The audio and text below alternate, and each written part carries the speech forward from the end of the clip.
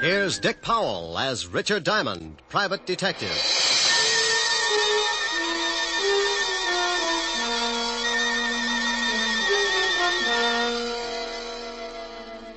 It's 5 o'clock in New York City, and the big neon signs light up the dark office that overlooks Broadway on the corner of 53rd Street. Behind a second-hand mahogany desk, relaxing in a swivel chair, is the leading figure of the Diamond Detective Agency, combination stockholder, office boy, and clue chaser. He is Richard Diamond, and his mind is on a lovely redhead named Helen Asher, as she sits on a couch talking about things he likes to hear. At this moment, however, another scene is taking place in the wealthy district of Long Island. A long black convertible is just pulling up to an old English mansion, and a curvaceous blonde steps from the car. She is met at the door by her brother. Well, good evening, my dear sister. You're looking simply ravishing. How would you know the difference? Oh, drop dead. You disgusting excuse for a man. Why don't you sober up for 5 minutes and take a look at yourself? I did once.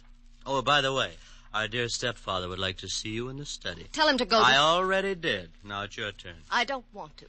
Now get out of my way, Chris. Suit yourself. But Murray Lang's in there with him. Murray?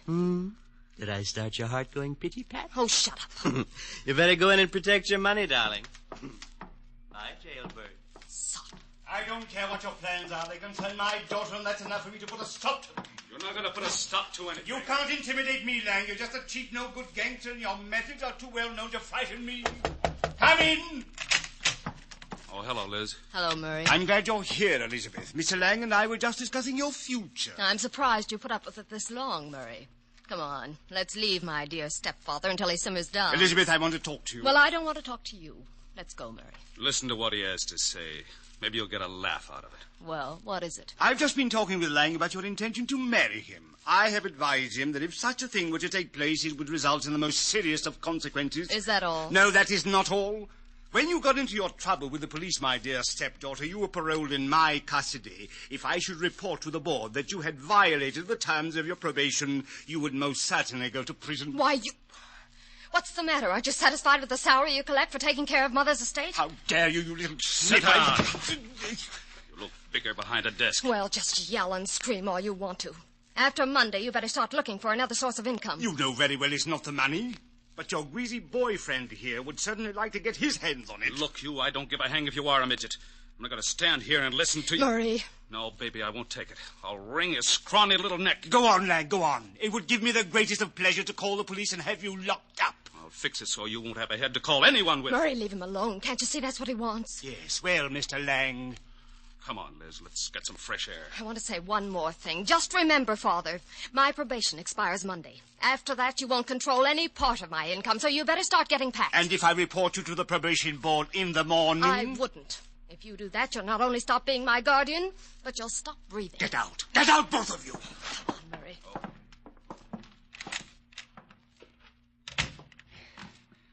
Try to intimidate me. I'll make them both sorry.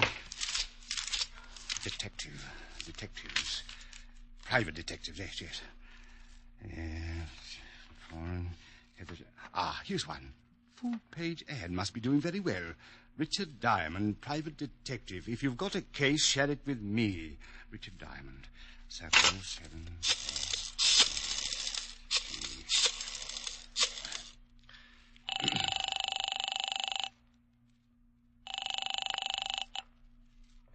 Mr. Diamond? That's right. I want to hire you for a few days. Oh, you saw the ad.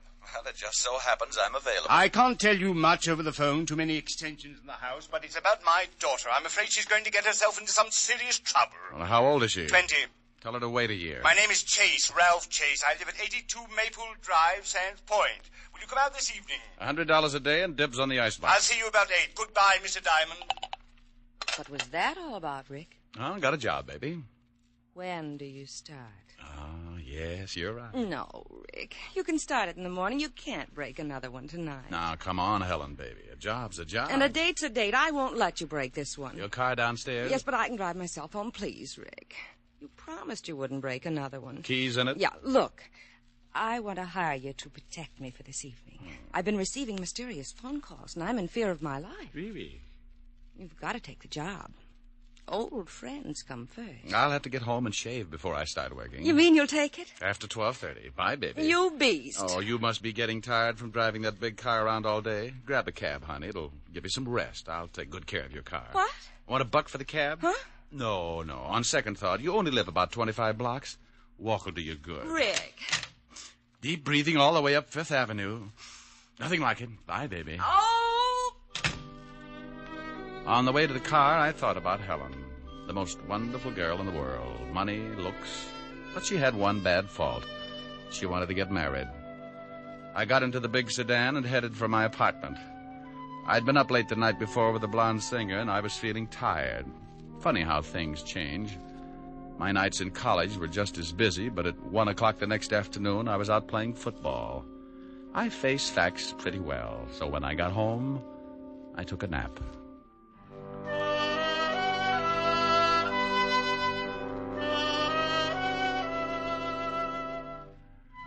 I slept until 7 and got up and dressed. I drove Helen's car out to Long Island, and at 8 o'clock sharp, I was ringing the doorbell of the Chase Mansion. It was a big house, all right.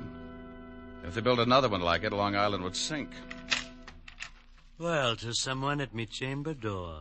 My name's Chris. Boo. Blow your booze some other direction. Your breath would wither a lung. My alcoholic exhalations are composed of the finest ingredients. You must have a weak stomach. Look, if you'll just stagger out of the way, I'd like to see Mr. Chase. Dead or alive? What? Nothing. I was just thinking out loud. Well, go right ahead. And after your talk with my stepfather, you can find me in the bar. You'll probably wind up like I am. That's a sweet thought. Where can I find your stepfather? Probably in the library, lying in my money. I left him leaning against the front door, gagging on the fresh air. I wandered down a long hallway and a big sitting room, furnished with enough antiques to make the Metropolitan Museum give up in shame. There was something about the place, a heavy quietness, like a bar of gold in a dark room. The shot had come from up ahead, and I tried a couple of doors before I found the room. Mr. Chase! Mr. Chase! In here! In here! Mr. Chase? Yes. Come in and shut the door. I looked over at Ralph Chase crouching behind a desk. He got up slowly, all 5 feet of him. And I tagged him for a guy who would give $1,000 for every inch you could put on his legs. He looked like he could afford to be a mile high. The tall French windows were open at the back of the room, and you could still smell burning cordite. Someone tried to shoot me from the garden. Yeah, I heard the shot. You must be Diamond. That's right. Don't you think you better shut the French doors and pull the drapes before someone takes another shot? Yes, very good idea. You pull the shade diamond. Hey, you can start earning your money right now. You're a little excited, but I'll start to work. All right. Be careful, he might still be out there. Well, I doubt it. I can't see anyone out here. Oh, he just missed me. You can see where the bullet hit the wall. I jumped and hid behind the desk. Didn't you hear him on the porch? No, he must have stood in the soft grass that surrounds the garden. That's a good 10 feet from the house. You're lucky he didn't move in closer. He probably wouldn't have missed. Got any idea who it was? Of course, it was Murray Lang. Murray Lang? The gambler? Yes, do you know him? Well, I used to be on the force. Set him up 6 years ago on a larceny rap. Then you know what he's like. He was in the house this afternoon. We had an argument and he threatened me. An argument with your daughter? Yes, about my daughter. How'd you know? Well, you told me she was getting herself into trouble. She couldn't have picked a better playmate than Lang to get there with.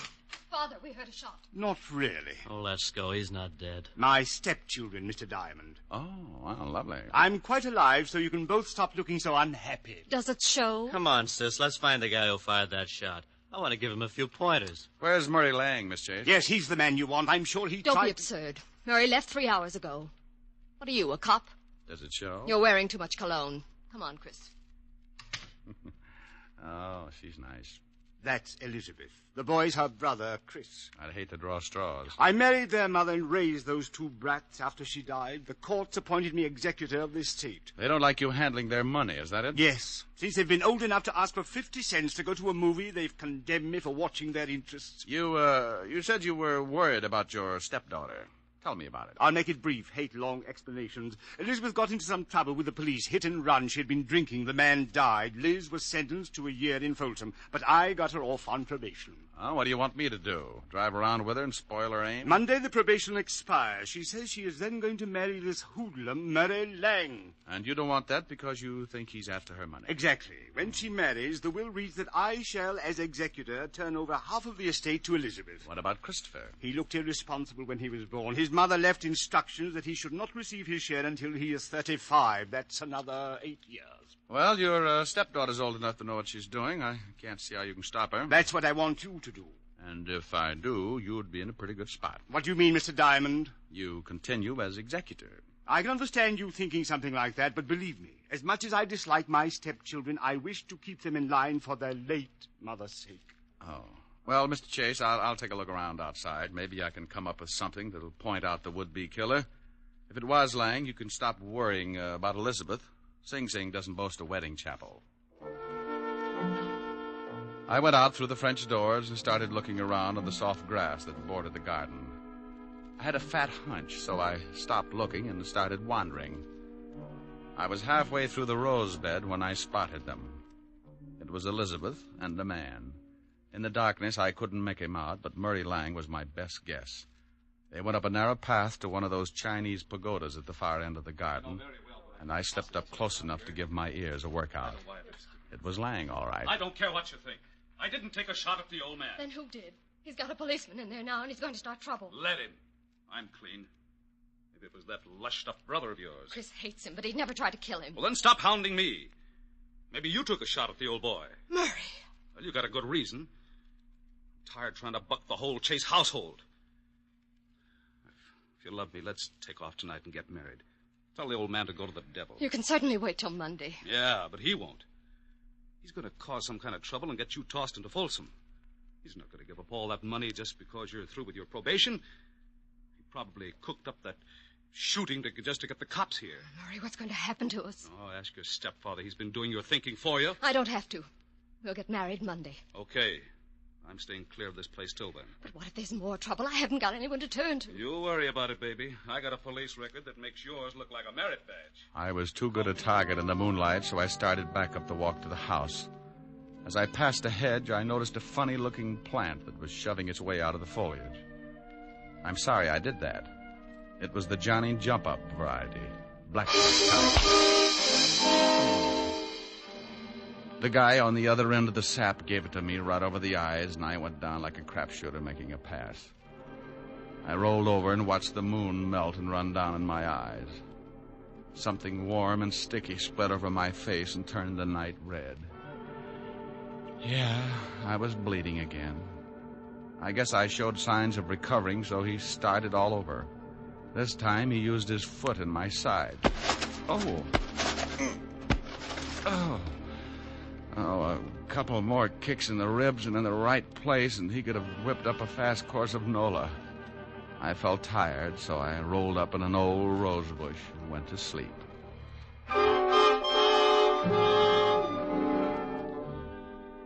When you finally start coming around, it's like swimming your way out of an acre of mud. If you've taken enough beatings before, you diagnose things in a hurry. The pain in your head is where you got sapped. The ache in your ribs is where he booted you. And the thought in your mind is, it's something about an eye for an eye, if you've got one left. I sat up slowly and looked around. No one in sight, and my watch said 10 o'clock. I'd been out for an hour, and I was feeling lonely until I started to get up. I made it to one knee and looked down at the best reason I could think of for staying home nights. It was Murray Lang, and you couldn't blame him for staring. He wasn't impolite, just dead. Something on the walk beside him gleamed in the moonlight. I took out my handkerchief and scooped it up. It was a little nickel-plated .32. You could still smell the fresh powder in the barrel. I put it in my pocket and stumbled back to the house. Chris opened the door. Well, you shouldn't drink so much. I never get so loaded I look like that. Well, try it sometime. It might be an improvement. Boo. I told you once before not to do that. Now tell me, where were you 10 minutes ago? I was in the bar. Who was with you? Red and green midgets. Now let go of my collar. Okay. Where's the phone? In the hall. Hey, what's going on? Who beat you up? Nobody. I always bleed like this on warm nights. Huh? Big pores.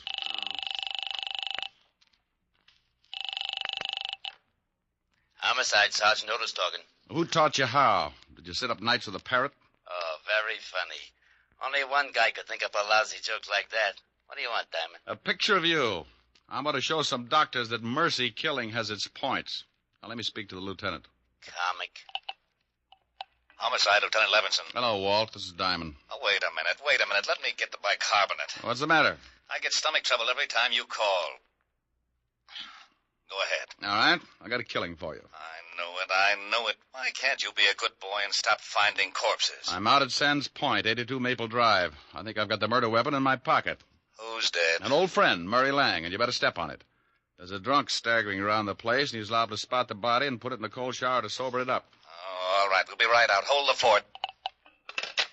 So Mr. Lang's dead. You better stop sneaking up on people, Buster. And you'd better stop telling me what to do in my own house, Mr. Diamond. You sobered up pretty quick. I heard what you said about finding the murder weapon. May I see it? No. It stays in my pocket until Homicide gets here. Whose gun is it? It's a 40-pound broadsword. Now stop trying to look like a Chicago muscle man, or I'll start slapping you. There you are, Diamond. I've been looking for you. Great Scott, what happened to your face? Someone was giving away hints. Chris, did you have something to do with this? Hardly. Mr. Diamond has a decided advantage over me. He has muscles. I'll be in the bar. What's happened? Where's Elizabeth? I don't know, but her boyfriend's got troubles. He can't explain the hole in his chest. Lang? What do you mean? He's out in the garden. Someone shot him. Is he dead? And if he's not, he's trying awful hard. Then we'd better call the police. That's been taken care of. What kind of a gun do you own, Mr. Chase? You don't think... No, I don't. I just dig around till I come up with something. What kind of a gun do you own? Why, a 45... Now, wait a minute, Diamond. If you've got any ideas about this murder, you'd better wait until the police get here. Now, look, Chase, I've been insulted in your house, had the air let out of my ego by your beautiful stepdaughter, and beat up in your garden. That's a full night's work, and now I'm on my own time. Where can I find Elizabeth? I don't know. She may be up in her room. Oh, where is it? End of the hall, head of the stairs, first door. Thanks. It's beginning to rain. What about Lang's body? Well, if he catches cold, call me. I went down the long hallway to the foot of a massive staircase. The only light was the one burning in the room I just left. I looked over at over my shoulder and saw Mr. Chase framed in its dim glow, watching me. In that moment, I thought who Chase reminded me of. A triangle hat, his hand in his vest, and Napoleon had a twin. I went up the stairs 2 at a time. Yes? Pardon me for barging in, but some guy in the garden just beat all the bashfulness out of me. How dare you? You get out of my room. You better put on something a little warmer, honey. That thing would start a hara-kiri epidemic in Boston. What do you want? Yeah. What did you do after Lang left you in the garden? What? Big ears. I overheard everything you said. I see someone pushed your face around. It's an improvement. Did Murray catch you eavesdropping? Well, if he did, he won't have much time to gloat. What do you mean? If you've done anything Aren't you to Murray... getting ready for bed a little early? I don't know what you want. I don't have to answer any of your ridiculous questions. Now, if you don't turn around and get out of here... What's the matter, baby? The drawer empty? Lose something? No. Maybe this is it. Where did you get that gun? It was lying in the garden beside your boyfriend's body. Beside it? That's it, lover. Now sit down and relax. Is Murray dead? Like Jimmy Fiddler's gossip column. Didn't you hear anything after Murray left you? Oh, no. I was crying. I ran back to the house and came up here. Is there another way back to the house besides the path that Murray took? It's one that leads to those outside doors. I came right to my room. Please leave me alone. This is your gun, isn't it? Yes, but I didn't do it. I didn't. Murray and I were going to be married Monday. Ballistics will probably show it's the one that did the job. You better tell me everything you know. I don't know anything. I didn't shoot Murray. Someone stole my gun from the drawer. Oh, please find out who did it. If they hold me, I'll go to prison anyway. Please, Mr. Diamond, please. It's going to be tough if this is the gun. I'm pretty sure it is. You could still smell the powder when I... The powder. What's the matter, Mr. Diamond? Huh? Oh, nothing. Look, you stay in your room. Maybe I can do you some good. I promise you'll stay here. Sure. I'm not going anyplace. And try and snap out of it. Sometimes you keep losing until there's nothing left to play with. It breaks the jinx. I went downstairs and started looking for Chase. As I passed the doors leading to the garden, I stopped cold. A flash of lightning turned the garden flat white. Someone was standing over what was left of Murray Lang.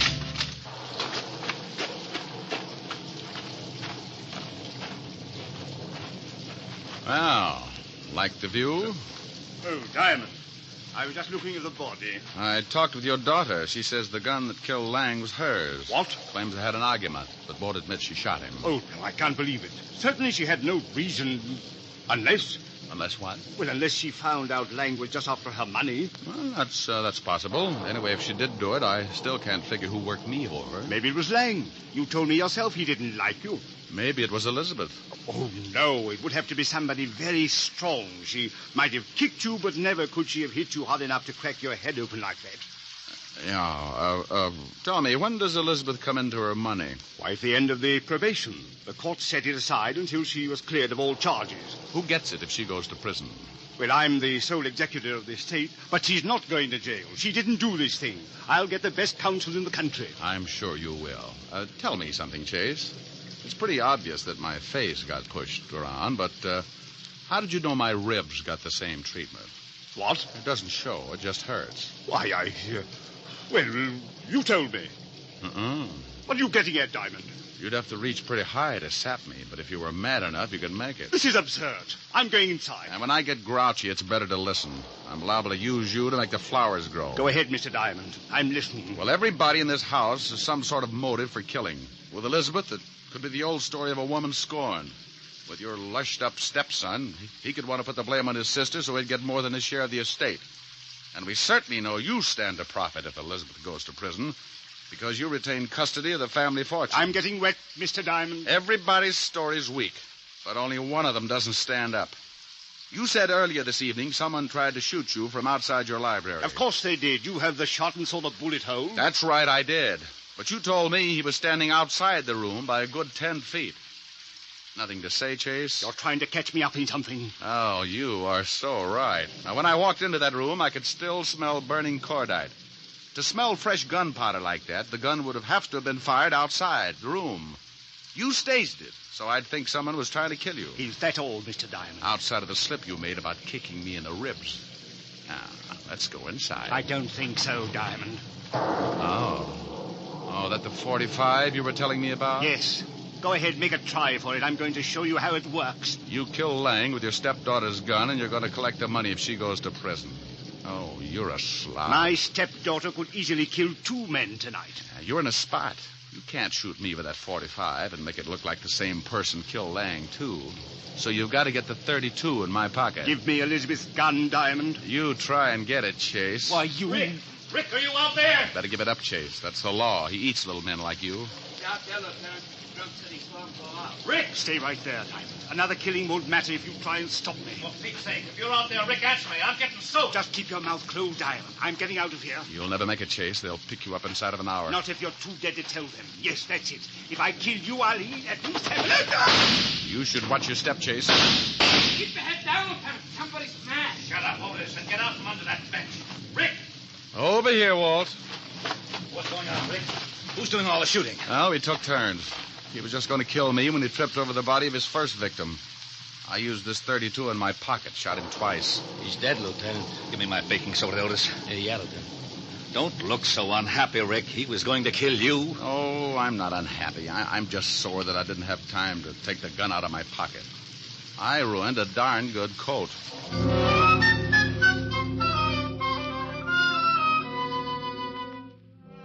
The The three of us went back in the house, and Otis took Christopher up to bed so he could sleep it off. Walt listened to the story as I told it to Elizabeth. She cried a little and thanked me with her eyes. Walt went downstairs to clean things up, and I sat by her bed until she went to sleep. She didn't even wake up when I kissed her goodbye. Oh, I guess it was better that way. I said goodbye to Walt and Otis and headed for 975 Park Avenue. I was late, and my face could use a mile of bandage. I hoped Helen wouldn't mind. Yes? Oh, my goodness. Hello, Francis. Tell Miss Asher I brought a car back. Oh, how bad a wreck was it, sir? Give me a glass with a backbone, will you, Francis? Yes, sir, right away, sir. Miss Asher's in the study. Thank you. Goodness. Thank you. Hi. Well, it's about... Oh, Rick, not again. Mm-hmm. Your poor little face. Yeah, my poor little face. Well, you just stretch out on the couch, and I'll get you a nice tall drink. Francis is already on his way. Oh. Feel better? Yeah, oh, yes. Got a pillow? I'll hold your head up. How's this? Mm-hmm. Like some music to go with it? Sure. Turn on the radio. You comfortable? Mm-hmm. How about you? Uh-huh. That music sounds like San Francisco. Remember the top of the mark? Yeah, fun, too. Mind if I turn off the light? The glow from the fire is enough. You're cute. Better? Much. The snow is snowing, the wind is blowing, but I can weather the storm. A little high. What do I care how much it may storm? I've got my love to keep me warm. Mm-hmm. Me. I can't remember a worse December. Just watch those icicles form. What do I care if icicles form? I've got my love to keep me warm. I like your singing, too. Thanks. Off with my overcoat, off with my glove. I need no overcoat. I'm burning with love. My heart's on fire. The flame grows higher. So I will weather the storm. Why do I care how much it may storm? I've got my love to keep me warm. That was nice. Hey, why did you turn the radio off? This is nicer. Come here, Rick. Oh, honey. Honey, you're reading my mind. Here's your drink, Mr. Diamond. Oh, my goodness.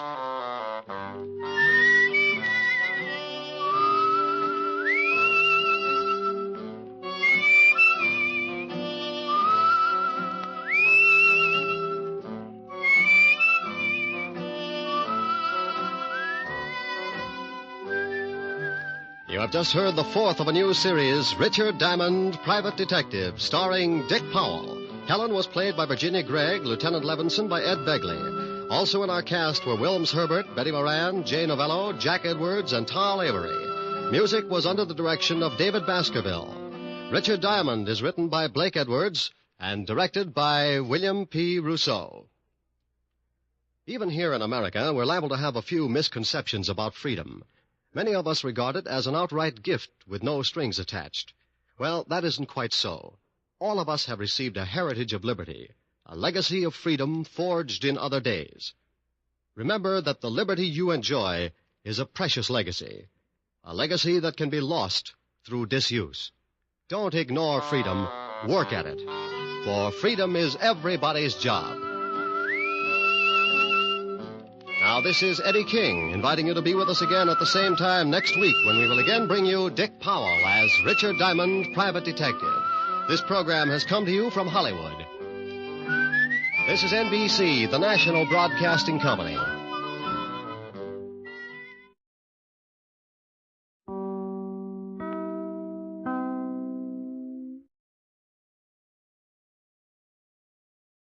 Wild Root Cream Oil Hair Tonic and the new Wild Root Liquid Cream Shampoo present The Adventures of Sam Spade.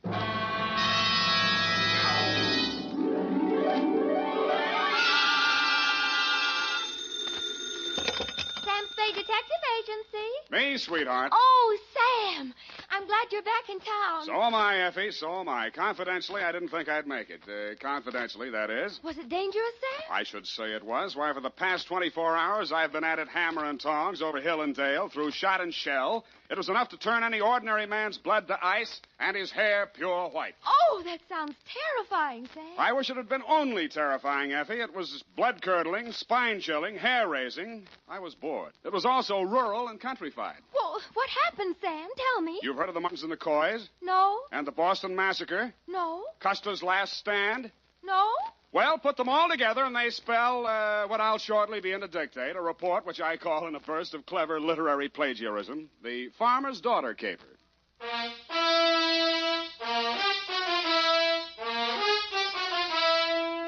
The Adventures of Sam Spade, Detective, starring Howard Duff. Produced, edited, and directed by William Spear. Presented by the makers of Wild Root Cream Oil Hair Tonic, the non-alcoholic hair tonic that contains lanolin.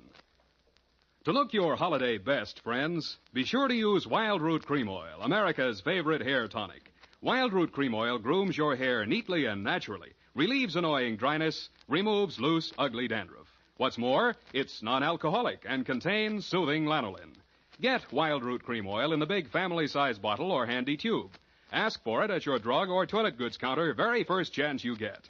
For the holiday and all year round, use Wild Root Cream Oil Hair Tonic. Again and again, the choice of men and women and children, too. And now, with Howard Duff as Spade, Wild Root brings to the air the greatest private detective of them all in The Adventures of Sam Spade.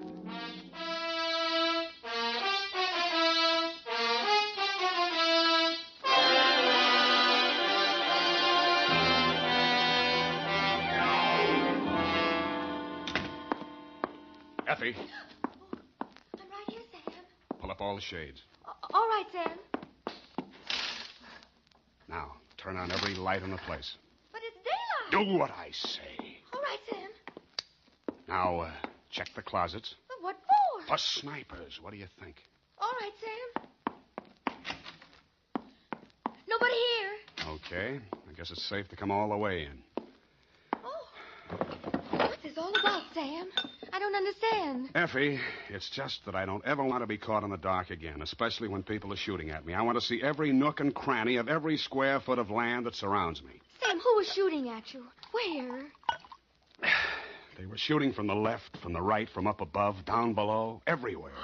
Death was winging in on every breeze that blew, and they all blew my way. Oh, Sam, now stop this. I'm just dying of curiosity. When my time comes, I hope that's all I ever die of. Ready? Yeah. Date this week to Mr. Elliot Parson, Parson Drive Yourself Garage, 1618 St. Charles Street, San Francisco 13, California. From Samuel Spade, license number 137596. Subject, the farmer's daughter caper. Dear Mr. Parson, I feel you have an explanation coming, one that you can pass along to your insurance company as to why the car I rented from you last week appeared as late as it did and in the condition it did. As you know, I rented said vehicle to drive to Middletown to bail a client out of the drunk tank. On the way back, a native showed me a shortcut, and I'll get him if it's the last thing I do. Dusk was falling, and so were my eyelids, when I saw a sign that said tourists invited. Behind it stood a ramshackle farmhouse in a surly woodland setting. I should never have knocked on that farmhouse door, but then I wouldn't have had any story to tell, would I? Good evening, young man. Good evening, madam. I'm afraid I need a room for the night. Well, of course you do. Land sakes, you're tired. I can tell by your eyes. Been on the road long? Too long. Land sakes, of course you have. Come in, please. Thank you, ma'am.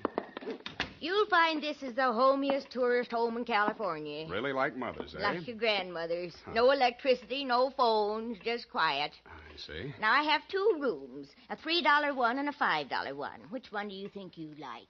What's the difference? One less blanket, one squeaky spring, and with the $3 one, you might have to take a walk. I'll take the $5 one, thank you. I'm Mrs. Elkins. Mrs. Bert Elkins. Who might you be? Sam Spade. Spade? Land sakes, that's a very unusual name. And who are you traveling with, Mr. Spade? I'm alone. Oh, I mean what company? We only accept traveling salesmen. You realize that. Oh, yes. Well, I'm traveling for the makers of Mouton mustache wax. Oh, use it all the time. You are well groomed, madam. You will go far, young man. Yeah, but before that, I'd like to go to bed. Well, come on. This way.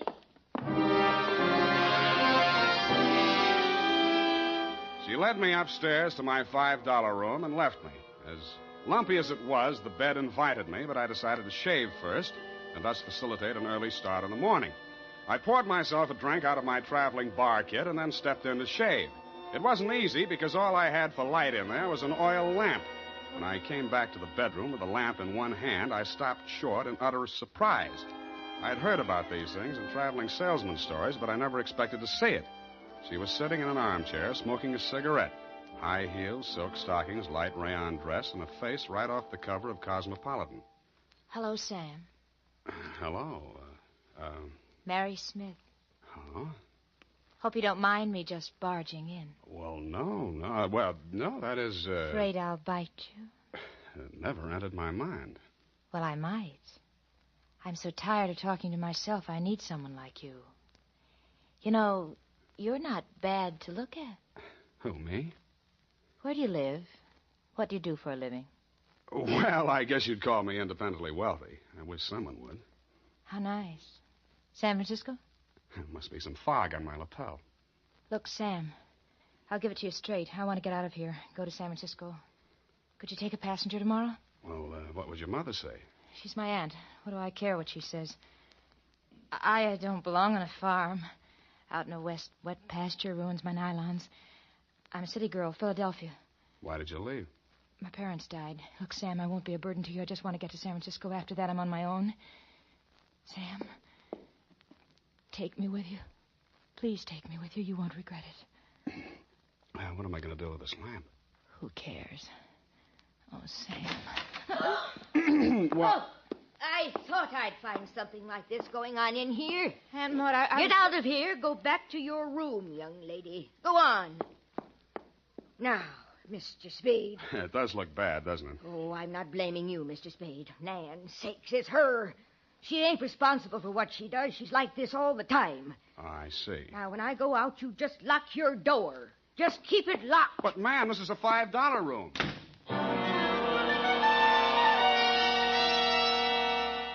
A sleepless hour later, I heard something slide under my door.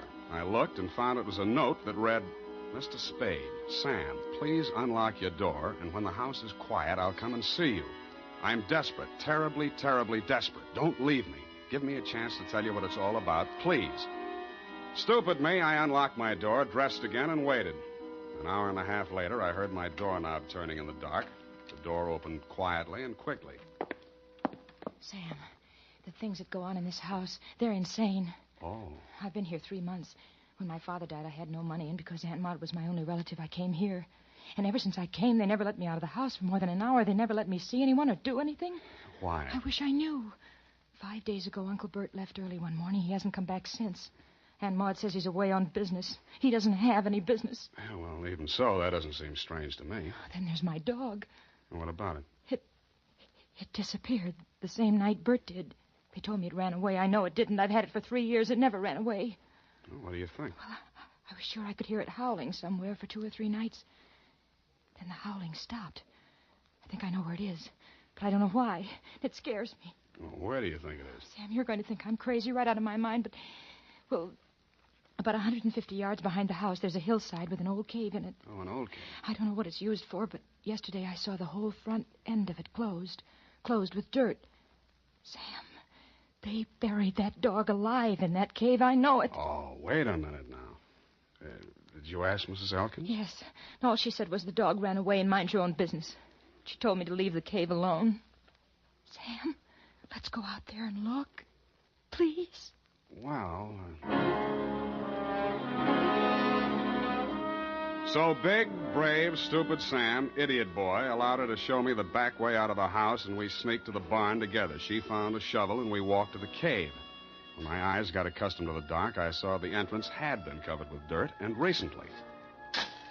I took the shovel while she stood watching. I cleared half of the dirt away and worked as quietly as I could, but apparently not quietly enough. A flashlight suddenly hit both of us in the face, and a shotgun barrel flashed in the beam. Get away from there before I shoot your head off. Point that thing someplace else, please, ma'am. Just what do you think you're doing, mister?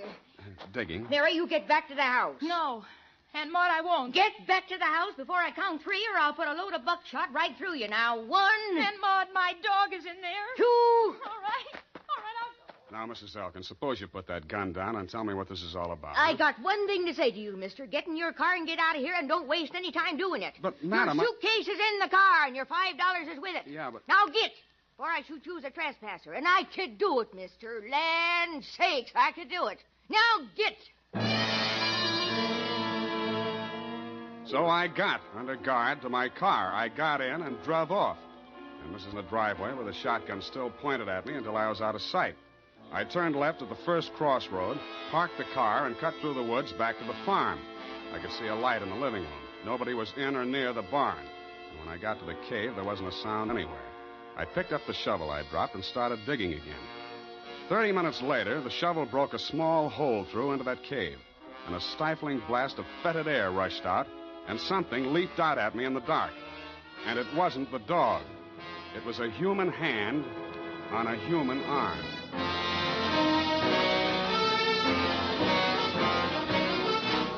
The makers of Wild Root Cream Oil are presenting the weekly Sunday adventure of America's favorite private detective, Sam Spade.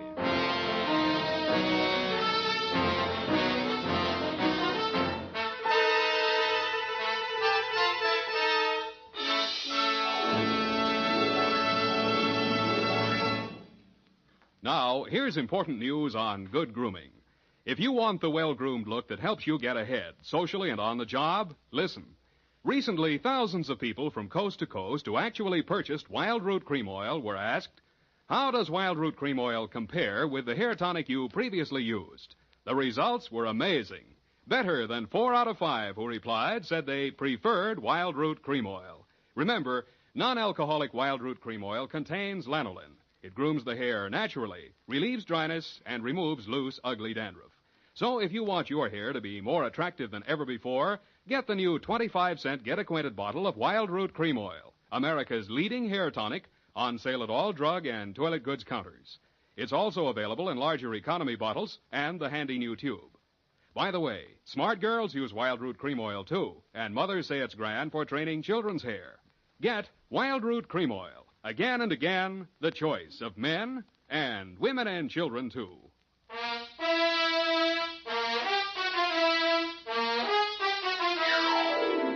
And now, back to the Farmer's Daughter Caper. Tonight's adventure with Sam Spade. In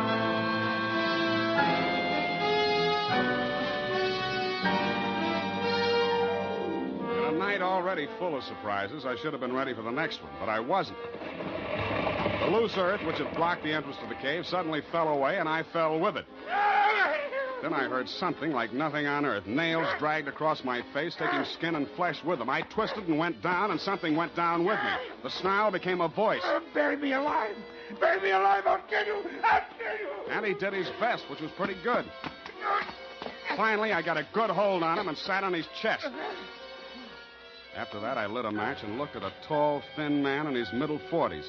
He was caked with mud from head to foot. His hands were impossibly torn and bleeding. I could guess why. Judging from the stubble on his face, he'd been bottled up in that cave at least 5 days. How he was still alive, I didn't know. He acted like a madman, and he had every right to. But surprise, when his eyelids fluttered open again, he read a very sane line. I'm all done in. You got a drink, friend? Not on me. They hit me on the head and left me there. They thought I'd stay in there forever. Forever. Who put you there? Who did it? But they couldn't get me there. I dug my way out, didn't I? Didn't I? I dug my way out. Didn't I? The force of the bullets knocked them halfway back down the incline to the cave. All I could do was hit the dirt. Finally, when it seemed safe, I broke cover and ran smack into somebody carrying 2 bags. Oh, no, please. Let's have a look at you. Sam, it's me.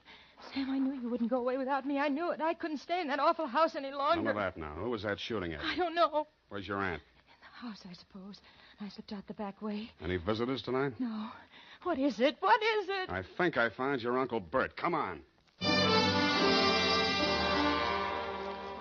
I led her back to the cave entrance and showed her the body of the man I'd dragged out. I watched her face a long time as she looked at him very carefully. That's not Uncle Bert, Sam. Really? No. It's Mr. Linden, a jewelry salesman. Came to the place a few nights ago. 5 nights ago? Yes, come to think of it. The same night your uncle disappeared. Tell me, did you ask Mr. Linden to take you back to San Francisco the same way you asked me? I... Did you? Yes. He said he would. Got up early and left without me. He didn't get far. What kind of car was he driving? I don't know. I don't remember. Do you drive a car? Yes, but Here. Mine's down the road about 500 yards. Go to the nearest phone and call the highway patrol, a sheriff, anybody who represents law. Got that? Yes, I know exactly what to do. To make sure we were both thinking of the same thing to do, I followed her in the dark, watched her get into the car I rented from you, and drive off. Then I turned around, put a new clip in my gun, and walked back to the old homestead. It was still very homey. By the light of an oil lamp, Mrs. Elkins was peacefully knitting what looked like a shroud. Why, Mr. Spade? Why, Mrs. Elkins? Land sakes. Land sakes. Now that we got that out of the way, let's get down to business. If you're here to make trouble, young man, believe me, I can handle trouble. My kind of stock know about trouble. Well, suppose you tell me about the trouble I just had, or haven't you heard all the shots that were fired around here tonight? Shots? My. Seems I would have heard gunshots. Seems you would. Look, I've got a sheriff on the way. Have you, Mr. Spade? Why? I suppose you didn't hear the shooting. Oh, yes, I'd forgotten. Was anyone hurt? A man named Linden. He's dead. Linden. Now, that sounds familiar. It should. He stayed here 5 nights ago. He was a jewelry salesman. Yes, now I remember. You say he's dead? Somebody tried to bury him alive in your little cave. How awful. I do declare. I thought you would. Well? You must be joshing, Mr. Spade. I'm not joshing at all, Mrs. Elkins. Well.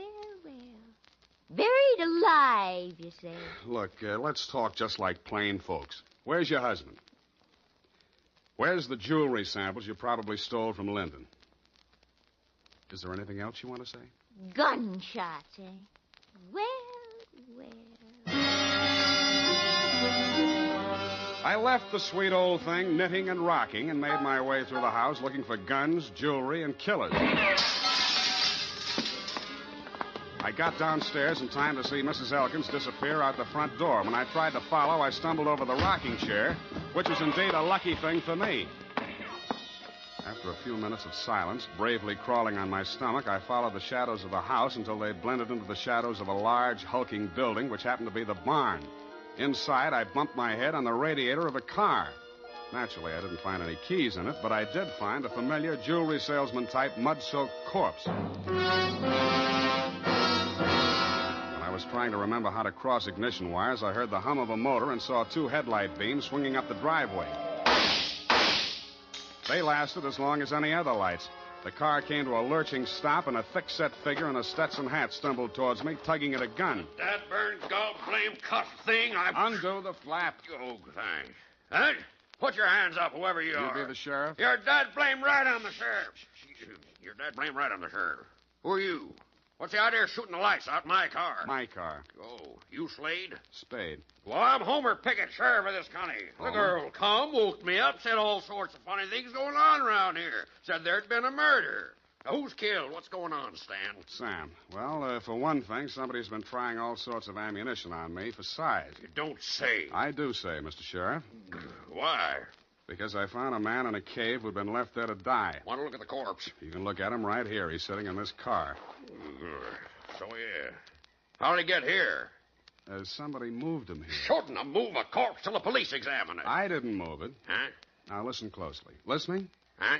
I found the man. He was still alive. Then somebody shot him. Shouldn't have moved him. Then they tried to kill me because I found him. When they didn't kill me, they decided to hide his body. Illegal. They probably intended to drive away and dispose of it so there'd be no evidence when an efficient, smart, alert, courageous police officer like yourself came around to ask questions. Hey, that sounds reasonable. Who's behind all this? Well, Mrs. Elkins threatened me once and tried to kill me once. Maud! Well, land sakes. Well, that's her, yes. I want to talk to her. Where's she? Roaming the countryside with a gun, no doubt. Well, let's clear all this up. See what it's all about. Now, who's this fellow in the car? His name's James Linden. Got a pencil? Better write that down. Tilden, huh? Linden. Well.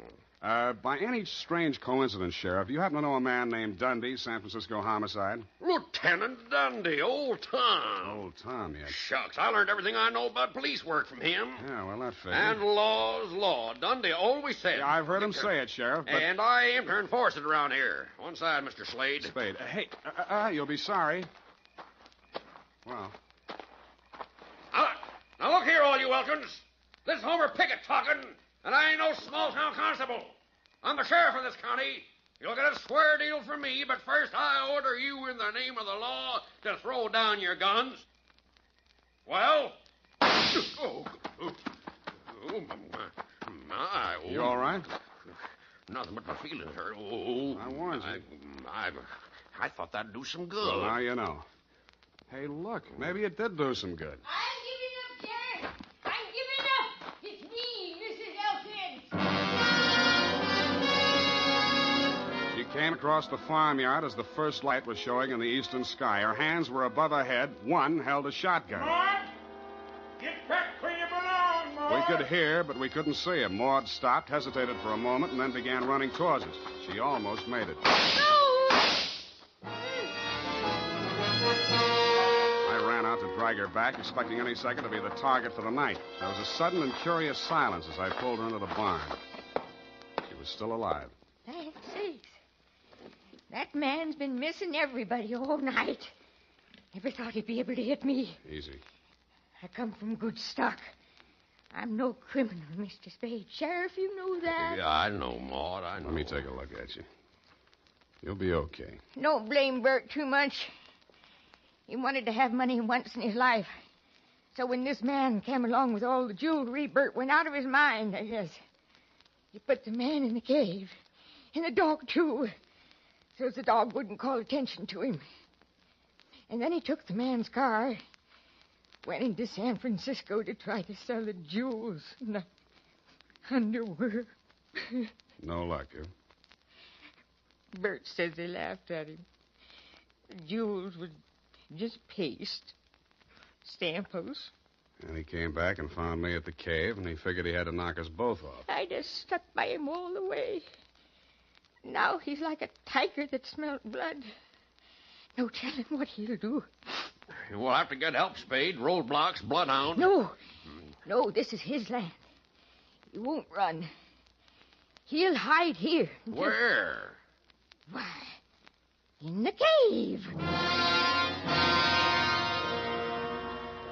Well, I reasoned, one, that no matter how much a man loved his land, he was not going to let himself be trapped in a cave with only one exit. And two, it followed, therefore, that if he did hide in the cave, there was more than one way out, which the late Linden hadn't found. Sheriff Pickett volunteered to watch the front of the cave while I looked around for a rear exit. After a 20-minute search, which netted me nothing, I remembered the car parked inside the barn and how quickly Elkins had carried Linden's body to it. I went back there and took a look around. In a corner of the barn, I found a trail of dirt leading to a bale of hay. When I moved the bale, I found, you guessed it, a trap door. I pulled it open, caught a familiar whiff of used-up air, and lowered myself into a black hole that turned out to be a passageway. I cautiously made my way forward in the darkness for a few yards. Who is it? Who is it?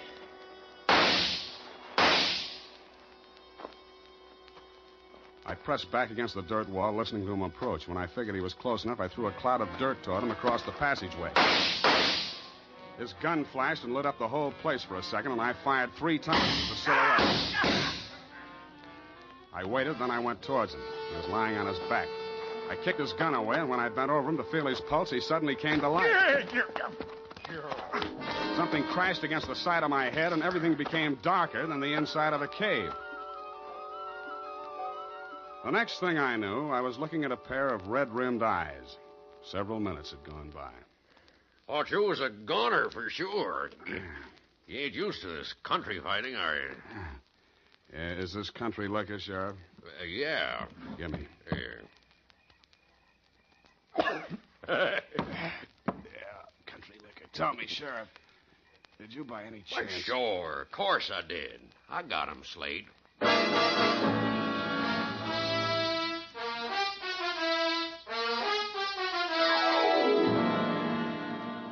Period and a report. Sam, Hmm? do you mean to tell me you let a little country sheriff outdo you? Well, Effie, Homer Pickett's coming up for re-election next fall, and besides, you might think I was egotistical if I told you how it really ended. But your reputation. You're the greatest private detective of them all. And so I can afford to be generous. Now, not another word. Scoot, type that up.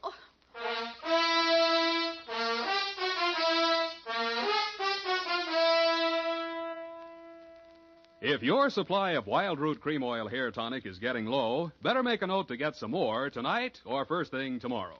Remember, Wild Root Cream Oil is the famous hair tonic that grooms your hair neatly and naturally, relieves dryness, removes loose dandruff. Always keep a big bottle or tube on hand. And ask your barber for a professional application of Wild Root Cream Oil Hair Tonic. Again and again, the choice of men and women and children, too.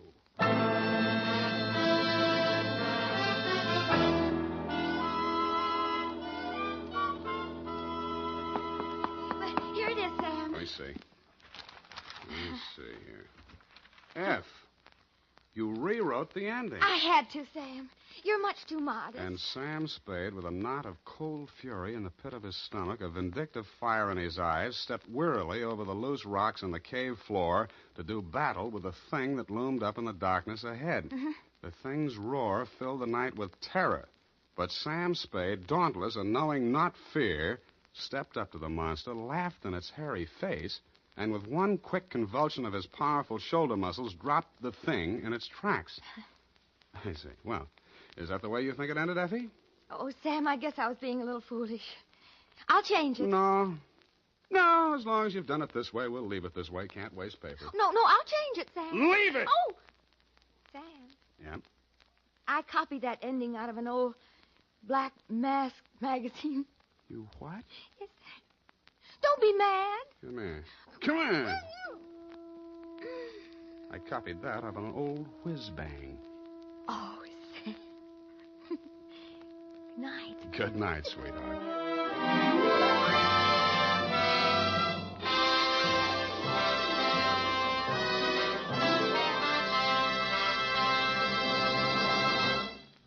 The Adventures of Sam Spade are produced and directed by William Spear. Sam Spade is played by Howard Duff. Lorene Tuttle is Effie.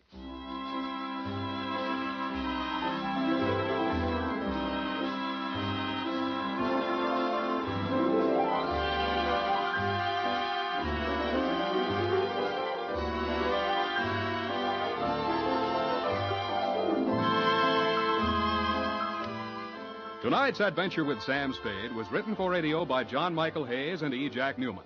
Musical direction by Lud Gluskin, with score composed by Pierre and Renee Garrigang. Join us again next Sunday when producer William Spear presents another adventure with Sam Spade, brought to you by Wild Root Cream Oil. Again and again, the choice of men and women and children, too. This is Dick Joy speaking. Here's an exciting new shampoo that's grand for all the family. And here's our own Squeaky to tell you about it. Look at your hair. Is it stringy and dull? Does it only cover your skull? The Wild Root Liquid Cream Shampoo is just the thing for girls like you. Gleams your hair, know what I mean, and leaves your hair squeaky clean. Squeaky clean? Squeaky clean. Wild Root Liquid Cream Shampoo.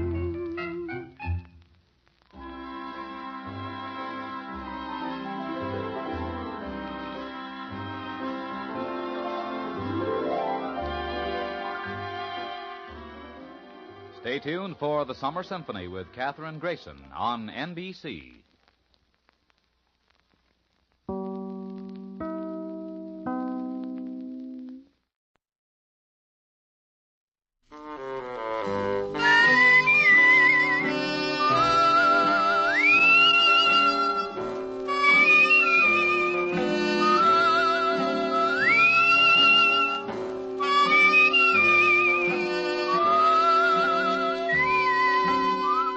Dick Powell, transcribed as Richard Diamond, private detective.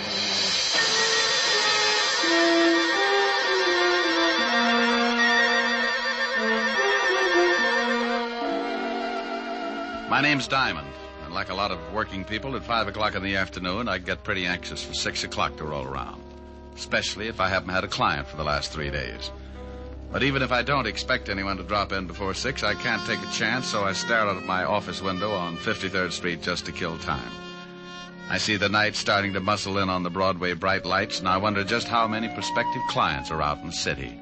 Who's getting in trouble, what kind of trouble, and will they come to Richard Diamond for guidance? Now, take the two hard-looking thugs in the downtown hotel room as they watch a pretty blonde hurriedly get into a flashy mink coat. They're going to need plenty of guidance.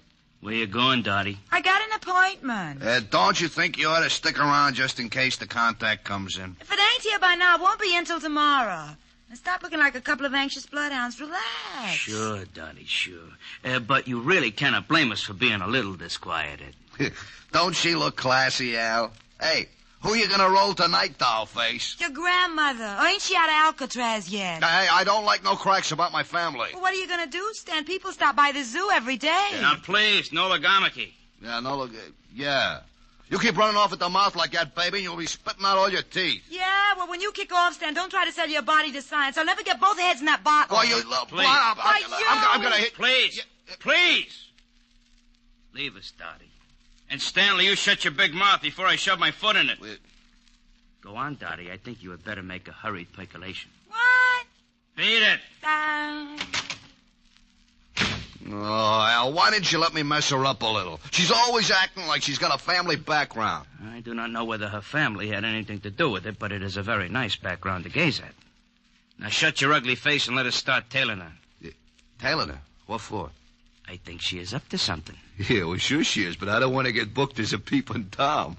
Stan, you are a melonhead. I think she is going to try a cross. Florida has never been late with the numbers before. You think she's going to pick up the bundle and skip? No. I just want to see what she does with her evenings. Oh, well, I can tell you that. Stanley, please. You arouse my irascibility. Oh, I'm sorry, Aloysius.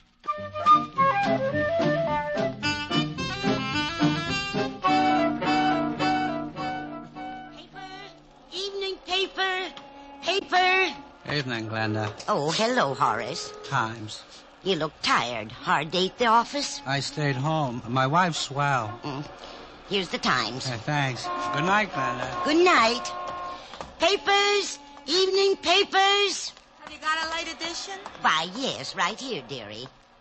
You got it? Yeah, in the purse. Put it down on the counter and look through the paper. Okay. Paper. Evening paper. What do you want me to do with the purse? Keep it till I meet you at the train. Sure, honey.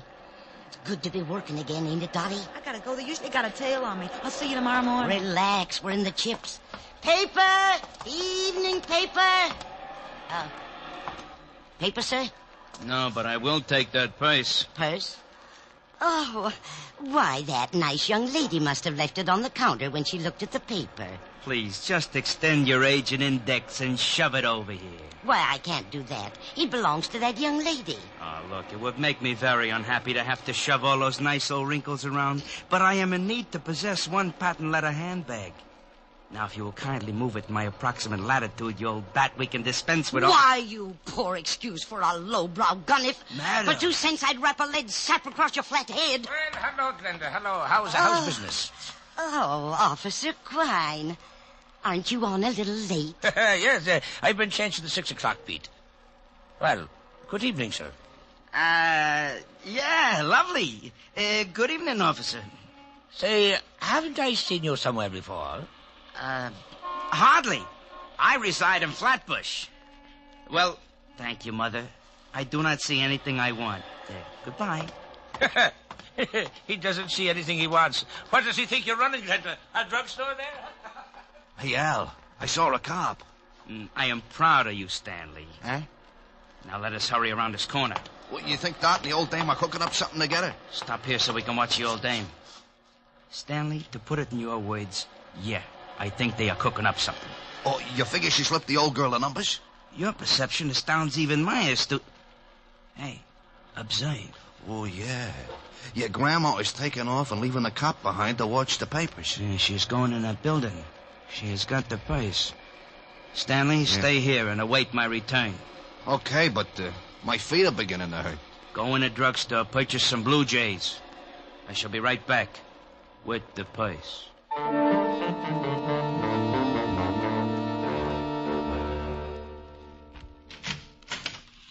Mr. Diamond. Well, hello, Glenda.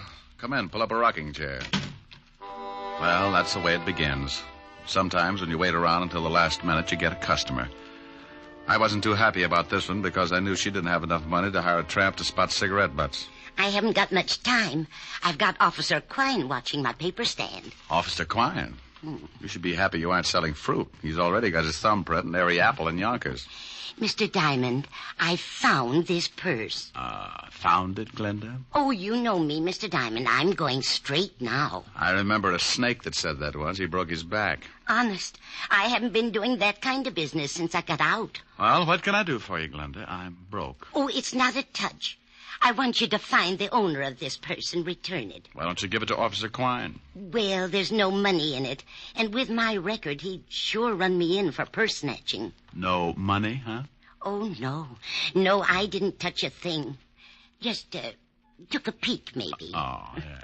A young girl left it on my counter. If you find her, you can ask her. I didn't touch a thing. Okay, I'll see what I can do. Oh, thank you, Mr. Diamond. Goodbye. Keep your nose clean. Oh, I will. She'd keep her nose clean, all right. And a glass of gin. I'd known old Glenda ever since she started working bunco rackets and got put away for 2 to 5. I was sure she'd lifted the dough from the purse, but I opened it and went through it anyway. I was just kicking myself for telling her I'd try to dig up its owner when the door opened and an ugly-looking mug wearing alligator spats walked up to my desk. You should be ashamed, looking in someone else's purse. It's a bad habit, like not knocking on doors. Oh, it said on the door to come in. How long did you have to wait before someone came by to read it to you? May I please have the purse? Oh, is it yours? Yes. Well, I didn't notice the wedges. Give up high heels? You are a very poor comic. Now, may I have the purse, or must I make you bleed? Oh, it's like that.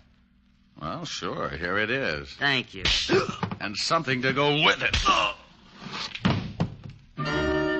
I caught him with one that made my arm feel good clear up to my shoulder. His eyes rolled back, and he went down faster than the celluloid collar on the flagpole. I looked at the black purse and started getting that lousy feeling again. I'd gotten into something, and it was beginning to smell already. So I called the 5th Precinct Police Station and an old friend, Lieutenant Levinson. Homicide, Sergeant Otis. Hello, Otis. Let me talk to the lieutenant. Is this Diamond?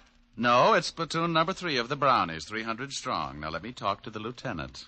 Hey, what are you going to do with all those tired jokes when you run out? Give them away to idiots. You want to start a collection? Oh, nuts. Lieutenant Levinson. Hello, Walt. Diamond. Oh, wait a minute. Otis! Yeah, Lieutenant. Where'd you put the bicarbonate? In the top drawer, Lieutenant. Oh, hold it a minute, Rick. Get me some water, Otis. Yeah, Lieutenant. Go ahead, Rick. I can stand it for a second. If you didn't get so excited, you wouldn't have to take that stuff. Here you are, Lieutenant. Never need this stuff until you call. Now, who's dead? Nobody, but there's a guy in my office lying on the floor. He's dead. He's got to be. No, he isn't, Walt. I just belted him in the mouth when he tried to get rough. Wait a minute. He's trying to wake up. Groan for the nice policeman. You hear him, Walt?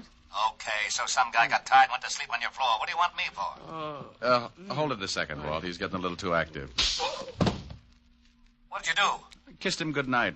What did you do that for? Well, I've seen him somewhere. I think he's wanted. Oh, well, hang on to him. I'll send the wagon down. The door will be open. I'll fix it so he doesn't get away. Wait a minute, Rick. Where are you going? Well, about 5 minutes ago, an old dame hands me a black patent leather purse and asks me to find the owner.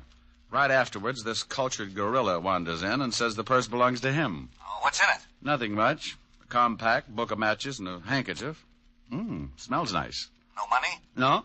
Oh, I got to stop by Helen Ash's for a minute, and then I'm going to find out what makes this purse so valuable. Say hello to Helen for me. Sure thing. Bye, Walt. Be a good boy. Goodbye.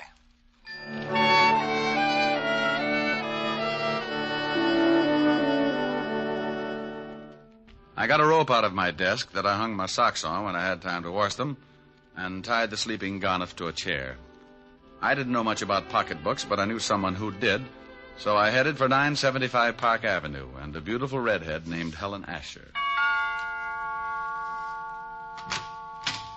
Oh, good evening, Mr. Diamond. Good evening, Francis. Is Miss Asher in? Yes, sir. She's in the study. Shall I announce you? No, just dig up something that'll get me back on my feet. I'll let myself in. Yes, sir. Mr. Diamond. Yes, Francis? If you'll pardon me for saying so, sir, I just love the way you talk. Well, thank you, Francis. Eaton, 98. Majored in Sloyd. Oh, my goodness, you're pulling my leg again. Anyone home? Rick, you got here. Hi. Hi. Well, since when did you start carrying a purse? Like it? Matches my complexion. Oh, you idiot. Take a look. Whose is it? Gotta find out. It's worth something. One guy already tried to get it the hard way. Cigarette? Oh, thanks. It's got some initials on it. D.K. There's nothing valuable in it. I know. That's what I can't understand. Got a match? Here's some in the purse. Thanks. Here. Adams Hotel. Flophouse with sheets. Compact's never been used. My darling. Well, thanks. Oh, the perfume and the handkerchief, silly. It's my darling. Don't look so hurt. So are you. Well, come here. Rick. Here's your drink, Mr. Diamond. Oh, my goodness. Oh, that's all right, Francis. I was just trying to convince your boss we should take it in the wrestling matches. Why, Francis, you're blushing. Oh, pardon me. Miss Asher's residence? Yes, sir. One moment, sir. It's for you, Mr. Diamond. Oh, thank you, Francis. I'll see if the dinner is ready, Miss Helen. Hello? You get right down here. What? Lieutenant Levinson. Get down here to the station, Diamond. You're in trouble. Diamond? Oh, wait a minute. Slow down. Not dead, huh? My stomach starts getting back to normal, and you have to knock some guy off. Knock some guy off? I don't know why I should waste time with explanations. I ought to just send Otis over there with the wagon, but I like your girlfriend too much. What are you babbling about? I thought you said the guy in your office was still kicking. What? Yeah, somebody made a punch board out of his chest, and I like you for a suspect. Now get down here. Wait a minute, Walt. Somebody shot him? Yeah. If that wasn't what killed him, he died of fright when he saw the bullets coming. Now, I'm not talking anymore till you get here. Make it 10 minutes or I'll have a warrant out for you. Oh, swell. Rick, what's the matter? Oh, that crazy Walt Levinson's got me in line for a murder rap. I gotta go down and square myself. Murder? Rick! Yeah? I'll see you later, baby. But, Rick... I can't wait. I'll get back as soon as I can. If we were married, this wouldn't happen. Rick, you forgot the purse. Francis? Francis! Yes, Miss Asher? Francis, Mr. Diamond forgot this purse. See if you can catch him. He's gone to Lieutenant Levinson's police station. Yes, Miss, I'll do my best. Rick just has got to stop this foolishness. Oh. How did you get in here? Who are you? I come in a back way, lady. Where's the shaman? You get out of here. No, just relax, baby. One yell out of you and you get hurt pretty bad. What? Where's the shaman? He went down to the police station. Okay. Where's the purse? I saw him bring it in. I don't know. Oh, come on, baby. Or do I shake it out of you? You stay away from me. You... Hood? Hood? Where's the purse? I told you I don't know. No, stay away. Okay, but you're making it tough on yourself. Stay away. You stay away from me.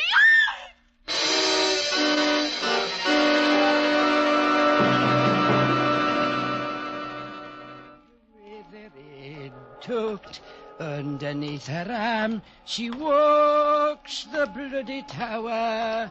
With her head tucked underneath her arm at the midnight hour. Pardon me, sir.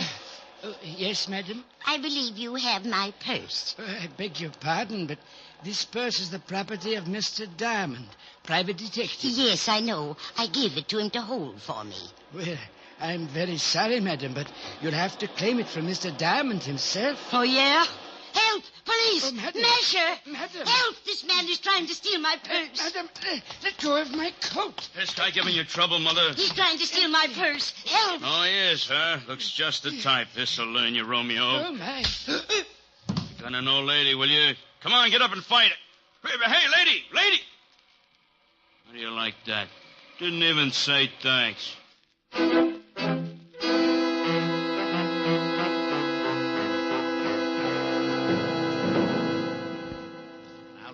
I I don't care what you say. You told me you had a guy in your office. When my men got there, they found him tied in the chair with 3 bullet holes in his chest. He was making noises when I left. Some guys do that when they get shot. Oh, stop being an idiot. You know I didn't kill him. Yeah, I know it, but what do I tell the commissioner? That I let you go because you're a friend of mine? Used to be on the force? No, but you don't have to act like I rubbed out the whole West Side. Well, I'm mad. I want to retire in 5 years, and I want to do it with a healthy stomach. Yeah? Lieutenant, Murphy's got some guy out here he picked up for purse snatching. Says he's a friend of Diamond's and wants to see him. Send him in. This can't get any screwier than it is already. I got a purse snatcher who says he knows you. Purse snatcher? Francis. Yes, Mr. Diamond. I don't feel so well. That's all, Otis. Isn't he your girlfriend's butler? Yeah. What happened, Francis? Well, sir, I was bringing that purse down to you. That's right. I left it at Helen's. Yes, sir. Well, a little old lady approached me on the street and claimed it belonged to her. What did she look like? She had white hair, and she was wearing an old shawl. I think she'd been drinking gin, sir. Cheap gin. Glenda. Glenda Bergen? Is she the one who gave you the purse? Yeah. And then what happened, Francis? When I wouldn't give her the purse, she started yelling and called me a masher. And some enormous gentleman arrived and clouted me in the jaw. Oh, it was disgusting, sir. And the old lady got the purse? Yes, sir. She ran off, and the enormous gentleman sat on my chest until an officer came and carted me off to this place. Was Miss Helen all right when you left her? Why, yes, sir. You don't think... I don't know. But if they knew I had the purse and spotted me going into Helen's... Here, Rick, use his phone. Thanks. Don't you see, Walt, this whole thing has something to do with that purse. Purse, schmurse. I've still got a stiff on my hands. Oh, my goodness. Yes? Hello, honey. You all right? Oh. What's the matter? Hi. Please come home. What happened? A man broke into the house looking for that old purse. I told him I didn't know where it was, and he started slapping me. You did, huh? Yes, and I need comforting. Well, honey, I've still got something to do. Lock all the doors until Francis gets back, and I'll be over as soon as I can. All right. Did you get the purse? Francis will tell you all about it. Bye, baby. Bye. Rick. Some louse shoved Helen around. Francis, get over there and take care of her. It's all right if he goes, isn't it, Walt? I guess so. Otis, I'm releasing the guy that was picked up for purse snatching. And don't say, yeah, Lieutenant. Okay, Rick. Oh, thank you, sir. Step on it, Francis. Miss Asher needs someone to take care of her. Yes, sir. Walt, give me 2 hours to find out what this is all about. Are you going after Glenda? Yeah. If she's tied up with this killing, I'd better send some of the boys along. Give me 2 hours alone. I want to find the guy who shoved Helen around. Okay, Rick. 2 hours, and I put in a general alarm for you and the old dame. You know where she lives? I got a shack over near the East River. Thanks, Walt. Otis, let Diamond go and bring me a tablespoon and some water. And Otis, shut up.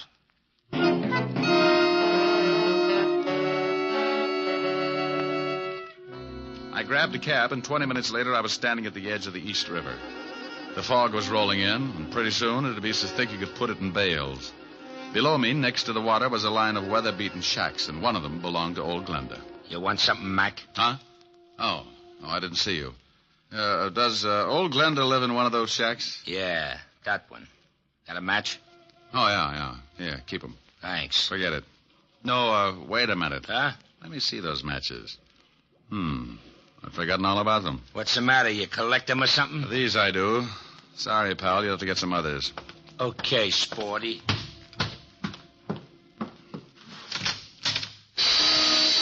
The inside of the shack looked like a hardware store after a good earthquake. Someone had torn it to pieces, and old Glenda had gotten the same treatment. She was lying on the wooden floor staring up at me. She couldn't close her eyes because the rope around her neck was squeezing them open. Is she dead? Huh? I followed you down. Well, hooray for you. The next time you sneak up on somebody, you're liable to end up with a skull fracture. Just wanted to see what was going on. Is she dead? Unless she can breathe through her feet. She's been strangled. Gonna call the cops? No. I thought I'd rub her wrists for a while. Now, here's a buck. Call Lieutenant Levinson at the 5th Precinct and tell him what's happened. Sure. Got a nickel? Yeah, here. And tell him I've gone over to the Adams Hotel on 28th Street. My name's Diamond. Good for you. Now step on it.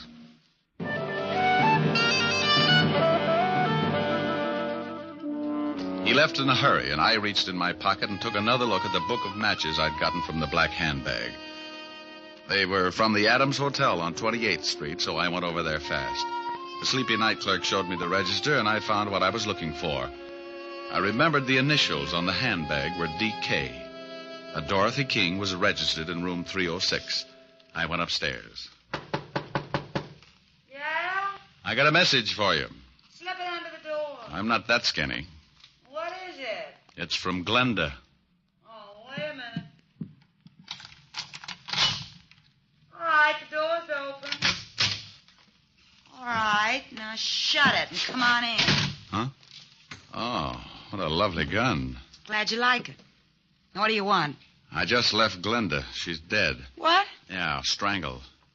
How'd you find me? Matches in your purse. They were from this hotel. I checked the initials on the bag with the register. D.K., Dorothy King, room 306.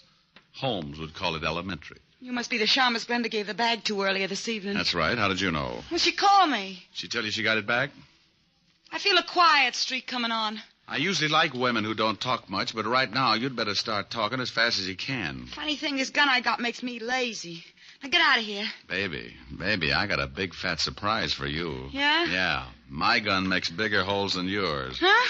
What do you think I'm doing with my right hand, keeping it warm? Oh, don't give me that. You ain't got nothing but a big finger in that pocket. Oh!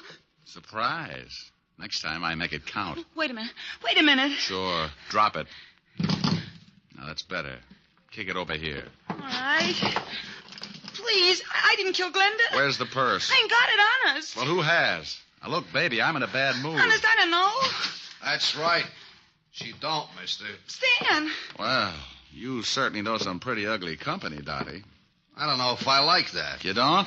Maybe I can word it a little different. Stan, he's a private cop. He come up here and tried to shove me around. Well, you should have done it, Shamus. Would have saved me the trouble. What do you mean, huh? Why, you no good, cheap double-crosser. Al and me saw you slip the bag to that old dame, and Al got killed trying to get it from this Shamus. I didn't kill Al. Nah, the old dame did it. I went up to the office and found him dying. He told me she done it.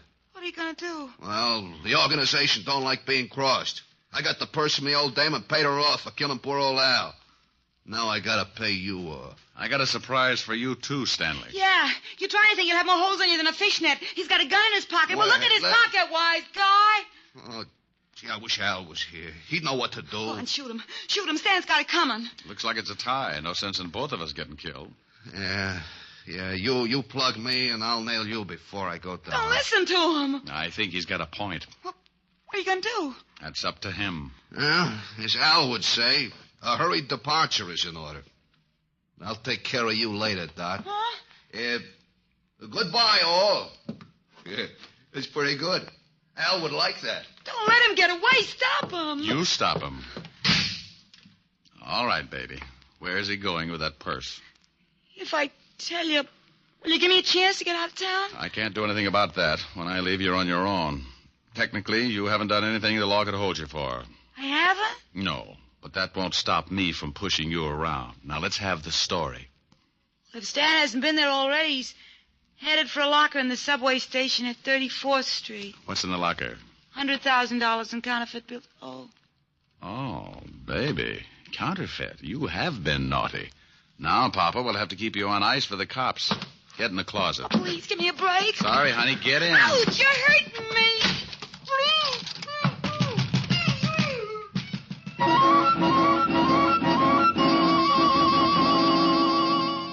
I went down to the night clerk and told him to tell Lieutenant Levinson when he got there about the blonde in the closet of room 306.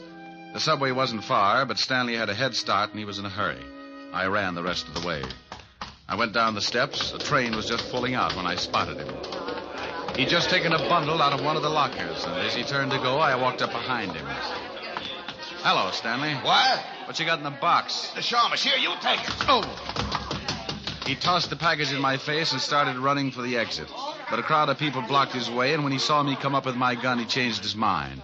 He turned and vaulted the turnstile, and I ducked behind the row of lockers. He had a gun, too. I tried to get a clear shot at him, but there were too many people. And then the frightened little guy did a stupid thing. He jumped down on the tracks and started running up the tunnel. Oh, look at that fool man. He's jumped down on the tracks. Stanley, come back here. You can't get anywhere that way. You said it, Mac. He's running uptown on the downtown side. Here's a corny line. Stop or I'll shoot. You won't get me. Stand. Look out. There's a train coming. Look out. No!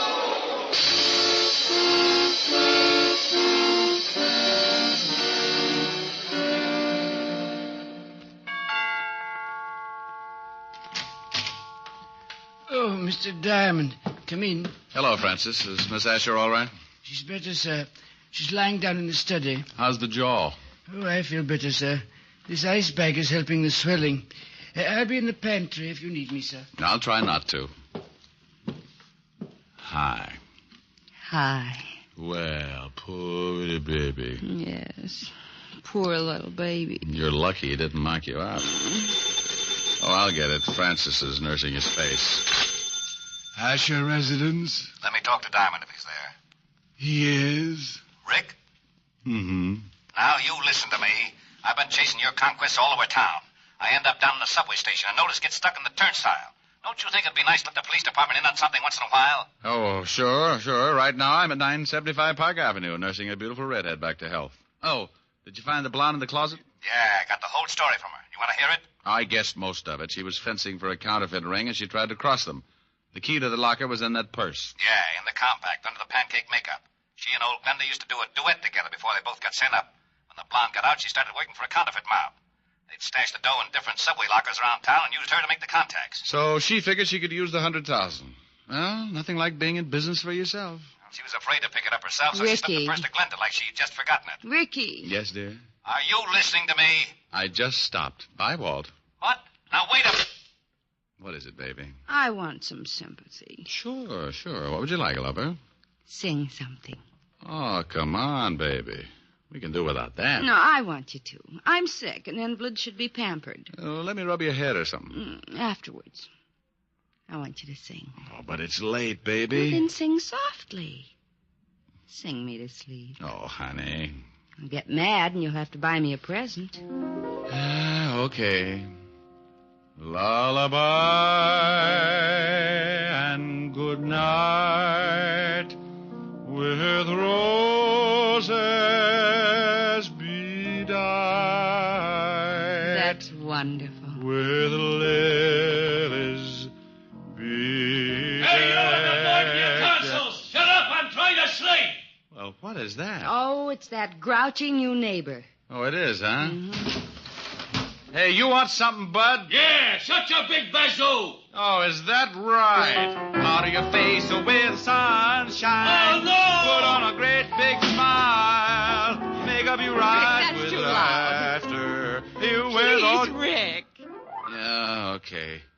That guy gets shell-shocked if you fried potatoes. Rick. What is it, baby? Come here. Oh. You do need pampering.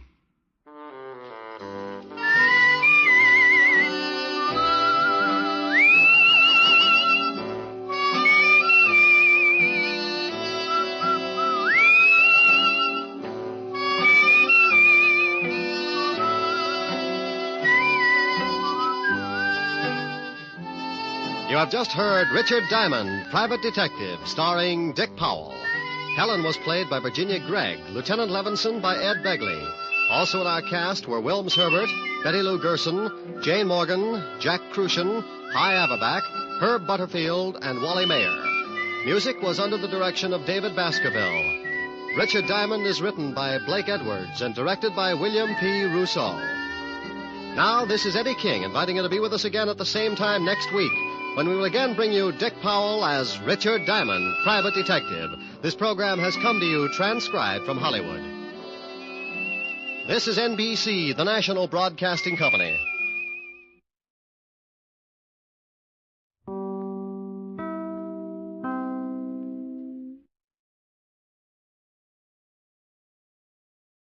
The National Broadcasting Company presents The Adventures of Sam Spade, Detective.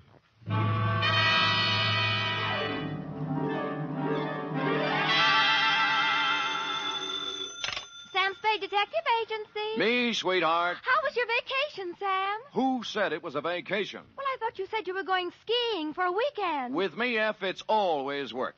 Do you know you can get killed on skis? If you say so, Sam. Yes. Most people just break their legs. Most people pick some easy little slope, the cowards. But I know a ski run up near a town called Lucerne that's sudden death. I know a ski run called the Backbreaker. Really? How dull. And one they named Suicide Drop. Effie, stop trying to top me. You just can't. This was the deadliest ski country ever seen. You just sit there while I do a Christiania swing down Market Street, a Galender sprung up the stairs, and a Telmark right through the door with a tail I took out of the deep freeze only last night. The Chateau McLeod caper.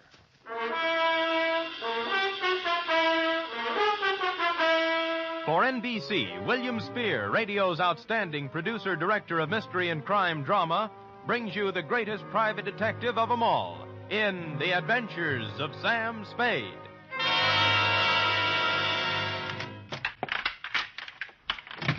Effie? Oh, Sam. Take off those skis. I just wanted to prove I could do it. I did a herringbone up the stairs. And those clothes. I'll just bet you rented all those things, Sam. You were never in the snow country at all. So, you don't believe me, huh? Well, here, Doubting Effie, I brought you proof. And don't tell me I rented this. A snowball. Yes. Sam! A real snowball. Yes, I brought back 2 of them in a thermos box. Where's the other one? I threw it at a policeman. It was freezy, soaked with water and ice. Oh, Sam, you're wonderful. I can't believe that you had trouble this weekend.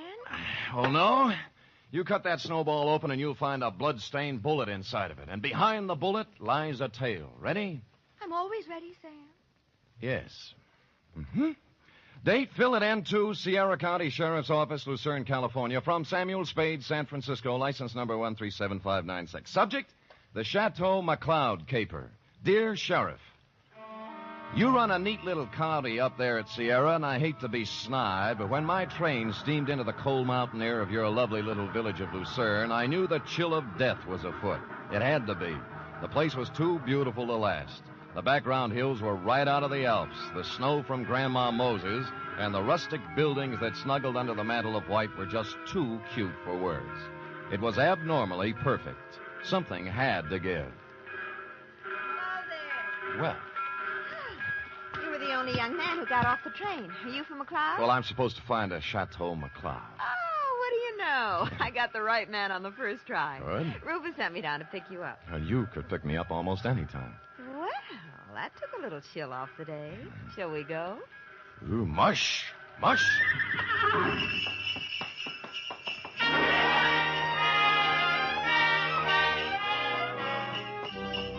We glided out of the station, runners squeaking on snow, the soft pat of hooves, and the jangle of merry bells.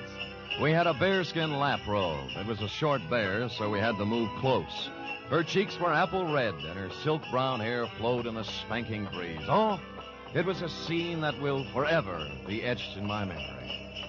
Rufus tells me you're an advertising genius. Well, I have placed a few ads in my day, mostly help wanted. Aha, don't kid me. He says you're going to put the McLeod canneries right on top with a new campaign. On top. You know, you're supposed to have a big name. Just 8 letters, Sam Spade. Oh? Well, I'm Rita Parker. I'm supposed to be Rufy's girlfriend.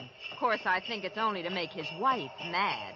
But it's fun up here. Yeah, so this is my first trip. Oh, well, then you're in for a treat. That is, if abnormal psychology appeals to you. What does that mean? The McLeod guest register is always full of dynamite. Oh. For example, this Yeah. weekend reads thusly. Rufus McLeod with half of the money in the world trying to get the other half. Good. His wife, who has an interlocutory decree. Mrs. Interlocutor. Yeah, Cora. Yes. Her boyfriend, Paul Endicott, gigolo type. Charlie Allison, co-worker and friend to Rufus. He's a food technician or something dull. Dull. And then there's Tozier Svenborg, ski instructor, who comes down like a wolf on the fold. Folding And wolf. people like that. Yes, well, I'll never remember all the names. I'm in the ad game, you know. It's initials to me. I call people, RL, TS, NTG, and, you know. Well, the names don't mean a thing. Just remember this. Every 30 seconds, duck. I beg your pardon?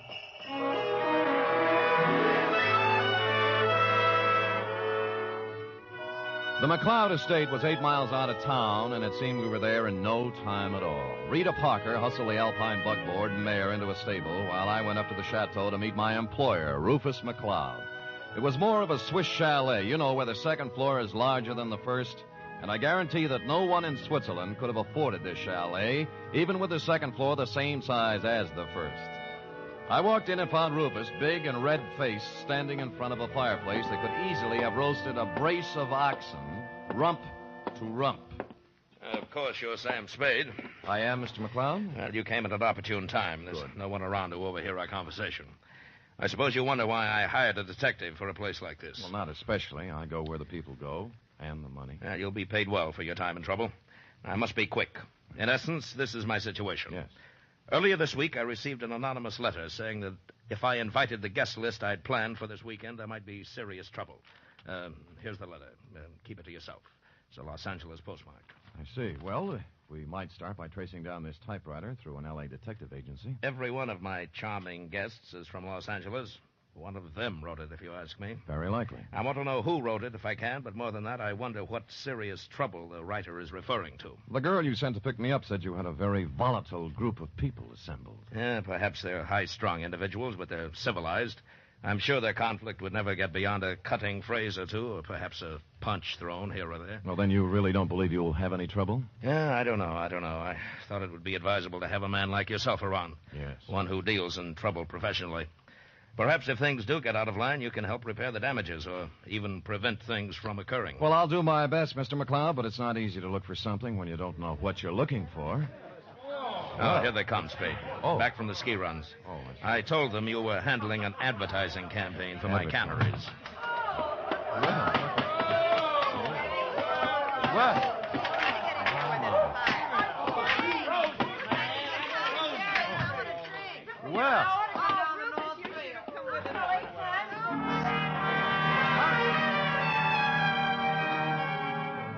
They came stamping in, pulling off gloves, unzipping parkas, and if it hadn't been for the grown-up dialogue, looking all the while like a group of carefree children.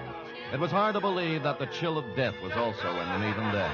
I couldn't keep my eyes off one of the particular members of the group, Mossberg ski boots, Chinese vermilion downhill pants, and a candy-striped parka, which she now pulled over her lovely head. The sweater she wore underneath was, I'm sure, designed for someone much smaller. A dachshund, perhaps? This the advertising man you've been telling me about, Ruth? Oh, Mr. Samuel Spade, my half-wife, Cora. Well, how do you do? Glad you came, Sam. We can always use another sport in the crowd. Hey, everybody, shut up! Introducing the incomparable, fabulous Mr. Samuel Spade. Yeah. Hiya, Sam. I'll give them to you fast, Sam. Me, Paul Endicott, Rita Parker, Charlie Allison, Tosia Svenborg. Charlie's the one who doesn't ski. I'll take snowshoes any day. I can't get anywhere in snowshoes. You've heard, perhaps, of the tortoise and the hare? Rufus, ring for some drinks. Tom and Jerry's, hot toddies, coffee, grog, something. We're having hot buttered rum. The stuff's warming in the kitchen. Well, get it up, get it up. Right away, Cora. And as for the rest of you, ready? A one, a what? two, a three. What? Oh, Oh, yeah. Old Main, shout till the rafters ring. Stand and drink a toast once again. Let every loyal Maine man sing. Oh, do-de-do-de-do. They took up the song with a gusto, lifting imaginary drinks into the air, and it was all very jolly. For a party that was supposed to be fraught with danger, this one certainly started out in just the opposite direction. The drinks came, and things got even merrier. Lunch was served, and afterwards I slipped into some outdoor gear and strapped on some skis. Everybody scattered different directions. Rufus McLeod and I skied to a place 3 miles away called the Halfway Cabin. Between the chateau and the cabin was a small lake called Royal Lake, completely frozen over. Rufus stood in front of the cabin, firing a .30-30 at a target set up down in the woods to the east. What do you see through the glasses, Spade? 2 bullseyes and nothing outside of the 8-ring. That's great offhand shooting at this range and standing on skis. Well, I can do much better than that. Watch this. See that silver tip on that big Norwegian fur over there? Yeah? I'll cut it off. Hey, look out! What? What? Well, he came swooping out of nowhere, Spade. I swear he did. Well, I think you hit him. Who is it? It's Paul Endicott. No, he's up. Good. There's Cora with him. Well, you told me nobody was supposed to be skiing in that area. Yeah, they're not. Well, here he comes, and he looks plenty mad. What do I care about him? He's just after Cora for the money I give her, that's all. You're going to kill me, you stupid fool. You weren't supposed to be skiing there, Endicott, and it was an accident. Yeah?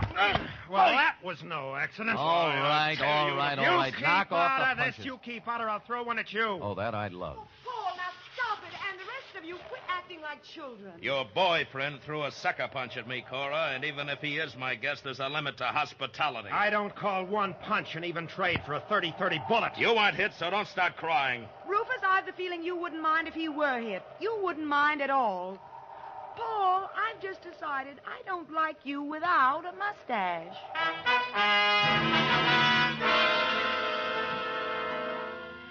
Well, from then on, everybody dropped the pretense, and you knew where you stood. And it was chilly, too. Later in the day, we were all back at the chateau again, and Paul Endicott wove his delicate variation on his main theme. I'll knock your block off. I tell you, Mr. Endicott, you have some delusions. I have no delusions, Tozier. I've seen the way you look at Cora, the way you two are always trying to lose me on the trails. Some people ski faster than others. Yeah, well, let me tell you something. The next time you try to wolf this girl, it's going to be your last. I'm nobody's wolf. I'm a ski instructor. That is what I was hired for. Well, stick to what you were hired for. Knock off the extracurricular activities. I don't have to take this kind of talk from you. Anything you'd like to do about it? As a matter of fact, there is. Fellas. Get it. Boys. Men. Wait a minute. Stop Fellas. it. Stop it. Stop it. Stop it. Yes. I'll never speak to either Fellas. one of you again. You, Sam. Yes, you want me to stop them, Mrs. McLeod? No, I want you to take me out of here. Oh, all right. All right.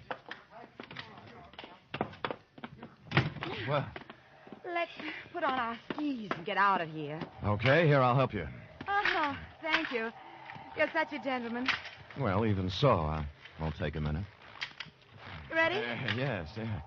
There we are. Now, where are we heading, Mrs. McLeod? Oh, I thought we might go out to the boathouse. It's on the southern tip of Royal Lake. It's only a mile and a half. Nothing. And my name is Cora.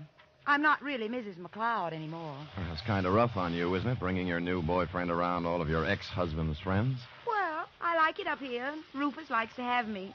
And they're not all against Paul. At least they weren't. But he's on the defensive so much, he's going to make enemies of all of them. Yes, he's off to a rousing start, I'd say. You know something, Sam? I don't care about Paul Endicott, really. Or Rufus McLeod, or Tozier Svenborg, or anybody. I just care about Cora McLeod. Well, now, that's a good, honest answer. You know, most people wouldn't be that frank. But, Sam, Yeah? I haven't known you long. Well, I like your style. Style? I could care about you.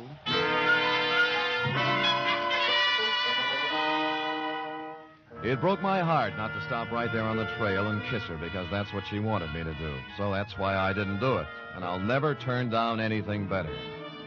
Well, next scene, a boathouse. And when we got there, it was not at all the way I thought. A food technician and close friend of Rufus McLeod was there, working on something that baffled me at first. It's an ice boat, Mr. Spade. That's what it is. Belongs to Rufus. Yeah, I don't think I've ever seen one up close before. I'd take you for a ride, but this one needs a lot of work before anybody could use it. I'm just puttering. What prompted you to come out here, Cora? Because Paul and Tozier Svenborg got in a fight over me, and I got tired of the whole thing. Sam and I went out for some air. Oh. Well, glad you did. I was getting a bit lonesome. You see, Sam, they always leave me in a cloud of snow on their skis, and I just plod along on snowshoes all by myself. Well, maybe we can go walking together sometime. I used to be able to shake a pretty good snowshoe. It's a deal. Tomorrow morning, I'll show you the place. Sam, I think I'll stick around here and help Charlie with the ice boat. Oh. Unless you're crazy about ice boats, why don't you go back to the chateau? We'll be there in time for dinner. Well, I don't need any engraved exvitation. I hope you catch a common cold. The trouble with that girl was that she only wanted one man at a time around her. Back at the chateau, there was no one but the cook, the Marjorie Main part. Too tall. As supper time approached, Rufus came in, then Rita, then Cora, then Allison, and finally Tozier, in that order. And the order is important, because you see, nowhere in the list is the name of Paul Endicott. He didn't come in for supper, nor for the next 3 hours. It was dark by then, and Rufus McLeod was worried about Endicott. So we fanned out in a searching party. I was alone when I found him. He was lying in the snow 300 yards west of the halfway cabin. There was a .30-30 slug in him. Period. End of Paul Endicott.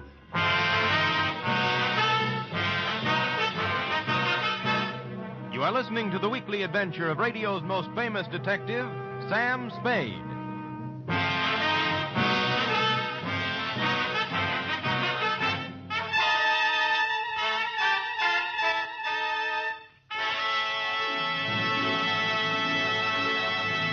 This Sunday, Cary Grant and Betsy Drake star in the second of the new Mr. and Mrs. Blanding series over most of these NBC stations.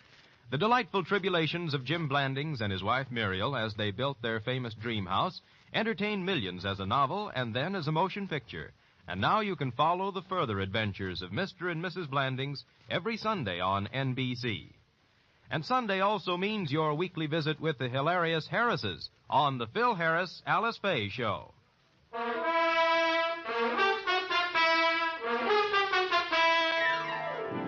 And now back to the Chateau McLeod caper, tonight's adventure with Sam Spade.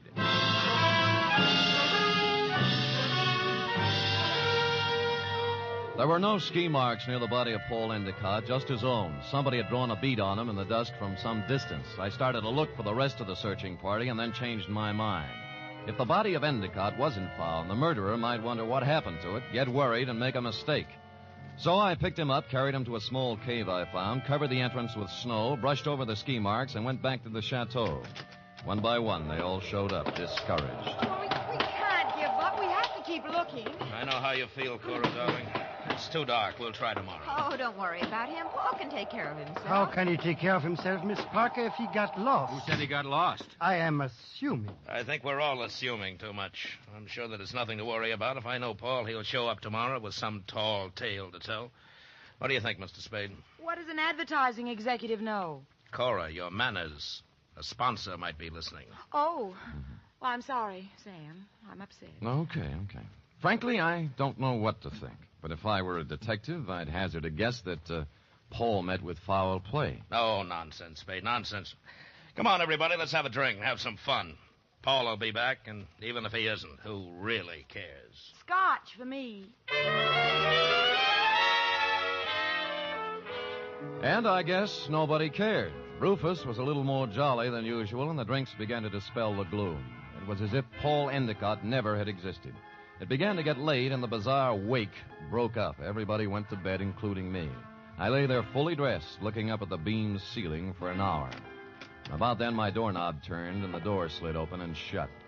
Someone moved quietly to my bed as I was sliding my .38 out of its holster. Sam, it's me, Rita. Oh. Are you awake? Yeah, I wasn't even under the covers. Mind if I sit down here? Not a bit. Sam, Hmm? Sam, I'm scared. I wish I could leave here. Oh, what's the matter? Paul's dead. I know he is. He didn't mean anything to me one way or the other, but I know he's dead. Anything to back up your feeling? I guess not. It's just something I'm sure of. Why'd you come to me? Because you're really a detective, and I know it. Oh, me? Oh, now, you handled a case for my father once. You just don't remember me. All right, I'm a detective. Rufus hired me because he expected trouble. Sam, I'll tell you something about Paul. Yeah? Cora didn't really like him. They were always fighting. She only cares about herself, so she said. Tell me, what kind of a car does Paul drive? It's a yellow convertible, but it's still in the garage. I checked. Any other cars missing? No, they're all there. Oh, and I found out something else. What? Before supper, there was a gun missing from Rufus's gun rack. It's back now. Mm-hmm. Anything else? That's all I know, Sam, except that Paul's dead. I know it. I wish I'd never come up here.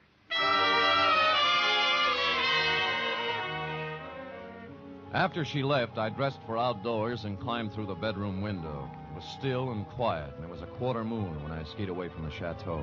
I wanted to look the land over myself before the next day, when the clues, if any, were trampled into the snow. When I passed the northern tip of Royal Lake on the trail to the halfway cabin, I saw a new set of ski tracks heading into the woods where I'd found Endicott's body. I followed them, and they went right to the cave where I'd hidden him. And he was gone. I was standing there, pondering this, when I thought I saw something move in the trees to the west of me. I stood stock still. That was a mistake. The bullet splintered a tree next to me, and I shoved off as fast as I could. There was no second shot. I circled around in the trees trying to catch sight of someone. Nothing. I kept in the shadows and made for the halfway cabin. It was dark and quiet, at least until I opened the door. I tried, but he had the advantage of surprise and some kind of a club. I ended up on the floor with someone sitting on my chest. All right, I have your gun. You make one wrong move, Spade, and I'll use it. It's got bullets in it and a hair trigger, so be careful. We could use a little light. As you see, there's Paul Endicott's body. Yeah. Why did you find him, Tozier? You're only putting a noose around your neck. You're a very perceiving man, Mr. Spade. How do you figure I did it? I talk better on my feet. Just remember the gun. If you didn't kill him, how else would you know where the body was? Because I know this country like the back of my hand. He had to be somewhere. You are the killer, Mr. Spade. Me? Why, I do not know. You found the body before anyone else could. Hid it, then clumsily tried to hide your tracks. Don't be silly. Why would I come back? A murderer always worries about his crime. Did he forget something? Was something left undone? It's a natural. It sounds good, except it isn't true. You couldn't pin it on me in a month of Sundays. But somebody might just tie it on to you. That's what you think. Do you know what I'm going to do now? I wouldn't want to guess.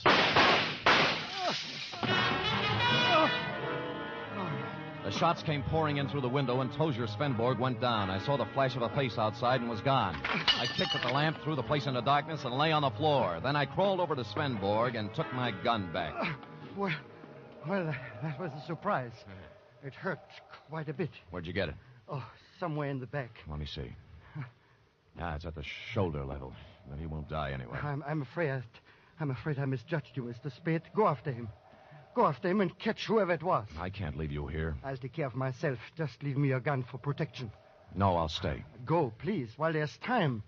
Or are you afraid? I was, but I gave him my gun and left. Outside, there were many ski tracks, but a fresh set led left from the halfway cabin down. They went right to the edge of Royal Lake and then stopped. There were no marks of ski poles on the ice, so I followed the shoreline, looking for some kind of a clue. It wasn't until I reached the southern tip of Royal Lake that my effort was rewarded. Leading up from the ice were a set of footprints, then a set of ski marks. They led to the boathouse. Inside, I found two interesting items. One, a dismantled ice boat with fresh ice on the runners. Two, a pair of skis with snow in the grooves. I made my way along the beaten path back to the chateau. Circled it once, found interesting item number 3, and went in. Well, what were you doing up, Spade? Did you hear the shots, too? Yeah. I thought I'd look around. It's cold. Woke me out of a sound sleep, Sam. What was it, you know? Well, I didn't find out about the first shot, Mrs. McLeod. That was fired at me. But the next 3 were fired at a man named Tozier Svenborg. Oh, no. Tozier? How did it happen, Spade? What's it all about? He found Endicott's body in the woods. Dead? Very. I told you, Sam. I told you. Told him what? What do you know about it? Nothing. I just had the feeling, that's all. You know something. Now tell us or I'll slap the rents right out of your head. I don't know anything at all. I just had a feeling. Who shot Tozier, Spade, and why? I don't know. I was standing with them in the halfway cabin. Somebody shot through the window. Didn't you see them? Don't you know who it was? I was too busy ducking to look. Just answer me one thing. Have any of you been out? Of course not. No. I haven't, and Mr. Allison's in bed. Of course, they all lied. McLeod's shirt was stained with sweat. He'd been moving fast somewhere. The ski pants sticking out from under Cora's robe were wet, and Rita Parker was now dressed when she wasn't before. I was trying to figure out something to say when Charlie Allison came out from his bedroom, rubbing sleep out of his eyes and pulling a robe on. What's going on here? What's all the excitement about? They found Paul, dead. And somebody shot Tozier. No. Where is Tozier? In the halfway cabin. Well, let's get him to a doctor. I'll call one from town. Why don't you go up and get Tozier? I'll have a car ready, and we'll take him right into the Lucerne Hospital. Wait a minute. What about the murderer? Who did the shooting? Nobody's getting out of my sight. It had to be one of us. Why, Cora? Well, it wasn't just anybody. We're the only ones left walking. Why don't you ask Sam? He's the detective. Detective? Yes, I hired him because somebody sent me an anonymous letter saying there'd be trouble. You knew there was going to be trouble, Rufus. Somebody else knew. Then why did you let people come up here? Yeah, what's the big idea? Did you do? Wait a minute. Spade, what did you find out? Well, if you'll all wait here a minute, I'll tell you. When I circled the chateau before I came in, I'd seen footprints leading to a window, not mine. That meant somebody else used the back way in and out, too. I wanted to find out whose window it was, and of course, while I was looking, I remembered the apparently dismantled ice boat and the fact that a set of skis were in the boathouse. It took me about a minute to find the right room, but somebody knew it. All right, Spade, stand where you are. Allison, you might be a great food technician, but you're a lousy killer. Yeah, well, at least he didn't get her. Neither will you.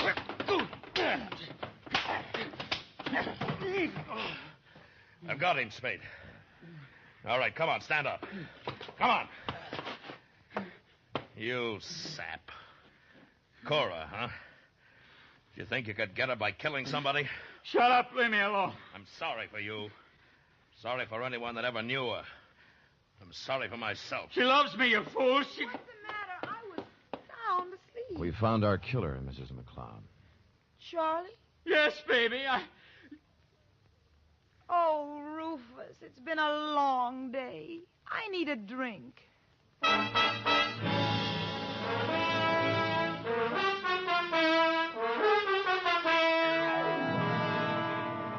And that goes to show you how cold it can get in the snow country. F. Period. End of report. Sam, why would a man do anything like that? When he knew he couldn't get away with it? Because he was stupid, Effie. People must have told him 1,000,000 times if they told him once, crime just doesn't pay. No. Yes. Now, go and type that up, will you? Go on, scamper, scamper. Woof.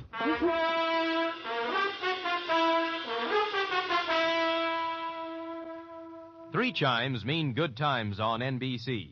Here's news of 2 important musical events. This Saturday, Arturo Toscanini begins a new Saturday series of concerts with the NBC Symphony. And for his premiere, the celebrated maestro Toscanini will present a special hour-and-a-half performance of Verdi's Requiem.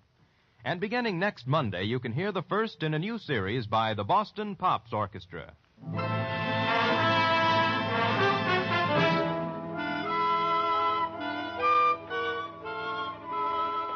Here it is, Sam. All typed up.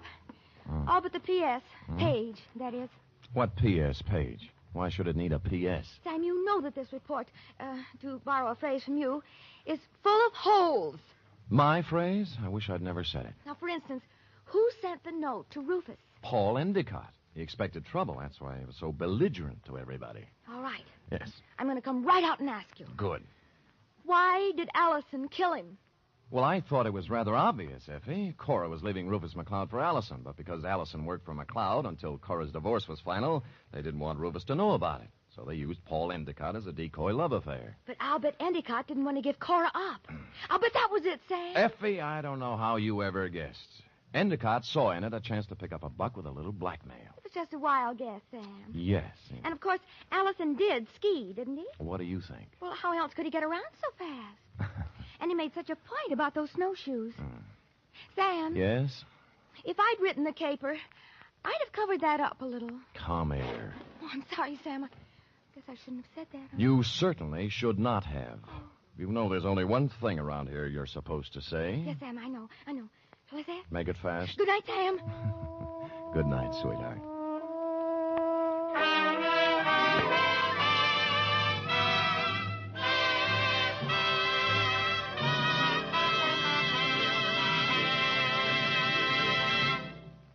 The Adventures of Sam Spade are produced, edited, and directed by William Spear. Sam Spade was played by Stephen Dunn. Lorene Tuttle is Effie. Script for tonight's adventure by John Michael Hayes. Musical scoring by Lud Gluskin, conducted by Robert Armbruster.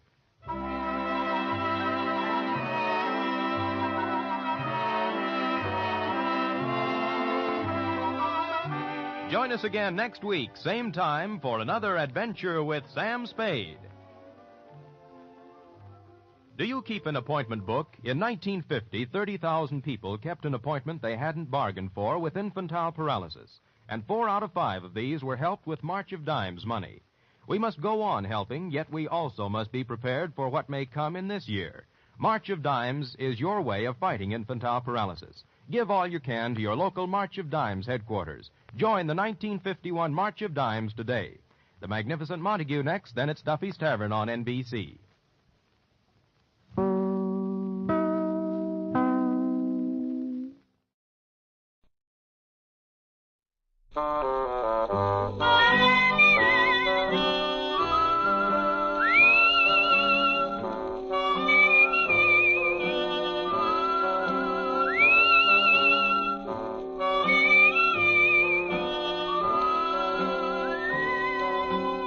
Here's Dick Powell as Richard Diamond, private detective.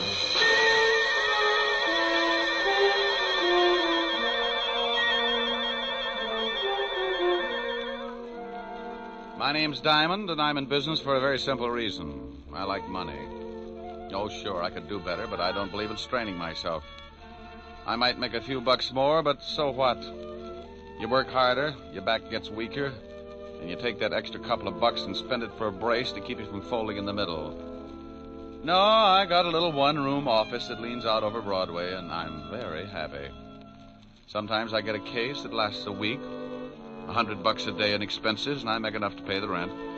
Take my girl Helen Asher to dinner a couple of times and rest my feet on the desk like a prosperous businessman. I'm in partnership with a shill called Human Nature. And with him on my side, it just figures that people are going to get in trouble. Like the character who's ringing the doorbell of an apartment on the east side. He's built just right for more trouble than he can handle.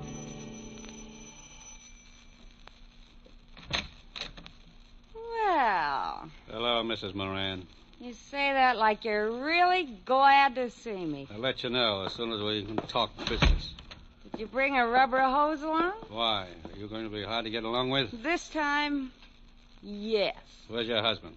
He went out. I tried to convince him the window was the quickest way to the street, but he's old-fashioned. He took the elevator. You're drunk. You can't get a bet out of me. Want a drink? Just get the 500. I don't want to be around when your old man gets back. You couldn't afford that, could you? No, and I don't think you could either, baby. Now let's stop playing games, Mrs. Moran. I've got a big, fat surprise for you, Mac. Keep it in small bills. That's not funny. That's your surprise. Yeah? Yeah. You don't get the money. You get something else. Stop yelling. You'll have the whole building up here in a minute. They'll be up anyway, Mac. A gunshot makes people curious. Now, wait a minute. You don't have to pull a gun. I don't have to do anything. And I'm breaking myself of one habit right now. I'm through paying your dirty blackmail. Now, you know I got my orders. If I don't collect, someone else will be around. Come on, give me the gun. Sure. A piece at a time. I need a drink.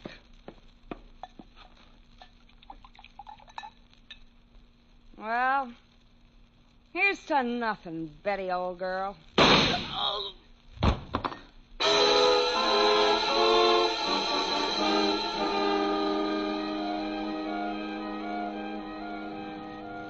Extra, extra, read all about it. Mac Grayson shot to death in blackmail plot.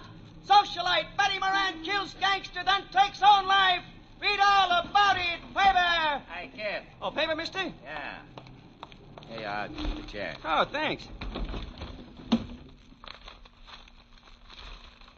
Wealthy wife of William Moran kills... Well, I have to call Mr. Moran. No sense to lose a good source of income.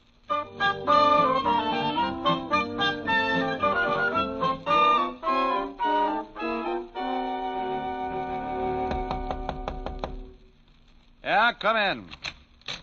Mr. Diamond? Over here. Oh, this clothesline, I couldn't see you. You always do your laundry in your office? Free soap. Pull up a chair, Mr. Moran. William Moran. Oh. Nice pair of Argyles. One of my old clients. Sends them down from Sing Sing. Have you read the morning papers, Mr. Diamond? I haven't had time. Took some throw rugs down to the laundromat before I started on the socks. My wife died last night. What did you eat for breakfast? Why, pancakes and eggs? Why? You must eat a whole pig when you're not in mourning. How did she die? She was shot to death. Couldn't she get 2 people for a pyramid club? She was being blackmailed. It's usually the other way around. The victim shoots the blackmailer. She did that. His name was Mac Grayson. Hmm? I want you to find the other man behind this blackmail ring. Oh, what makes you think there was more than one? I received an anonymous phone call this morning. It was from a man who said he was a friend of Mac Grayson. He made it perfectly clear that he was going to continue with the blackmail. You, know what they had on your wife? She was a very wealthy woman, Mr. Diamond. Before she married me, she was rather wild. Well, they get that way sometimes. There were some letters. Why don't you go to the police? As far as they're concerned, the case is closed. They say it's a murder and a suicide, and that's that. But I want to get the people who drove my wife to suicide. Okay, Mr. Moran, but if you want me to try and dig up your blackmailers, my fee is rather high. I want to start sending my laundry out. Money is no object. That's the nicest thing you could have said. $100 a day and a fifth of plasma. Plasma, Mr. Diamond? 100 proof. I never know what I'm going to run into in a case like this. I may bleed a little. You can reach me at Evergreen 45021. I'll write you a check. Here, use my pen. It's getting an inferiority complex. Do you know anything more about this man who called you this morning? Yeah, only that he said he was a friend of Mac Grayson's. There you are, Mr. Diamond. This should be enough of a retainer. Oh, yes. And that's all you know? I'm sorry I can't be of more help. Oh, you've been a brick. I'll get the rest from homicide. Thank you and goodbye, Mr. Moran. Goodbye, Mr. Diamond, and good luck. Oh, I'm sorry. I knocked down some of your washing. There. Well, I'll be hearing from you. Well, that's the way it goes. 1 minute you're washing socks, and the next you got enough money to stake out a claim on every night spot from Mott Street to Harlem. Unless a particular blackmail ring likes to kill private detectives. I had a hunch the assignment might run into overtime, so I put in a call to a lovely redhead named Helen Asher. Francis, the butler, answered, and I told him to pass the word along that I might be late for my date. I hung up before Helen could get on the pipe and start screaming at me like a wounded eagle. I locked the office, went down to 5th Precinct, and an old friend, Lieutenant Levinson. He was in charge of the homicide detail and could tell me about the late Mrs. Moran and her victim. When I walked in, Sergeant Otis was polishing his billy.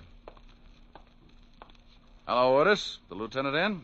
Well, Richard Diamond, the All-American gumshoe. Oh, you're just jealous because that club you've got is a better shape than your head. Lieutenant, Diamond's out here. Okay, send them in.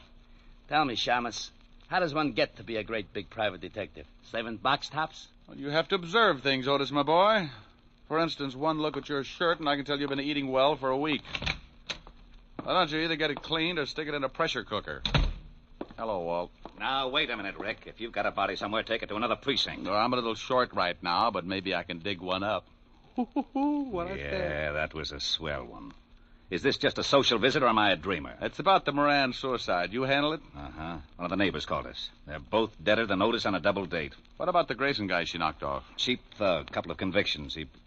Oh, don't tell me Moran's been to you with that blackmail story. Yeah. He seems to think Grayson was working with someone. Rick, that guy pestered us all morning, but there's no proof of blackmail or anything else, except 2 people got killed. Give me a quick rundown. I don't know why you're interested. I think Moran drummed up the blackmail theory just to cover that his wife was running around with another man. Well, I'm interested because Moran gave me a fat $200 in advance to get me in the spirit of the thing. Well, if you want to be bored, here are the photographs of the deal. Here's Mac Grayson. Bullet entered his chest just below the 10th rib. The gun was a .32. Same one that the Moran dame used on herself. Enough powder burns on the shirt to show that she was standing pretty close when she gave it to him. She'd have to be, not to miss him. Now, you can see she was lying about 10 feet from Grayson near the bar. Huh? Probably needed a stiff shot before she knocked herself off. That's the highball glass on the floor near her head. And that's the .32 she used, about 6 inches from her right hand, and only her prints on it. Powder burns on the girl? Sure, all over her temple. We did the paraffin test on her hand, too. She fired the gun all right. Did Grayson have any friends? We never tied him up with anyone except an old wino that hangs out on Skid Row, a dump called the Parrot Club. Name's Wilbur Truitt. Yeah. Well, thanks, Walt. Now, look, the dame killed the guy and then shot herself. What more do you want? I'll let you know. Now, wait a minute. I know that gleam in your eye. I always get a sour stomach from it. If you got something, you'd better tell me. Oh, you're a cynic, Walt. Have you talked to this Wilbur Truitt? We questioned him this morning. Got a tail on him? Sure, but he won't take us anywhere. Now, what are you cooking up? Well, maybe you think there's something to Moran's blackmail story. Oh, don't be an idiot. And what are you tailing Truitt for? Because I can't take a chance. Blackmail's a federal rap, and if Moran keeps stirring up trouble, I want to be able to prove he's nuts. Now, you look here. I want to know what's on your mind. I'll send you a letter. Oh, Otis. Yeah, Lieutenant. Get me my bicarbonate. And shut up. Bye. Goodbye. I went through the squad room and out into the hall. I used the payphone by the door and put in a fast call to my client, William Moran. I had a hunch, and Moran's $200 retainer in my pocket gave him an A priority on it. Yes? Mr. Moran. That's right. This is Diamond, Mr. Moran. I've got a lead on someone who knew Mac Grayson. Well, that's fine, Mr. Diamond. Who is it? A guy who hangs out on Skid Row named Wilbur Truitt. Ever heard of him? No. Oh. Well, he might have been the one who phoned you this morning. I think I'll go down and find out. Good. You'll keep in touch, won't you? Oh, as long as I'm on the case. Goodbye, Mr. Moran.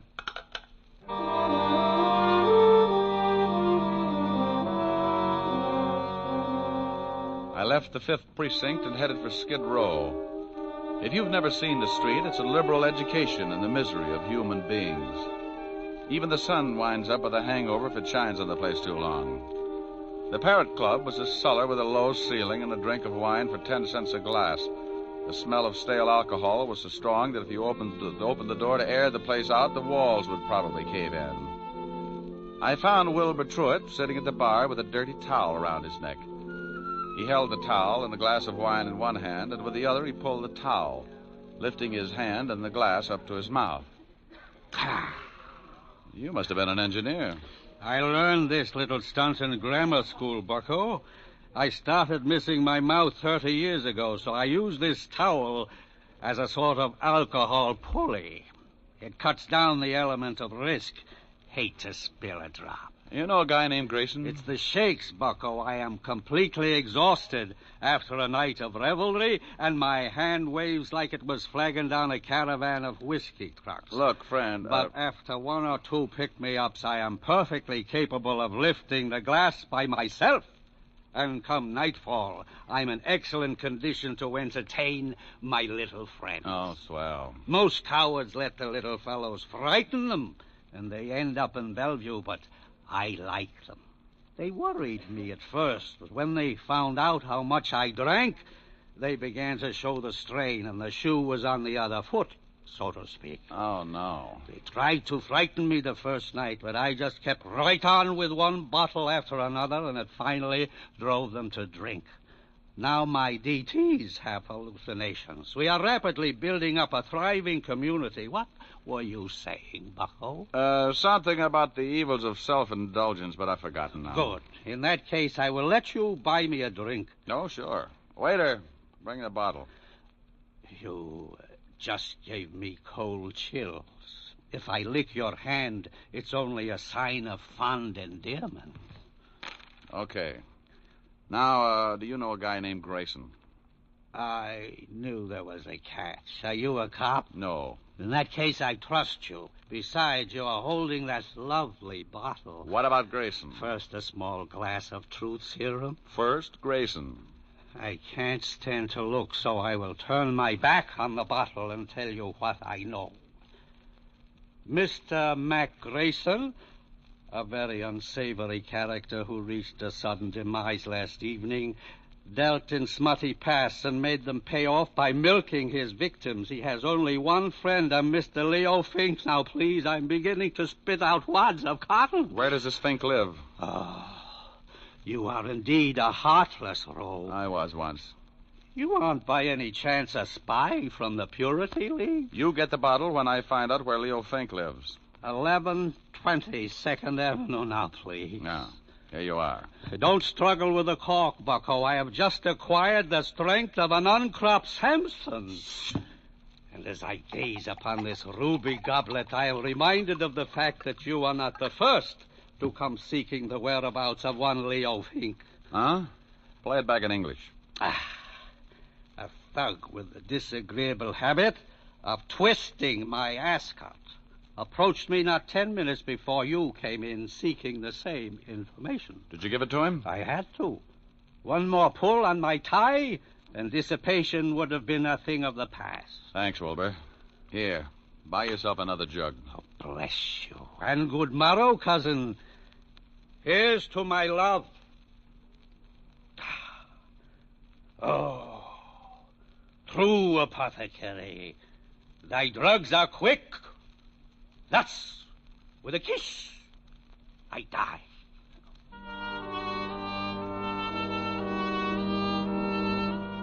I left Wilbur with his first love and walked out on the street. I grabbed a cab and headed for Leo Fink's address. All the way over, I kept thinking how wonderful fresh air really was. When we finally got there, I paid off the cabbie and looked at my watch. It was 4:30, and the city was turning soft and mellow as the sun started giving up behind the tall buildings. I got that lousy feeling again when I looked across the street. A prowl car was parked at the curb, and it looked like Homicide's private limousine. Something was wrong. I went up to Fink's apartment in a hurry. Yeah? What do you want, Shamus? Well, good afternoon, Sergeant. I'm taking the census. How long ago did you die, sir? Very funny, Diamond. Otis, who is that? Diamond, who else? I didn't ask for a quick quiz on well-known personalities. Let him in. Yeah, Lieutenant. Shame on you, Otis. You'll never make an Eagle Scout. Hello, Rick. What do you want? I'll bet he's dead. You'll bet who's dead? You know who's dead. Sure, I know who's dead. Who do you think is dead? The guy I came up here to see. Well, who did you come up to see? Well, I think it's the guy who's dead. Don't you know? No, I ask you. Well, I'm telling you. You told me nothing. Look, why are you up here? Because I'm looking for a guy. What guy? I think it's the guy who's dead. Who's dead? Oh, he's on third. Don't you know? I think I know, Lieutenant. You shut up. Of course I know. Well, all right. If you're going to hold out on your old pal... Now, wait a minute. How did we get into this thing? Otis! Here's your bicarbonate, all mixed. All right, now let's start again. Walt, who's dead? Oh, let's not have two bodies up here. The guy's name is Fink. Leo Fink. Why didn't you say that in the first place? Because I don't have to do anything I don't want to do. Walt. Lieutenant Levinson. Now, what are you doing up here? Well, I came up to see Leo Fink, that's all. Well, he's in the other room. If he spills anything, don't believe it. He's been dead for 10 minutes. That's too bad. He knew Mac Grayson. Yeah, how did you find out? That sweet old gentleman you sent me over to, Wilbur Truitt. Oh, you got something out of him, huh? What else did he tell you? Nothing, but we struck up quite a friendship. I'm going to go back over and see what another bottle of wine will do to his memory. I'd better haul him in. Well, don't do it, Walt. Don't do it. I can find out things a lot quicker. Shh. I got a system. Okay, but keep me posted. I've got to clean up here. How did Fink get it? 2 bullets in the head. No idea who gave it to him. They used a Luger, I think. Hey, have you questioned Otis? Oh, go on. Get out of here. Walt, tell me, did you check the prints on that highball glass next to Mrs. Moran to find out whether they were from her right or left hand? Now, what difference does it make? I'll let you know. Now, you wait a minute. No, I can't. I'm behind schedule now. Bye. Oh, Otis!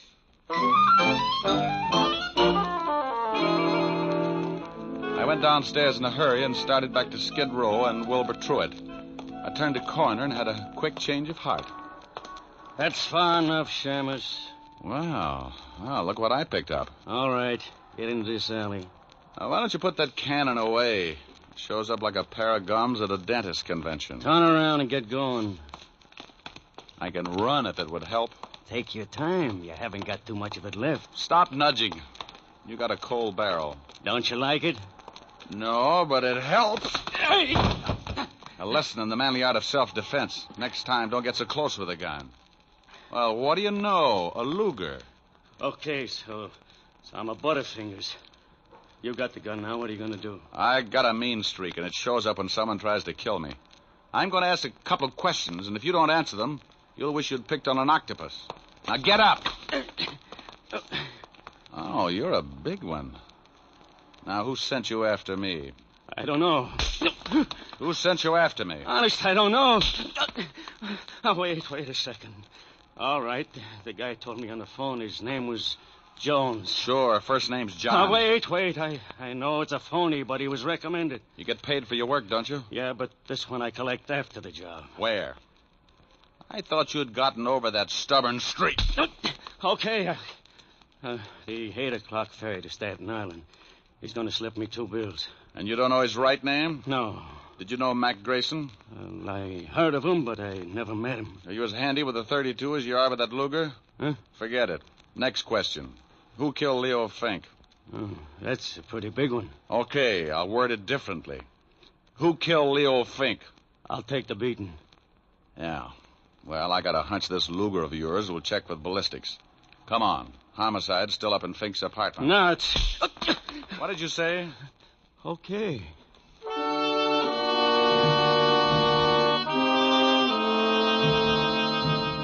I hustled Louis up to Walt and left him handcuffed to Sergeant Otis.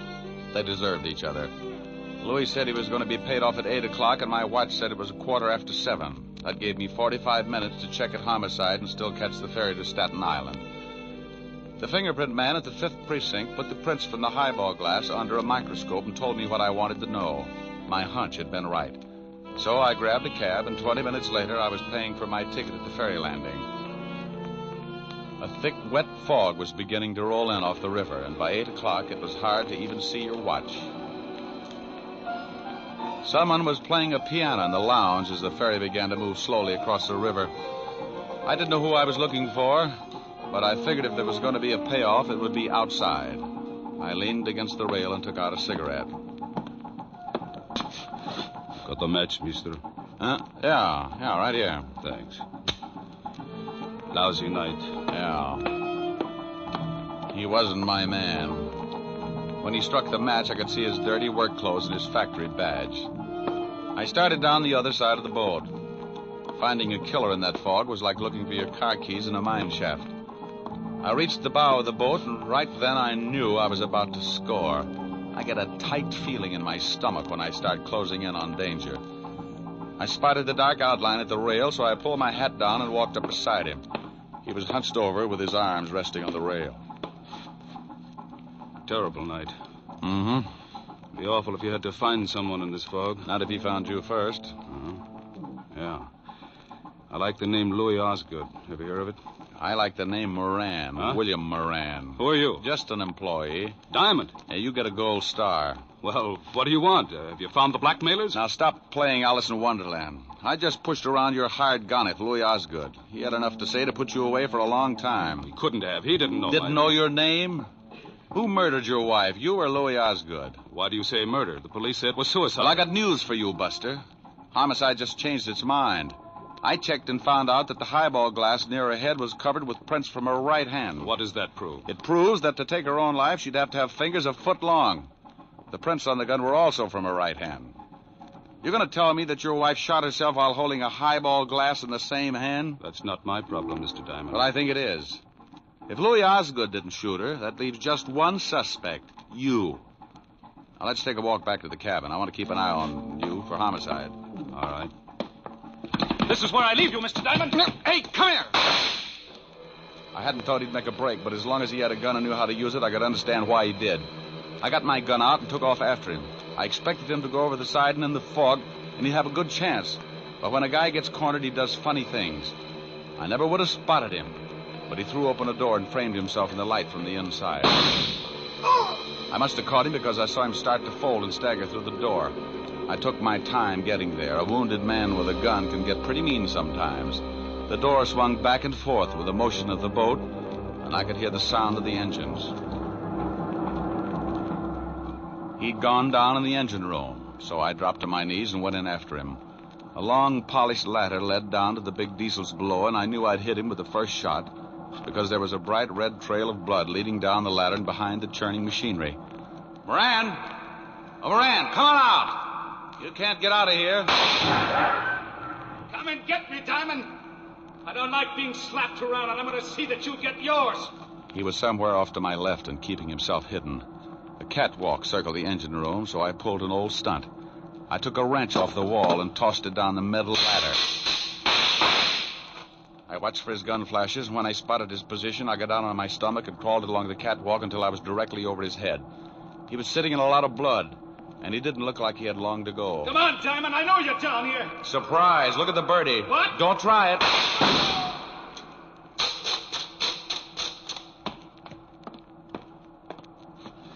Sorry, Moran, but this just wasn't your night. You want to tell me about it? I shot my wife. I came in just after she shot Grayson.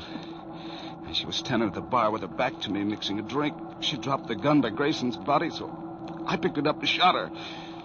Wiped my prints off and put hers on it. Why did you do it? I hated her. She had money. I found some letters and turned them over to Mac Grayson, a well-known blackmailer. I wanted him to drive her crazy until she drank herself into a sanitarium, and then I'd have her money. I never guessed she'd kill Grayson, but when I did, I saw a chance to kill her and make it look like suicide. You should never have called me. The police were satisfied. I had to find Leo Fink. He knew I'd hired Grayson, and he was going to blackmail me. So when I dug up the little wino that knew Fink, you hired Louis Osgood to bump Fink and me. Is that right? Hey, Moran. Oh, well, it was a dull conversation anyway. Lousy night.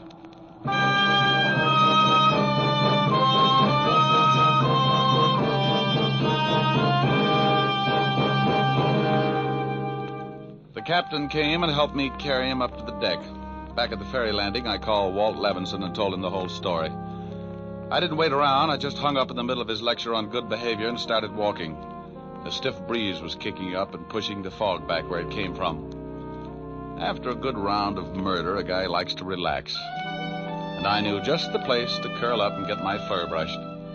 I grabbed a cab and headed for 975 Park Avenue, and the only girl in the world who looked better than her $10 million bank account. Oh, good evening, Mr. Diamond. Hello, Francis. Is Miss Asher in? Yes, sir. She's in the library. Thanks. Get me a glass of milk, will you, Francis? Milk? Oh, yes, sir. Right away.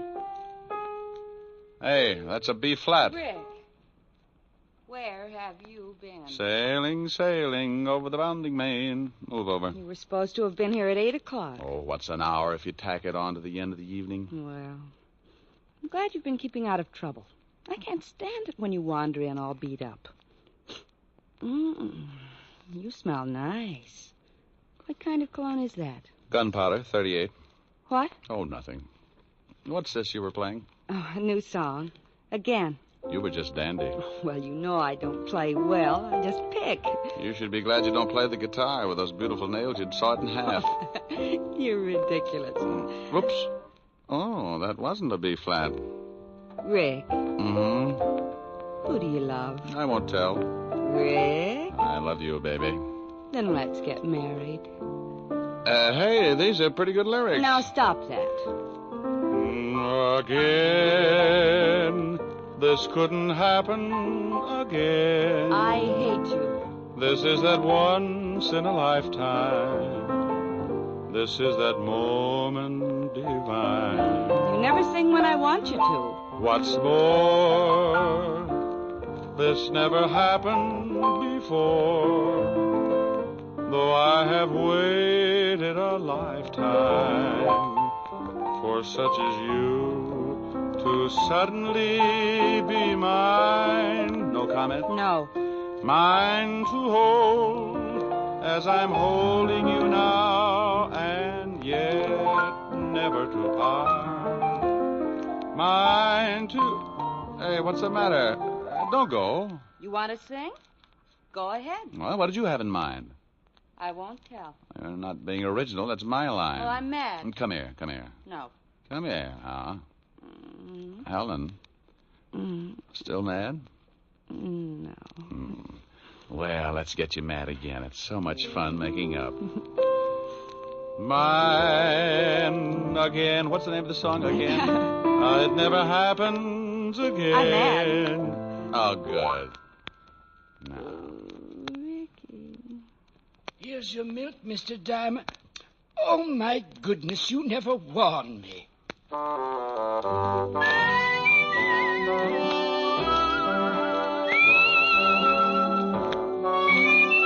You have just heard Richard Diamond, Private Detective, starring Dick Powell. Helen was played by Virginia Gregg, Lieutenant Levinson by Ed Begley. Also in our cast were Wilms Herbert, Tal Avery, Herbert Butterfield, and Jack Petruzzi. Music was under the direction of David Baskerville. Richard Diamond is written by Blake Edwards and directed by William P. Rousseau.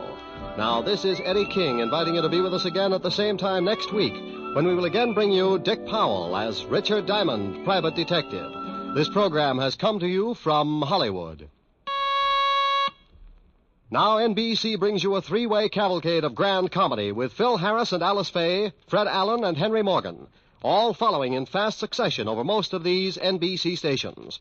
This is NBC, the national broadcasting company.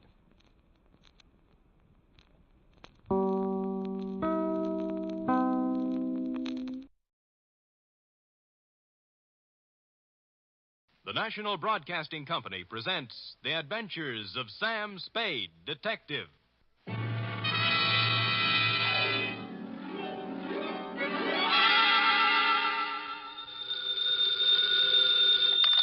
Sam Spade Detective Agency. Me, sweetheart. Oh, it's you. What kind of a greeting is that? Oh, it's you. Well, Sam, I may be only your secretary and all that, but I do have feelings, you know. What have I done now? If you'll recall... Yes? You were supposed to take me to the Geary Theater last night. Yeah? And you never showed up. Well, Effie, Oh, I know. You'll make up some big story like you always do. Always an excuse. No, I'll try to tell you the truth. And then... The truth? It'll probably be a story about at least 2 or 3 people being killed. Yeah? And how you had to be there to straighten the whole thing out. Well, as a matter of fact... And then there'll be beautiful women with hair like carved smoke and crimson slashes for mouths. You would leave that out. Now that you mention it, Effie... And you'll throw in shooting and getting knocked out and glass keying your way into houses and anything else you can think of. Effie... Well, if you think that I'll fall for that... Effie, will you please... What's your big, fat, sorry. You've already told everything about it but the title. I might as well add that. My big fat story is called The Shot in the Dark Caper.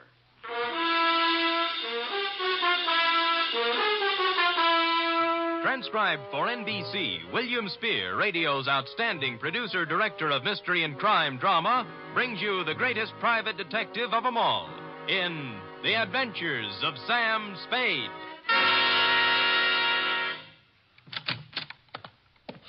Effie? Yes, Mr. Spade. Now, Effie, don't be like this. I promise you tonight, right after this report, we'll go to the theater. And we'll have dinner, too. Any place you want. Sound good? You're the employer. The faster we do the report, the faster we get out. And I won't even take time out for a drink. So come on, let's go, shall we? Hmm? Oh, Sam. You see? I can't stay mad at you. Date, fill it in. To managing editor, San Francisco Evening Gazette, City. From Samuel Spade, license number 137596. Subject, The Shot in the Dark Caper. Or, Stop the Presses. Spade has his pants caught in them. Caught? Dear News Hawk. The next time you have a bright idea about a story, count me out. There's too much work for the money it pays, and the glory just doesn't exist. I don't mind being knocked on the head, shot at, lied to, double-crossed, and otherwise treated cruelly by circumstance, but to do it all in one night just so you can have a scoop and then be referred to in your columns as a Gazette staff member, well, my professional pride was severely injured. I am a detective, sir, and nobody's staff member. Well, now that that's off my chest, here in journalistic prose is what happened starting yesterday afternoon. Sam Spade Detective Agency? Yes, he is. It's for you, Sam. I'll take it in here, Ed. Spade. This is Woodrow Wilson. Really? Well, I'm sorry. I have Teddy Roosevelt on the other phone. It might take some time. You better try me later. Bye. Spade. Huh? Somehow I thought you were above that sort of corny repartee. I am above nothing, sir, as long as it's ethical. Now, which Woodrow Wilson is this? I'm the new managing editor of the Evening Gazette. Well, welcome to town. What can I do for you? I have a job you might like, an interesting job and interesting money. How interesting? If you find out what I want, you can almost name your own price. Can you get over here in 3 minutes? With any sort of a tailwind, I'll make it in 2. A new track record.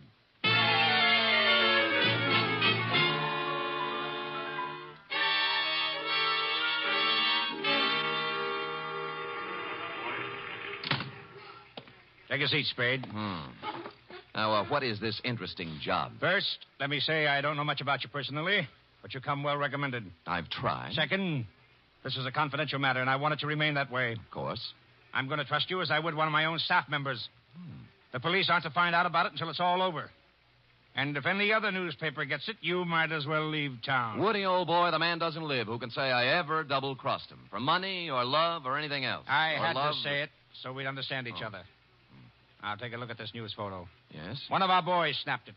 What do you see? A street intersection. O'Farrell, I'd say. 2 automobiles hit head-on. An ambulance, a couple of people injured, a sordid crowd. We took that picture 3 days ago, Tuesday night, routine accident picture. But this morning, when we were filing it, I looked at it again, and I noticed something startling. Look at it. It's a shot in the dark, but I smell a story. Well, maybe I have a cold, but whatever it is escapes me. On the right side of the picture is an apartment house. Now count up 6 floors and look at the 4th window across to the left. Here, use this magnifying glass. Oh, what do you know? Somebody just fired off a gun. That's it. All you can see is a hand and a smoking gun. You can't even tell whether the hand's male or female. But somebody shot at something, probably a person, just a second before that picture was taken. You want me to find out why, huh? This calls for a detective, not a reporter. There hasn't been a single homicide, suicide, or gunshot wound reported in the city since that happened. Now, I want the story. Get it. Okay, Chief. Get ready to rip out page 1.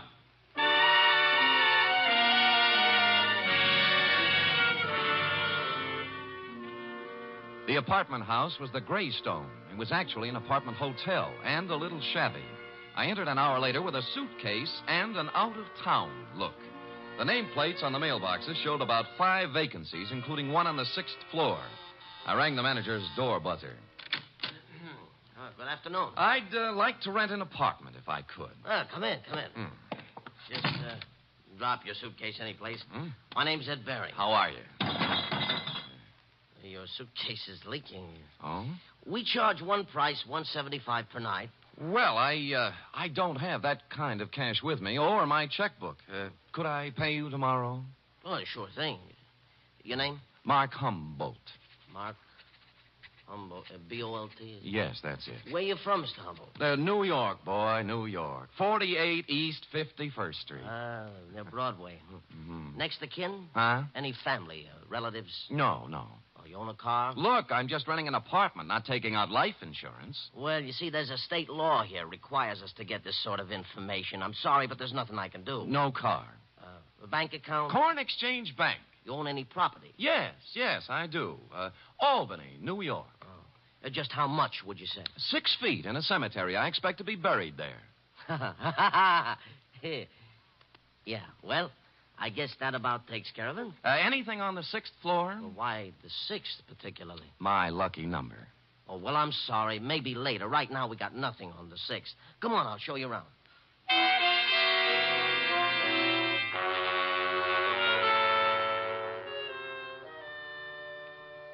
In a few minutes, I was ensconced in room 512.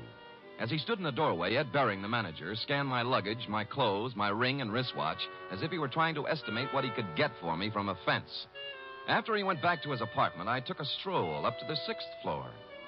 Woody Wilson and I figured the gun incident took place in apartment 608. So I counted back from the end of the corridor and found we were right. 608 was silent. I knocked, but no one answered. So I sprung the lock and went in. The place was absolutely empty. No furniture, no nothing. In fact, it was being completely remodeled. It's gonna look swell when they finish, huh? Huh? I say it's gonna look swell. Well, where did you come from? Oh, gee. I guess maybe I startled you, huh? A little. I was just coming down the hall, taking some of these groceries in, and I saw you standing there. You're new here, huh? Huh? Yeah. Here, let me carry some of those things. Well, say thanks. You're the kind of man a girl should have around. Well, I've tried to convince several of that. Oh, who are you kidding? A big, handsome guy like you wouldn't have any trouble getting a girl? Well... At least not if I was the girl. Well, you know best. My place is down here. Shall we go? Well, why not? My name's Honey Kane. What's yours? Mark Humboldt. Gee, what a fascinating name. Oh, not half as fascinating as yours. Really? Say, isn't it wonderful how fate just throws two people together?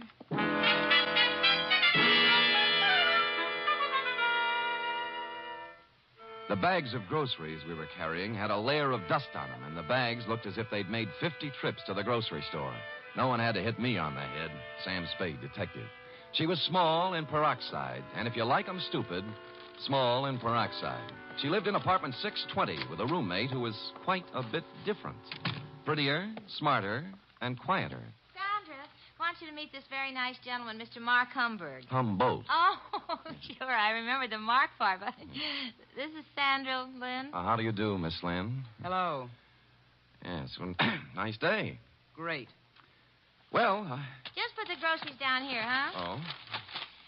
There. Now, let's have some fun. Like fun, Mr. Humboldt? Wouldn't be without it. You're priceless. Well, come on, let's start with a drink. How about you, Sandra? No, you kids have your fun. I'm going out for a walk. Mr. Humboldt, you're supposed to be looking at me.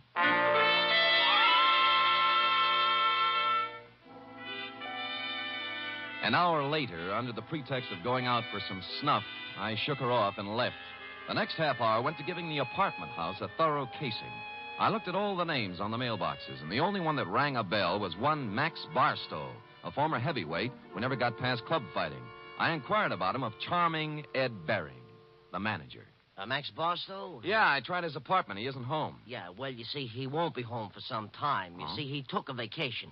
Went to visit his family in Portland. Well, when'd he leave? Last Tuesday night. I remember him saying, Ed, I won't be back for a while. Look after things, will you? Well, you have a good memory. Yeah. Can you tell me something about those two girls in 620? Why? One of them made a pass at me. Well, mister, I feel this way. I rent apartments to responsible adults. What they do is their business. You won't get any trouble from me. Now, that isn't what I asked. I always like to be sure. Now, are they honest, hard-working girls? I don't know nothing about them, but let me tell you something confidential, mister. Why look a gift horse in the mouth?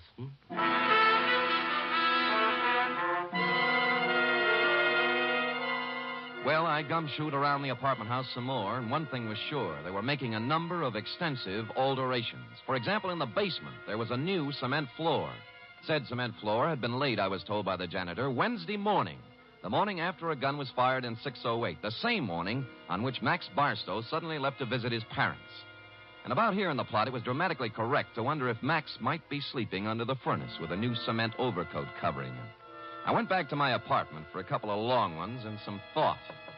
It was getting along about supper time when there was a feminine knock. I guessed it to be Miss Room Service herself, Honey Kane. But no. Better. Much better. May I come in? You may. Shall I leave the door open? Well, I'd rather you closed it. Anything to make you feel at home. Drink? No, talk. Oh. What are you doing here, Sam? The name's Humboldt. Mark Humboldt. All right, play it any way you want. But I've seen you around. I know who you are. You move in today, and half hour later you find our apartment. Why? Your apartment found me. At least half of it did. The gift horse part. Maybe so, but I figure you helped a little somewhere. Hmm. What are you trying to get on us? Nothing. I just moved in here for a place to live. With one suitcase and a bottle? Oh, I'm an actor. Look, whatever it is, lay off, will you? I've had enough trouble in my life. Things are just starting to go right. Sandra, I don't know what's on your mind, but as far as I'm concerned, you're clean. All right. Maybe I made a mistake. I'll try to make it up to you sometime. Well, maybe you can start right now. I think I'll open the door again. Just a question. Seen anything of Max Barstow lately? I knew it was something. I knew it. No, I haven't seen Max Barstow lately. He went somewhere to visit his family, and I'm telling you, either leave me alone or something's going to happen to you. You won't lie.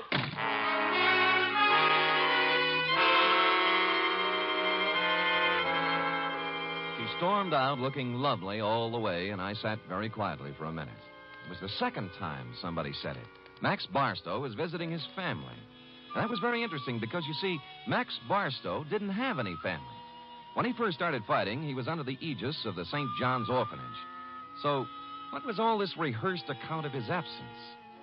I watched at the window to see if Sandra Lynn went anywhere, and she appeared on the street. I was out of the room and down the stairs, presto. 10 blocks later, she turned in at a brownstone on Polk Street, went in the first apartment on the first floor. 15 minutes later, she hurried out, and I went up to the apartment and knocked. The door opened cautiously. Yes, what is it you want? Is Mr. Fairchild in? Nobody here by that name. You got wrong address. Now, just a minute. He used to live here. No more he does. Well, could you tell me where I could find him, Mr. Sigmund Polkes. I don't know. Try the manager.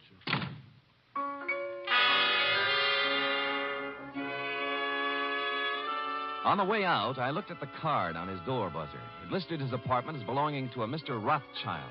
At the moment, there was nothing to be made out of it, so I went back to the Greystone. And when I got to my room, it was very obvious that I'd been visited during my absence. Yeah? Oh, it's you. What happened to my suitcase? I'm sorry, Mr. Humble, but I didn't realize it before. You see, that apartment was already rented, so I guess you'll have to find one someplace else. Look, you have 4 other vacant ones in this apartment house. Give me one of those. Sorry, no vacancy. Well, then give me my suitcase. Yeah, that's the one that leaks. Just a minute, I'll bring it out, Mr. Humble. I'll go in and get it myself, Mr. Barry. I said stay out. I said I'll go in and get it. Right, you will. He swung at me, I blocked, and stepped into him. He gave way, and I followed in. And then as I moved into the apartment, someone stepped out from behind the door. I turned, but it was too late. I was sandbagged. The face behind the arm that swung it looked an awful lot like that of Max Barstow. I remember asking myself as I went down, if Max Barstow wasn't shot in room 608, who was?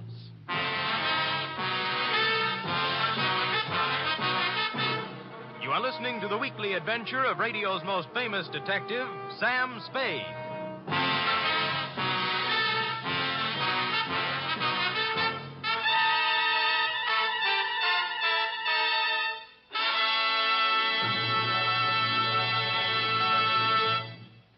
Three chimes mean good times on NBC. On Sunday, March 4th, that's 1 week from this Sunday, Theater Guild on the Air will present radio's most exciting dramatic event. It's a full hour-and-a-half presentation of Shakespeare's immortal Hamlet. John Gielgud will portray Hamlet, Pamela Brown, the Queen, and Dorothy Maguire will appear as Ophelia. The intrigue, beauty, and romance of Hamlet come to life Sunday, March 4th, on Theater Guild on the Air.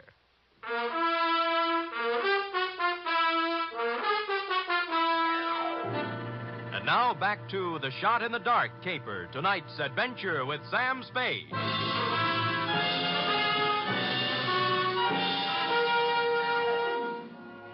I wasn't out for long, but it was long enough to have been carried out of the apartment manager's place and dumped in an alley.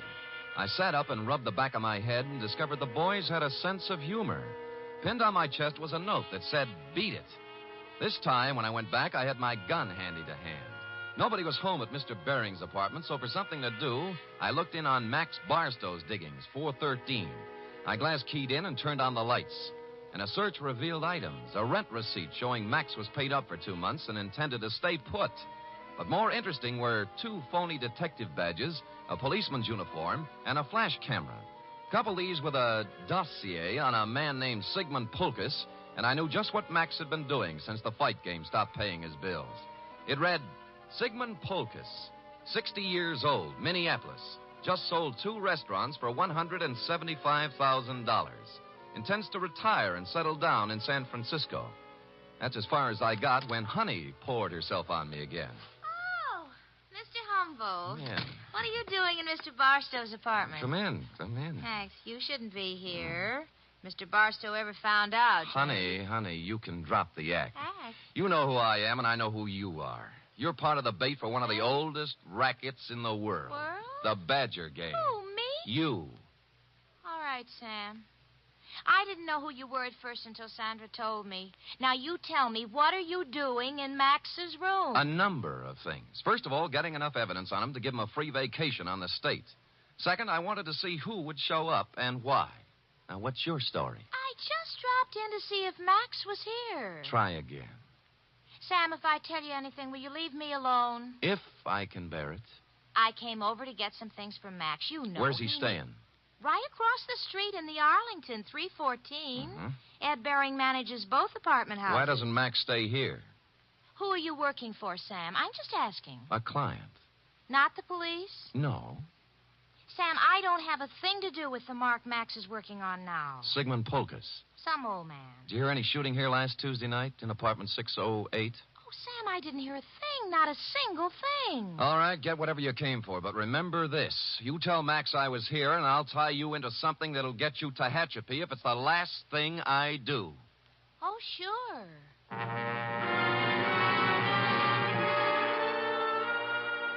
I knew she'd be impressed with that type of threat because her kind of girl lives by playing tag with the law. They want to be it as seldom as possible. I finished the dossier on Pulkus and thought a more businesslike visit to the old man was in order. What is it? Oh, you. I want to talk with you, Mr. Pulkus. Come in. I want to talk to you. Now. Now, stand right where you are. He was pointing a gun in one shaking hand right at my chest, and as close as I could tell, it looked very much like the gun I'd seen in your picture, Wilson, and the hand that held it was the very same hand. I tried to think of something clever to say. At this stage of my life, it would be very easy to shoot you, mister. Look, I came here maybe to help save you a lot of trouble. Now, if you listen to me, I know why you came here, because I killed Max Barstow. I'll give you a choice. Will you take money, or will I shoot you right here? I'd take the money, but you didn't kill Max Barstow. Don't tell me what I did when I know what I did. Sandra told me one of his gang members was looking for me. But she doesn't understand the power of money. How much will you take to leave us alone to our happiness? What is Max Barstow to you now that he's dead? Look, I don't want any money. I just want it. I felt like a ghost. The gun was pointed directly at me, but nothing hit me. I was surprised, albeit gratified. The little man must have thought I was wearing a bulletproof vest. He didn't look surprised, though. He just folded. I disarmed him and pushed him down into a chair. I had to do it. I had to. I couldn't let you spoil the only bit of happiness I had left in my life. Mr. Pulkus, you tried to shoot me, and I'm grateful. It told both of us something. To begin with, you can't kill anybody with blanks in your gun. Blanks? I don't know blanks. Where did you get the gun? I always have guns. Always? And you don't know the difference between real bullets and blanks? You got it from Sandra, and she loaded it, right? Maybe you should know, gangster. Look, I'm a private detective. Name is Sam Spade. Now, if you'll help me, I'll help you. When did Sandra give you this gun? Last Tuesday? Yes. Did you use it to shoot Barstow? Yes. Then he couldn't be dead, could he? This gun wouldn't kill a fly, and besides, I met Max Barstow tonight, alive. I saw him fall to the floor and blood came out of his coat with my own eyes. Mr. Polkus, you just came from Minneapolis with $175,000. You walked into a shakedown gang. They're after your money. That girl, Sandra's just bait. Oh, don't speak about Sandra that way. Sure, she tried to shake me up for money, but only because that meant that Barstow make her. She was a slave. She couldn't get away from him. Why did she stage a phony murder with you killing Barstow? Oh, I don't know. I'm so confused. Tell me how it happened. Oh, Barstow posed as a policeman. He found me in Sandra's apartment. Mm-hmm. I was supposed to pay him $5,000, but Sandra told me she loved me, and Barstow was a racketeer. We were to meet in apartment 608 to pay him. She gave me a gun to frighten him with, but instead I killed. Nuts, 5,000. They knew how much money you had, and they wanted to get all of it away from you on a phony murder scare. Sandra doesn't want my money away from me. She loves me. Mr. Polkus, I'm sorry disillusionment should come to you so late in life, but... I say she loved me, and I can prove it. How? This morning, she became Mrs. Sigmund Polkus.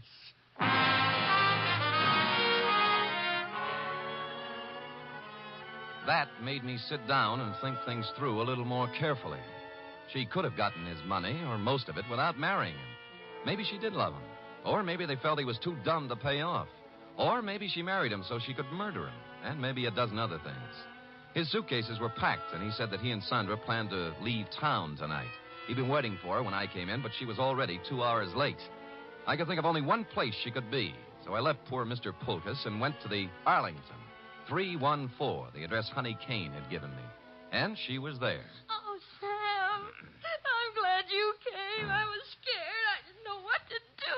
I'm scared. No, honey, quiet down and tell me what you're scared about. In the bedroom. Max. He's dead. Without the child. A knife job. When'd you find him? 5 minutes ago. I was with him before, and then I went out for some Chinese food when I came back. All right. Who else was here tonight? I didn't see anybody, But what? he was awful mad at Sandra. Said she was double-crossing him, and he wouldn't let her get away with it.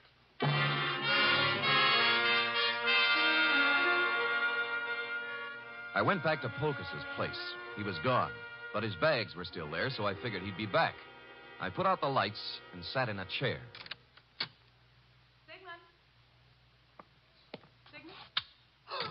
Go ahead. Ask me what I'm doing here. Where's Polkus? Well, if he's smart, he's on a train back to Minneapolis. I'm going to look for him. You're not going anywhere. Sit down. Oh, yes, I am. Oh, yes. I said you're not going anywhere unless it's to jail. What are you playing Mr. District Attorney for? Because you killed Max Barstow. Now tell me why. Oh, don't be a joker. Max Barstow's as live as you are. I'm not talking about the phony murder staged for the benefit of Polkus. Barstow was stabbed to death a half hour ago. He wasn't. He was. I saw him. Who? You.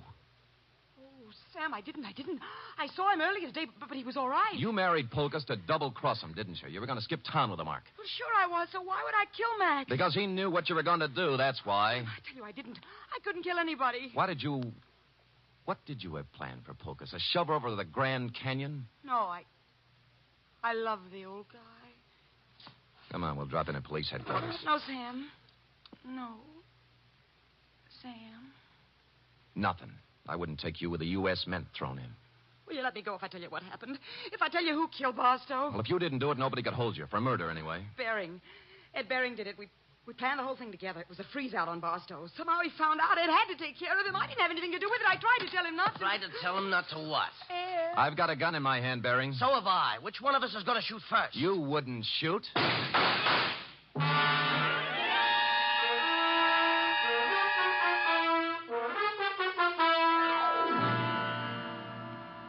But he did. Period. End of report. Sam, is that all? Well, what do you want? An echo? No, but he shot you and you're all right. Mm-hmm. Were they blanks like the other gun? They were not. They were genuine steel-jacketed bullets. But, You didn't listen carefully enough, Effie. I figured he'd shoot right away. He did, once. Just as I jumped sideways and fired 2 shots back. Did you kill him? No, but he's down with a little case of lead poisoning, though, under police guard. You're wonderful. It's true. All right, go type it up. Off with you.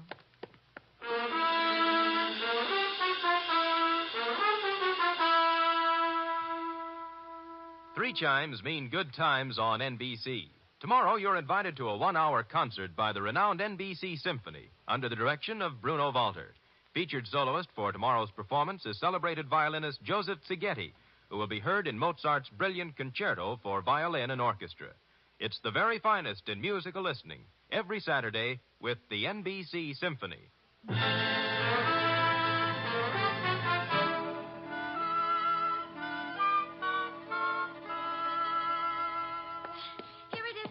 There's something I don't understand. To wit? Well, what happened to nice old Mr. Polkus? Why wasn't he in his apartment waiting for Sandra? Well, he did just what I thought he should have done. He walked down to the railroad depot and got on the first train for Minneapolis. Who knows? Maybe he's opened a new restaurant. Yes. And, what happened to Sandra? Well, she's being held as an accessory to murder, among other things. Well, if they were married... That's enough, Effie. That's enough. Do you want me to make everything so simple that everybody will be able to figure it out? No, but But you what? I get so confused sometimes. That's most of your charm, Effie. You know, if you were brisk and efficient and cold, we'd never have any fun, would we? I guess not, Sam. We do have a good time at times, don't we? Yes, we do indeed. Like right now. Come here. Oh, Sam. Fire in a man's veins.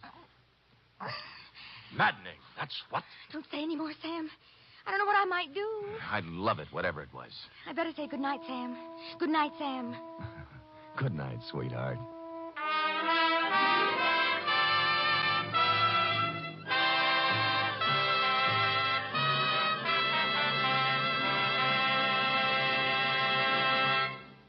Tonight's transcribed adventure of Sam Spade was produced, edited, and directed by William Spear. Sam Spade was played by Stephen Dunn.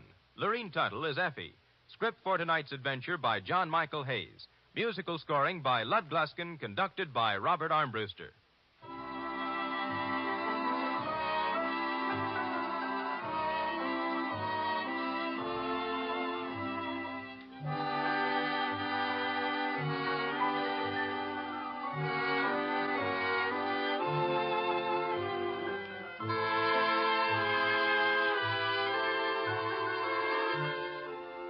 Join us again next week, same time, for another adventure with Sam Spade. Sam Spade lives a life of peril. Well, in these days, we all live in a time of peril. Each of us is contributing something to help meet the emergencies that we face as a nation. There's one definite thing that every one of us can do to help. February 28th is being celebrated as Red Cross Day. Supported by the people and schooled by years of experience in war and peace in times of disaster, the Red Cross has now been assigned unprecedented tasks in the interest of national security and world peace. You can help mobilize the forces of mercy for the protection and defense of your family, your community, and the nation through generous support of the 1951 Red Cross Fund campaign. Join the magnificent Montague then at Duffy's Tavern on NBC.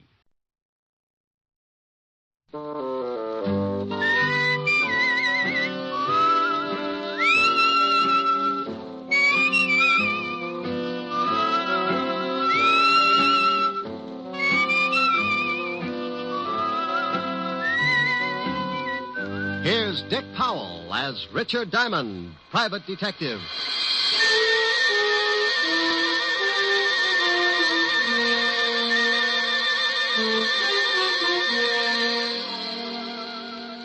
Hello there. My name's Diamond, and I'm known along the big street as a guy who manages to keep his nose pretty clean and still make a few bucks while I'm doing it. Oh, sure, it gets a little grimy, but you gotta expect that. I'm a shamus, private eye, gumshoe. To the guy who hasn't ever been worried because he tripped over a corpse in his breakfast nook, I'm known as a private detective. And to some guys, I'm known by a lot of other names. Not the kind you'd find in a book on manners and social usages. But there are times when you might turn up on your desk calendar under the heading of what I must do today. Who hires me? How do I make a living? Well, maybe this will give you an idea. Fred, why don't you eat your toast? It's getting cold. Why don't you stop worrying about the temperature of my breakfast? I'm trying to read the paper. Did anyone ever tell you how charming it is to have breakfast with you every morning? Yeah. My ulcers. I'd like to go shopping today. Will you leave me some money? Fred, did you hear me? Mary, I'm reading. Well, stop reading and listen to me for a minute. I need some new summer clothes, and I want to go shopping today. Here. Here's $10. Buy yourself a bathing suit. Oh, that's very funny. Hmm? I need more than $10. I want $500. What kind of a bathing suit are you going to buy, Mink? I'm not going to buy a bathing suit. I need some new clothes. Will you put down that paper and listen to me? Well, I see you made Jimmy Cello's column again, my darling. What? What prominent socialite is fighting with her wealthy husband and crying on the shoulder of a big-time playboy after the arguments? Is that's supposed to be me? Can you remember 5 minutes in the past 5 years when we haven't been fighting? Are you accusing me of running around with some playboy? Running around is right. I expect one of you to be the first to do a 4-minute mile. How dare you? How dare me? Why, you lushed-up little tramp. Tramp? Yeah, tramp. Everybody in town knows you're seeing Lauren Oliver. All right, so I've been seeing him. We're just friends. Well, that kind of friendship is grounds for divorce in this state. Why, you dirty... Shut up. I'm sick of this whole rotten mess, and I'm going to do something about it. You're going to do something about it? Why, you conceited, pompous... You're going to do something, are you? Well, you better hurry up, because I've got some ideas of my own.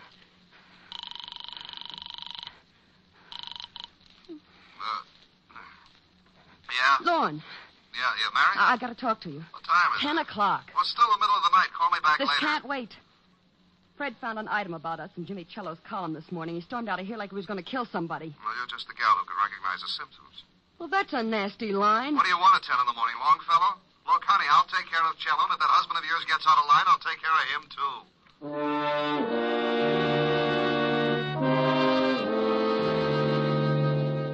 You see what I mean? If things like that didn't happen, I'd be out of business. I'll lay you 8 to 5 that before 3 o'clock this afternoon, one of those charming people will be walking into my office begging for help. Yeah? Rick? Oh, hello, Helen, baby. Hi. You gonna take me out tonight? Sure. I'll be over later. We'll have a quiet evening. No. I want to go dancing tonight. If you don't take me, I'll throw a tantrum. But, baby, I don't have the cash. I'm tapped this week. Well, if you won't let me take you, borrow it from Francis. You told me yourself he was good in a pinch. Yeah, but he's already black and blue from those 3 lunches at Lindy's. Besides, he's not only your butler, but he's a darn good businessman. He wants security. Well, give it to him.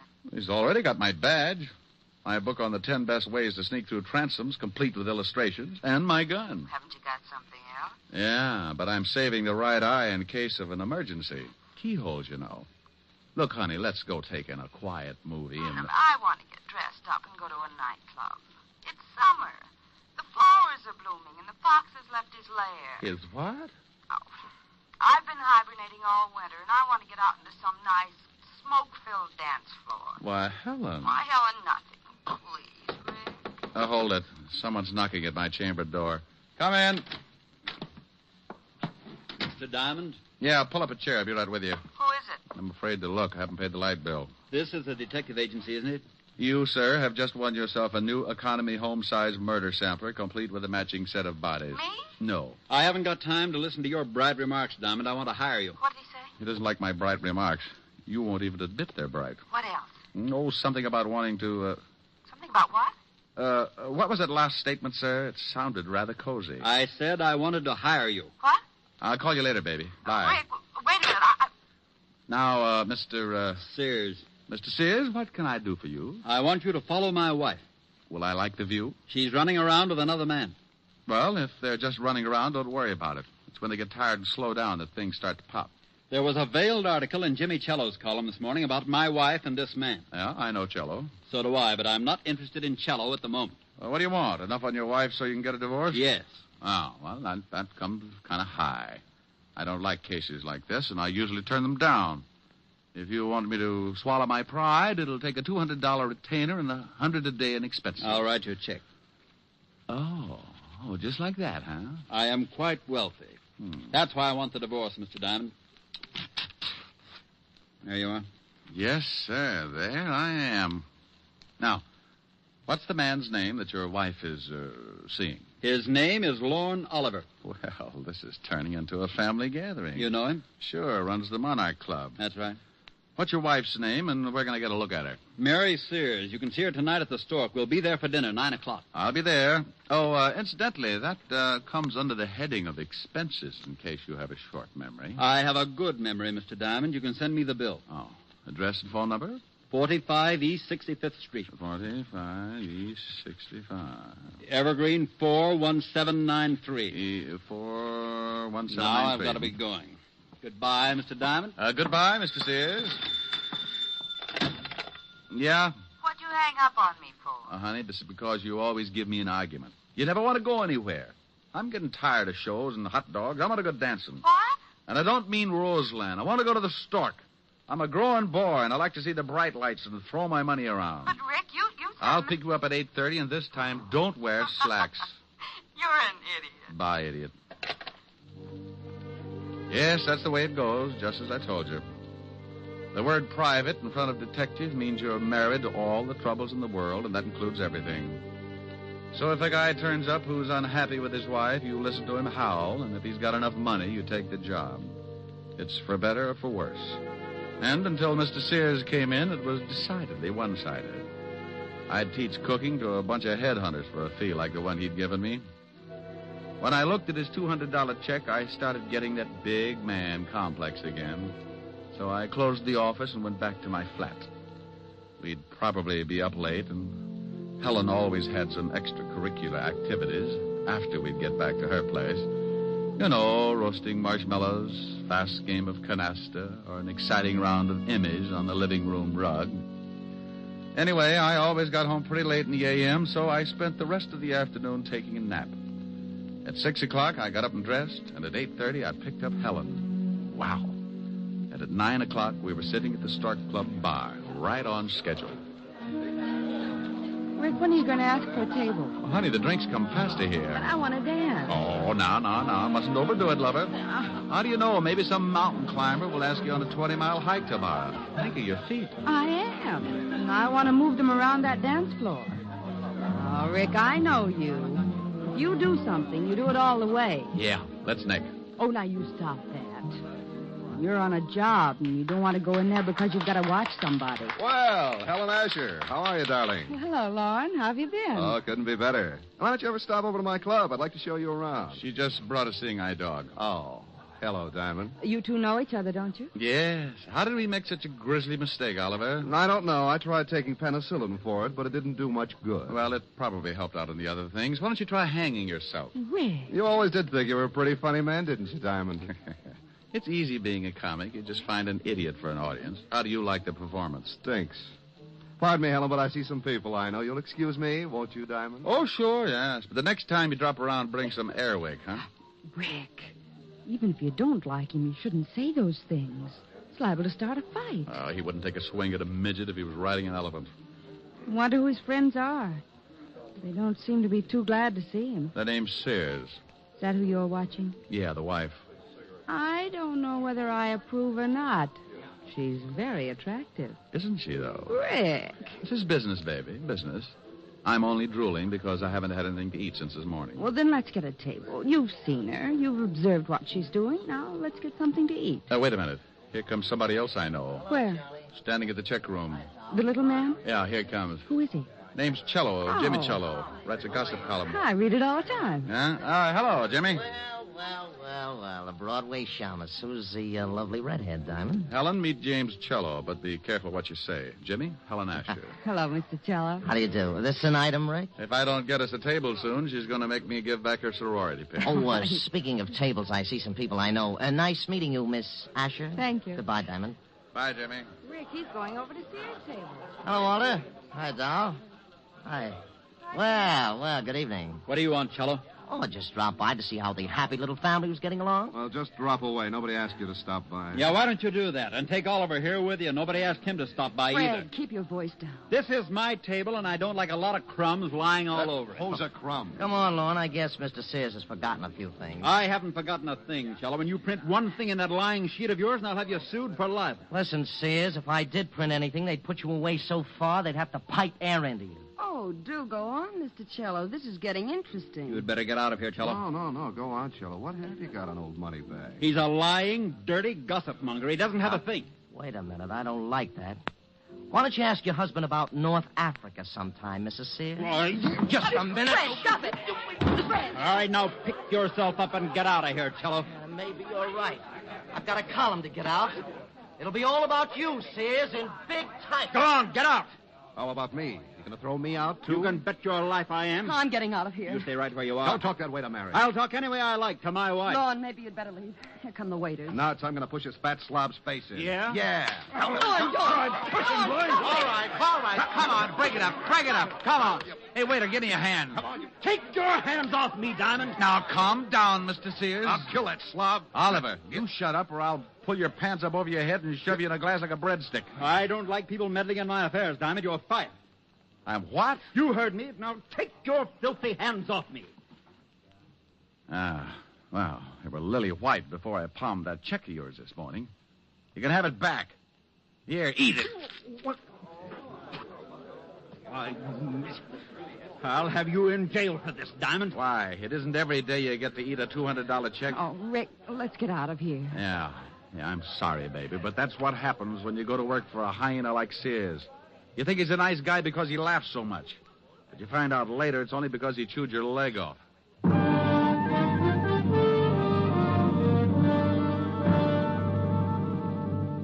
We left Sears still spitting out pieces of the check I'd shoved down his throat and headed for Helen's apartment.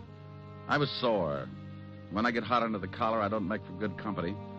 So I dropped her off with a kiss and went back to my flat and climbed in the sack. I smoked a dozen cigarettes before I got to sleep. And when I finally did, it must have been with a big smile on my face.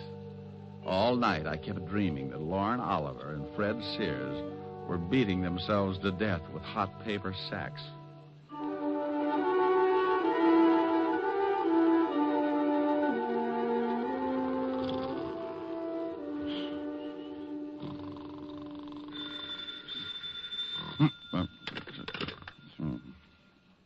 Yeah.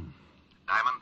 No, this is Sunshine Market. Locks Popovers are specialty. Now you stop clowning and get over here right away.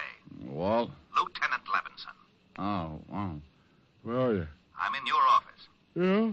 Well, if any clients come in, give them a good sales talk. Tell them how many people you've killed or something. There's a guy in your office now. Prospect? Depends on what you're talking about. I think his name is Fred Sears. Tell him to go home. He canned me last night. I don't think he'll listen. All right. So he's sore. He's got a right to be. He's dead.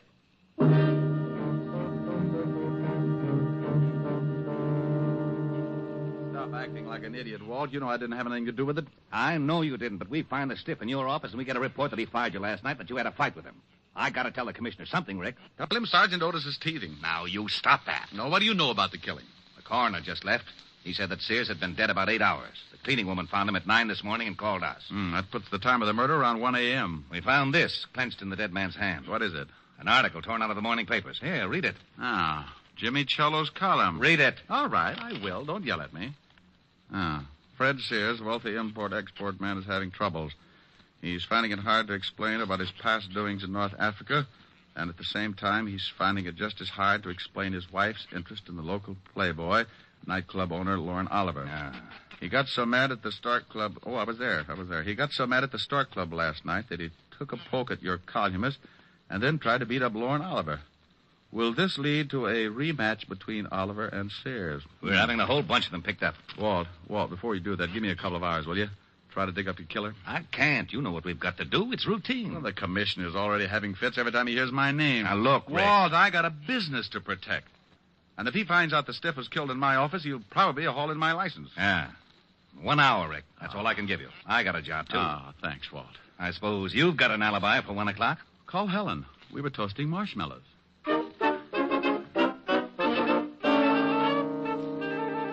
Well, I had 3 good suspects. Lauren Oliver, Cello, the columnist, and Mrs. Sears. One of the 3 was built just right for the electric chair. An hour isn't much time to dig up a killer, so I grabbed a cab and headed for Lauren Oliver's office in the back of his club. Yeah, come in. How are you, Oliver? Oh, what do you want, Diamond? I'm particular about who comes into my club. Oh, I'm surprised you can operate with that kind of policy. People probably see you in here every night. I think I'll have you thrown out. Where were you at 1 o'clock this morning? None of your business. Herman. Yeah, boss. Come in here and show a guy out of my office. Oh, we get rough, huh? Yeah. Okay. I'll let you tell the cops who knocked off Fred Sears. Hey, this the guy, boss? Yeah. Wait a minute. Did you say someone knocked off Fred Sears? That's right, but don't start crying about it. It makes me feel so helpless. I'll tell my story to the cops. They'll get a lot tougher than I will. You won't get tough at all, Mac. Oh, stop flexing, Herman. You'll snap your girdle. Well, I guess it doesn't make much difference as long as Sears is dead. I was with his wife from about 12 o'clock to well, it was a long time after 1. Well, where were you all that time? At my place. And I'll take a walk, Shamus. You got my alibi. One more question. Did you go out at all? Yeah, I went out and got the late papers. So what? I like to read. Okay. You don't mind if I stop by and see Mrs. Sears, do you? No, go ahead. I'll see you later. Oh, Herman. Yeah? You can let the air out now. Your muscles are lovely.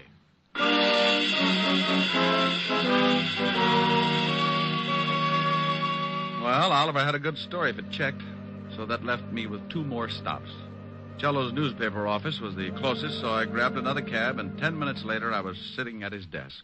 Oh, you don't think I had anything to do with it, do you, Diamond? Where were you at 1 this morning? I was covering a party at Richard Gray's. I was with friends from about 11 o'clock till after 3.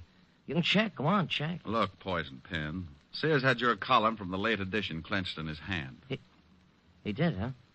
Well, you don't think if I was going to kill a man, I'd leave anything like that around? I don't know. Well, now, obviously, someone is trying to make it look like I did it. Have you talked with Oliver and Sears' wife? Oliver's got an alibi, and I'm headed for Mrs. Sears' place right now. You know the address? Yes. 45 East 65th. But Mrs. Sears couldn't kill her husband. I know her too well. No?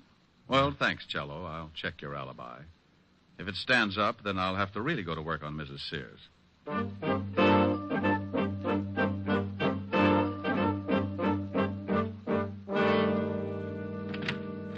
Yes? Mrs. Sears? Yes. Oh, you look even better up close. What's on your mind? You mean right this minute? Well, aren't you nice? Don't crowd me, though. I can keep up a pretty good average in this league. I'd say about 1,000. Mm-hmm. May I come in? I think so, if you keep talking. I like to hear nice things. Well, you deserve them. But I can think of some nice things to say about a panther. We'll talk about my family some other time. Can I buy you a drink? It's a little early, unless you got some milk. Milk? Where's your husband? Oh, you know about him, huh? Oh, I'm sorry.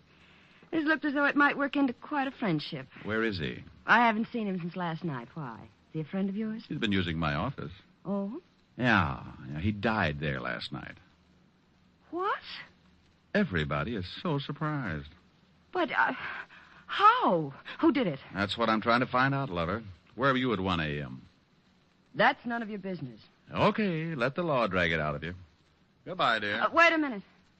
All right, I'll tell you. I was with a man named Oliver, Lorne Oliver. Oh, for how long? From about 12 o'clock to, well, much later. That's what Oliver says. Did you go out at all? Just to get the papers. That checks with Oliver's story, too. Did you go out alone? No, I went with Lorne. He says he went out alone. Oh, well, yes, he did. I thought you said you went out with him. Well, that was later. Lorne was the one that went out to get the papers. Okay, what time was it? About 2. When you both went out or when Lorne went out to get the papers by himself? When Lorne went out. Oh, yes. Now I see. Well, I'll see you later. Come back again. Oh, I'll do that after you get over crying for your late husband. I'll keep my emotions down to a minimum. I'll bet you will. I left her standing in the middle of the room, looking after me like a vegetarian with an eye on a green salad. I closed the door and started down the hall for the elevators. For some reason, I never seem to get where I'm going. Hello. Oh. Now, while you're still tuned in, Diamond, I'll give you some advice. Stay away from Mrs. Sears. Now, I want you to be sure and get the point.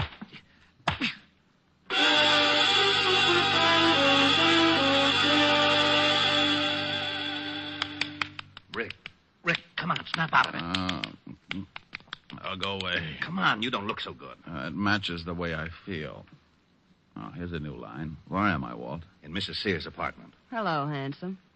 She heard the scuffle in the hall, came out, found you, and called me. Swell. Who did it? I didn't see him, but his voice sounded like a thug that Lorne Oliver keeps around, a patty cake with. Oh, that was probably Herman. Lorne is so jealous. Well, your hour is up, and now I'm going to haul them all in, including this Herman. Oh, do you know Herman, Walt? Sure, Herman Sharp.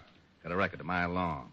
Walt, If a guy wanted to hire a killer, where would he go? You know all the stoolies as well as I do. Yeah. Mrs. Sears, what was the fight about last night at the Stork? Oh, a columnist named Cello threatened my husband that he was going to print something in his paper.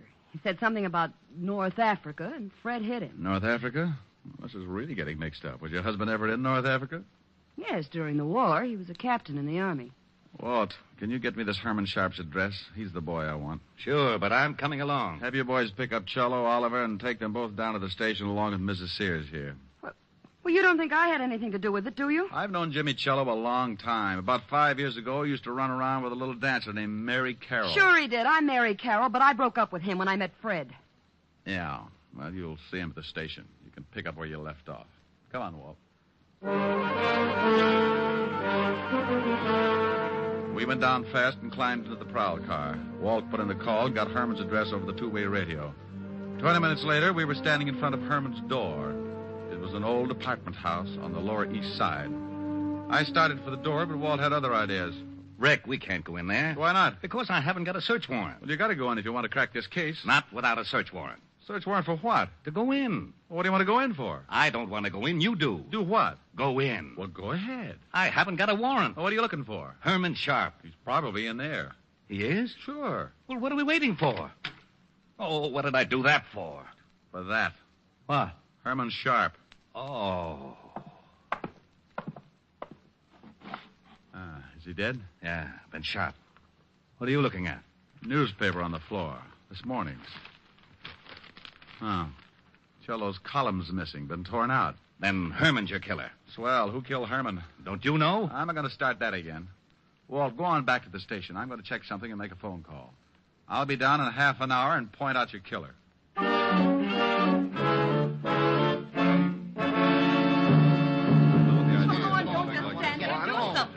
Now, calm down, everybody. This is ridiculous. I want my lawyer. You'll get one later. Relax, Oliver. They can't hold it much longer. How do you feel, Mary? I don't like this any more than you do. Well, good afternoon, and happy Father's Day. Rick, where the devil have you been? Made a phone call to Washington, Walt.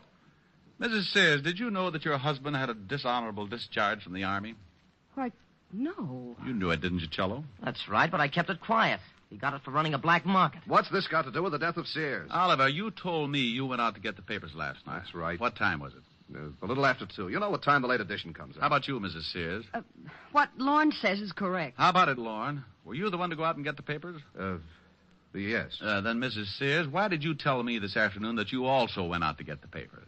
Well, Mary, don't say anymore. You don't have to. The stories don't check, so you couldn't have been together last night. Look, Diamond, what is this Oh, now you look, Oliver. You're both liars. But that doesn't make either one of you the killer. Oh, but Rick, Cello's alibi checks right down the line. Sure it does, because he was at that party. But the killer wasn't. Oh, we know that. He couldn't have been. Yeah, but the man who hired the killer to knock off Sears was. What are you talking about, Diamond? Oliver, where was your hired gun if last night? You mean Herman? Yeah. Well, I don't know. He was with me until 6 o'clock, then he left. Walt, when you find Herman's gun, ballistics will probably say that it was the one that did the job on Sears. Herman? Yeah. Cello, you hired Herman to kill Sears, and then you killed Herman. You're out of your mind. I didn't even know this Herman. We found the newspaper next to Herman's body. It had your column torn out of it.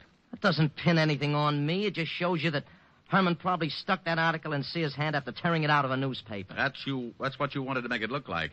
You knew Herman. You knew about the clipping, so you killed him and tore the column out of this morning's newspaper. Of course I knew about the clipping. You told me about it this morning in my office. That's right. But you were the only one I told about it.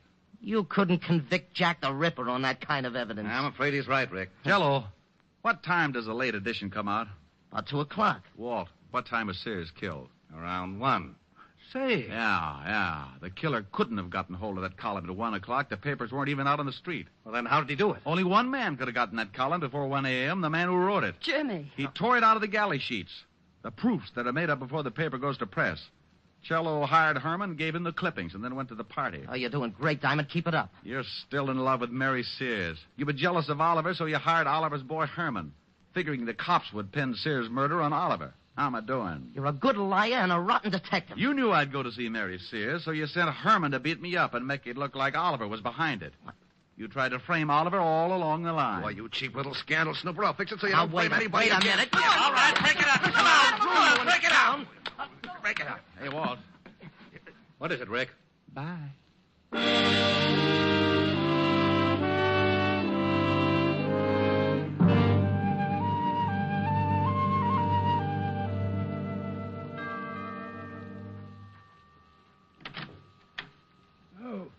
Good evening, Mr. Diamond. Evening, Francis. Miss Asherin? Yes, sir. She's in the library. She's a little tired from last night. I think she's taking a nap. Well, I'll walk on my tippy toes. How about a glass of warm milk, Francis? I'm a little tired, too. Yes, sir. Right away, sir. Well, look at the little baby. Mm-hmm. Oh, here's in dreamland. Poor little tired baby. The evening breeze caressed the trees tenderly. Oh, Rick. The trembling trees embrace the breeze tenderly. Hello, baby.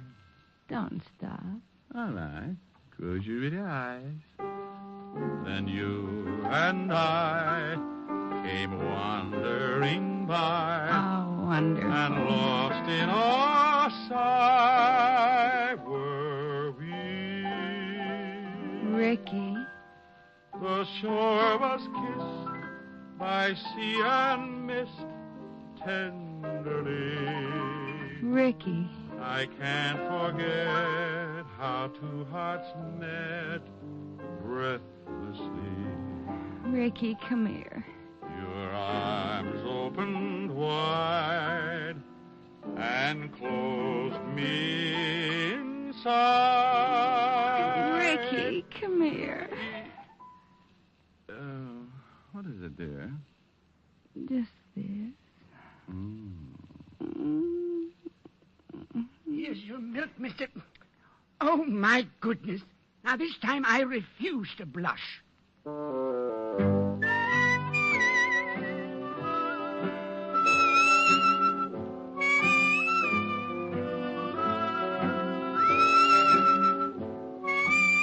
You have just heard Richard Diamond, Private Detective, starring Dick Powell. Helen was played by Virginia Gregg, Lieutenant Levinson by Ed Begley. Also in our cast were Wilms Herbert, Hy Averback, Joan Banks, Parley Bear, and Sidney Miller. Music was under the direction of David Baskerville. Richard Diamond is written by Blake Edwards and directed by William P. Rousseau. Now, this is Eddie King inviting you to be with us again at the same time next week when we will again bring you Dick Powell as Richard Diamond, Private Detective. This program has come to you from Hollywood. This is NBC, the National Broadcasting Company.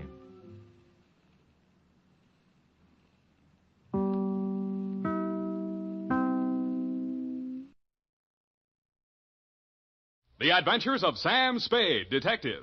Brought to you by Wild Root Cream Oil Hair Tonic, the non-alcoholic hair tonic that contains lanolin.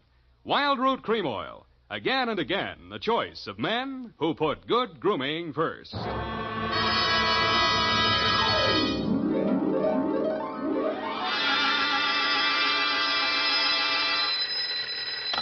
Sam Spade Detective Agency. Sam, sweetheart. Any calls? Only one, Sam. Lieutenant Dundee of Homicide. He wants you to drop around so they can get your formal statement. No hurry, not now. He told me what happened, Sam. I'm sorry. Yeah, so am I. I guess he was one of your oldest friends, wasn't he? You don't make any friends in this business, Evie. You can write that in your book now, and I'll give you the rest of it when I get there. You sound tired, Sam.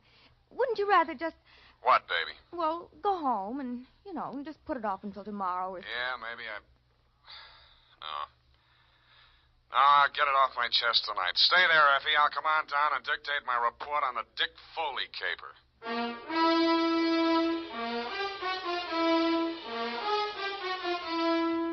Dashiell Hammett, America's leading detective fiction writer and creator of Sam Spade, the hard-boiled private eye, and William Spear, radio's outstanding producer-director of mystery and crime drama, join their talents to make your hair stand on end with the adventures of Sam Spade. Presented by the makers of Wild Root Cream Oil for the hair. No two ways about it, folks. Hair that's well-groomed can make all the difference in the world to a person's overall appearance.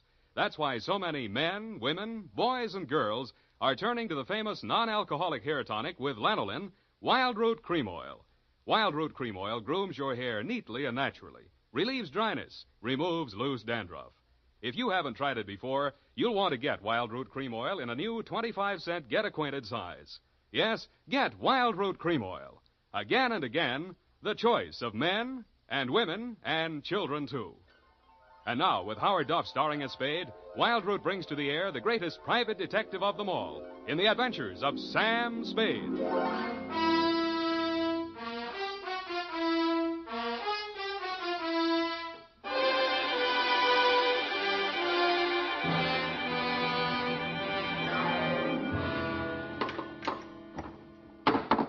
Nuts. Oh, here, Sam, let me. Am I that shaky? Say when. Just to the top of the glass. Now, that's enough. You'll spill it. Yeah.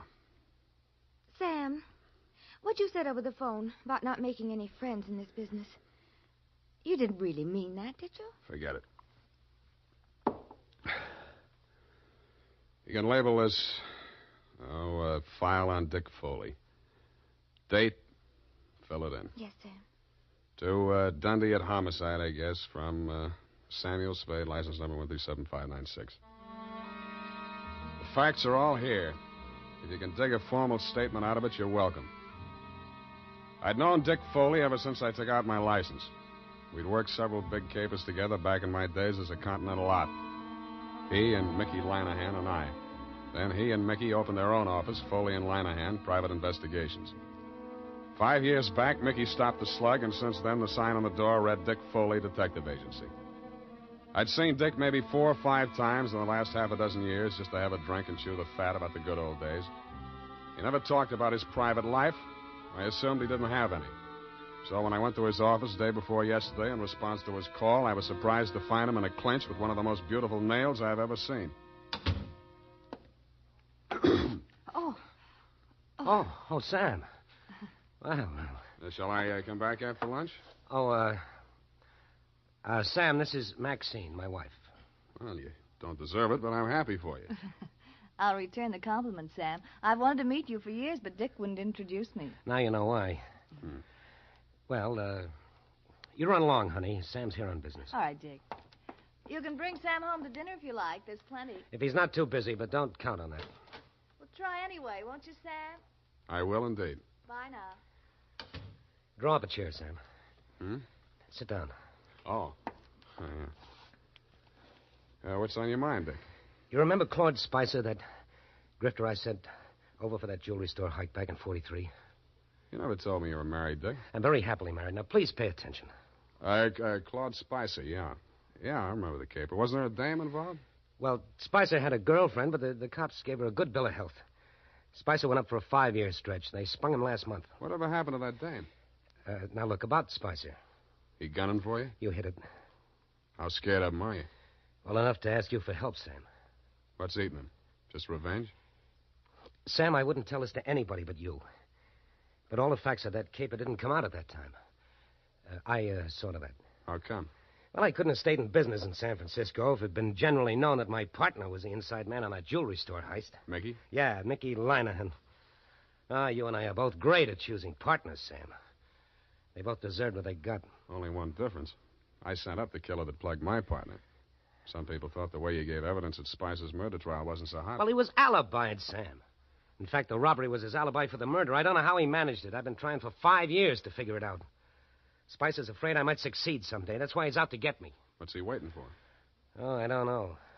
He won't do it simple. He'll have a fancy plan like the other time. He's tricky. Where's he staying? At the Belvedere. Here's his mug. I kept a plant in the building for a couple of days, but he stayed holed up in his room. I think he spotted me. Okay, Dick, I'll give it a buzz. Now, wait a minute, Sam. Yeah? I'm not asking you to do this for love. Standard fee, 25 in whiskey money. Okay? Forget it. This one's on me.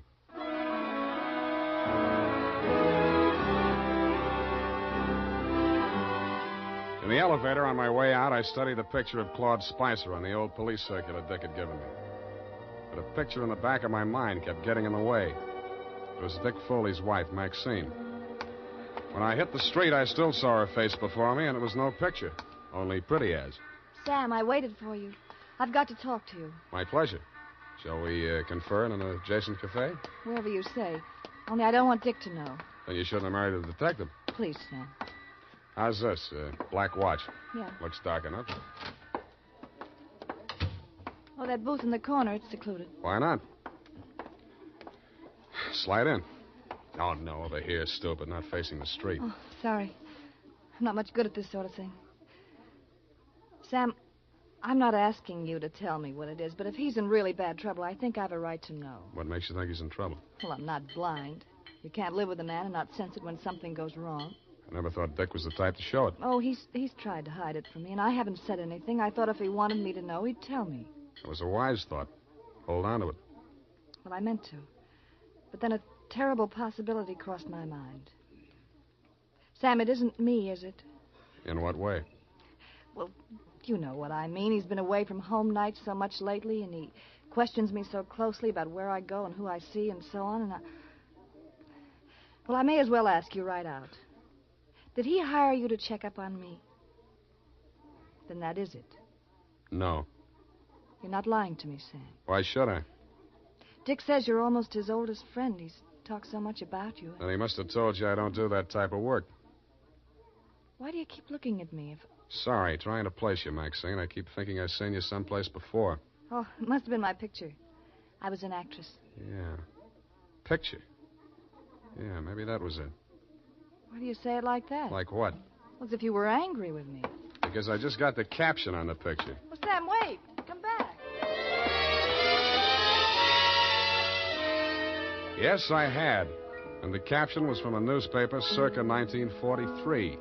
And it read, "Actress Lovely cleared in Lanahan slaying." I flashed my tin star at the room clerk at the Belvedere, learned that Claude Spicer was in, and stuck around to make sure the clerk didn't buzz the room to tip him off.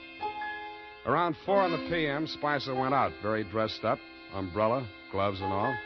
He walked down Geary to Grant and turned north. A cold San Francisco drizzle started blowing up from the bay. I wished I'd brought my overcoat. A half a block up from California, he entered Grayson's jewelry store.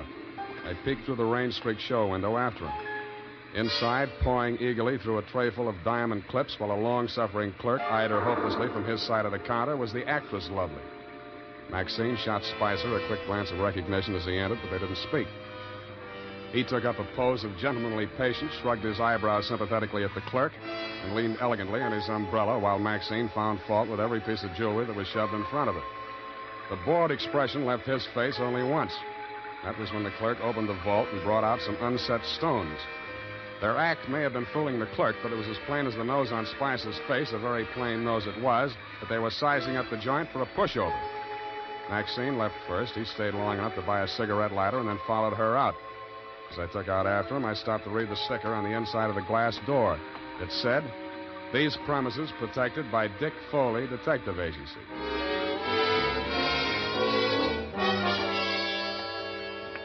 Maxine was waiting for him at the corner. I grabbed up a Chinese newspaper and used it to listen behind, but I needn't have bothered. They didn't seem to care. Well, are you happy? Ought to be about $1 million. Why are you so disagreeable? You ought to be feeling good. Feeling good. 5-year stretch, I come out to find my girl married to the joker that sent me up. You didn't think it was such a bad idea at the time. Well, I do now. Well, after tonight, we'll go east, you and me together, baby. He'll catch up with us wherever we go. Oh, you should live so long. How do you mean that? Just like it sounds, baby. Bye. Oh, don't leave. I'm going to get some sleep. I'll need a clear head. Claude, I don't want to be alone. Oh. Not even tonight? I don't want to be alone. See you later, honey. Bye-bye. He went straight back to the Belvedere, no stops. Picked up his key at the desk, no messages, took the elevator to the 8th floor. Let himself into room 809, hung out the Do Not Disturb sign, closed and locked the door behind him. I kept a plan on it till around midnight. Then I lifted the Do Not Disturb card from the doorknob and wedged it into the crack of the door. It was a crafty move, and I had just finished doing it craftily when the door opened again in my face. Huh?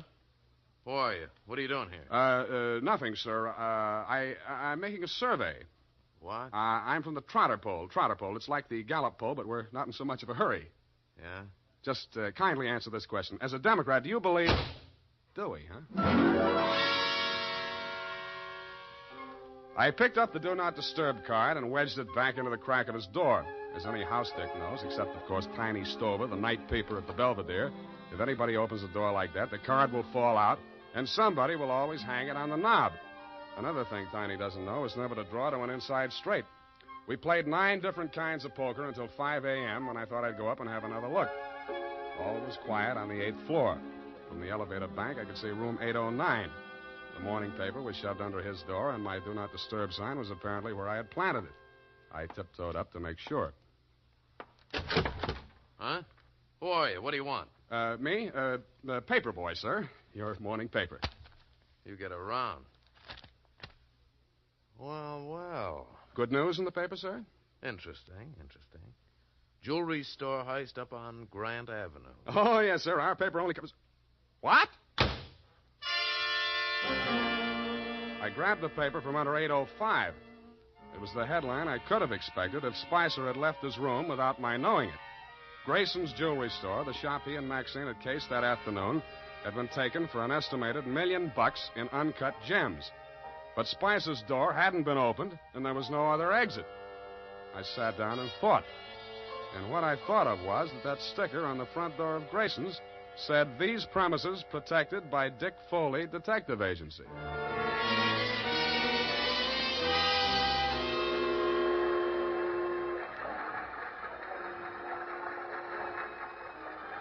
When the 6 a.m. Oakland ferry boat felt its way blindly out of the slip, Claude Spicer was aboard, and so was I. Should have been getting lighter, but it wasn't. The fog was thickening over the harbor, and most of the passengers were inside drinking coffee. Spicer didn't go in. He climbed up to the boat deck and stood at the rail under the pilot's house. I planted between two wet paint signs and waited. Not for long. I couldn't make out any features on the man who came up and joined him. They stood face to face, not more than a foot apart, and talked in voices that couldn't get to me through the racket of the foghorns in the harbor. What spoke loud enough for me to hear was a gun. They seemed to fall into each other's arms, then collapsed in a heap on the deck. And when I got to the spot, only the dead one was there. It was Spicer. The other man had disappeared around the corner of the deck house. A ray of light from the pilot's window swept over him, and I saw gunmetal shine on his hand and then spin out over the rail as he threw it. What? Oh, it's you, Sam. Oh, I was afraid you'd lost him. What did you do it for, Dick? I had my reasons, Sam. Now, trust me, I'll keep you in the clear. How long? As long as I go on playing sucker for you? What do you think I hired you for? Maybe I was supposed to say you killed him in self-defense. Maybe I was supposed to see him making passes at your wife if you needed that. But, Sam, you've got to... I've worked for killers before. I've even worked for thieves, but not for a detective that knocks over a place he's supposed to be protecting. Sam, it's not as simple... Save it for the cops, Dick. I'm turning you in when we get to Oakland. No, you're not, Sam. Dick, come back here. Let go, me. I'm going over the side. If you try to stop me, you're going with me. He fought away from me, got 1 foot over the rail, and kicked out at me with the other. It caught me on the point of the chin. I stumbled forward and grabbed out blind. I must have caught him by the belt just as he jumped. I remember something pulling me halfway over the rail and trying to get free of it. I did, but not soon enough. I was in midair, and the black water came rushing up to meet me.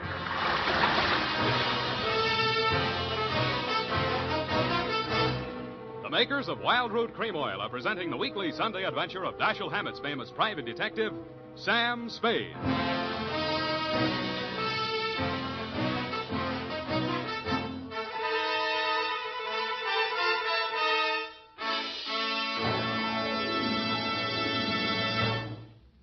Now, here's important news on good grooming.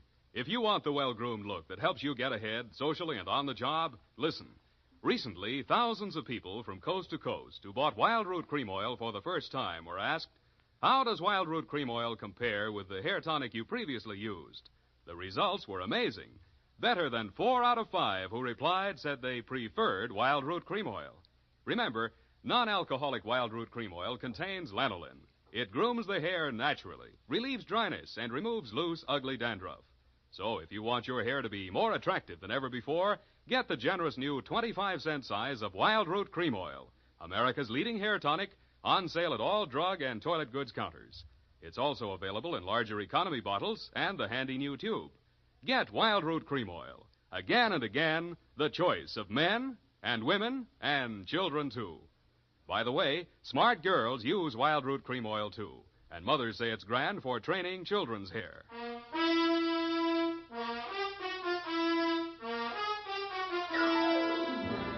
And now, back to the Dick Foley caper. Tonight's adventure with Sam Spade.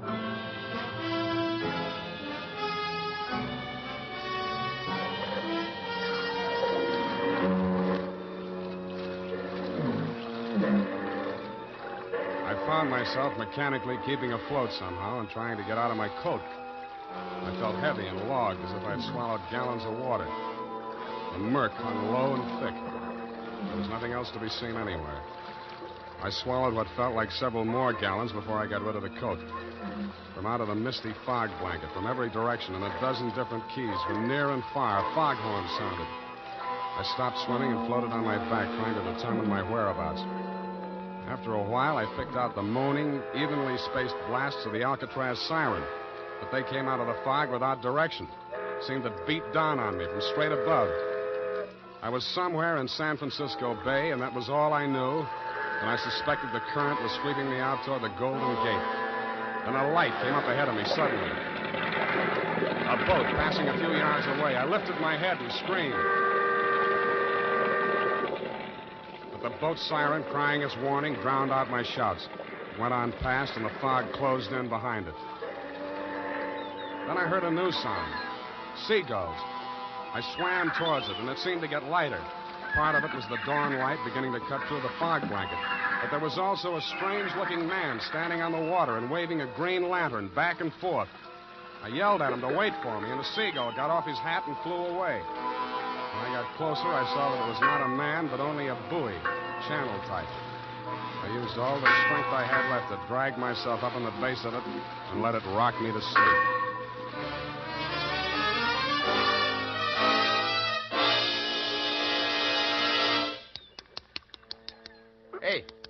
Hey, mate. Pour some more of the brandy into him, Gus. Yeah. Here. Get some of this down. Where are we? Hey, it ain't heaven. You can tell that by the smell. Oh, Fisherman's Wharf. Yeah, take it easy. We got ambulance coming. You going to the hospital? No, I'll be okay. Hey, give me a hand. Yeah, okay. Hey, you do us a favor, will you? Don't fall down till you get out of sight this time. We're tired of picking you up.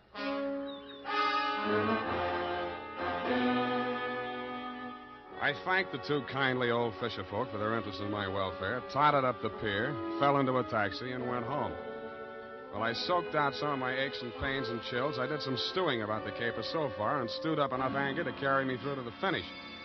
I checked the Coast Guard for news of Dick Foley. They told me his body hadn't been recovered yet. I got dressed and went over to his office. The cops hadn't been there. I went through the file cabinet. And what I found under Foley Private had me so interested that I didn't hear Maxine come in until she closed the door. What are you looking for? You, baby. I'm for you. Sam. Come here. Oh, Sam. Nice. Oh, you dirty... Now, don't be mad, Maxine. A gun makes a woman bulge in the wrong place. It's not my gun. We'll see. Sam, Shut up. Now, starting with the rap Spicer went up for, the same pattern. The way you worked this one tells me how you worked it the first time. You get something on a private detective. The first time, 5 years ago, it was Dick's partner, Mickey Linehan. I don't know what Spicer had on him, but I do know he forced Dick to knock over Grayson's jewelry store last night. I won't listen to you. Okay, I'll talk to myself. I'm not saying you killed Mickey Linehan, but Dick did frame an alibi for you, didn't he? Didn't he? Oh, you're hurting me. Good. Try spending a night swimming around in circles in the middle of the harbor sometime. See how you like that. All right, it's true. Dick did help me out of that old jam. I'm not ashamed of it. I'm proud our love was that important to him. No, Spicer. That same old double-cross. Only this time I'm standing where Dick did 5 years ago. Dick was set up as a patsy the same way Mickey Linehan was, but he got smart and pulled the trigger first. Stop it. Stop it. Where did that hurt? You fool. I loved Dick. Yeah. I loved him. That's something you can't understand. But it happens that way, no matter what people are. You sound as if you really mean that. But you're a little late, aren't you? He's not dead. I'm sure he isn't. If he's not, he's really in trouble. What do you mean by that? I found something here in the files that Dick left, just in case Spicer got to him first. What is it? A confession to Mickey Linehan's murder. That's impossible. Were you there? What are you going to do with it? Turn it over to the police. But if he's still alive... It still counts, unless he shows and revokes it, but I don't think he will. Why? Because I won't back up a self-defense plea on the Spicer shooting. But you were Dick's friend. You were his friend. I wouldn't ask him to do it for me. Then what can I do for him? I'll do anything at all. Well, if he stays away, he's as good as dead. If he comes back, you'll get a jury trial. And if there are more men than women in the panel, he'd probably be acquitted on your testimony alone. Do you really think he might have a chance? With a jury, there's always a chance. But where is he? How can I get word to him? Well, if he's not fish food by now, there's one sure way of smoking him out. Something I can do. Nobody else. Please, tell me anything. Sign a confession of your own. Confession? Not Mickey Linehan's murder or anything they might nail you for. Swear that you shot Spicer. What? Well, you can always renege. Make both of you look good, sacrificing for each other. How about it? All right. Tell me what to write. I did. She signed it. I had Effie dispatch it to all the papers and news services, and then I brought it down to the hall. Naturally, you didn't believe a word of her confession, Dundee, but when I took you aside and explained my stratagem, you endorsed it heartily and had her booked. She pressed my hand and thanked me. The look of resignation on her face was so real it was hard to believe she was faking. When she turned her back to follow the matron down the corridor, I saw why. On the back of her coat, there was a smear of white paint. I remembered the wet paint signs on the Oakland ferry boat. Dick Foley gave himself up an hour after her confession hit the street. Screamed and yelled at everybody in homicide, trying to convince them that Maxine was innocent and he should take the full rap. But I'm afraid I cleared that when we confronted him with the autopsy surgeon's report. He tried to bluff even then when he read it. Pellet A ended right side between third and fourth ribs, penetrated left lung. Pellet B, pleural membrane, side wound punctured. Well, so what, Sam? All three on the right side, angling up, you see? No! I don't know why. You even saw me on that boat. You saw me throw the gun over Oh, it. cut it out, Dick. What I saw was in the dark. But you two men were facing each other directly. If I were going to drop a man fast at close range, face to face like that, I would not put the gun in my left hand, twist it around, straining my wrist in the process, and pull the trigger with my thumb. Unless I were left-handed, double-jointed, and a trickier shot than you are. I'd blast him straight through the middle. All right. All right, yes, it was Maxine. Yeah. Well, that's good. Maybe you can get cured now. Why don't you open up some more? Let me put it down like it was business. All right, sir. Number one, Maxine killed your partner, Mickey Linehan, 5 years ago. Probable motive to eliminate him and send Spicer up for it. Yeah, she didn't figure on Spicer being smart enough to confess to the robbery, and that alibied him for the murder. 2, you perjured yourself to clear Maxine of the murder. Motive? To prevent the truth about your partner from coming out, and Maxine. It was motive enough for anything. Cut it out, will you? Sorry. 3, Spicer forced you to team up with him in the jewelry heist. How? Well, he threatened to make a full confession as accessory to Mickey's killing. That would have put the whole works on Maxine and leave him in the clear. Yeah. Can't be tried twice for the same crime. 4, you decided to rub out Spicer whether you could beat the rap or not and clear the books once and for all. So you pretended to play along with him, told Maxine to do the same, and called me in his umpire. Yeah. Sam, I'm sorry. Why couldn't you lay off Maxine? Why did you have to... Oh, I thought you were my friend.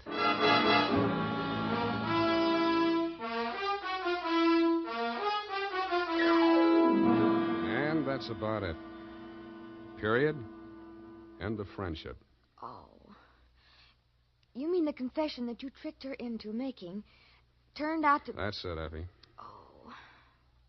What'll happen to him? What about Dick Foley? Dick?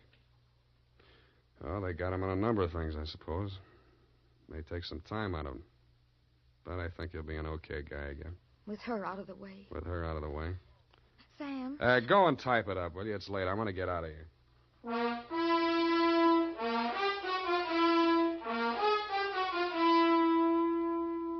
And now, listen to this. When it comes to hair tonics, the best friend of the family is Wild Root Cream Oil. Wild Root Cream Oil grooms the hair neatly and naturally, relieves dryness, removes loose dandruff. Now, you can get America's leading hair tonic in the new 25-cent Get Acquainted size. Also, ask your barber for a professional application of Wild Root Cream Oil Hair Tonic. Again and again, the choice of men and women and children, too. Well, here it is, Sam. I know how you must feel, so I won't... What's your hurry? Well, I thought, well, you know how you always feel. Look, sweetheart, Dick Foley was a private dick. So what? You mean you can bring yourself to talk about it? Sure. Go ahead, try me. Well, Sam, it seems terribly complicated. I suppose because Mr. Foley was in the profession and thinks like you do. Up to a point, Effie. What's bothering you? Well, why did he call you in? You, another private detective, and he knew how smart you are and all, and... Yeah. I don't know. Maybe he thought, well, if I turned up anything, I'd look the other way. Do you think that could ever happen to you, Sam? That's a clever phrase you dictated. He called me in as umpire. That's baseball. But if he was so clever, why didn't he win, Sam? His mistake, Effie, was trying a quadruple play, which has never been heard of in the history of baseball or crime. All he wanted was to bat Maxine home safe. But it usually figures when 3 men are out, the side retires. Oh, well, I don't understand baseball, Sam. Well, that's all right. Football will be here soon anyway. Oh, but I don't... Good night, Levy. Good night, Sam. Good night, sweetheart.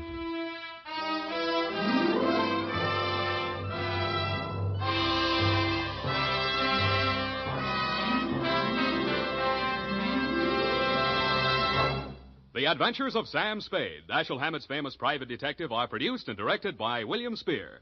Sam Spade is played by Howard Duff. Lorene Tuttle is Effie. The Adventures of Sam Spade are written for radio by Bob Tallman and Gil Dowd. Musical direction by Lud Gluskin, with score composed by Rene Garrigang. Join us again next Sunday when author Dashiell Hammett and producer William Spear join forces for another adventure with Sam Spade. Brought to you by Wild Root Cream Oil. Again and again, the choice of men who put good grooming first. This is Dick Joy reminding you to... Get Wild Root Cream Oil, Charlie. It keeps your hair in trim. You say it's non-alcoholic, Charlie. It's made with soothing lanolin. You better get Wild Root Cream Oil, Charlie. Start using it today. You'll find that you will have a tough time, Charlie. Keeping all the gals away. Hiya, Baldy. Get Wild Root right away. This is CBS, the Columbia Broadcasting System.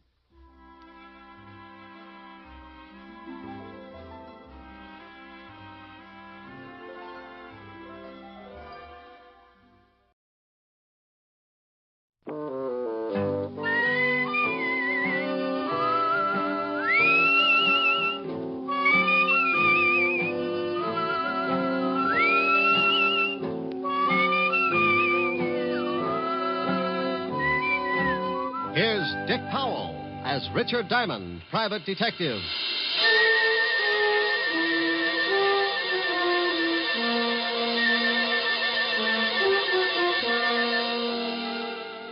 Hello there. I'm Diamond. What if you got any idea how much trouble a private detective can get into sometimes?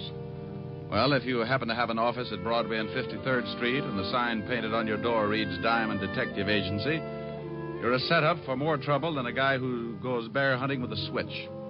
I know, because I've got that office and the sign painted on the door. Sure, I've got a lot of idle time, and I use it up sitting around with my feet on the desk, waiting. But idle time can be as dangerous as a rattlesnake taking a sunbath. It's just a preliminary, the lull before the storm. You might wait an hour, a day, or maybe even a week. But the quiet minutes keep multiplying, and sooner or later, things come to a head. Like one day last week. I'd been working on an extra long lull that didn't look like it was going anywhere. But in another part of town, a union meeting was taking place. It was going to keep me jumping around like a hungry flea at a dog show. I wanted to talk to you men. It's time that we did something. The Laborers' Assistance League is already functioning in a great number of factories in this city. And it's getting a stronger foothold all across the country. It continues to expand and gain power because it operates best where there's growing unrest and discontent within the factories. Well, they cause trouble and make it look like the union's not doing a good job for the worker. I know for a fact that 4 or 5 men can sit in on a union meeting and cause enough trouble to make it look like the whole union is wrong. Now, this union is getting along fine. He's really out to make trouble tonight. Yeah, if he keeps it up, this is going to be a tough union to crack. He won't keep it up. We're going to take care of him. Oh, what good will that do? His brother Phil will be in from California next week. We can shut his brother up, too. You sure he planned this thing with his brother? Yeah. When he gets in from California, he's bringing enough information to put us out of business. Well, that just gives us a week. He's talked too long. Let's break this meeting up. Is doing just that. Yeah? Well, how do we know you're not talking through your hat? Well, now, look, you all know me. I gripe as much as the next guy. But I know for a fact that this league is not only working like that all over the country, but now it's beginning to move in on our factories and our unions. Yeah, but how do we know it's such a bad thing? They're a bunch of racketeers. And if you don't believe me, you come to this meeting next week, and I'll give you the proof you want. Well, I guess you're right. He promised them proof in a week, and that's what his brother gets in. Don't worry about it. When he gets the package, he won't be able to give anybody anything.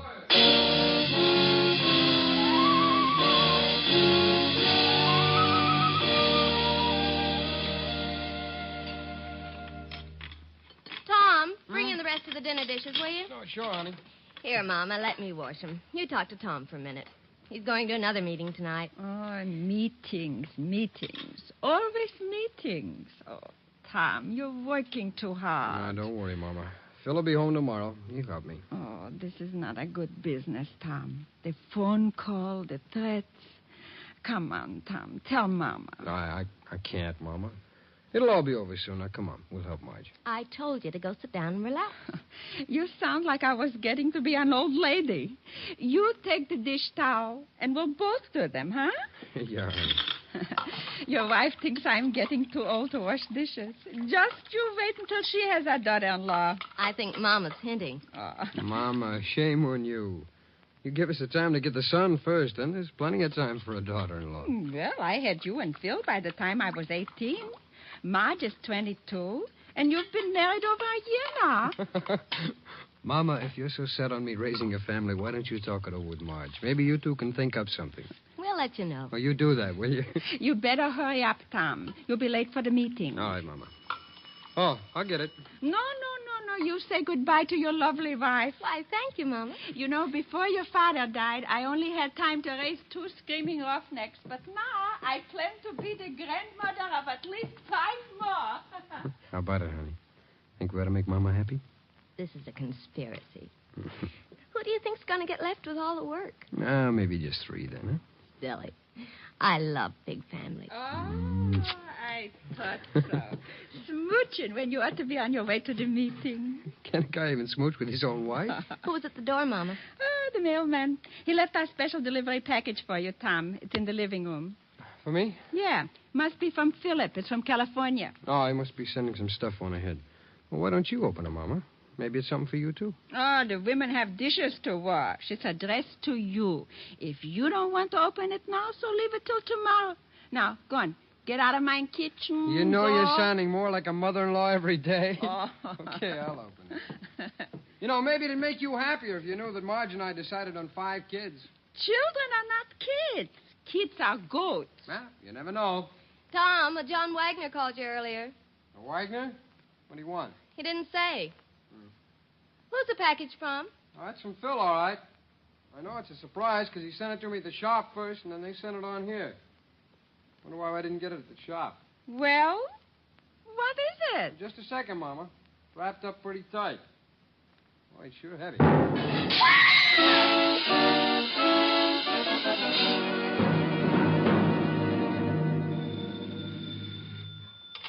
Diamond Detective Agency, murder solved cheap. We eliminate the middleman. Oh, by George, that was a good one. Is this Lieutenant Levinson, the homicide kingpin? Yeah. Rick, get down here, will you? What's up, lover? Something pretty nasty. Well, tell Otis to stop leaving his bubble gum under the seats. No kidding, Rick. This is something that you want to know about. Well, stop sounding like an auctioneer at a mortuary and tell me what it is. You know the Waxmans? Mama Waxman? Yeah. Sure, I had dinner over there last week. Took Helen. What's happened, Walt? Last night, someone sent Tom Waxman a box with a bomb in it. What? I knew you were a friend of the family, and I've got to talk with you. Come down here, will you? You know it. I closed the office and grabbed a cab for Walt's precinct. All the way over, I kept thinking about Mama Waxman and her 2 sons. I'd known the whole family when I used to be on the force. Tom, who used to sing first tenor at the synagogue, had gotten hit in the throat with a baseball. And Cantor Weinberg asked me to take over for him, so I sang that day in Tom's place. Mama Waxman heard me and asked me over later for the best dinner I'd ever eaten. We've been friends ever since. The cab dropped me off at the station, and I went in fast. Sergeant Otis was sitting at his desk reading the Police Gazette. Hello, Otis. Stop panting. They're just pictures. Oh, it's the comic gumshoe. Go on in, Diamond. The lieutenant expects you. Well, thanks, Sergeant. Oh, by the way, when are you going to get a haircut? You're beginning to look like Rasputin with a Tony. Hello, Walt. Sit down. I got a real headache. How much damage did the bomb do? Plenty. Killed Tom and put his wife and mother in the hospital. Mama Waxman's pretty bad. Oh, that's awful. Any line on the killer? Yeah, that's why I got this headache. We're, holding Phil Waxman, Tom's brother. Holding Phil? Are you crazy? Those two kids were inseparable. Tom's wife said that the box the bomb came in was from Phil. She heard Tom say so before he opened it. Well, she could have been mistaken. Someone could have copied Phil's handwriting. The story's got more holes in it than a fishnet. The package was sent from California, Rick. That's where Phil was. He got in this morning, and we picked him up at the train. What does he say? I thought at first he was going to say plenty, but then some guy comes in and says that he's his lawyer. After the guy left, Phil shut up like a clam. He denies the crime, doesn't he? Oh, sure, but that's all. Can't get anything else out of him. Who was this guy who claimed to be his lawyer? I got it right here. Name is John Wagner. Ah. You check on him? Yeah, he's a lawyer, all right, but we can't find an address on him. Moved his offices about 3 weeks ago. Can I talk to Phil? Won't do you any good. But if you want to, have Otis take you over to the Tombs. I won't have to hold Otis's hand, will I? Oh, go on. Get out of here.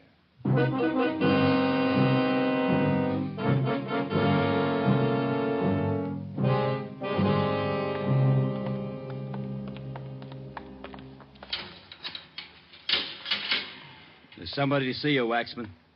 All right, Diamond. You got 5 minutes. How are you going to keep track, Otis? On my fingers. Well, that'll only get you up to 13. I'll scream if I need you. How are you, Phil? You're in on a tough rap.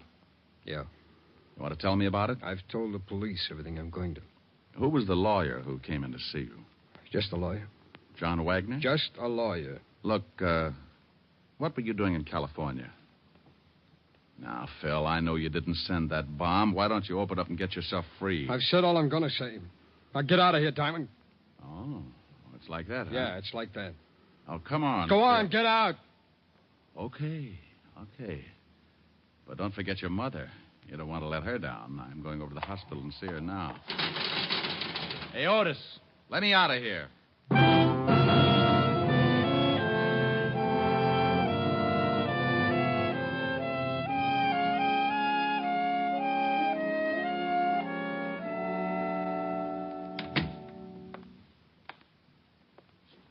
Hello, Mama.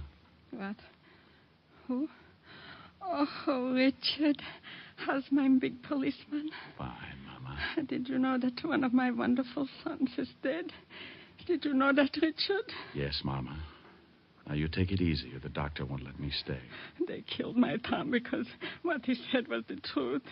And that's why they are bad. Because they don't let people tell the truth. Who, Mama? My boy Phil knows. He will tell everything about them, and then they will be arrested. Sure, Mama, but who does Phil know about? I just saw him, and he won't tell me. Mama. I feel so sleepy. I'm tired. Mama. You'll have to leave now, Mr. Diamond. Is she asleep, nurse? Yes, we gave her an injection before you got here. Oh.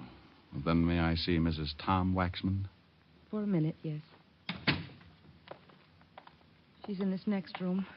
She isn't as serious as Mrs. Waxman, but she has to rest. I'll give you a minute with her.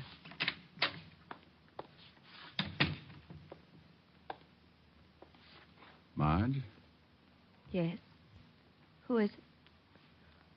Rick. Oh, now, come on. You got to help me out. I'm the guy that's supposed to make people laugh. I'm the cornball with the bad line of chatter, remember? I can't help it. Sorry, they gave me something to make me sleep, and things don't make too much sense. Look, dear, I want to help Mama, and I want to help you, too. But the nurse will only let me stay a minute. The police are holding Phil. I just came from seeing him. Did he tell you anything? Nothing. I made a mistake and told the police that the bomb had arrived in a package from Phil. I didn't think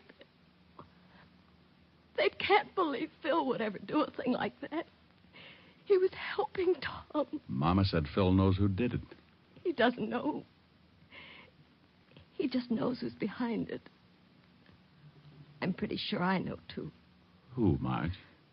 Tom's been making speeches against an organization that call themselves the Laborers' Assistance League. I've heard of them. King-size bunco game. Yeah. Phil's been in California. He joined the league and found out a lot of things about it. He used to write Tom once a week. Your time's up, Mr. Diamond. You'll have to leave. Just a second. Marge, did Tom tell anybody what his brother was doing? I don't know. There was a man named John Wagner that called Tom all the time. John Wagner? He's a lawyer. Please, Mr. Diamond. Did he tell any of the men who work in the shop with him? Yes, I think so. Mr. Diamond, I'll have to call the doctor. Please, nurse. This may mean another man's life. Marge, who did he tell? Well, I can only remember one person, Ralph Pryor. Pryor. Mama used to fix Tom and Ralph dinner after work sometimes, but he was Tom's closest friend. Okay, Marge. Now, you take it easy, and I'll see what I can do. Please, Rick, find the men who did this. Yes. Well, I'll try. All right, nurse. I shouldn't have let you stay this long. What would I have to do to get you to take care of me? Have an accident. Well, I'll see what I can come up with. Bye.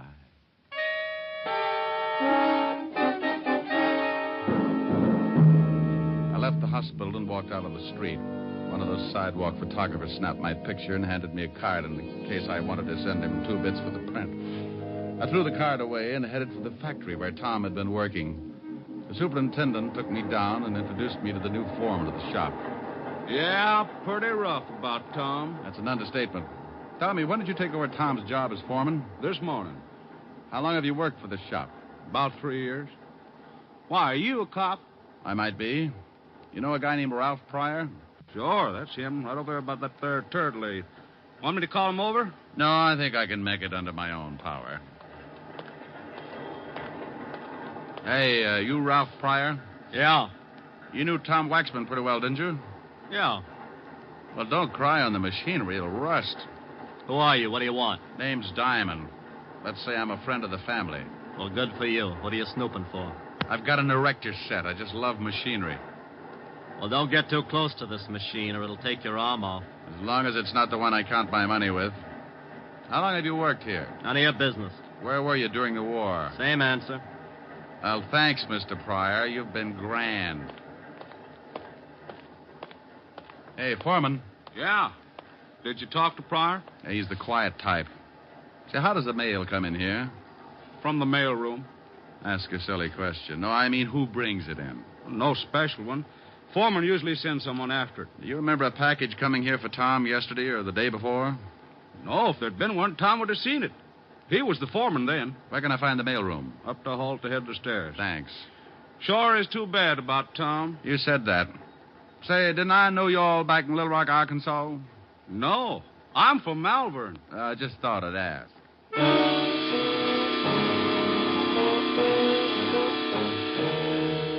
I went up and talked to the mailroom clerk, and he was a little more help. There had been a package for Tom. He told me that he'd sent it down along with some other mail, but he couldn't remember who'd picked it up. I was beginning to get warm, and I knew it. So I slipped into a phone booth and put in a fast call to Lieutenant Levinson. Homicide, Sergeant Otis. Otis, let me talk to the lieutenant. Oh, it's you, Diamond. Why don't you stop playing like a detective? Why don't you buy the lieutenant a necktie for his birthday, a fuzzy green one? You think he'd like that? Sure, and if the clerk hasn't ever seen a fuzzy green one before, just show him your tongue. Now put the lieutenant on. Lieutenant Levinson. What? Did you find out anything about that bomb? Oh, yeah, Rick. It was dynamite. Highest grade. But I don't see how it could come all the way from California through the mails without the caps blowing the whole thing up. Neither do I. Do me a favor, will you? Pick up a Ralph Pryor. He works at the same shop that Tom Waxman did. What can I hold him on? Just pick him up for questioning. Since when do you need an excuse? Now, you wait a minute. If you know something about this I've case, just got a hunch. Pick the guy up, and I'll be down in a little while and tell you all about it.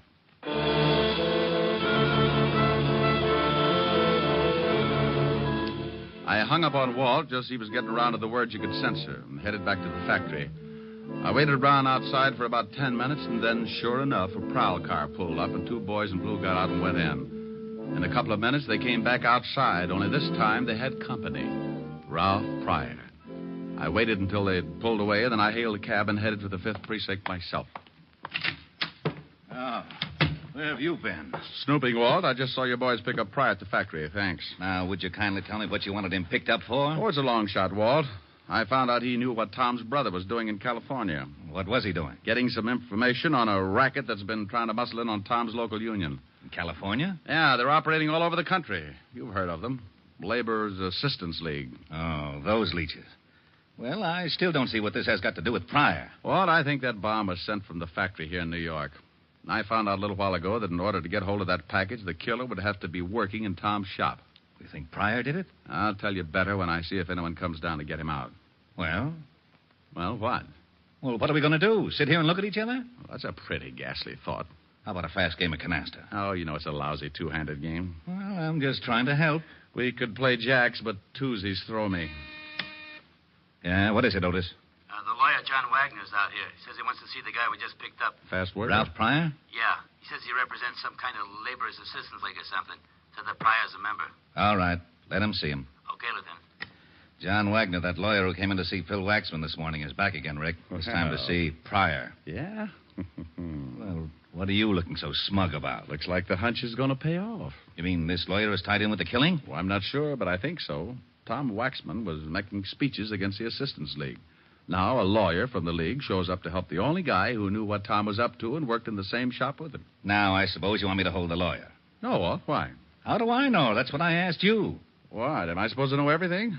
Lock him up if you want to. What for? He's not guilty. How do you know he's not guilty? Because you had me pick up Ralph Pryor. Well, let him go, too. Let him go where? With his lawyer. I thought you wanted me to lock up the lawyer. Walt, that was your idea. What was? Locking up the lawyer. I don't want to lock up the lawyer. Well, let him go. He's not in. Pryor is. Well, let him go. Who? Phil Waxman. How did he get in here? I don't know. You put him in. Of course I put him in. Now, why should I let him out? I don't know. I ask you. Ask me what? Why you put him in. Now, wait a minute. Otis. Yeah, Lieutenant? Empty the jails and throw this idiot out of my office. Thanks, Walt. Bye. I went out in the squad room and spotted the lawyer just as Otis started back into Walt's office with a glass of bicarbonate. He was a little guy, dressed neatly in a Homburg, blue suit, and spats. I made sure that he was my man, and I went out in front of the precinct to wait. I hung around for about half an hour until he finally came out, and then I started the tale. He grabbed a cab, and so did I. We went across town, and I watched him as he got out and went into a big building on 38th Street. I went in after him. We rode the same elevator to the 8th floor. We both got out. I made like I was looking for a room number, and he went in the door with a sign on it reading Continental Shipping, offices in New York, California, and London. I got close to the door and could hear a phone being dialed. I'd have given my eye teeth, complete with the fillings, to have heard what the conversation was about. Yes, I just went down to see him. He'll be released in an hour. I've got him passage on a tramp steamer. When they release him, he'll meet me at a place I picked, and I'll give him the ticket. I'll tell him the police are up to something, and he'll have to get out of the country. Now, don't worry about that. He'll never get there. The captain of the ship is being paid to see that he doesn't. All right. Yes, everything is going as well as can be expected. Oh, one more thing. A friend of Waxman's, a private detective, is following me. One of our men took his picture coming out of the hospital after seeing Waxman's mother. Yes, well, don't worry about it. I can take care of him when the time comes. All right, goodbye. I waited until he came out of the building and the hunt was on again. I grabbed another cab, and it took my last $3 chasing him to a little waterfront dive on Canal Street. I followed him in and watched him sit down in a booth at the back of the room. I made like an unhealthy patron and took a table near the door where I could watch.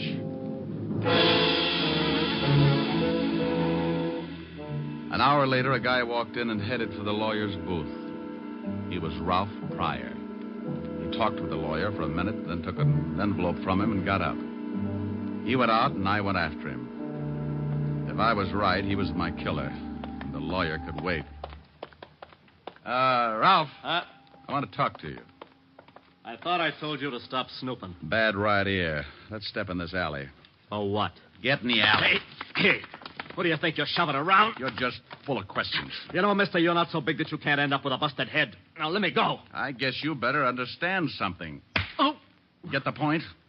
Oh, you dirty... Still want to play, huh? Oh. Oh. Maybe you haven't guessed it, but I'm mad. I'm going to kick you from one end of this alley to the other until you tell me who sent that bomb to Tom Waxman. I don't know what you're talking about. Okay, the state might slap my wrist, but I don't like losing good friends. Oh, my nose. You should see Mama Waxman. She looks a lot worse, but she's got a lot more troubles. She lost a son. Oh. Wait a minute. I can't take any more. Sure you can. Sure. Just think about something else. Tom Waxman, maybe, or his wife and mother. Want to tell me? Okay. No. Please. Wait a minute. All right, I did it. Leave me alone, will you? You picked up a dummy box sent from California to the factory and you planted a bomb in it. Yeah. Why? Because Brother Phil had evidence enough to smear the League? You know a lot, don't you? Sure, Tom was going to present the evidence in front of his union. And the League sent an empty box from California addressed with Phil's forged handwriting. And I went up to the mailroom and picked up the box and put the bomb in it and sent it to Tom's house. You do it for the League? Yeah, I did it for them. Who's the boss of the League? Well, I... Come on. All right. It's... Oh. Now you'll never know. Wow. Mr. John Wagner, complete with Derringer. I hope you noticed the error of his ways, Mr. Diamond. He talked too much. You got a funny way of keeping clients out of trouble. I'm glad you noticed.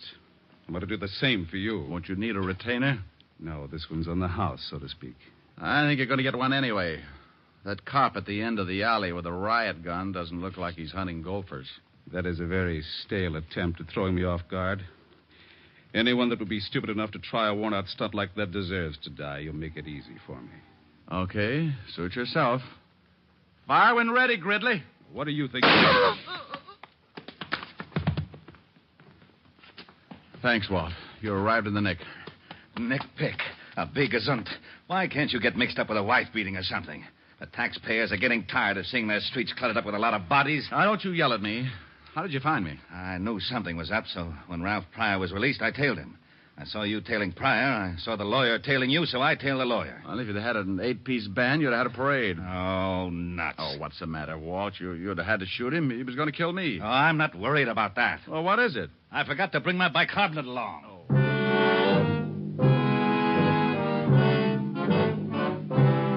Well, the wagon came and crated Pryor and the lawyer off to the morgue. When we got back to the station, Walt put in a call to the feds and told them to check the Labor's Assistance League in California and pick up the guys who sent the package through the mails. Using the mails like that can be a tough rap. And 3 weeks later, the government closed in. They picked up the big wheel and threw the whole bunch away for 10 to 20. Tom's brother, Phil, was released, and he went in front of Tom's union and gave them the evidence he'd collected while he was with the League. Needless to say, the League wasn't represented that night or any night after that. About 3 weeks after Mama Waxman came home from the hospital, she invited me over for one of her famous dinners. I brought Helen, and her butler Francis came along to help with the serving.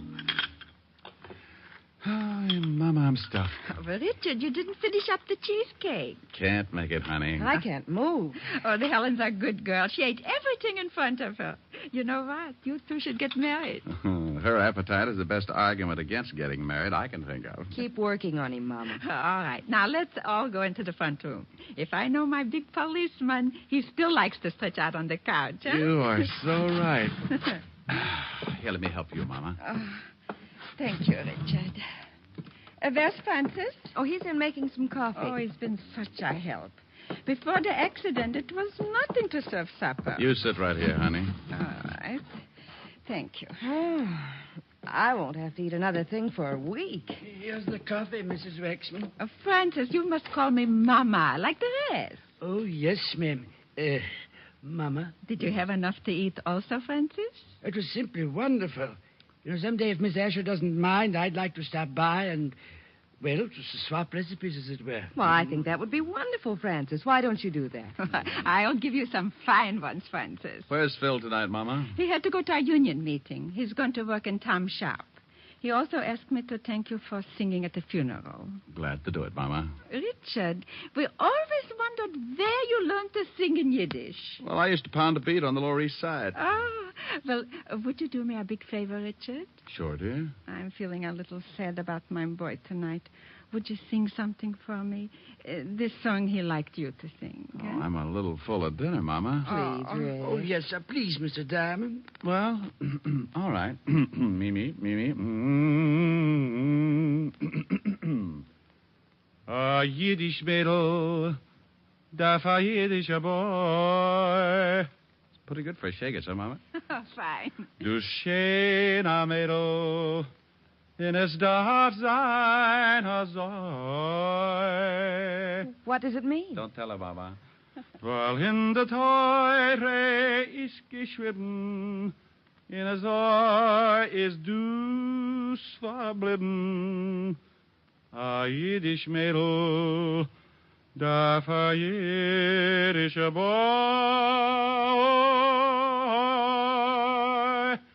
Hi, Hosen Kalle Mazel Tov.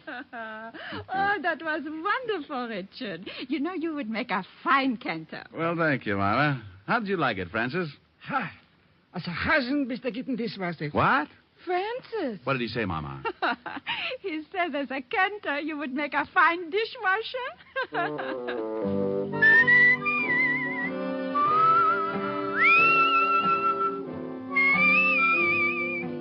You have just heard Richard Diamond, Private Detective, starring Dick Powell. Hey, Eddie, you mind if I butt in for a minute? Not at all, Dick. Thanks. I just wanted to tell the people that next week our show is going to be on at a different time and a different day.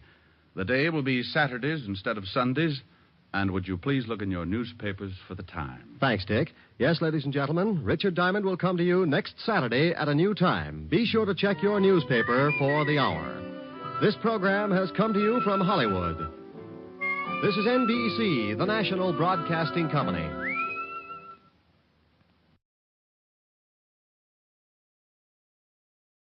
The Adventures of Sam Spade, Detective. Brought to you by Wild Root Cream Oil Hair Tonic, the non-alcoholic hair tonic that contains lanolin. Wild Root Cream Oil. Again and again, the choice of men who put good grooming first.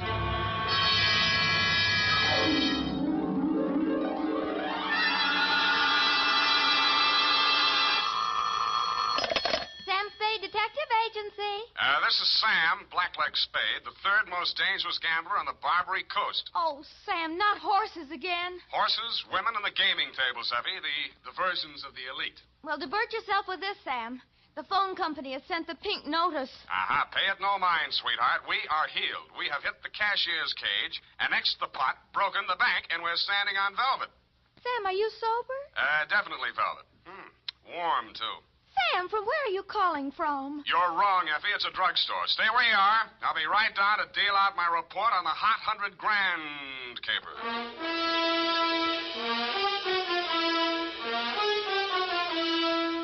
Dashiell Hammett, America's leading detective fiction writer and creator of Sam Spade, the hard-boiled private eye, and William Spear, radio's outstanding producer-director of mystery and crime drama, join their talents to make your hair stand on end with the adventures of Sam Spade. Presented by the makers of Wild Root Cream Oil for the hair.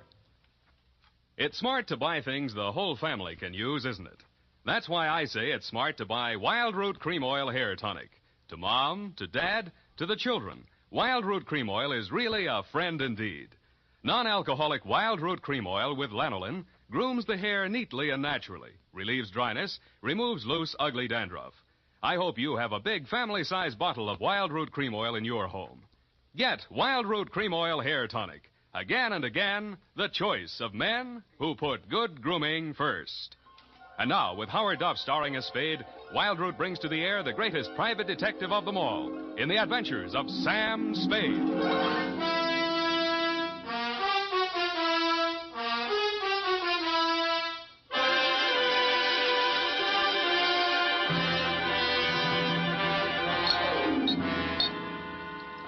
Date, September 19, 1948, to robbery detail, San Francisco Police, Attention Sergeant Walsh. From Samuel Spade, license number 137-596. Dear Joe. Here's the rundown on that hot $100,000. It started pleasantly enough when my secretary, Miss Effie Perrine, cute little mouse, eased into my private office, closed the door behind her, and leaned back against it with that air of pained resignation, which generally means there's a customer outside that she doesn't approve of, but that I'll see her anyway. It's up to you, Sam. She's very well dressed, and I imagine she can afford you. How do you deduce that? Well, she dropped her purse. I didn't get time to count it all, but there was a $100 bill on top. Well, sure, in, Effie. Sam. Go ahead, say it. Oh, I don't know, Sam. Sometimes, well, there's just money. No, that's one of the reasons I hire you. What's the matter with it? Nothing. That's just it, Sam. She's very good-looking, cultivated, and very kind and considerate. And she seems sincerely troubled. You mean her act is a little too good? I felt that too, Sam. Thanks, Angel. I'll keep that in mind. Tell her to come in. All right, Sam. Mr. Spade will see you, Mrs. Kilcourse. Thank you. Thank you for seeing me, Mr. Spade. My pleasure. Won't you sit down? Oh, thank you. I'm Lorraine Kilcourse, Mr. Spade. It's about my husband, Leonard Kilcourse. Husband? Oh. We've only been married a short time. It was a quiet ceremony at the San Sidro Mission. Leonard didn't want to subject me to any publicity. The difference in our ages, you know? You mean you want me to keep it a secret? Oh, no, except for the newspapers, of course. Naturally, all of Leonard's friends know. Oh, he doesn't have many, from what I've heard. I've thought it strange, too, that such a prominent man should have such a small circle of acquaintances. I met him only a short time before I married him. He's been very kind and absolutely devoted to me, and I suppose I should feel ashamed of myself for coming to you. But there are so many things about him that are mysterious that sometimes I can't seem to find my handkerchief. Here. Kleenex. Oh, I'm sorry. Thank you. I take it you're not a San Francisco girl. No, I met him at a dude ranch. Well, maybe I can clear up some of your mysteries for free. The reason your husband doesn't have many friends is because they keep dropping dead. I don't understand you. Forget it. He's a big public servant. He's built a lot of sidewalks. The streets of this city are paved with his good intentions. His name is on 1,000 manhole covers. If the names of his former business associates land on headstones, it's nothing to me. I got my own racket. Well, what? I think my husband is paying blackmail to someone. Uh-huh. And upon what do you base your suspicions, Mrs. Kay? It started about a month ago. He began withdrawing large sums from our joint account. First it was $10,000, then $20,000, and last week, $50,000. And this morning, he closed out the balance of the account. $100,000. Yeah, well, he's got it to spend, Mrs. Kilcourse. Well, I won't pretend the money doesn't interest me, but what's behind it, Mr. Spade? Each time he withdraws these cash sums, he leaves the house without a word to me. And sometimes doesn't return until dawn. My husband is not fond of nightlife, Mr. Spade.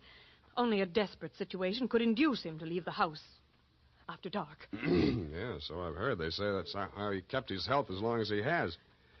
All right, you want me to trail him, find out what he does with the money. Just one question. Why'd you pick me for the job?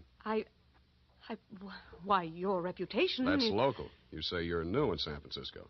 Well, I do read the local papers. Your picture was in only 2 weeks ago. Yeah, well, that caper didn't help my reputation. I like your looks. A nice, honest face. A man I could trust. Well, I don't buy that. And I'm sentimental, too. Your picture reminded me of someone who was very dear to me. My brother. Of course, you're nothing like him, really, but you do look alike. I suppose that sounds like a silly woman's reason for... Yeah. What's your address? Well, I have a little place of my own out on Divisadero. The Belvo Apartments near Normandy Terrace. You'd better keep in touch with me there. I don't want Leonard to know. The Kilcourse mansion is at 1316 Clarendon. 1316. He returns from his office around 6 in the evening. Do you have a car? No. Do I need one? Well, I don't know where he may go. Now, here are the keys to my car. It's parked in front of the main entrance, a gray Plymouth. He won't recognize the car. It's my brother's. Now, about your fee. $100 now. If I need more, I'll leave you know.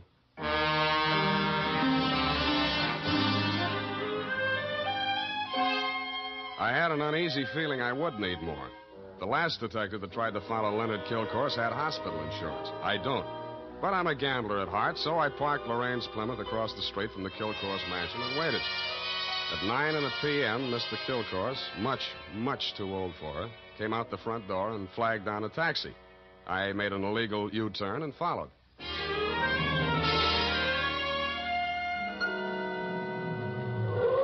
The trail ended across the Golden Gate Bridge in Marin County. It was a country club-type building on top of a hill overlooking the bay. It did business under the name of Ernie Nogales' Racket Club. The racket had nothing to do with tennis. It came from two sources. The moans and groans of the customers losing money at the roulette wheels and crap tables, and the glad hand the management threw at my quarry as I followed him in. Well, Mr. Kilcourse, surprised to see you. Since when you go out after dark? Well, I thought a little nightlife might agree with me, Nogales. Oh, that sounds like you, Mr. Kilcourse. I didn't know you better. I think you was afraid to go out night.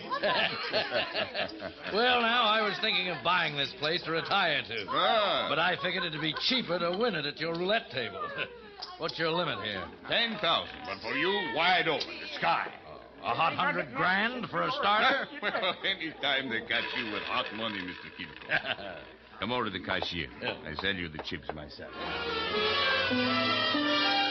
I didn't have to bother making myself inconspicuous. Everybody in the joint stopped playing to watch Kilcourse while he shoved his $100,000 roll through the cashier's window and scooped up 4 stacks of $1,000 chips. Make your bets, please. All right, you. Spin that wheel. Huh? How much you got there? $25,000. Any objections? Is that okay, Mr. Nogales? Spin it, Joe. I'm covering through the table personally. Okay, sir. Around and round the little ball goes. 15 pays 15 and the red. Maybe next time, Mr. Kilcourse. Why don't you double up, play the red and the black? It's safer. I'll stay with the numbers. 50,000 on 15. There. Spin it. It's okay, Joe. I'm still covering. Well, it's your money, Mr. Nogales.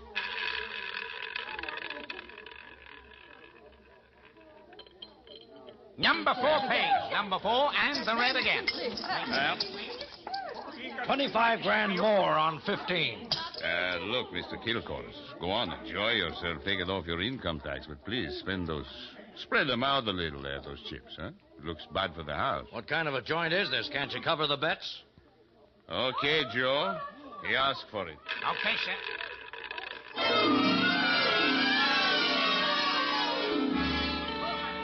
I didn't wait to see where the little ball went on the last spin of the wheel.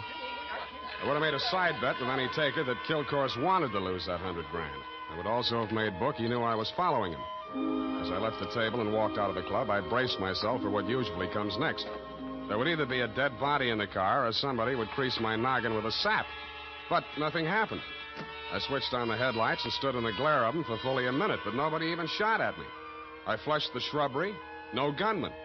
Checked the ignition wires. No booby traps. Driving back to town, I racked my brain for some way to bring them out into the open. I felt like a man with his life savings all on one number, waiting for the wheel to stop spinning, which wasn't far from the truth. Not much of a cliffhanger, but the best we could do this week.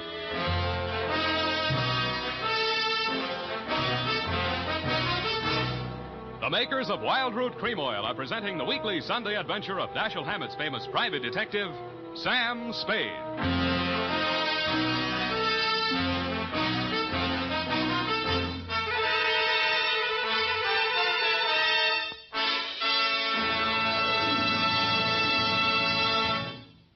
Now, here's important news on good grooming. If you want the well-groomed look that helps you get ahead, socially and on the job, listen. Recently, thousands of people from coast to coast who bought Wild Root Cream Oil for the first time were asked, how does Wild Root Cream Oil compare with the hair tonic you previously used? The results were amazing. Better than 4 out of 5 who replied said they preferred Wild Root Cream Oil. Remember, non-alcoholic Wild Root Cream Oil contains lanolin. It grooms the hair naturally, relieves dryness, and removes loose, ugly dandruff. So if you want your hair to be more attractive than ever before, get the generous new 25-cent size of Wild Root Cream Oil, America's leading hair tonic, on sale at all drug and toilet goods counters. It's also available in larger economy bottles and the handy new tube. Get Wild Root Cream Oil, again and again, the choice of men who put good grooming first.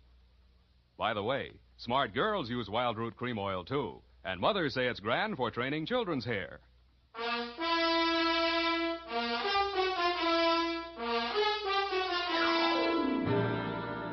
And now, back to the Hot 100 Grand Caper. Tonight's adventure with Sam Spade.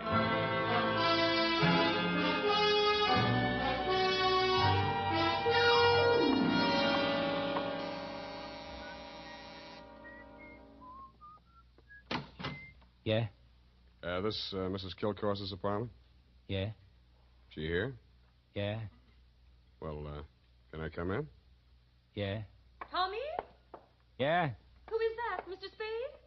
Yeah. Oh, this is the detective I was telling you about, Tommy. Remember? Yeah? The one who looked so much like you? Yeah. No. Oh, excuse me. This is my brother, Tommy Lane. Yeah. I mean, Tommy, won't you run down to the corner and buy me some cigarettes for about 20 minutes? I have something to talk over with Mr. Spade. Yeah.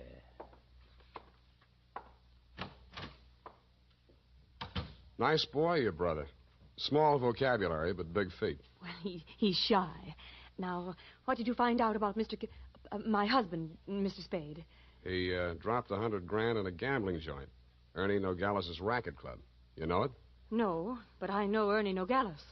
I knew him in Reno before I met Leonard. He lost his license there for running a crooked wheel. The way Kilcourse was playing tonight, that wheel didn't have to be crooked. He was trying to lose that $100,000. But why? Why would he do a thing like that? One of two reasons. Either he's paying off to Nogales or he's paying off to somebody else, and Nogales is the go-between. Well, I don't believe it. Ernie is a crooked gambler, but he doesn't touch blackmail. And your husband isn't stupid enough to drop $100,000 in 3 turns of a wheel. Anyway, I'm not tangled with him or the Ernie Nogales mob for $100 of your money or anybody else's. Here, take it. Well, and here are your car keys. No, wait, please. You can't desert me now. Why not? Well, I haven't told you everything. I'd hoped I wouldn't have to. About your brother? How did you know? The only place you get a green suntan is in a pokey. Besides, he acts kind of stir-crazy. Spent a little time in solitary, didn't he? He won't talk about it. But that's it, Sam. That's why Leonard is paying that blackmail money to Nogales. You just said Nogales wouldn't touch blackmail. Any other corrections you'd like to make in your copy before we proceed? Yes. Well, I might as well tell you everything. Why not? I knew when I came to you this morning that my husband was paying this money to Nogales. I knew because I asked him to. You and Ernie Nogales are working together? I'm not that rotten. I didn't say you were, but you're a rotten liar. There's that much in your favor. But I'm telling the truth now, Sam. You must believe me. Everything that has happened is my fault. I persuaded Nogales to give my brother a job in his place in Reno. Mm-hmm. They quarreled, and when he got closed down, he blamed Tommy. He swore he'd kill him when he got out of prison. That's why I begged my husband to pay him to save Tommy's life. Who did rat on Nogales about that crooked wheel at Reno? I did. That's why I feel responsible. Leonard is so fine, so generous. But I can't let him go on paying for my mistake. Yeah, like you said, he's going to run out of money. Look at me, Sam. Do I look like the kind of a woman to whom money means everything in the world? No, but you're looking at me, not at Kilcourse. You're laughing at me. Oh, I know what you think. Perhaps I did make a mistake in marrying Leonard, but he was so kind, so considerate, like my father. Everybody reminds you of your relatives. You don't believe my story? Well, since you asked. Well, all right, then, here's the truth.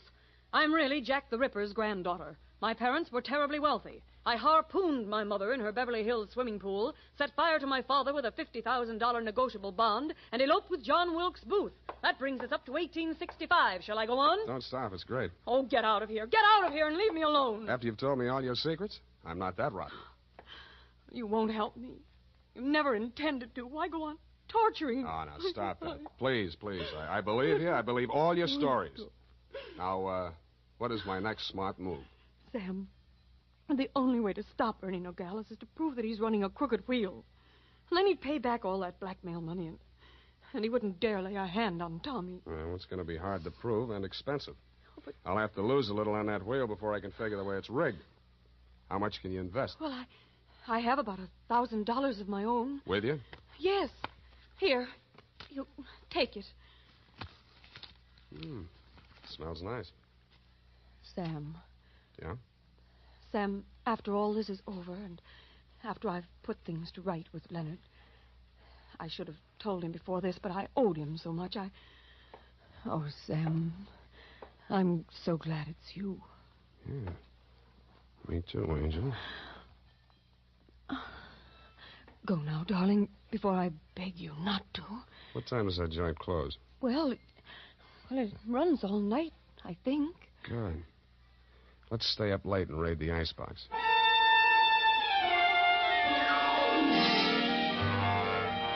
Around 2 in the a.m., when I low-geared the Plymouth up the long, steep driveway to Ernie Nogales' racket club, backed into the parking space nearest the road with the car headed downhill for a quick getaway just in case, and I went in. The joint was still going full blast. I bought $500 worth of chips, swaggered over to the table where Kilcourse had dropped his $100,000, and nonchalantly flipped the blue chip onto the red. Appalachia bets, ladies and gentlemen. Make your game. Okay, that's all. Around and round the little ball goes. I didn't look to see where the little ball went. Most of the money was on red, so it was bound to turn up black. A red pays. What? Number 15. Place your bets, please. Make your game, ladies and gentlemen. Around and round it goes.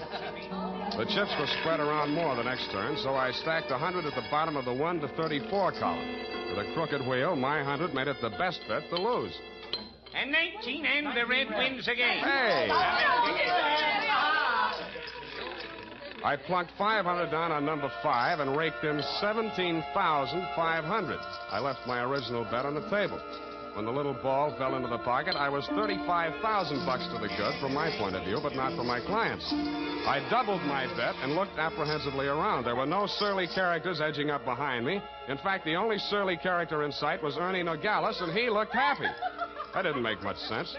When my bankroll got to $105,000, I played a hunch. I threw $5,000 of it back on the table and lost it. That made a kind of sense. I cashed in the rest of my chips and squeezed the $100,000 U.S. currency into my inside pocket. If anybody aimed for my heart, it was thick enough to stop the slug, which was some comfort. But what I saw when I walked out to the parking lot was no comfort at all.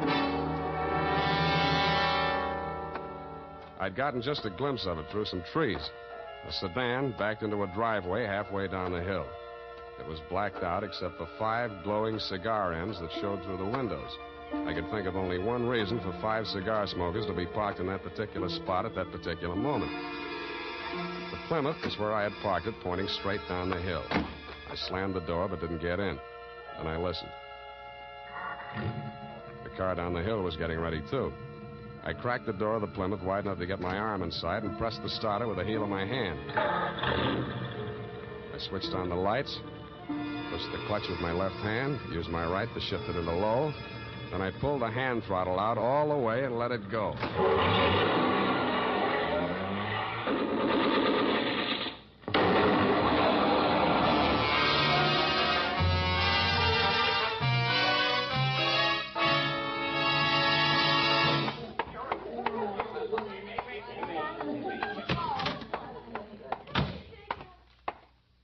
What's the big idea busting into my office? We're going to have a talk, Nogales.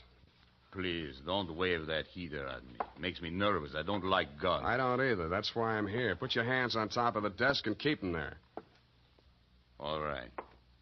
Give me back that roll. I give you clean money for it. It was a gamble, so I lost. Can you blame me? Where'd you get this money? I buy it. 50 cents on the dollar. I don't ask where it came from, but I read the papers. I figured it was that shipyard payroll job a few days back. Like it just fell in my lap. I figured it'd make $50,000 instead of Kilcourse 5. I guess that was dirty trick you just out of stir, Tommy, huh? I got news for you, Nogales. I didn't know this money was hot, and I am not Tommy Lane. No?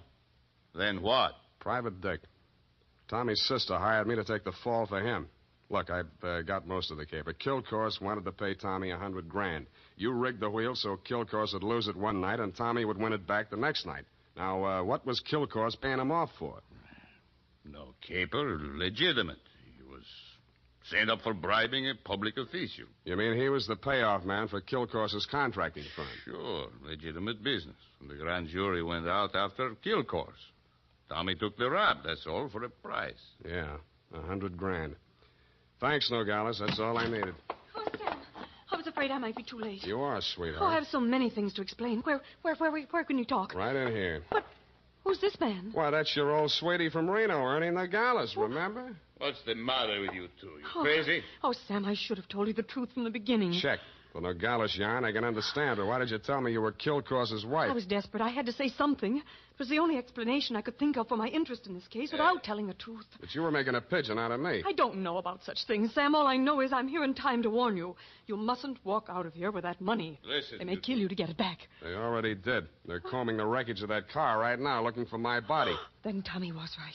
They did mean to kill him. How'd he get the rumble? While he was in prison, from another man that Kilcourse framed. He was in for life, so it was safe for him to talk. Hey, you two. Oh. Yeah, Nogales? That car that just drove up. I think that's Mr. Kilcourse. Oh, Yeah, what's your hurry? Let me go. Come on, what's your hurry?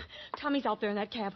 I've got to warn him. Or tip off Kilcourse. Which is it? No, Sam, you've got to believe me. Sit down. Stop that. You two have fun. I'm getting out of here. Go ahead. Now, listen, sweet Lorraine, you may as well save your breath for those explanations. You're staying right here until the caper's all wrapped up. Here he comes. Have you got a gun, Sam? Yeah. Well, you'd better have it ready. But Sam... Where's Nogales? I want to see him. He was called out of town, sir. I'm in charge. You Mr. Kilcourse? That's right. I want to know why you people have been interfering with my business. It might interest you to know that this building site's on an old Spanish land grant. Title's very shaky. I'll run an 8-lane highway straight through the middle of it and turn the rest of it into a game preserve. That's what I do to people who double-cross me. I tried to tell Mr. Nogales that, sir. He wouldn't listen to me. He tipped Tommy off for a split of the $100,000, but I knew sooner or later we'd have to answer to you, Mr. Kilcourse. Oh, well, what's that? Here's your $100,000, sir. Count it. Sam. Well. What's your name, son? Sam Spade, sir. Well, I'm glad to meet an honest lad. Well, come along. You too, young lady. We'll all walk out together. Sam, what are you... What? Spade, huh? Yes, sir. I'm a private detective, but I'm ambitious. Politics? Yes, sir. Well, we'll run you for assembly. In the meantime, I believe there's an opening in one of the public services. Garbage disposal. Executive end, of course. Where the devil is that man with my car? Oh, there he is. You drop around to my office in the morning. Thank you, and good night, Mr. Kilcourse. Drive on, Horace. Back to the city. Oh, Sam. How could you? All those lies and just handing over the money like that. It wasn't yours. It wasn't Tommy's either, sweetheart. Get in. Well, Tommy, are you all right? Yeah. Drive us across the bridge, Tommy, will you? Yeah. Tommy. Yeah. Tommy, I'm afraid we'll have to do without the money. Yeah. Sam gave it to Mr. Kilcourse. Yeah. Now, don't get excited, Tommy. I'm sure Sam had a reason. Didn't you, Sam? Yeah. I mean, that was marked money from a payroll job. Oh, then it won't do him any good. It'll send him up for a good long stretch if the eyewitness story that goes along with it is good enough. And you're just the girl to tell it, sweetheart. Am I right, Tommy? Yeah.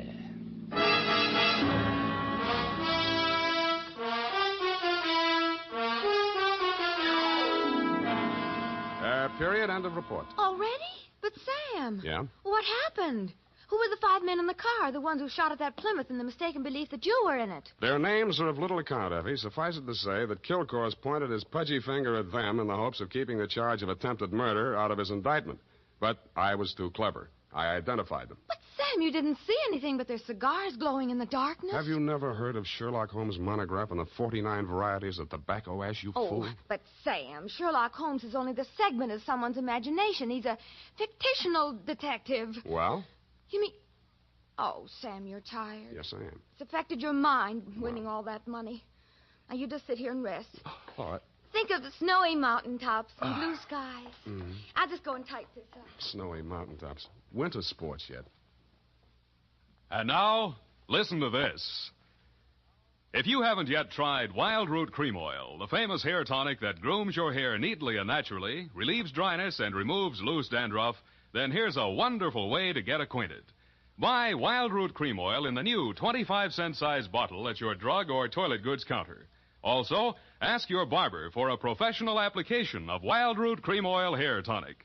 Again and again, the choice of men who put good grooming first. Well,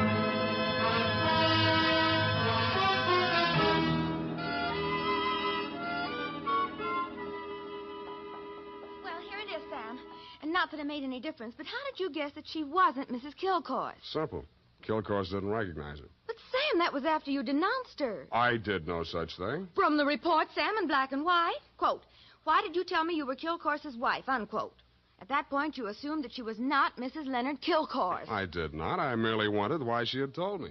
Well, with all the lies she told, you might have assumed anything she said was totally devoid of truth. And I did, sweetheart. I did. Oh, well, that's a relief. I was afraid for a while she'd taken you in. What's that got to do with the truth? Good night, Sam. Good night, sweetheart.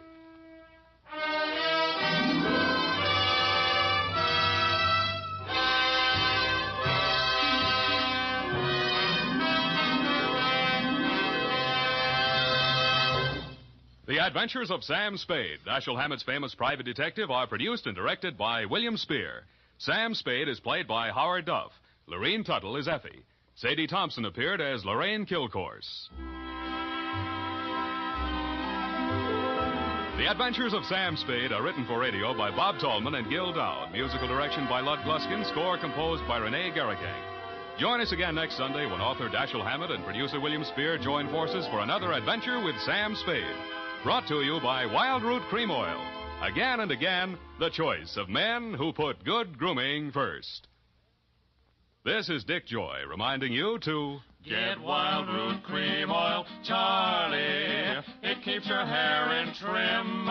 You see, it's non-alcoholic, Charlie. It's made with soothing lanolin. You better get Wild Root Cream Oil, Charlie. Start using it today. You'll find that you will have a tough time, Charlie. Keeping all the gals away. Hiya, Baldy. Get Wild Root right away. This is CBS, the Columbia Broadcasting System.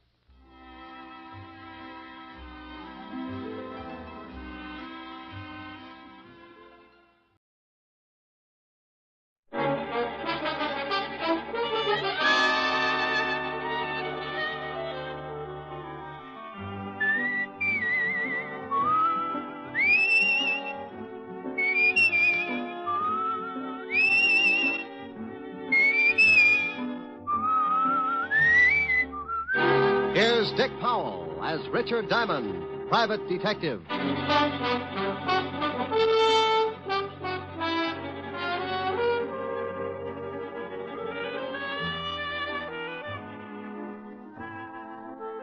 Hello there. My name's Diamond. If you spotted me on the street, you'd probably figure me for an average working man. But you'd be wrong. I fit the description all right because I break my back 6 days a week to keep my piggy bank nice and stuffed. But my occupation puts me in a class by myself. I'm a private, nothing in this world but detective. You probably say, so what? The average working man comes under the heading of a lot of different jobs, and you'd be right on that count. But there's one little thing that puts me in the class all by myself. Trouble. Mr. and Mrs. Average John Doe work 6 days a week to keep clear of it. I put in the same time playing footsies with it. It's a kind of silent partner with references dating all the way back to the year one. People get in trouble every second, and I count on a small percentage to come to me to get them out of it. The rest, odds and good advertising. As an example, take the other night in a little bistro over on 48th Street. A couple of guys sitting at a back table were getting set for a special brand of trouble. The big kind that you find under the heading of murder. Oh, Bert, old boy, this is turning out to be a wonderful evening. Well, I'm glad you're enjoying it, George. Yes. Say, who's a blonde over there in the booth? Well, I've never seen her before, but she's cute. Yeah, she sure is. Good evening, baby. Oh, George, Yeah? take it What? easy. Maybe she's waiting for someone. Oh, don't be silly. Look, she's smiling. Let's ask her over to the table. Well, huh? I still think she's waiting for someone. If you want to take the chance, go ahead. You ask her. All right, I will. I said good evening. Good evening. My friend and I noticed you were sitting alone, and we wondered if you'd join us. Oh, I don't believe I can. You see... Oh, please, just for a few drinks? No, really. Thank you just the same. Well, if you say so, but I'll be unhappy for the rest of the evening. Hi, baby. Tony. I'm sorry I took so long, but... Hey, who's this guy? Now, Tony. I said, who's the guy? If you'll excuse me. No, you wait a minute. George, come on. I think we'd better leave. This guy a friend of yours?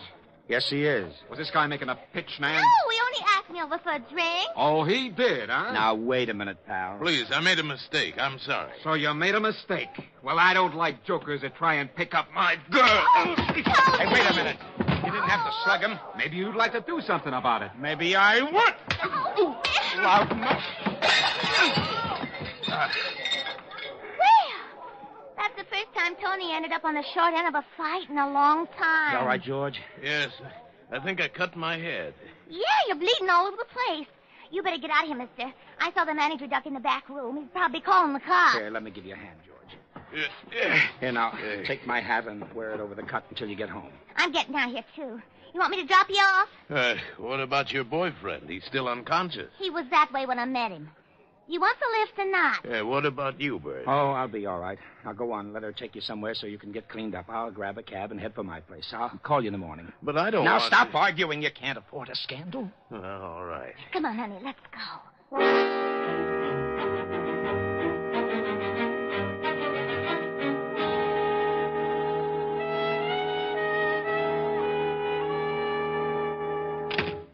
Well, this very nice apartment. You better go get cleaned up. Back through that room. I'll get a couple of drinks. I can sure use a drink. I won't be long. Take your time. Yes. Tony, get out of here. Where is that Go guy? on, get out of here. Why, you cheap little... I'll beat it out of you. Let go of me. Take your hands off me. Take your hands off her. Help. I'll kill the both of you. Help. There's a gun in the desk. A gun? All right. I'll wring your little neck. Oh! You shot him. I did? You better get out of here. Yeah, but what about you? Go on, get out while you can. I'll think of something. Yes. Leave the gun. I'll throw it in the river or something. Huh? Oh, all right. Now go on, beat it. You just killed a man.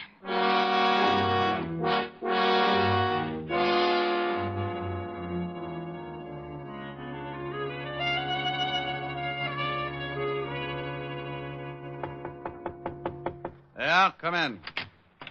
Hiya, Mr. Diamond. Well, Hennessy, what did you do? Wreck your cab? Nah, it's down in the front. Hey, that's a warm magazine you're reading there. Yeah. Listen to what it says here about women's bathing suits. Huh? 1949 suits allow maximum exposure to sun. Note plunging neckline. Note. Who's going to miss it? If it plunged in the lower, it'd wind up at the bends. Yeah. Mr. Diamond, would you mind shoving it in the drawer? The picture distracts me. Not at all, no. I don't blame you, Hennessy. Thanks. Now, what's on your mind? This? A hat? Yeah. Well, I don't think I can do you much good. What did you bring it to me for? I found it in the gutter over in Flatbush. So what? Some guy loses a hat. Don't tell me you want me to find him. No, I just got to worrying a little, you see. I found this beside it. Oh, a 38. Well, let's have a look. Take a look at the hat, too. It's got blood all over the inside. Yeah. And initials on the inside. BK. Gun's been fired. You can still smell the powder in the barrel. Why didn't you take this to the police? Oh, I didn't want to get mixed up in it. You see, I got to pick up as many fares as I can. I ain't got nobody to drive my cab for me, and I didn't want to spend the day answering questions down at headquarters, you understand? Well, you'll probably have to anyway. I'll have to notify them. Yeah? Well, I thought maybe you could find out who owned the hat and maybe solve the case before you notify him, you see? That way I wouldn't have to spend too much time. I could just tell him I found it and beat it. Well, I can't withhold evidence. It'd take away my license. And if you did, they'd lock you up. Okay, I just thought well, maybe... I can check the hat store before I get to the 5th precinct. Yeah, well, won't that be a tough job? There's a lot of hat stores, Well, you this know. hat's got a label. Besides, when someone finds a bloody hat with a 38 lying next to it, I get interested. Particularly when there isn't a corpse to go with it. Yeah. Well, I gotta go, Mr. Diamond. Thanks a lot. You got a free ride anytime you want it. I may take you up on that. So long, Hennessy. Well, there you are. What did I tell you? When you're working with trouble, something always shows up. Sometimes it's just a routine case. A guy knocks off his wife and he comes to you because he suddenly found out that he had that lonely feeling. Or maybe you get a real screwy one. A taxidermist that got tired of stuffing animals and went to work on a neighbor. Or then you get one that gives you the same feeling you get when you pick up a poker hand and the first 4 cards you look at are all spades. Well, I was holding 2 cards. A hat with blood on it, a gun that had been fired, and all I needed to fill out the hand was a body. By all rights, I should have taken the evidence right down to my friend, Lieutenant Levinson, at homicide. But I didn't have anything to do, so I decided to see what kind of pieces I could fit into the puzzle. The label in the hat was from a store on 5th Avenue. It wasn't far from my office, so I walked it. Yes, sir. Something I can do for you? Yeah, stop munching your sen-sen and tell me if this hat is from your store. Well, let me see it. These glasses are not telescopes, you know. Yeah, here. Well, if you're planning to return this merchandise, sir, I can assure you the store will not accept it. You've been bleeding on the sweatband. Look, Rosebud, I just want to know if the hat is from this store. It most certainly is. It's one of our custom models. Who did you sell it to? If you found this hat, we will be glad to return it to its owner. We are not supposed to give out the names of our clients. I have a small badge here that should cut this conversation down to a few words. See? Oh. Now, would you mind telling me to whom did you sell this hat? Well, just because you're a detective, I am not impressed. However, under the circumstances, I'll give you the buyer's name. You're a real sport. I suppose you wear a shoulder holster, too. Or is that bulge your tailor's fault? Psst. Come here. I really keep a midget in there. You don't say. Yeah. He spits through the lapel at stupid hat clerks. Oh, really? Now, come on, Bright Eyes. Who bought the hat? Well, if you'll just hold your horses. That's the new line, if I ever heard one. Come on, Bubbles. Yeah. Here it is. This hat was sold to a Mr. Bertram Calmus. We make all his hats for him. Well, bully for you. What's his address? 430 Sutton Place. Now, will that be all, sir? Yes, that will be all, and thank you. You've been a brick through the whole ugly mess. I left him watering his gardenia and headed for the residence of one Mr. Bertram Calmus. The apartment house was about 10 blocks away, and with the money I had in my pocket, all taxicabs started looking like iron claws with 4 wheels. I walked. Yes? How do you mean that? Yes, I don't want any. Oh, and I've got a pretty good sales talk. I never buy anything unless I have a demonstration. My middle name is Semper Paratus. Like the Coast Guard, I'm always prepared. I suppose I could top that, but I'm getting tired of trying to close the door on your foot. What is it you want? I hate to admit it, but I'm looking for Bertram Calmus. My husband. Good for him. Is he in? No, but he will be any minute. What's it about? This hat, I believe, is his. What blonde's apartment did it turn up in? It was found in a gutter in Flatbush. Well, Flatbush is a little out of his territory, but the gutter sounds familiar. What's that stain all over it? Blood. Does your husband bleed a lot? Not recently. We've been getting along. Are you from the police? I'm a detective. Oh. Come in. I'd hate to be selling brushes. I'd have slammed the door on your face. Oh, well, then I made an impression. Perhaps. Let's just say you're waiting for a sacrifice to move you to second base. Won't you sit down? Thanks. What happens when I round third? That depends on your batting average, Mr. Diamond, Mrs. Calmus. That fits. Now, getting back to a very dull subject, does this hat belong to your husband? I don't know. It looks like one of his. Has it got any initials in the band? Mm-hmm. BK. When did you find it? I didn't. The cab driver picked it up this morning. And it isn't my husband's blood. He left about a half an hour ago to do some shopping, and he was very bloodless. No cuts on his head? No cuts. He came in around 2 this morning. He'd been drinking, but he wasn't cut up. Oh, here he is now. I hope we can discuss baseball another time. Oh, I got all the things you wanted, and... Bert, this is Mr. Diamond. He's a detective. Yeah? Well, how are you? Fine, Mr. Calmus. Tell me, is this your hat? My hat? Let me see it. Why, no, it isn't. The hat store on 5th Avenue says they sold it to you. Well, I can't help what they say. That's not my hat. Are you sure, darling? It was found in a gutter. I don't care if they found it on a Yale man in the Harvard Club. It's not mine. Well, I guess I'll have to take your word for it. Wait. Isn't that blood on the hat? Yeah.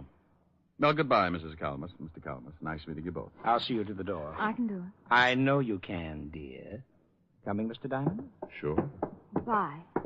Come back again, Mr. Diamond. Well, goodbye, Mr. Calmus. Where can I call you? What? I can't explain now. Where can I call you in about a half an hour? My office. It's in the book. You'll hear from me, but please don't do anything until then. Okay. Half an hour. Then I go to the police with this hat.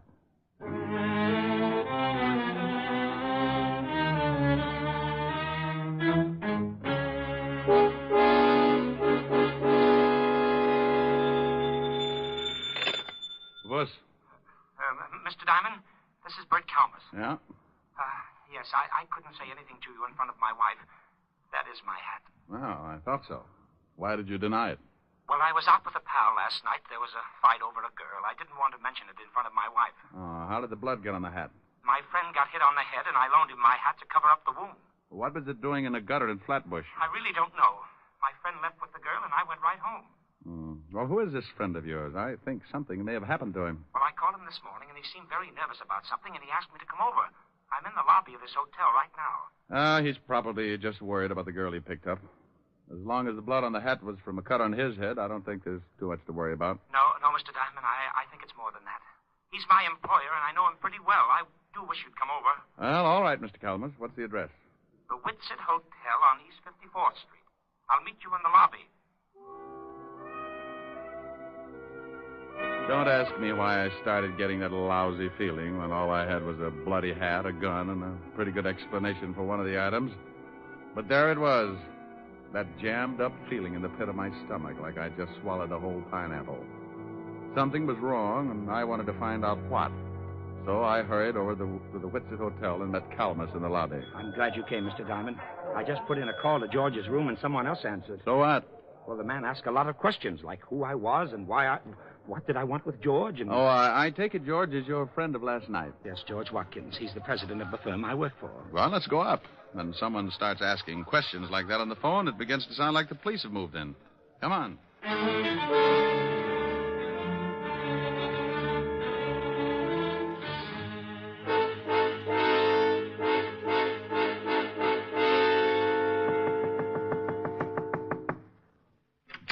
Yeah? Oh, hello, Walt. Rick, what are you doing here? Fair question. I'll answer yours if you'll do the same for me. I came up to see a Mr. George Watkins. So did I. Well, what's the matter? Is George in some kind of trouble? Who's this guy? Oh, he's a friend of Watkins, works for him. Oh, yeah? Well, come on in. George, what's going on here? You better let the lieutenant tell you, Bert. I can't think anymore. What's the charge, Walt? Murder.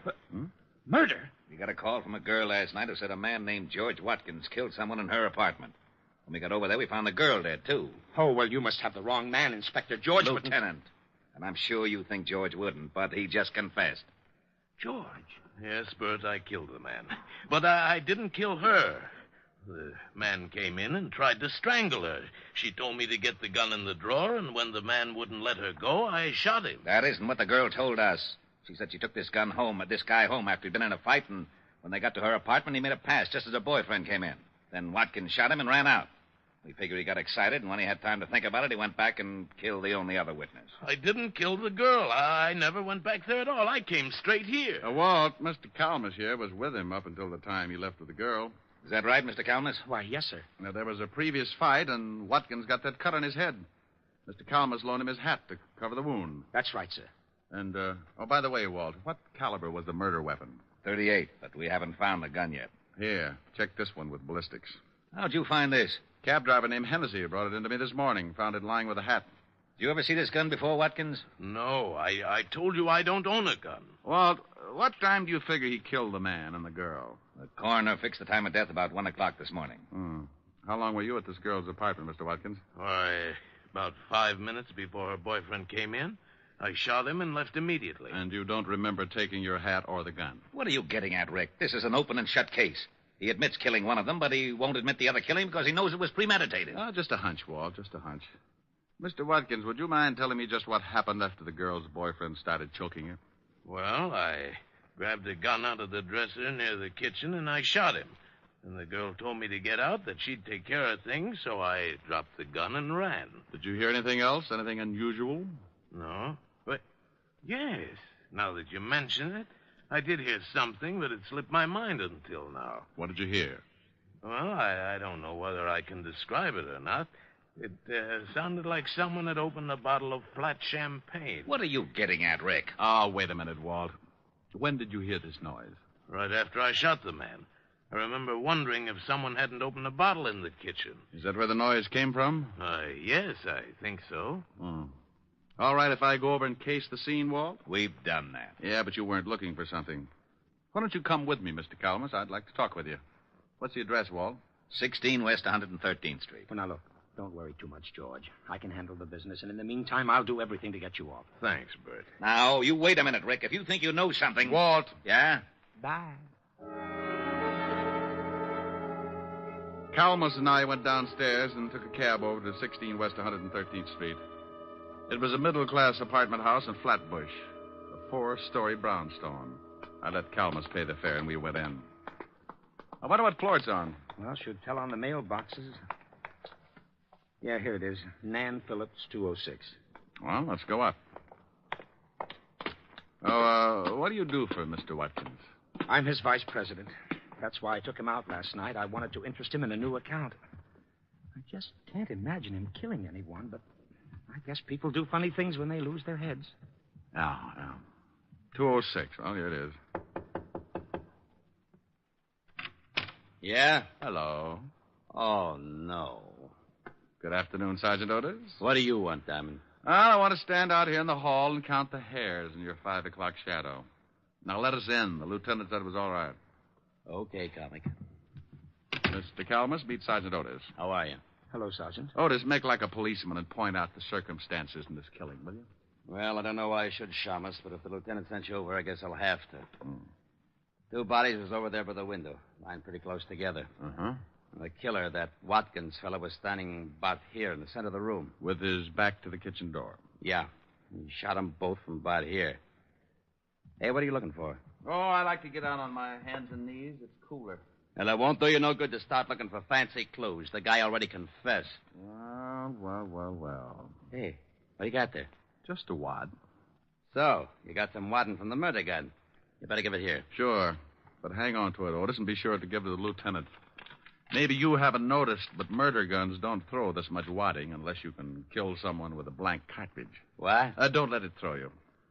Mr. Calamus, I've got some things to do. Can I drop you somewhere? Well, no, thanks. Now that Mr. Watkins can't take care of the office, I'd better go down and check over some things. But I'll keep in touch with you, Mr. Diamond. You do that. Now, wait a minute, Diamond. Oh, stop trying to figure it out, Otis. You'll snap your wig. I was getting close to something. I wanted to tie the ends together before it caught up with me. I had a big, fat hunch that Watkins had been framed good, and the more I found out, the more it looked like a killer was still loose. The whole setup had been screwy from the first. Why would a guy lose his hat and drop his gun in the same place?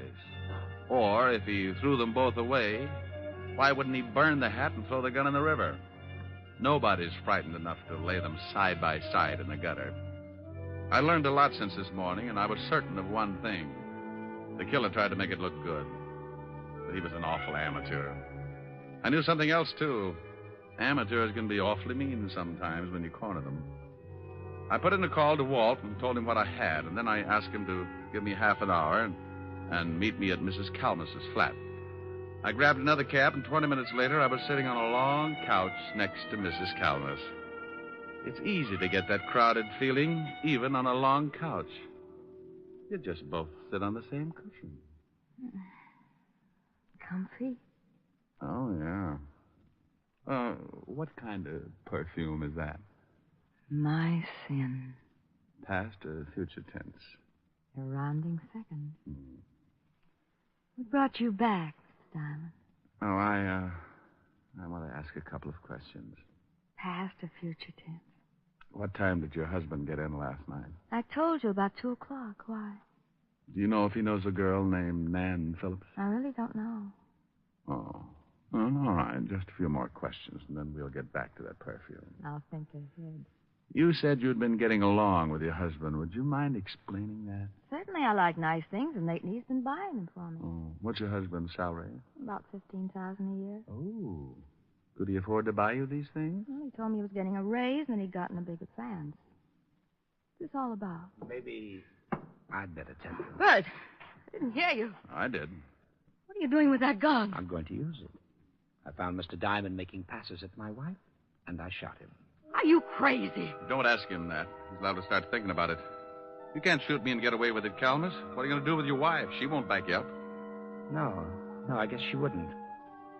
All right, both of you, get up and walk downstairs to my car. Bert, what are you doing? Your husband killed 2 people last night, Mrs. Calmus. Now he's going to try and cover because he guessed I knew how it was done. You're not going to kill me, too. Get moving. Bert, please. Go on. Better do as he says.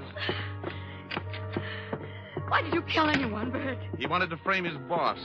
I'll bet when the company checks, they'll find out he's had his hand in the till. They won't find out, Mr. Diamond. With Mr. Watkins' book for murder, I'm next in line for president. I'll be able to fix the book so it will look like he took the money, too. Is that where you got the money for all those things you've been buying from me? You shot the man and the girl from the kitchen with a silencer, didn't you, Bertram? That's right. I knew you were onto something when you discovered that wad from the blank cartridge. I was onto something a long time before that. Yeah? All right. Come on. Over to that gray sedan, and remember, I've still got this gun in my pocket. Ah, you're an amateur, Bertram. Is that right? Sure. I knew you had something to do with it when we got over to the girl's apartment. I didn't know what floor it was on, and you looked in the mailboxes. That's the best way to find an apartment, isn't it? Yeah, but not once at any time did anyone mention the dead girl's name. But you knew it and found it on the mailbox. All right, stop right here. Open the door, Gene, and get in first. The front seat. Bert, please. Get in. All right. Now you, Mr. Diamond, you're going to drive. You know, I left my license in my other suit. Stop stalling. I had to do something to stall for just a second because over Bertram's shoulder I spotted a prowl car sliding up to the curb, and good old Walt was climbing out. Bertram, would you mind answering just one question? What is it? The gun that Watkins thought he killed the man with was loaded with blanks, wasn't it? Sure. I killed the guy from the kitchen with a silencer. The whole thing was rigged, huh? The man and the girl were supposed to stage that fight, and Watkins was supposed to shoot the guy with the dummy slug. You said one question. Now get in the car. All right, Calmus, don't move. What? Why, you... Duck, Rick. That was a close one. You're so right, Walt. Take his gun. I think you'll find it's the one that Watkins fired the blanks from. How is he? On his way. Hey, Bertram. I'll go call the wagon. Bertram. Yes. You want to tie the ends together? I paid the girl and the man to stage the fight. I told them I wanted to frame George and blackmail him. So you framed him with a double murder instead. Why? I'd been stealing money from the company. How'd you know it was me? Well, knowing the girl's name, for one thing, and your wife told me you'd gotten in about 2. Oh. You told me over the phone you went straight home after the fight in the cafe. The killing took place about 1. Watkins said he'd been at the girl's for 5 minutes. About 15 to get to her place, so that meant you all left the cafe around 12:30. It doesn't take an hour and a half to get... Hey, Bertram. Diamond, Huh? I don't think Bert can hear you. Yeah. Well, it was a pretty dull story anyway.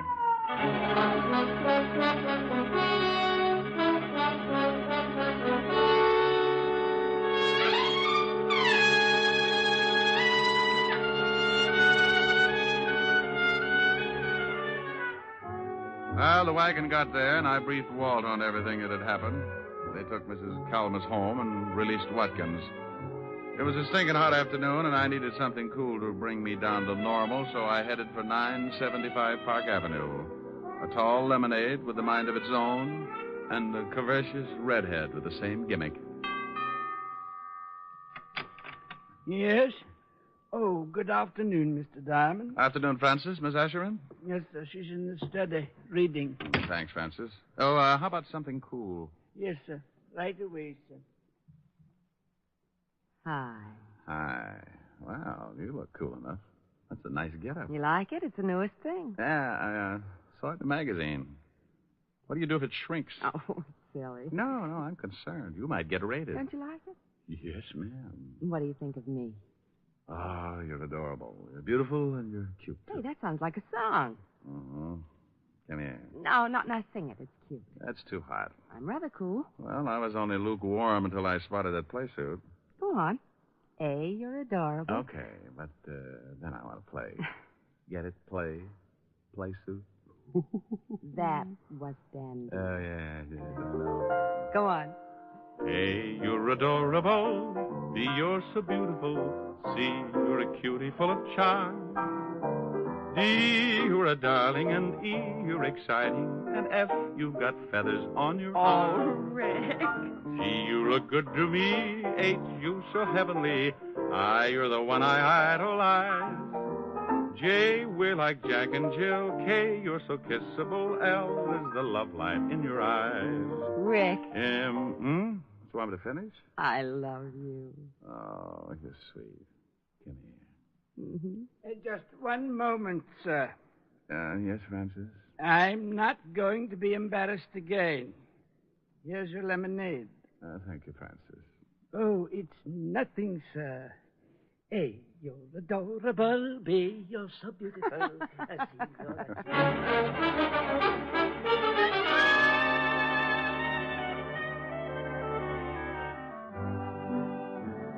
You have just heard Richard Diamond, Private Detective, starring Dick Powell. Helen was played by Virginia Gregg, Lieutenant Levinson by Ed Begley. Also in our cast were Wilms Herbert, Byron Kane, Lorene Tuttle, Paul Freese, and Wally Mayer. Music was under the direction of Frank Worth. Richard Diamond is written by Blake Edwards and directed by William P. Rousseau. Now, this is Eddie King inviting you to be with us again at the same time next week when we will again bring you Dick Powell as Richard Diamond, Private Detective.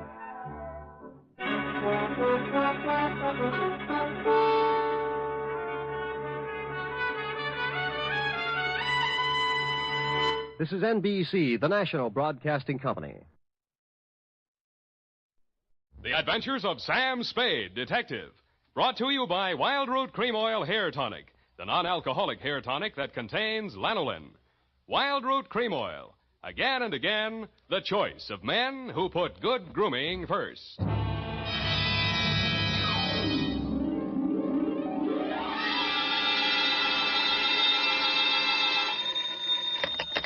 Spade Detective Agency. Listen, you phone down to the drugstore and tell them to send up 3 gallons of black coffee. Who is this? Are you sure you have the right number? I'm sure I've got the right number, but I'm not so sure who I am. Oh, Sam, it's you. You must have had a frog in your throat.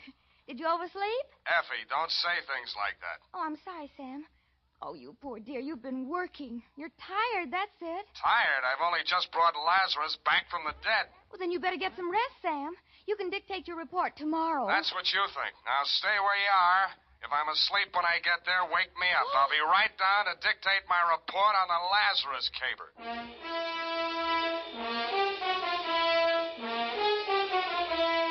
Dashiell Hammett, America's leading detective fiction writer and creator of Sam Spade, the hard-boiled private eye, and William Spear, radio's outstanding producer-director of mystery and crime drama, join their talents to make your hair stand on end with the adventures of Sam Spade.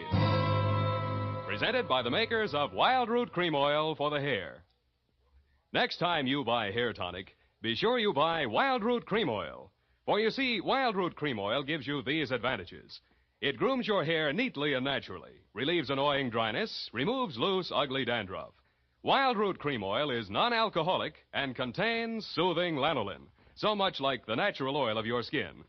Yes, friends, next time you buy hair tonic, look for that famous name, Wild Root. Get Wild Root Cream Oil Hair Tonic. Again and again, the choice of men who put good grooming first. And now, with Howard Duff starring as Spade, Wild Root brings to the air the greatest private detective of them all in the adventures of Sam Spade.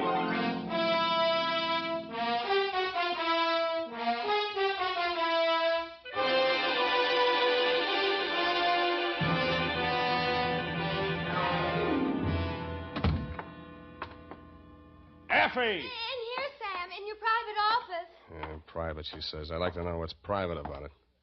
I have everything ready for you, Sam. What's this? Ovaltine, to relax. I don't want to relax. I don't dare. Oh, there you go again, Sam. Going on nerves. How long do you think you can keep it up? With your help, I'll be in a coma inside 3 minutes. Thank you, Sam. Now, you just lie down here on the couch, and I'll take your shoes off. Now, look, And I can take dictation while you're relaxing. Nuts. Where's that black coffee? Sam, you're angry with me. Your eyes. Please don't glare at me like that, Sam. I can't bear it when you... I am not glaring. I'm trying to keep them open. Now, sit down. I got to keep moving around. Oh, you moving shouldn't around. drive yourself like this, Sam. Please, Effie, please. Date, fill it in. Well, it's your life. Go on. Burn yourself at both ends. Yeah, let's see. To A.J. Tatspaw, claims manager, All Risk Insurance Company, Tide Building, San Francisco. From Samuel Spade, license number 137596. Dear Sir, the following is an accounting of my services to your company in connection with a claim of Emma R. Lazarus on the life of the assured Timothy R. Lazarus. The latter called at my office yesterday at approximately 11:30 a.m.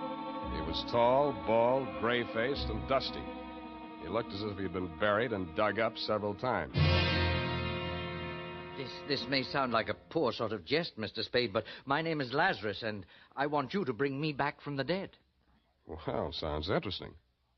Why did you die? When did you die? And how did you die? I was declared dead by the appellate court of the state of California August 28th last year by reason of 7 years' absence. Who took it to court?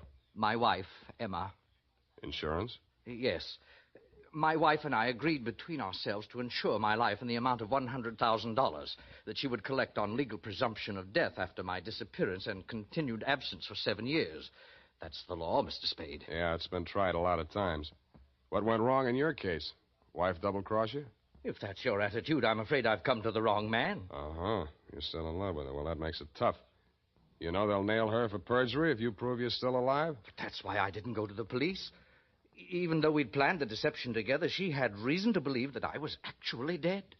Suppose you cover the whole thing from the beginning, Mr. Lazarus. Yes. I married her back in 1940. And for a while we were happy. And then she became restless. You mean you were not able to support her in the manner to which she was accustomed? She was young, lovely, you wanted her to have nice things, but on your meager salary it was impossible. Oh, I know, it's an old story, but life is like that. Well, you said it. Yeah, well, there you are. I was assistant cashier at the Golden Gate Bank. Oh, no, not that. I started taking small sums at first, meaning to repay them later on. Look, let's not go through the whole script. How much did you embezzle? $20,000. Yeah, so you decided to take it on the lam before the auditors came in, and... I was going to give myself up, but Emma wouldn't let me. We made our plans that night, and I left for Mexico the following day. In Mexico City, I had plastic surgery done on my face, and then I settled down to wait the 7 long years until I would be declared legally dead. I suppose you might call it poetic justice, but just before the end of the 7th year, I contracted malaria. I was confined to a hospital for more than 11 months. You have had it. Oh, the doctors gave me up for dead and asked me to notify my next of kin. I gave them Emma's address. I never notified her to the contrary because it seemed to fit in so well with our plan. Too well, huh? Yes. I'd been to see her, and she refuses to believe that I am her husband. Oh, of course, my appearance is very much altered, but there must be some way to prove my identity. You worked in a bank. They must have taken your fingerprints. I removed them from the files and destroyed them. How are your teeth? My teeth? Teeth. Who was your dentist here in town? Dr. Smith, the Drake Professional Building. He'll still have your dental x-rays on file. They're as good as fingerprints. You go there this afternoon. Don't give your name. Tell them you're Mark Humboldt. Have a new set of x-rays taken, and I'll do the rest. What's your wife doing these days? Why, Emma's married again. Who's the sucker? Pardon me? The man. Oh, he's a doctor. Dr. Ernst Wilhelm. Wilhelm? He's quite well known, I believe. Yeah, and the cops would like to know more. Now, about my fee. Mr. Spade, I have no money. Oh, that's great. You have no money, and all you want is to hire a man to bring you back from the dead. And the more I succeed, the less chance I'll have of collecting. If I might make a suggestion, Mr. Spade, I don't know the ethics, but perhaps the insurance company? You would be doing them a great service. I think you're going to live, Mr. Lazarus. They can't keep a good man down. I'll collect from them.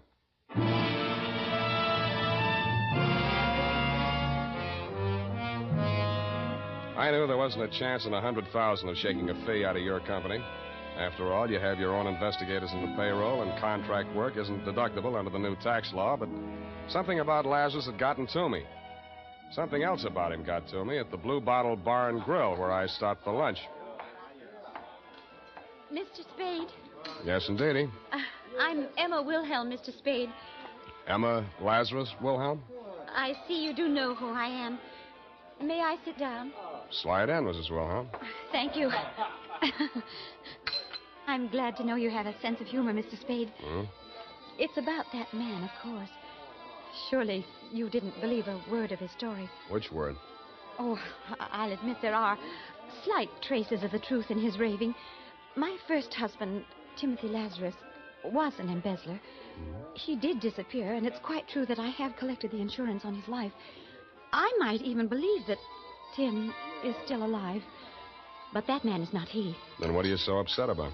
Oh, it's perfectly obvious what he wants. He's an extortionist. You're wrong. He doesn't want money, Mrs. Wilhelm. He wants you. Oh, Mr. Spade, how much do you know about my husband? Which one?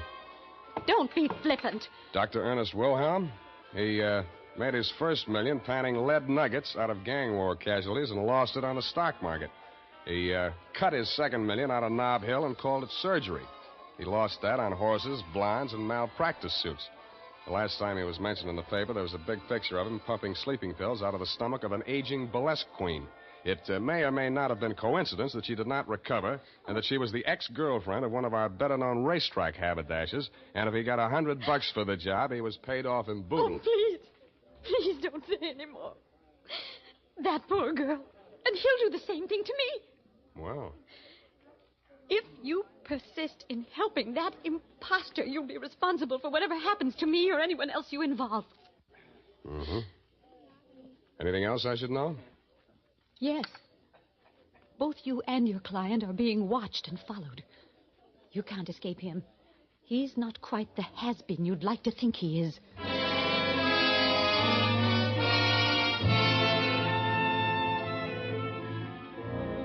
After she had gone, I scraped the tears off my butter, finished my lunch, washed my hands with a nationally advertised soap, and mushed over to the Drake Professional Building.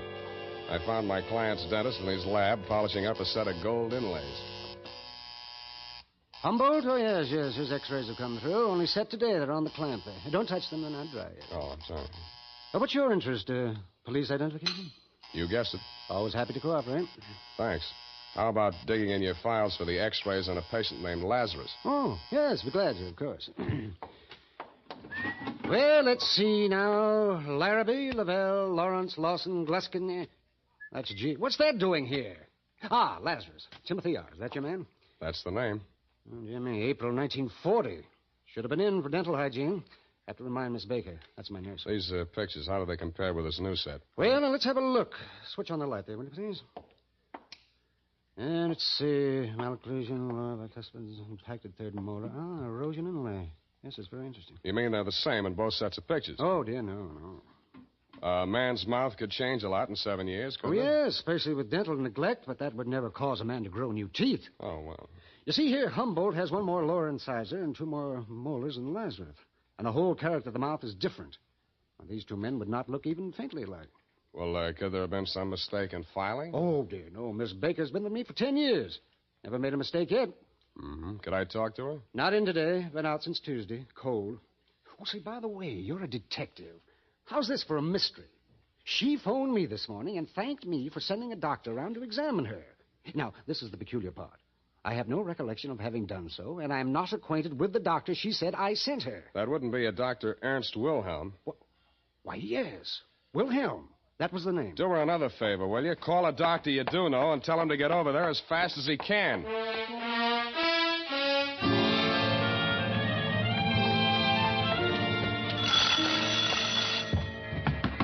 Come on, open up. Keep your shirt on. I'm going to come in as fast as I can.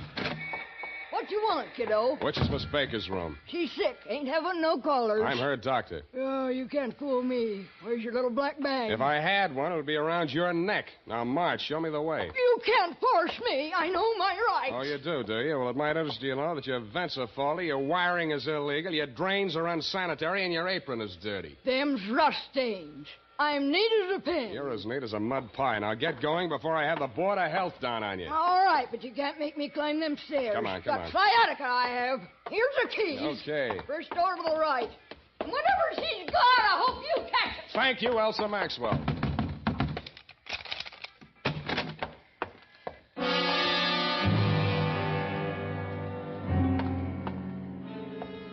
She was stretched out on a bed, her left arm twisted under her and her right dangling over the edge. On the floor beneath it was an empty pill bottle. A few red capsules were scattered near it, and some more were spilled out among the bedclothes. It was a standard sleeping pill suicide scene, but I didn't believe it. The body was still warm, but no pulse. I didn't waste time giving her the mirror test. Instead, I looked around for a phone. It was on a table near a window. I meant to dial the police number, Sutter 12020, but SU was as far as I got. It felt like a bee sting or a quick jab with a needle. I spun around and swung out blindly. The face that I missed was suntanned under a shock of iron gray hair. It was wearing the same white-toothed grin that Dr. Ernst Wilhelm always wore for newspaper photographers. I started towards him, and he backed away, still grinning. Come ahead, Spade. Come and get me, but hurry. You have only 20 seconds more. Shall I count them off? So far, you have 3, 4, 6, 7, 8, 9, 10.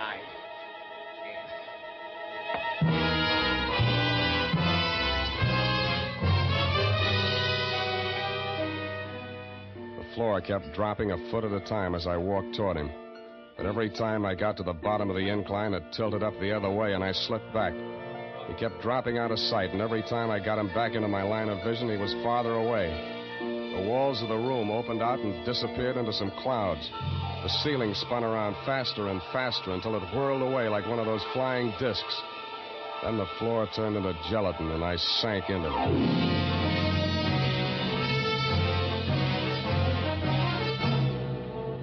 The makers of Wild Root Cream Oil are presenting the weekly Sunday adventure of Dashiell Hammett's famous private detective, Sam Spade.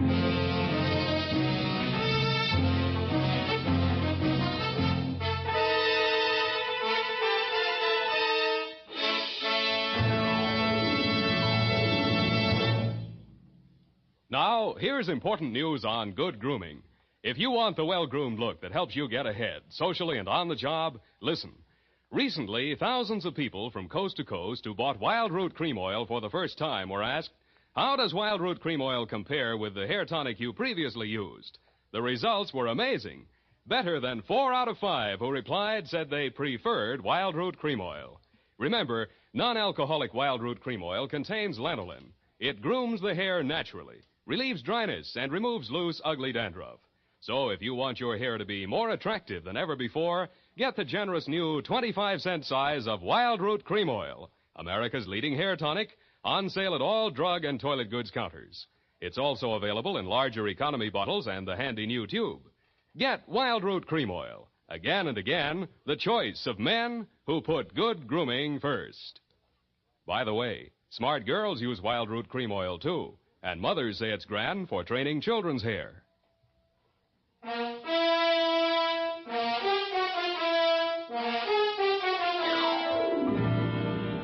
And now, back to the Lazarus Caper. Tonight's adventure with Sam Spade.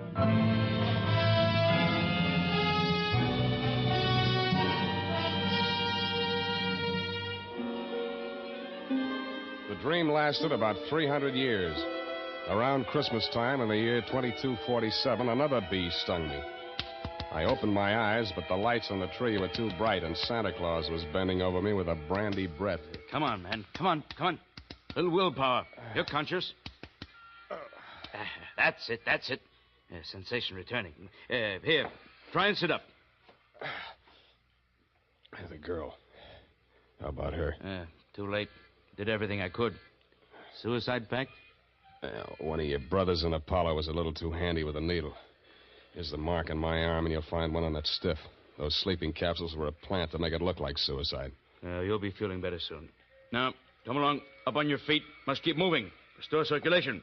Hip. There. Thanks. You the man Dr. Smith called? Yes. So you're a private detective. How do you feel now? I'm still dopey. You give me something to pick me up? I've given you as much stimulant as it's safe to administer. For the rest, you'll have to sleep it off. And you will. I advise you to hurry home. Get into bed before this wears off. How long have I got? A couple of hours if you keep moving, maybe 3. Yeah. But if I were you, I wouldn't stay out. You don't want to fall asleep in the middle of Market Street, get run over by a bus. Worst things can happen to you in your own bed. Look at her. Murder? Think you can prove it? I don't know. I couldn't. Not on her.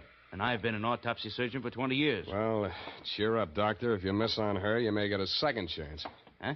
Yeah, me. Mm-hmm. Well, those eyes are looking better. I think you'll live.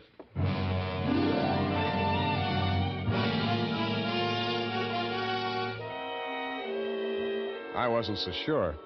Unless I could nail Wilhelm before my 3 hours was up, it was a safe bet he'd nail me again with that needle. He had done me one favor. He'd convinced me that my client was really the man he claimed to be and that Wilhelm and Emma knew it. My best hope of smoking him out was to dig out some solid proof. I spent 10 minutes of my 3 hours getting to the Hall of Records and 10 more finding out there was nothing there on Lazarus but his death certificate. I had a gander at the wanted file at police headquarters. They'd checked him out in August of 47 when the court had pronounced him dead. I looked at my watch. With 2 hours and 17 minutes of wakefulness left, I just didn't have time. I stopped by Lazarus's hotel, got a set of his fingerprints and several samples of his signature, took them to a penman I know down on the Mission, and between us we forged the most amazing set of documents ever assembled on one man. All dated, notarized, certified, witnessed, registered. One even bore the great seal of the state of California and the signature of the governor. I squeezed them all into a large briefcase, propped my eyes open with toothpicks while I drank half a gallon of black coffee, then phoned Dr. Wilhelm's night number. I told him I was one of Russian Leo's boys, and a cop had just winged me on the lam from a jewelry store job. He agreed to meet me at his office.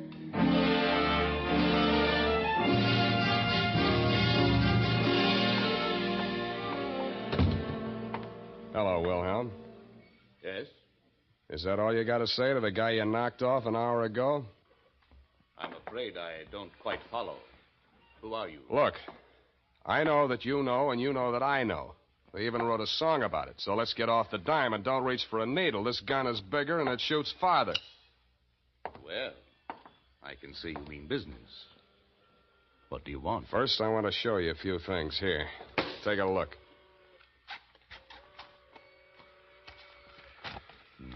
Hmm? Well, this is very impressive. Yeah, I thought you'd be impressed. You, need any more proof that Lazarus is Lazarus? What's the matter, Spade? Getting sleepy? Don't get your hopes up. I can squeeze this trigger in my sleep. Mm-hmm. Are these papers for sale? Why do you think I brought them to you? What's the price? Half the take on Lazarus's insurance. That's very high. I haven't finished. This time, Lazarus has got to be really dead, and you're going to do the job. Come on, stop stalling. I can't do that. Why not? Why, Emma, she'll make trouble. She said she would. She's still in love with him? Why do you say that? I just wondered. What reason did she give you for not wanting him knocked off? Well, the cops work harder at identifying a dead man than they do a live derelict that looks and talks like a crank. I had the same idea myself. Then you're stupid.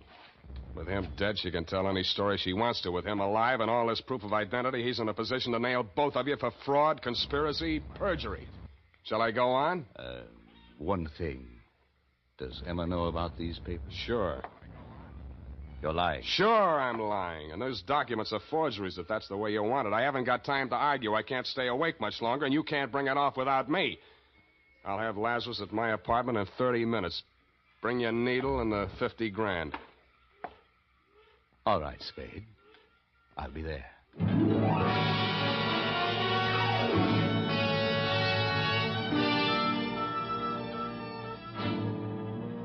I made 2 phone calls on my way to pick up Lazarus, one to Emma and one to Lieutenant Erlinger of Homicide.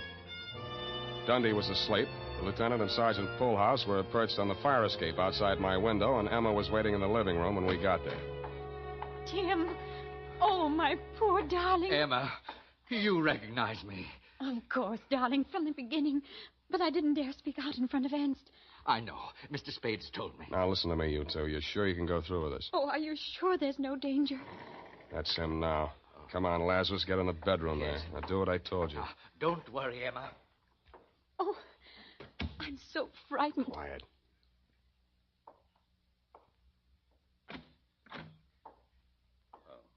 Hello, Spade. I got here just at... Emma, what are you doing here? Mr. Spade phoned me. I agreed it's the only thing to do. I wanted you to know that. Well, I'm glad to see that you've come to your senses. For a while there. You see, you were wrong, Spade. Did you bring the stuff? Here's your money. I have the hypodermic in the case here, and it's already loaded. We won't need a sterile needle. Where is he? In there on the bed. He was asleep a minute ago.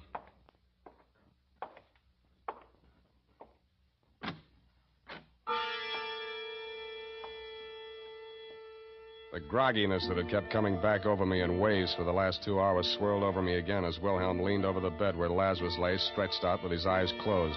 For a split second, I blanked out, and I was afraid it had already happened. But then I saw Wilhelm's hand coming down at an oblique angle toward Lazarus's forearm. Then my vision blurred again, and my arms felt too heavy to lift. It was Emma's scream that jolted me back. I clawed out blindly. Drop it. You. Let go of it. You get it in your own arm. Let go. Swine, you double-crossing. Now, here's a little sleeping medicine for you.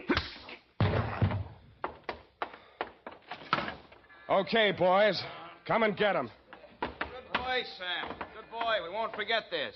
Yeah, a likely story. All right, get that broken glass, Polehouse. Put it in the Dixie cup. Now, handle it careful. We want to analyze that medicine. You okay? Who are these people, Sam? Accomplices? Yeah, but not for homicide. What about Ernst? They won't let him go free, will they? Don't worry. He's out of circulation for good. Mr. Spade. Yeah, Lazarus. I don't know how to thank you. Yes. You don't know what this means to us. Yes, I do. It probably means another long separation. The state prisons aren't co-ed. But if you insist on being alive, you have to take life as it comes.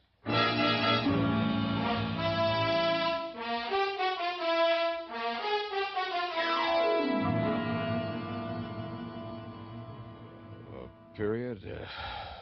End of bedtime story. Oh, Sam, it's so sad. That poor couple, so much in love. But you had to do your duty, didn't you, Sam? They had to pay their debt to society, of course. That's why you had to be so hard and unrelenting and not give in to your better nature. That's right. That's right. Never give in to the ship. Don't tread on me. It was Hobson's... what was it that Hobson... you may fire when ready? You know best, Sam. I'll just go type this up.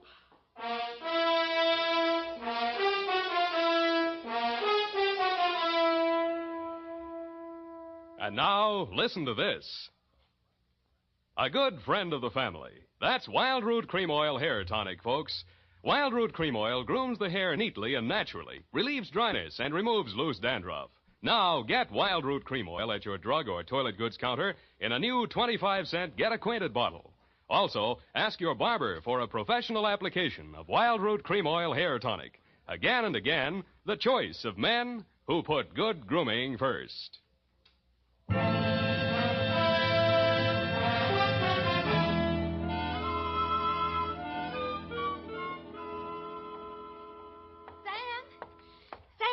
Sam, wake up. Well, go away. Your apron's dirty. Sam, I'm not wearing an apron. Then why didn't you let me sleep? Sam, you've got to wake up. Your coffee's here. And tell them I'm in conference. No, Sam, no. The black coffee. You said to order 3 gallons. What? I couldn't carry it all. I'll make another trip. 24 cardboard containers. You'll have to drink it up fast now. They're leaking already. Abandon ship, all ye who enter here. Oh, Sam, what am I going to do with it? Open a restaurant. Good night. Oh, good night, Sam. Number 3 turret, open fire.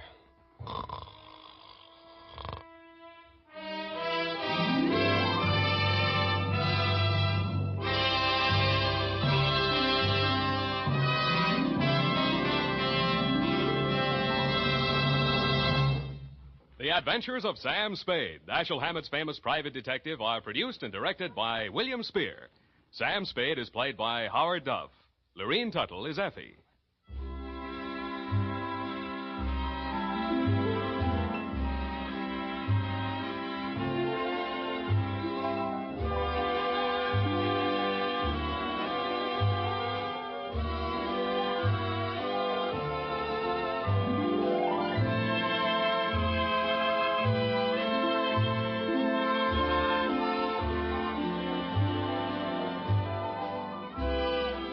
The Adventures of Sam Spade are written for radio by Bob Tallman and Gil Dowd. Musical direction by Lud Gluskin, with score composed by Renee Garrigang. Join us again next Sunday when author Dashiell Hammett and producer William Spear join forces for another adventure with Sam Spade. Brought to you by Wild Root Cream Oil. Again and again, the choice of men who put good grooming first. This is Dick Joy reminding you to Get Wild Root Cream Oil, Charlie. It keeps your hair in trim.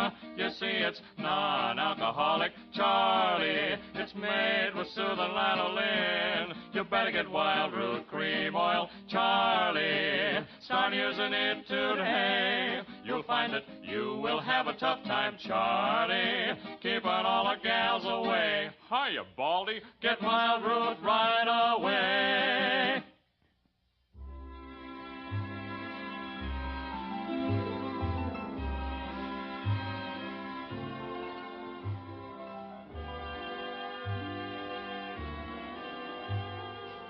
This is CBS, the Columbia Broadcasting System.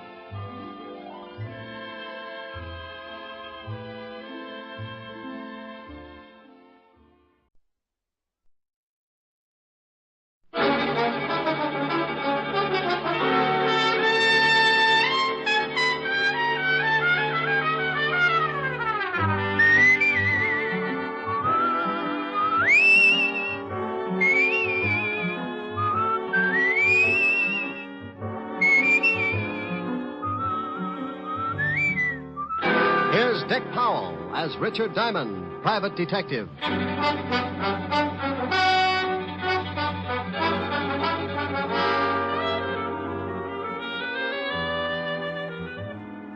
Hello there. This is Diamond.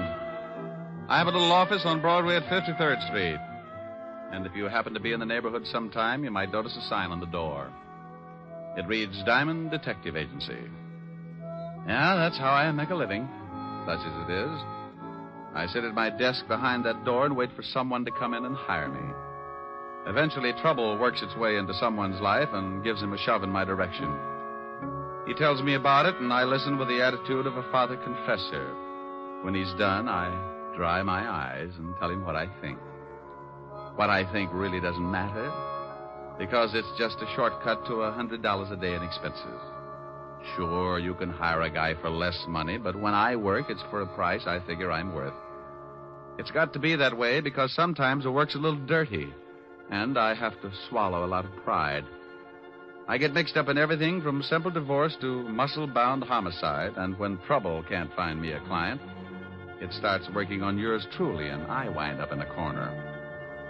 I guess trouble figured I was just about due for a squeeze play because one night last week, 2 lifers in the state pen started working me into their plans.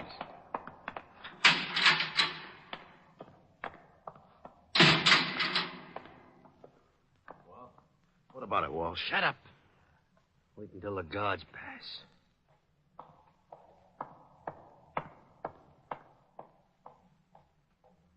Okay. Drag out the cards like we was playing. Sure. Is it set for the night? Yeah. I got the car and everything. Yeah. We'll head for Florida and get across to Cuba. Oh, well, I'd be glad to get out of this 3 lousy years. Yeah, I got 8 behind me. I used every minute figuring how I'm going to take care of a guy. Oh, Walsh, you're not going to start that again? Forget it. Be glad you're getting out. You knock off that guy and you'll never make it to Cuba. Now, look, I figured this whole thing out. I paid out a lot of dough just to make it come off. And when it does, I'm going to kill an ex-cop. And you're going to help me. Me? Yeah. Unless you want to rot here. Oh, you're out of your mind. If this break comes off, it'll be the neatest trick in years, and you want to louse it up by knocking off some guy on the outside? You can stay here and rot if you want to. The only way I take you along is you help me to get a guy named Diamond. Yeah, but you waste a lot of time in New York. They'll have the roads covered by then. Look, just because this Diamond guy knocked off your brother in that bank job, you see. You bust out of here, it's on my terms. What? Now make up your mind, it's getting late. Okay. Give me the layout.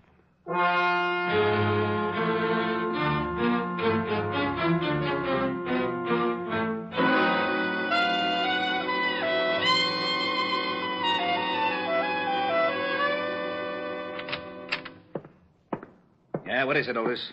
We just got a call, Lieutenant. 2 prisoners busted out of Sing Sing, killed 2 guards. Who are they? Big time. Bob Wells and Charles Walsh. Charles Walsh? Yeah, lifer. I know. Diamond helped send him up before I took over this department.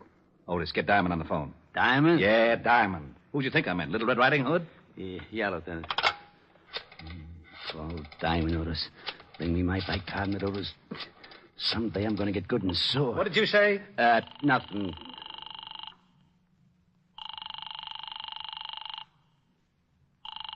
Nuts. Now what's the matter? His office don't answer. Give me that phone. We've got to find him before Walsh does. Maybe he's over at Helen Asher's house. All right, Otis, stop standing on one foot. You can leave.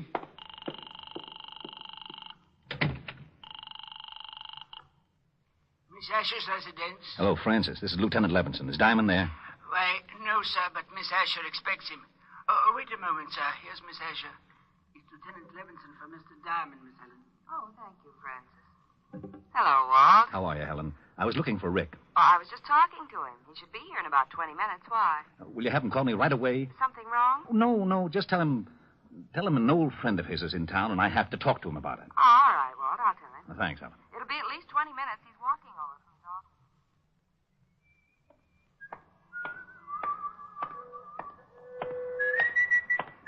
Okay, Diamond, hold it right there. Start walking over to that sedan. Don't you know it's not polite to point? Look, laughing boy, I got a big gun in my pocket. Well, I'm proud of you. I thought it was a crossbow. Get moving. Okay. I'd never seen him before. He was a tall guy with a scar in his chin.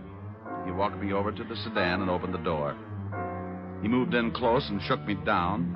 He relieved me of my .38 and motioned me into the front seat. I slid in, and he started to follow, so I kept one leg out in front of me and kicked him in the face. I couldn't get enough leverage to cool him, but it gave me enough time to get out the other door and start making like a miler. I looked over my shoulder and saw him climb out holding a bloody nose. I knew he wouldn't take a shot unless he got close enough to make it count, so when he started after me, I ducked into the subway. I found a dime and went through the turnstile. The train was getting ready to pull out, so I pushed my way on just as the gunner came down the stairs. He said he wasn't happy to see me go. He didn't even wave goodbye. Wait a minute, you! Wait! Oh, nuts. That nose. Got away from me. How will I call like that?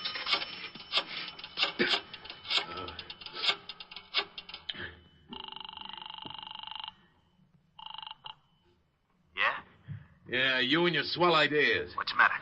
I waited for Diamond outside his office like you said. I started to hustle him in the car, and he kicked me in the face. Oh. I think my nose is broken. You stupid. I told you to be careful. Yeah, sure you did. You think I like getting booted in the nose? Look, if you want Diamond so much, you get him yourself. Maybe you can tell me how you're going to get to Cuba without me? Huh? Oh. Well, what do you want me to do now? I still want Diamond. Yeah, but he jumped the subway train. How am I supposed to find her? I found out he's got a dame over on Park Avenue. Pick her up, bring her over here. Pick her up? I'd give you the chair for kidnapping. I'll use her to get Diamond. Pick her up if you want to get out of the country. Yeah, but a now, snitch. Look, I busted you out of the store. I can bust you right back in. No. Now, pick her up. Her name is Helen Asher. She lives at 975 Park. Well, what if someone else is there? What if there is? You want me to stop over making a fourth for Bridge? Get him out of the way and bring the dame to me.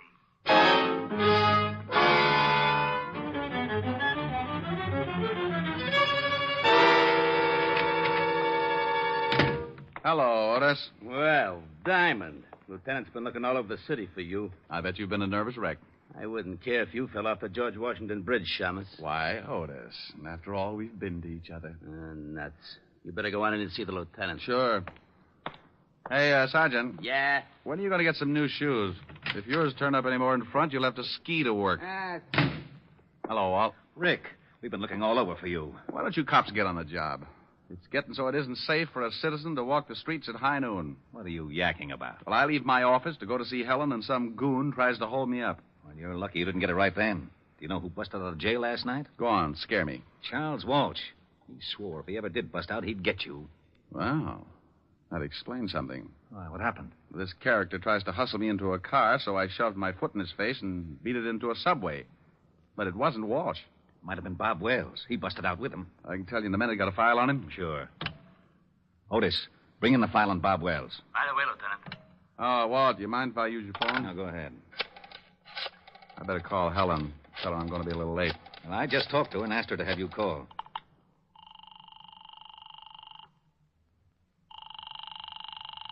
Where is everybody? Yes? Francis?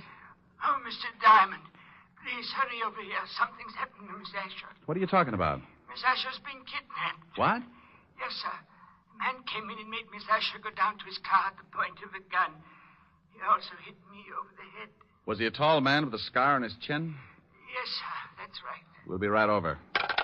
Walt, I think the guy that tried to push me around has kidnapped Helen. Oh, no. He pulled a gun on her and slugged Francis. We better get over there. Now, if Charles Walsh is loose and he's trying to get me, then snatching Helen is a sure way to get me to come around. Hey, where's that file on Bob Wells? Wait a minute. Otis, Yeah, Lieutenant. haven't you got that file on Wells yet? Yes, sir. Just bringing it in. Well, step on it. Otis is bringing it in. Yeah, Lieutenant. Let me see it.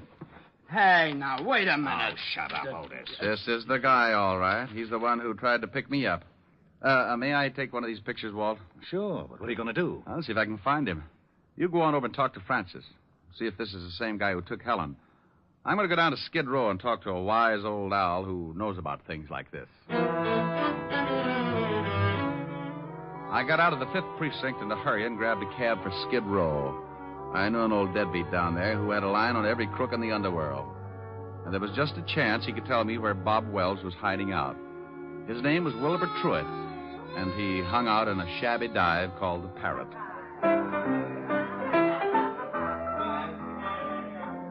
Hello, Wilbur. What?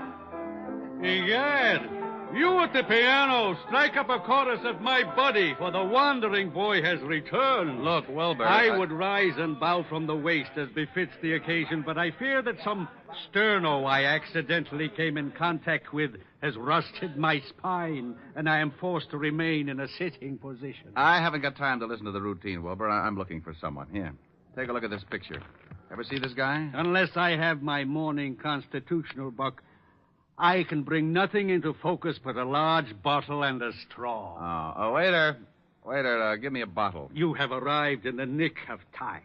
I get that wonderful warm glow when you ask for a whole bottle. A snap comparison would be that of a happy mother smiling blissfully at a nursing babe. Okay, Wilbur, now tell me, do you know this man? One sip of strength, and I shall have the eyes of a carrot-stuffed feline.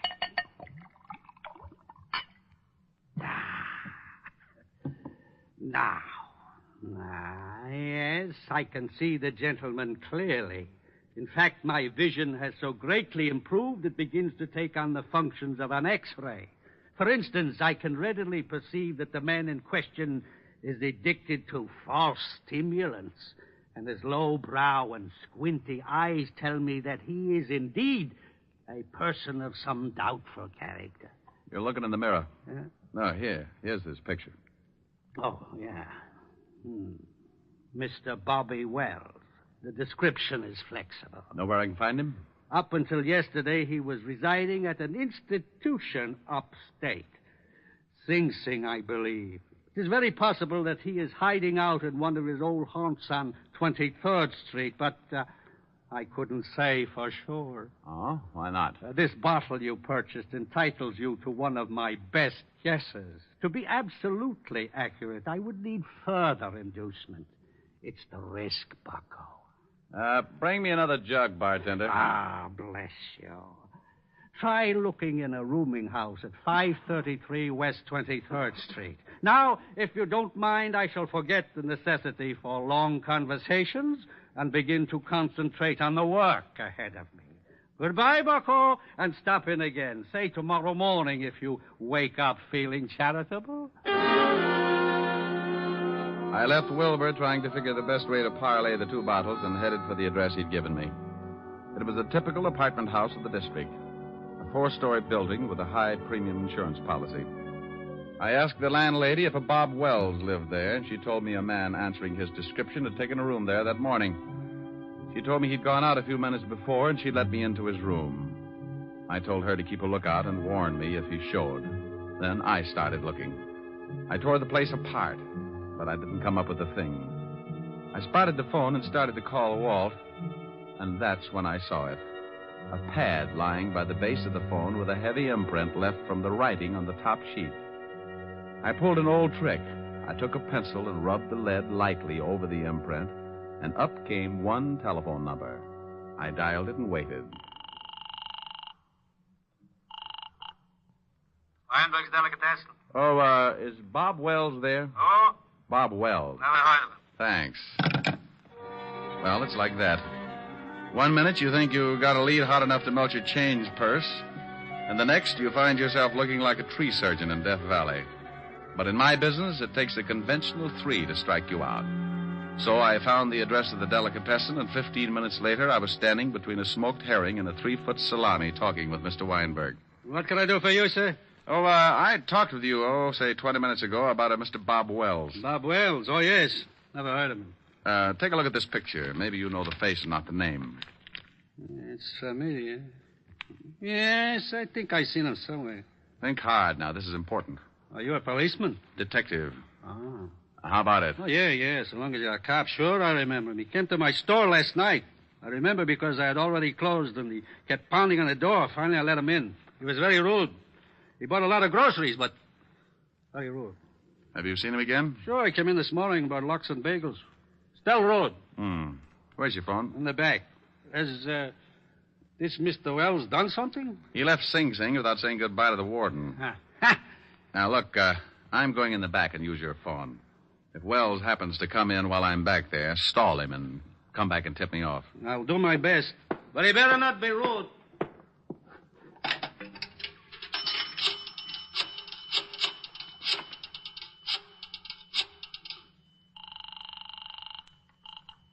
Homicide, Lieutenant Levinson. Hey, Walt, I'm in a delicatessen over on 24th Street. Yeah, Rick. I traced Wells this far, found out he's been buying food here, probably for Walsh.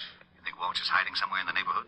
Yeah, that's my guess. They probably took separate places so they could move in a hurry if one hideout got hot. I'll be over there right away. Good.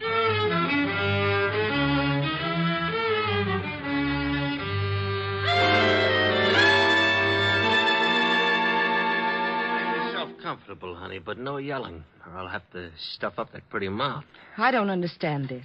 Why did you kidnap me? I've been having a hard time getting in touch with your boyfriend, Diamond. Figure if his girl's in trouble, he'll come looking. I don't have a boyfriend. Sure. Play it straight. But you watch. Tonight I call your butler and tell him we got you. If Diamond wants you alive, he comes to a spot I got picked out. And he comes alone. I don't know any Diamond. Ain't she cute, Bobby? Yeah, cute. Want me to fix her so she forgets how to lie? No, I don't care if she claims Diamond's her uncle. Go on down to Delicatessen and get some food. I'm getting hungry. Okay. But I still think we ought to be getting out of town. In 1 hour, I call this dame's house. At 12 o'clock, I meet Diamond in the park. Then we get out. Why do you want to see this Diamond? Oh, we're old friends, baby. He sent me up for life. And he shot my kid brother full of holes. I just want to see that Diamond gets everything that's coming to him. You talk too much. You've got some bad habits yourself. Now get that food. And if you're too lazy to walk downstairs, I'll show you a shortcut. 3 floors, straight down. You can jump for it. Okay.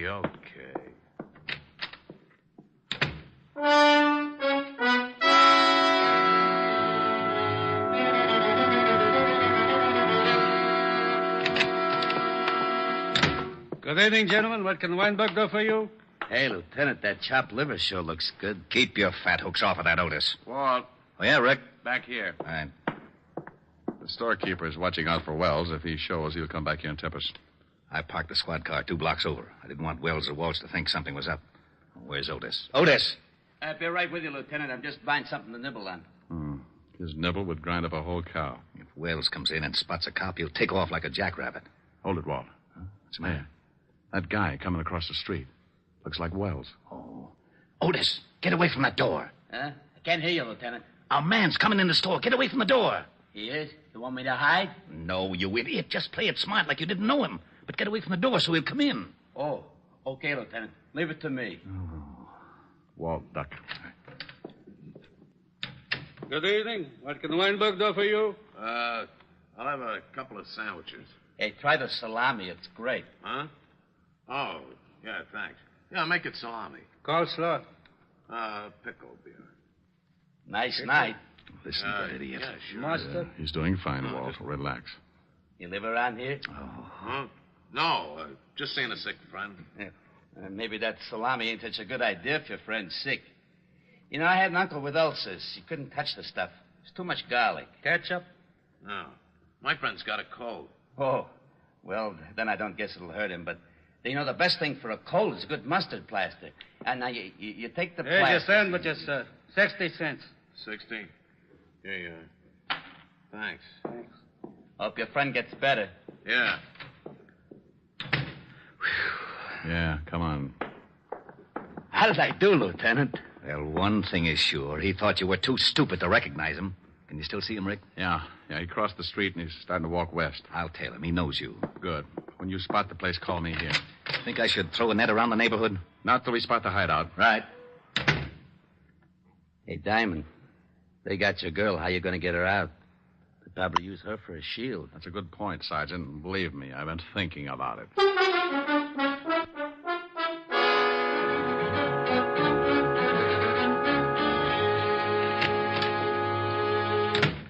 Here's the sandwiches. Swell. Hey, you only got 2. Oh, there was a cop in the delicatessen. A cop? Yeah, big stupid one. Listen, I told him I'm getting food for a sick friend, see, and he starts giving me all kinds You of sure you weren't tailed? Tailed? No, who tailed me? Cop stayed in the delicatessen. Okay. Here, honey. Have a sandwich. I'm not hungry. Oh. Suit yourself. Here, Bobby. Oh, thanks. Hey, when are you going to put in that call to this dame's butler? Right after we eat. Then we go to the park and wait for Mr. Diamond.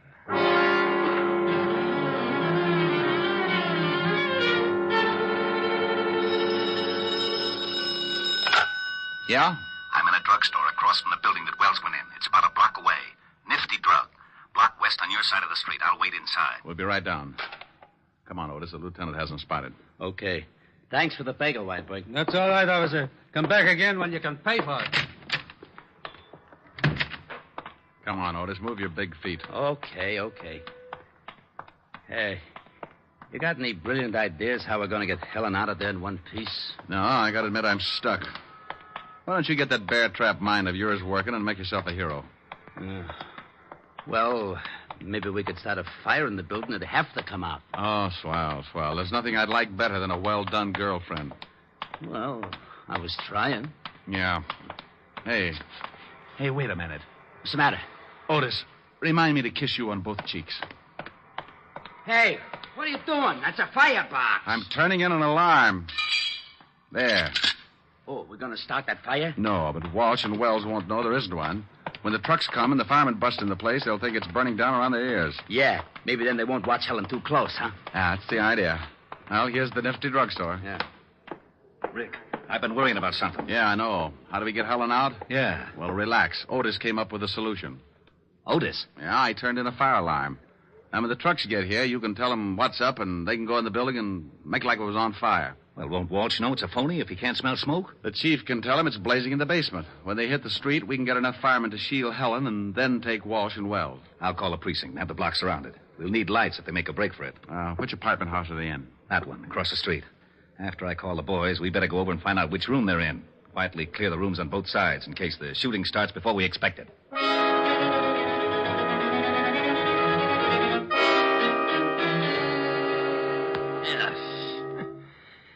Garlic upsets my stomach. How about that call? Yeah, right.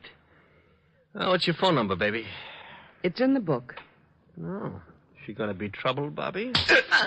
He wants your number. Now, come on, we ain't got all night. All right. Evergreen 54308. Oh, that's better. Gotta be more careful, Bobby. Your lip's bleeding. Yeah. Hey, Walsh, what's that? Sirens. Maybe that's the cops. If somebody tailed you, I told you I wasn't tailed. Wait, I'll go see. It's fire trucks. They're coming down the block. I don't smell no smoke. Hey, they're pulling up in front of this building. The joint must be on fire. Let's get out of here. Maybe it's the building next to us. No, they're bringing the hoses right in front of the door of this joint. I'm getting out. Sit still. Maybe it ain't a big one. We can't go busting out in the street. Well, maybe it ain't a big one, but if it is, I don't want to end up like a pound of spare ribs. Shut her up. Why, you... All right, now, come on. Hey, what's that? Yeah, what is it? Fire department, we're evacuating the building. What are we going to do with the dame? Shove her in that closet. Just a minute. We'll be right with you. Hurry up. There's a fire in the basement. It's nearing a gas main. The whole place may go up any second. Did you hear that? Yeah, step on it. Okay. Hey, better step on it down these stairs. We can find our way. Hey, there's a couple of prowl cars. Yeah. Separate. We'll meet at the other place.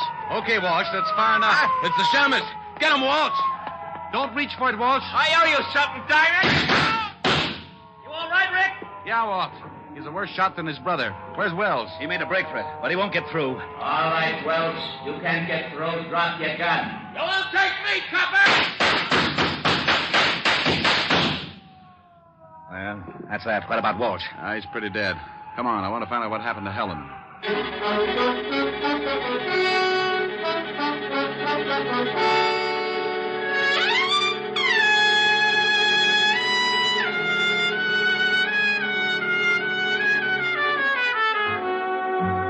Well, Walt and I went up to the room and found Helen in the closet. We took her downstairs, and she cried a little on my shoulder. I like that. Makes me feel so protective. Walt cleaned things up and dropped Helen and me off at her place.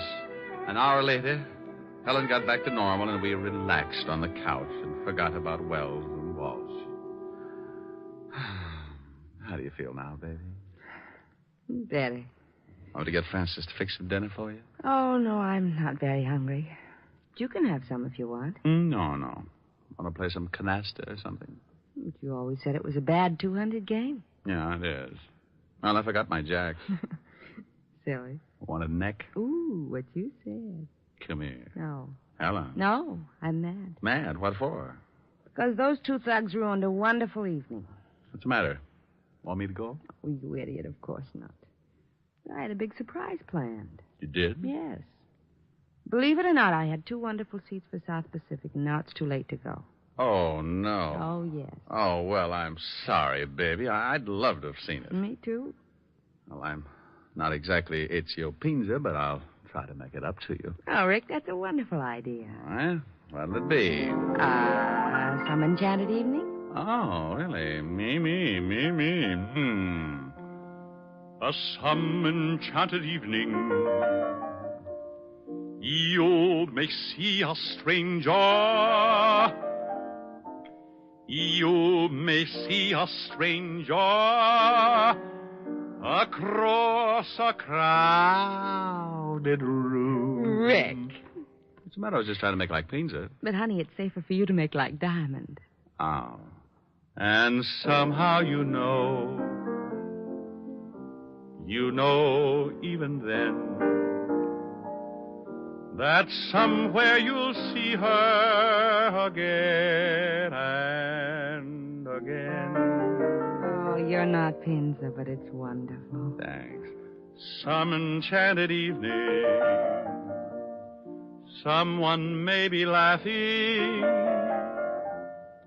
You may hear her laughing across a crowded room. Oh, really? And night after night, as strange as it seems,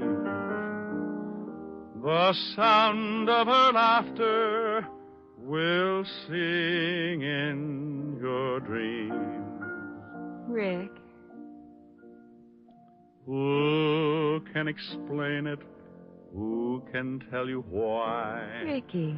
Fools give you answers wise men never try. Oh, Rick. Oh, honey, what's the matter? I was just falling in love with myself. Come here. You never let me finish. Do you mind? Oh, no. And I'm sure Mr. Pinza doesn't either.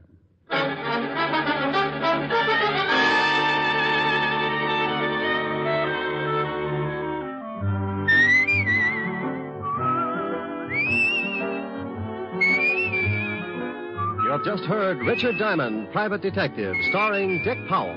Helen was played by Virginia Gregg, Lieutenant Levinson by Ed Begley. Also in our cast were Wilms Herbert, Paul Frees, and Larry Dobkin. Music was under the direction of Frank Worth. Richard Diamond is written by Blake Edwards and directed by William P. Rousseau. Now, this is Eddie King inviting you to be with us again at the same time next week when we will again bring you Dick Powell as Richard Diamond, Private Detective.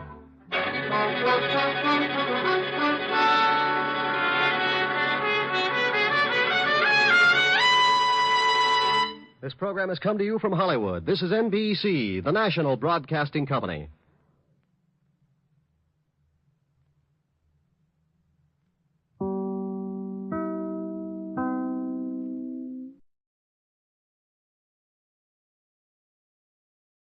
The Adventures of Sam Spade, Detective.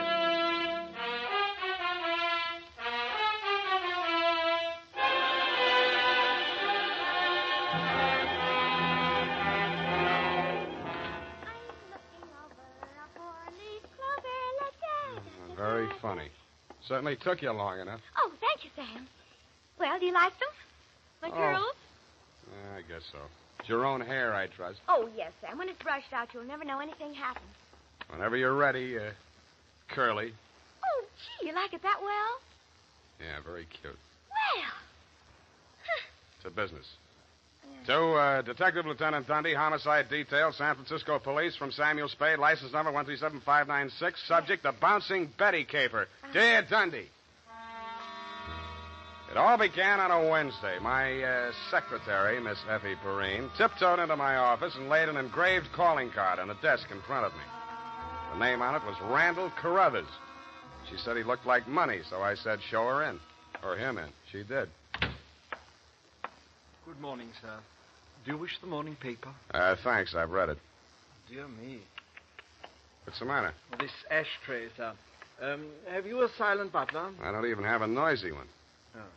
In all my years of service, it has been my constant endeavor to keep things neat and tidy, down to the smallest detail. I see. Well, if it bothers you, just dump those butts into the wastebasket. Very well, sir.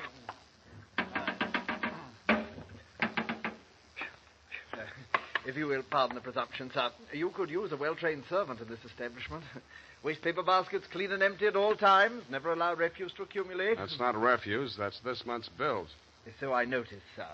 I also noticed that you have not opened them. From this, I conclude that your services are immediately available. Yeah, and I conclude that in spite of your glad rags and fancy handle, you are somebody's butler. Oh, that is correct, sir. I am first butler in the household of Dr. Mark McGraw. First? Yes. Bleakcliff is the name of the estate. It's near the village of Squid Beach, some 50 miles in a southerly direction on the Pacific coast. You know, I think I'm going to like you as a client, Mr. Carruthers. I mean, it's refreshing to get a few accurate facts without, shall we say, priming the pump. Oh, thank you, sir. You're welcome. To continue, not counting the staff, there reside at Bleakcliff 3 persons. Dr. McGraw, master of the house since the death of his wife, his stepson, Mr. Anthony McGraw, of whom more later, and Mr. Anthony's sister, Miss Cathy. It is on her behalf that I've come to you, sir. What is her problem, Mr. Carruthers? The correct form of address is Carruthers, sir, not Mr. Carruthers. Check. Yes, thank you, sir. Now, as to Miss Cathy's problem, sir, someone is attempting to murder her. Specifically, she has upon several occasions been shot at from ambush. Twice she has awakened in the night to feel the hands of an assailant closing about her throat. And only yesterday, she narrowly escaped death when her motor car went out of control owing to some blackguard tampering with the steering mechanism. And upon numerous other occasions... That's enough. You have convinced me that she indeed has a problem. What do the local police think? No one has been to the police, sir. Why not? It's a delicate situation, sir. Miss Cathy's brother, Mr. Tony, is undergoing treatment for nervous disorders. Mm-hmm. The family did not wish to place him in an institution, and since Dr. McGraw, his stepfather, is a psychiatrist, he is allowed to remain at home. I see. He's flipped. Where do I fit in, Carruthers? Well, sir, if a reputable gentleman such as yourself were to come to Bleakcliff and witness these persistent attempts upon that girl's life, perhaps they could be forced to put the boy away where he belongs. It's possible. I'm willing to try. For money. Oh, Splendid, sir, splendid. I took the liberty of drawing, in your favor, a draft upon the First National Bank of Squid Bay, 1 week's remuneration in advance of your services to the Bleakcliff estate in the capacity of chauffeur. Chauffeur? Yes, sir. I thought that might be a capital disguise. Have you a better suggestion, sir? Well, no, that's okay. This check. Yes, sir. $200. It's a pretty big weekly salary for a chauffeur, isn't it? Well, you will be allowed to shop for the vegetables, sir. Your cut has been added in.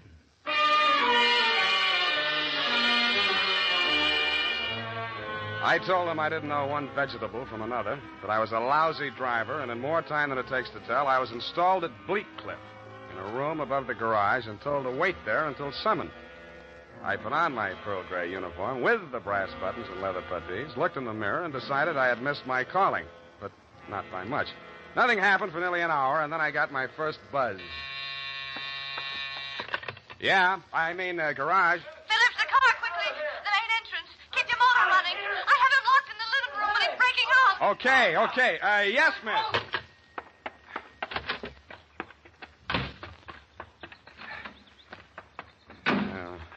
Let me see.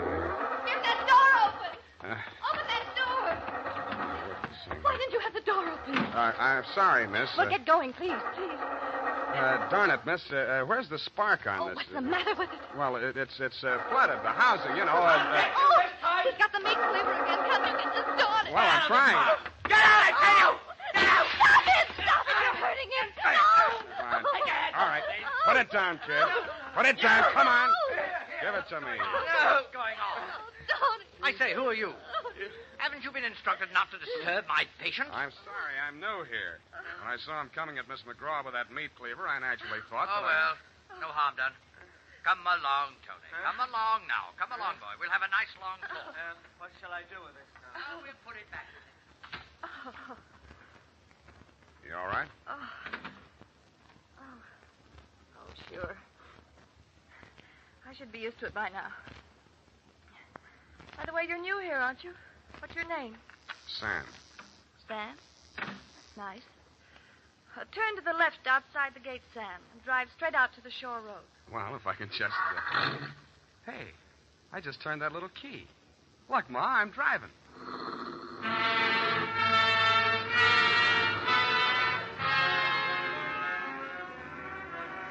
I adjusted the rear view mirror so that it showed more of her and less of the rear view.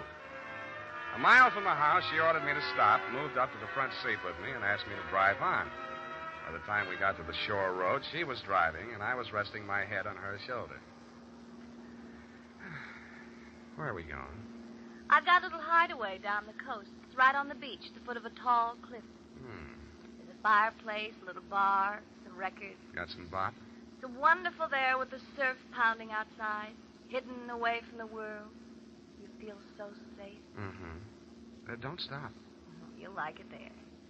You feel as if there's no one else on earth. Time standing still. Oh, if I could just be sure that Mother wouldn't worry about me. You're impossible. Okay, Kathy, I'll be serious. What's with that brother of yours? Tony? I'd rather not talk about that if you don't mind. Well, maybe I can talk about your stepfather. I really should know what kind of a man my boss is. I go for these drives to forget all that. Please don't spoil it for me. Okay, Kathy, okay. Please. The sharp turn into this driveway.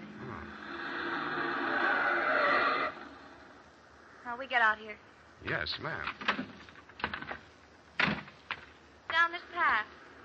Uh-oh. What's the matter? You afraid of high places? Yeah, you just pushed me off of one. Oh, Sam, don't be like that. You're pouting like a little boy. Come on, I want to show you my little house. What's so special about your little house? Oh, Sam, if you only knew what my life is like. You only knew what mine is like.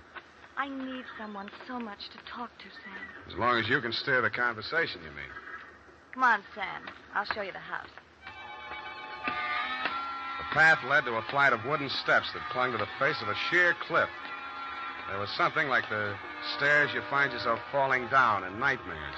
They dropped maybe 200 feet to a crescent of white sand. Watch out for that one step. It's broken. Yeah. You have to make your dream house this hard to get to? Because of Tony. He has vertigo. What? When we were kids, he used to chase me, and I'd run down here, and he was scared to follow me. Afraid of heights. He still is. Oh. Well, you light us a fire, Sam. The wood's there in the box. I'll go make us a drink. Fire? Who needs a fire? I'm hot. What'd you do before you took up driving? Oh, I was a private eye for a while. Oh, how exciting. Nah, it's a sour racket. Tell me about it. Nah. Let's talk about you. Here's your drink. Thanks. Well, what do you want to know about me? Who, me? Come here.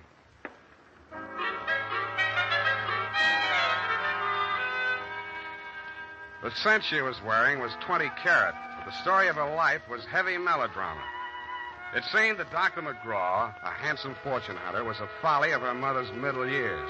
But she had come to her senses shortly before she died and cut him out of her will. But that was not the end of it.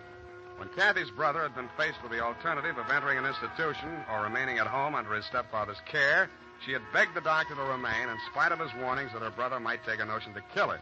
But get this, Dundee, it's real deep. In spite of visible evidence to the contrary, she was convinced that her brother was not out to kill her, but that the doctor was. I couldn't sell myself on that part of the yarn, but she looked so awfully pretty while she was telling it.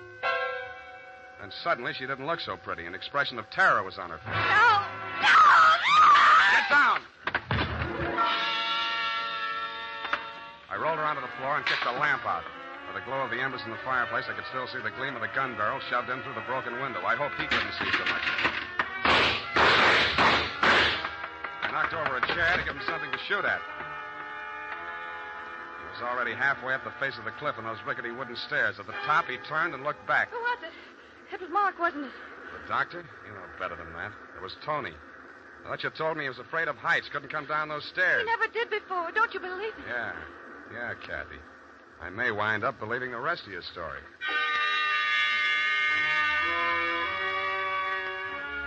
I took Kathy back to Bleakcliff and stashed her in my quarters over the garage. Then I went into the main house via the back stairs, found her room, and shook it down. In a cabinet, a bunch of war souvenirs, German helmets, grenades, rifles, and other lethal gadgets. In a desk drawer, I found a letter headed U.S. Army, Office of the Surgeon General. It certified that one Anthony McGraw was unfit for military service. Vertigo. Origin, childhood injury to middle ear. Downstairs in the library, I found a shelf with medical books. Vertigo. Vertigo was almost incurable, and there was certainly no quick cure. But some patients had lost their symptoms temporarily under hypnotism. Then it said, see narcosynthesis. I did.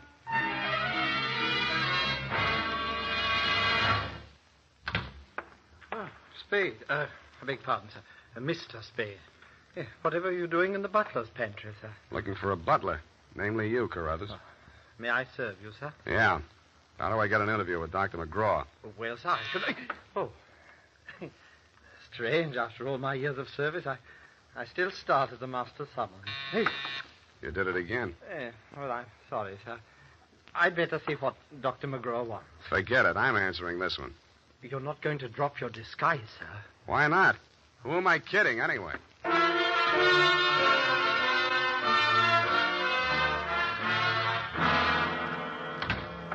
You rang, Dr. McGraw? Oh, I didn't ring for you. I rang for Carruthers. I ordered him to tidy up my office while I was at dinner. And look at it. Looks neat as a pin to me, Doctor. Oh, yeah, sure new here. Chauffeur, eh? I'm only wearing his uniform. Here's my card. Oh, detective, eh? That's right, Doctor. This one's just about ready to wrap up. Well, you interest me. Go on. I will. I think you've been trying to use that boy as a murder weapon against his sister. Oh, and you call yourself a detective? If you can call yourself a doctor, I guess I can. You've been treating him with narcosynthesis, haven't you? Yes, that's right. Hypnotic drug. While he's under it, you brief him on his activities for the day, and he follows through, including assaults with deadly weapons.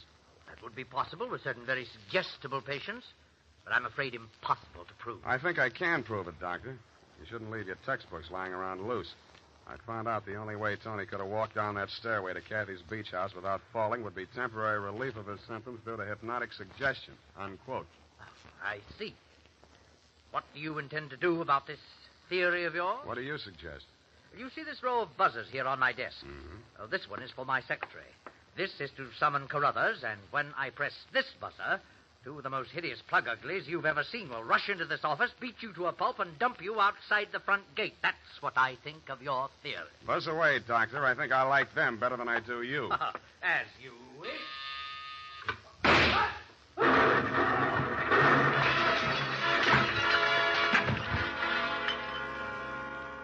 From where I was on the other side of the room, I didn't know what had happened at first. All I saw was a lot of paper gushing out of the wastebasket. The doctor sure was dead. His midsection was perforated like a shower drain. And in the walls, fanning out around the end of the room, about a yard up from the baseboard, there was a straight line of holes. I dug into one. What I took out wasn't a bullet. It was a perfectly round steel ball. Then I remembered the wastebasket, the paper flying out of it just before the explosion. In the bottom of it, I found the answer. The base of a steel mechanism with German lettering on it. It was a wartime anti-personnel mine that the GIs called the Bouncing Betty. The United States Armed Forces Radio Service is presenting the weekly adventure of Dashiell Hammett's famous private detective, Sam Spade.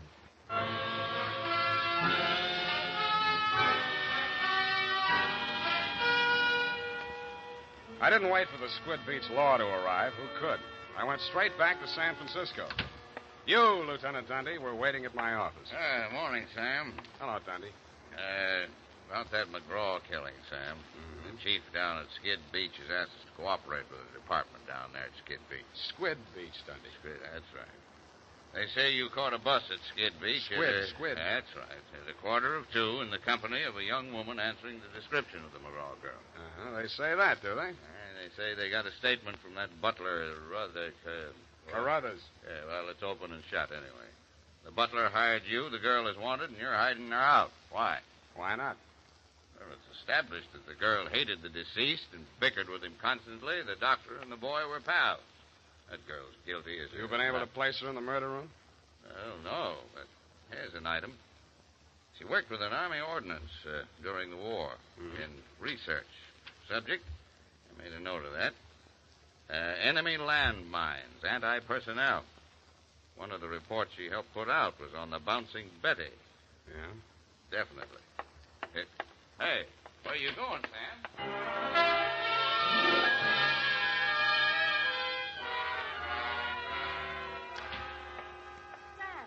Sam, it's been so lonesome cooped up here all day. Why didn't you tell me you were with Army ordnance during the war? I don't know. I suppose it thought it was unfeminine or something. Try again. All right, I'll tell you the truth. I had a copy of that report with instructions for the operation of the Bouncing Betty in the desk in my room. What the devil are you doing with a thing like that? I don't know. I was proud of it. It was the only report I worked on with the general. Should have got rid of it. I did. I burned it in the fireplace as soon as I learned what had killed him. You didn't burn it good enough. Sam, they found it. Yeah. Have they arrested Tony? Not yet, but he's definitely sane. He'll have to take the rap for anything he's done. I see. Well, I guess there's no other way. Tony didn't do it, Sam. I did. I want to make a confession. Not to me, please. Not to me. After what happened down at the beach when I knew I was no longer safe anywhere, I realized I had to do it. For Tony's sake as well as mine. When we arrived back at the house, I looked into the dining room and I saw Dr. McGraw eating dinner. I knew it was my chance to get into his office. Yeah? Then what? Well, the Bouncing Betty was in my room. There was some wire in the tool chest, and I knew that Carruthers always went to tidy up while the doctor was at dinner. So I waited until I saw him come out, and then I went in. And I looked around for a place to plant it, out of sight. Then I saw the wastebasket full of paper. It was the perfect hiding place. The whole thing didn't take more than 5 minutes. Well, say something. Go on, say you hate me. Say it. I don't. Wish I did. Sam. Help me. Help me. I'm sorry, baby. I am sorry.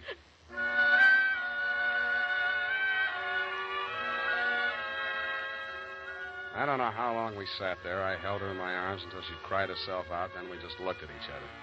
I knew if I put it off another minute, I wouldn't call you at all, Dundee. So, with my arms still around her, I reached for the phone. Homicide. Lieutenant Dundee, this is Sam Spade. Lieutenant Dundee. Hello? Give me that. Lieutenant, this is Catherine McGraw. I wish to make a full confession in the murder of my stepfather.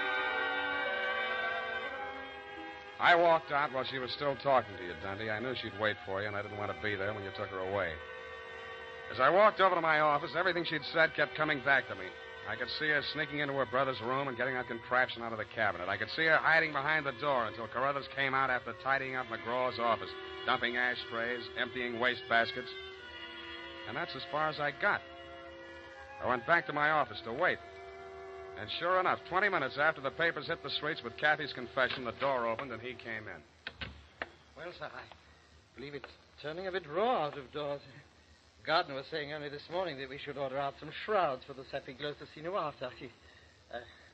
Am I discommoding you, sir? No, Carruthers, I've been waiting for you. With your permission, sir, the ashtray. Just dump it in the wastebasket. Well, I am gratified to note that your secretary has been looking after things and has emptied your waste paper basket. This is right and proper. Quite. Yes, sir. And, speaking of waste paper basket... Allow me, Carruthers. You have come to apprise me of your part in the death of the late Dr. McGraw. Am I in error? You've already divined my purpose, sir. Yes, it was I who placed that infernal machine. In the wastebasket, Carruthers, yes, I know. It struck me as a bit of poetic justice that the buzzer, which that dreadful man used as a symbol of his despotism, should be the instrument of his own destruction. I'm sorry, Carruthers. I'll do all I can. No need, sir. No need. I'm aware that there is no final justification for taking the law into one's own hands. Every man is entitled to trial by jury of his peers. But where, Mr. Spade, where could be found 12 good men and true who would allow themselves to be called the peer of that monster, Dr. McGraw?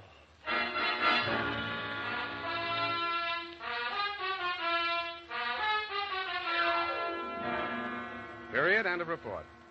Sam, there must be some mistake. Mistake, Effie? Mistake? No? Well, the butler can't be guilty. That's old-fashioned. He was an old-fashioned butler, sweetheart. Where today can you get help like that? Somebody who empties the ashtrays, keeps the waste paper baskets clean, tidies up around the place. Well, I'd be only too happy to do the same for you, Sam. I know you would, Doc. Considering what happened to Mr. Carruthers' employer, Effie, you mustn't allow your mind to dwell on such matters. It's wicked. Sam! Who emptied an ashtray in that wastebasket that I just finished cleaning out? Pay it no heed, sweetheart. I'll buy you a silent butler. Now go type that up.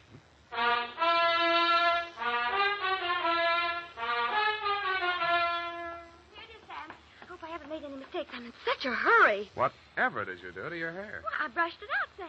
What happened to the pin curls? I told you, Sam, when it was brushed out, it wouldn't be noticeable. Hours of torture sitting under a hot dryer for something nobody will notice. But, Sam, it puts bounce in your whole makeup. I get it. The bouncing Effie caper. Oh. Eyeshadow, new shade of lipstick. You look real gone. Oh, no. Whom is it tonight? Well, it's his friend of Maud, Sam. Of course, she's not really serious about him, so it's all right. Your conscience bothering you? Oh, no, Sam, no. He's definitely not serious about her.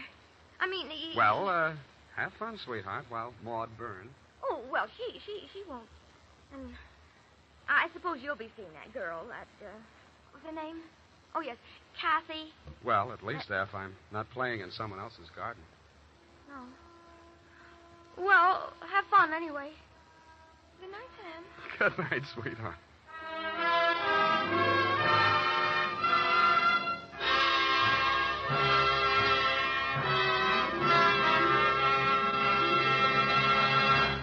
The Adventures of Sam Spade, Dashiell Hammett's famous private detective, are produced and directed by William Spear. Sam Spade is played by Howard Dove. Lorene Tuttle is Effie.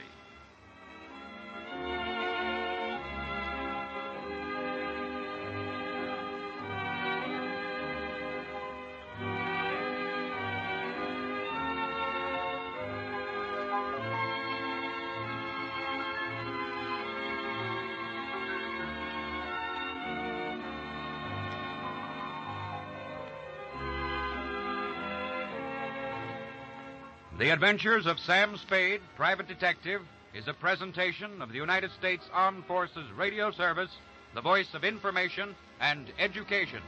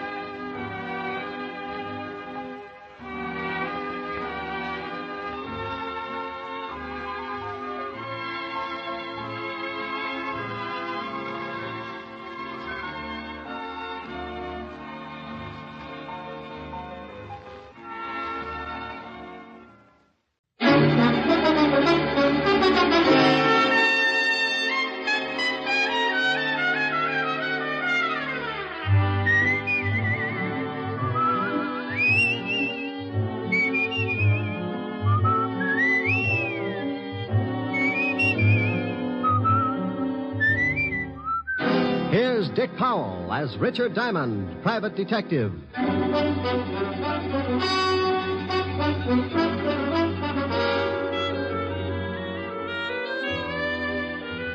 Hello there, this is Diamond. About the most strenuous effort I might give out during a working year is maybe chasing some thug up the escalator at Bloomingdale's department store. But last week I really outdid myself. The all-stars of the police force challenged the private detectives to a baseball game for the benefit of the vice squad. And I wound up stiffer than a pair of starched overalls.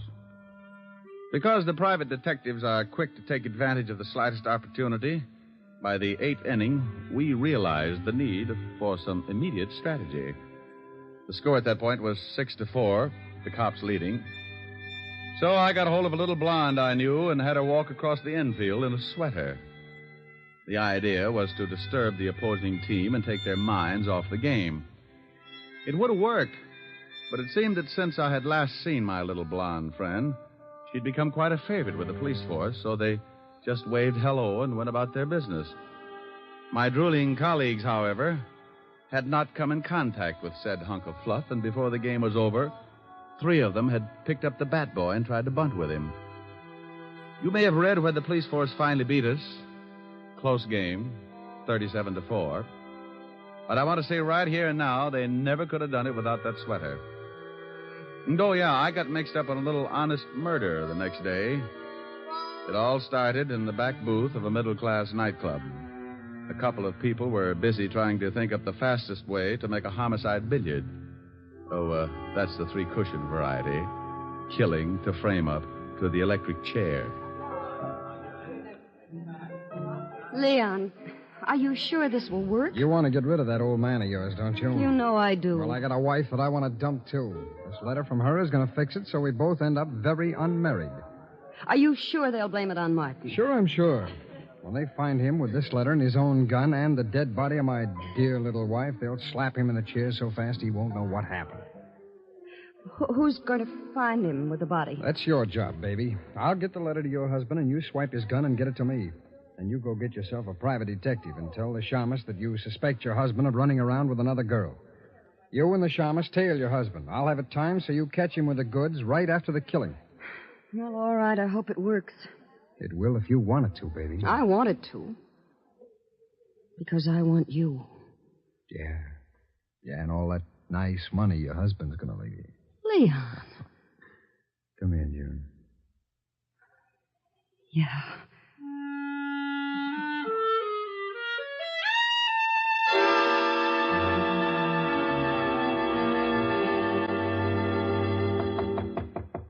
Come in.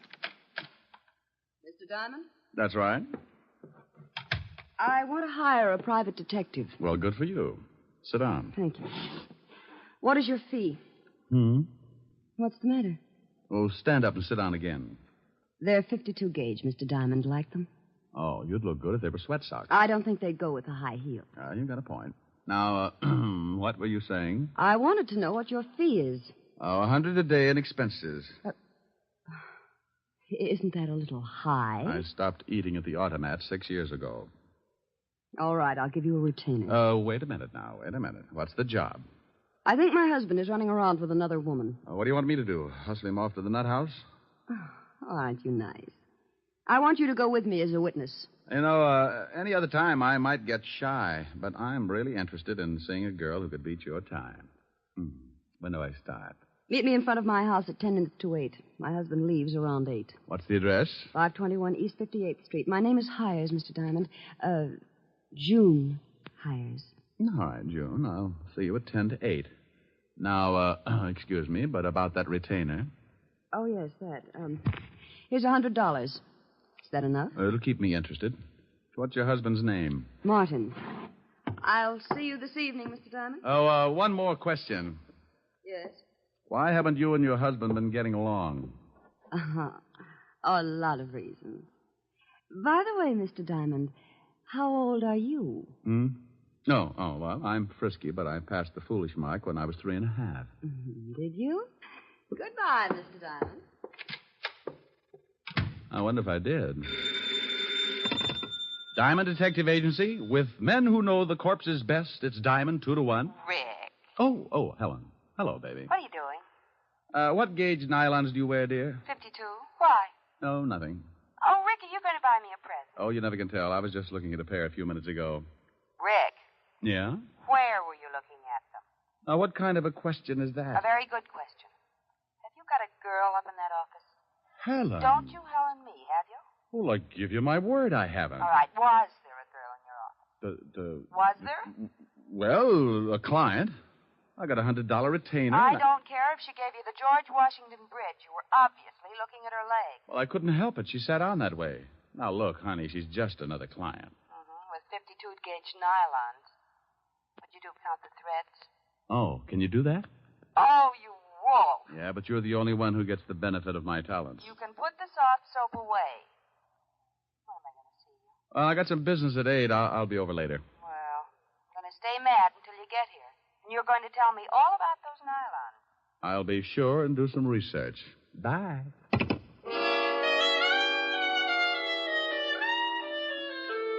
Well, there you are. You sit around and wait for a meal ticket to come in, and just because it happens to be fitted with curves, your best girl digs up the green-eyed monster. I don't know why gals get sore at a guy just because they catch him panting a little. After all, it's hot in New York. I spent the rest of the afternoon trying to hit a big horsefly with a rubber band and some paper clips, and by 6 o'clock we shook hands and called it a draw. I closed the office and went home. I got into some clean clothes and grabbed a bite to eat at the corner drugstore. At 10 minutes to 8, I was sitting in June Heyer's car, parked across the street from her front door. Mr. Diamond, how did you ever get to be a private detective? Mrs. Heyer, how did you ever get to be a housewife? You think things up in a hurry, don't you? Only when I got competition. You like competition? Yeah, up to a point. After that, I get tired of the struggle. I feel like I was back in college, sitting in a parked car with a good-looking man. Your education must have been pretty tame. I haven't moved once. Well, I really started to study after I graduated. Oh, I bet you got straight A's. Must you top everything? I play around with a lot of trouble, Mrs. Heyer, and I've got to stay one step ahead of it. Do I look like trouble? When's your husband coming out of that house? Any minute now. You didn't answer my question. I'll tell you as soon as I see your husband. Well, how will that tell you? If he's wearing a beanie with a propeller on it, I'll know you've been giving him a lot of trouble. So I've been giving him trouble. Does that mean I'll do the same for somebody else? What's the difference, a husband or a private detective? They both got their names from a guy named Adam. Oh, look. A cab pulled up to the front door. Yeah, I see it. And here comes Martin. He's getting into the cab. Well, what do you know? What's the matter? No beanie. We both sat and watched while Martin Heyer got into the cab and it pulled away. Mrs. Heyer put her car in gear and we started the tail, keeping it a safe distance. He led us across town to a middle-class apartment house, and we stopped the car and waited up the street. He's getting out and going into that building. Come on. Oh, what for? Shouldn't we let him get up there first and then... Look, baby.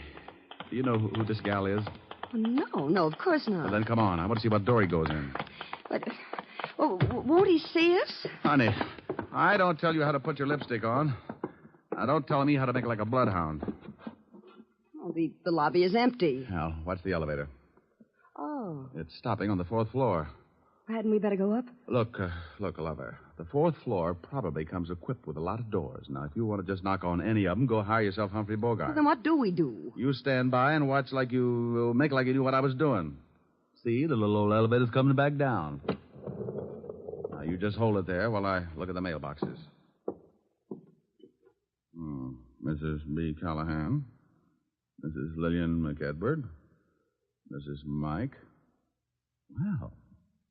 and Miss Sally Maxwell. Okay, now we push the button for the 4th floor and away we go. Fun? How do you know where to go? I got the name off the mailbox. But you said yourself there must be a lot of people on the 4th floor. Elementary, my dear girl. Process of elimination. We're lucky this time. Only one single girl on the 4th floor. Sally Maxwell. Come on. It's 406. What if there'd been more than one single girl? So I make some new friends. Now stop asking questions and stick close. I'd love it. Now, here it is, 406. Now hold it down. Can you hear anything? No. Yeah, somebody's moving around. Oh? Oh, Duck. What? Too late. What?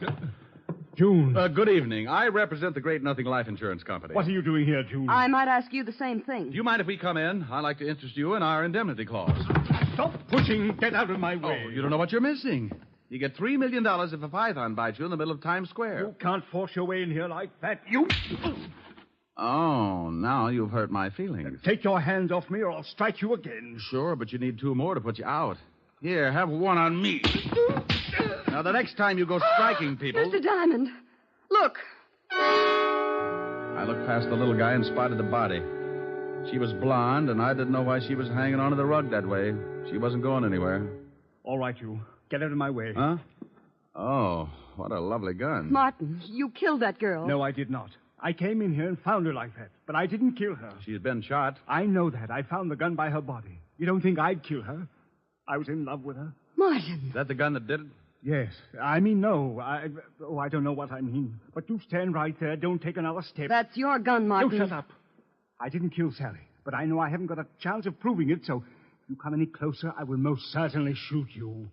I hate to look like an idiot, but it's against the law to shoot people. Mr. Diamond, be careful. Come on, Martin. Give me the gun. You don't think I'll shoot, do you? Come on, give it to me. Just one more step. Look out, he's going to shoot. Come on, open up in there. What? Better drop it, Martin. You got company. Stay back. Stay back. This is the police. Open up or we'll break the door in. Police? Give me the gun, Martin. No. Let him in, June. Before Levinson tears down the whole wall. I've got Martin. Yes, all right. I didn't do it. I didn't do it. What's going on in here? Hello, Walt. Hey, Lieutenant, look. It's the gumshoe. Rick. Why do you guys always have to break down doors? Why don't you try turning the knob first? Otis, didn't you see if it was unlocked? I forgot, Lieutenant. You mallet head.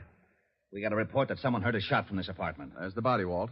Who's this guy? Martin Heyer. Here's his gun. He was going to use it on me. I didn't kill her. I came in and found her that way. Oh, shut up. Who's the girl with you, Diamond? This is Mrs. Heyer. Martin is her husband. You don't say. The old triangle, huh, Rick? I engaged Mr. Diamond to follow my husband. That's right, Walt. We caught Martin trying to sneak out on the corpse. I told you I didn't kill her. And I told you to shut up. Is this your gun? Yes, but I found it lying by the body. I knew I'd be blamed if someone found my gun, so I put it in my pocket. You search him, Rick? Haven't had time. Shake him down, Otis. Yeah, Lieutenant. I want my lawyer, and you get away from me. You open your trap just once more. Okay, but hold still. Please, Mr. Diamond, I'd like to get out of here. Sure. Okay, Walt? Yeah, but I want to talk to both of you down at the station later. Here's something, Lieutenant. What is it? Letter. Are you coming, Mr. Diamond? You go on down. I'll be right with you. All right. Walt, what does the letter say? It says we can't continue this way. I've decided to break it off once and for all. It will do no good to see me, so please stay away and leave me alone. Signed, Sally. Let me see that. Yeah. Well, what about it, you? Is the dead girl named Sally? Yes. I don't know why she sent it. We were both in love. Sure. What were you going to do about your wife? I was going to tell her this evening. Then I received this note. I came right over to see Sally, but believe me, I didn't kill her. Tell me something, Martin. Is this the way you received the letter? Yes. Why? Now, you wait a minute, Rick. I'm very happy with what I've got, so don't start making like Sherlock Holmes. Oh, well, I guess you're right, Walt. He admits it's his gun, and this letter is certainly motive enough. Yeah. Otis, call for the wagon and put the cuffs on Heyer. Right, Lieutenant. Walt, why would someone send a letter after tearing off the top of it? Huh? See, the top of this letter is missing. The part that usually reads, Dear Julius or something. So what? Do me a favor, will you, Walt? Oh, what is it? Give me 3 minutes and then have Otis fire a shot from this apartment. What? Is that all you can say? Have Otis fire a shot in about 3 minutes after I leave. I will not.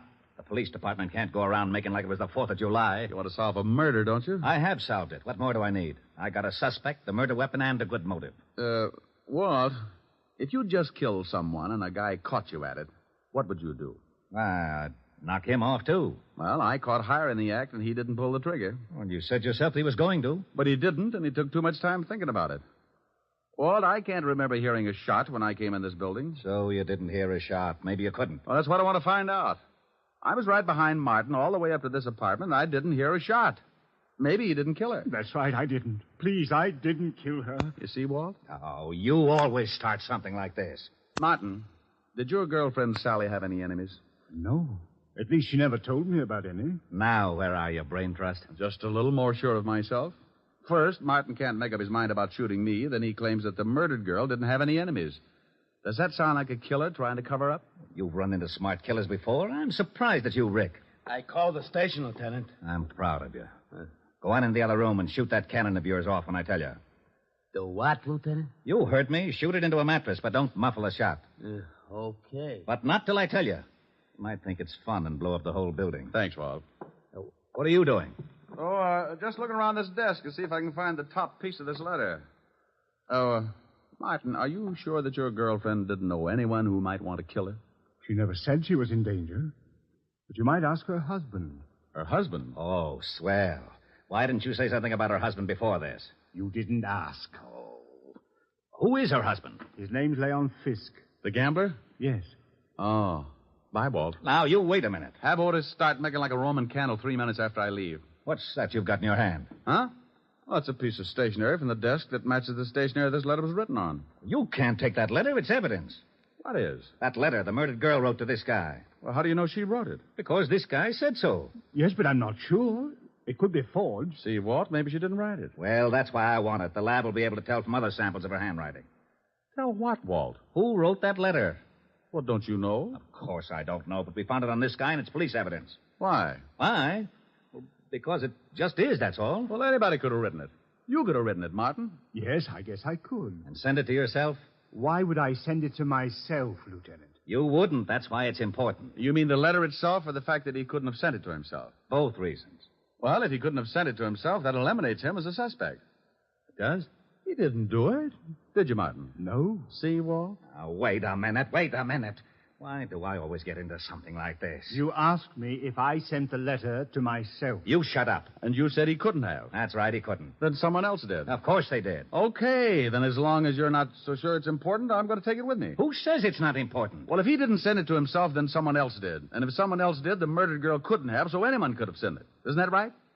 Say that again. He said if I didn't send the letter to myself, then I couldn't have gotten it. No. He said you couldn't have sent the letter to...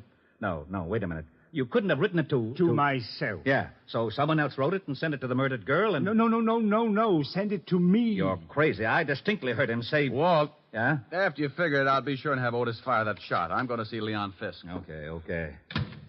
Now, let's start it again. If I didn't... If somebody didn't... If you didn't... If I didn't what? Lieutenant? Oh.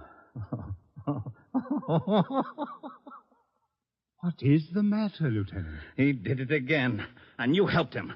You rat, I'll see that you get the chair even if you didn't kill her. What did I do? You shut up.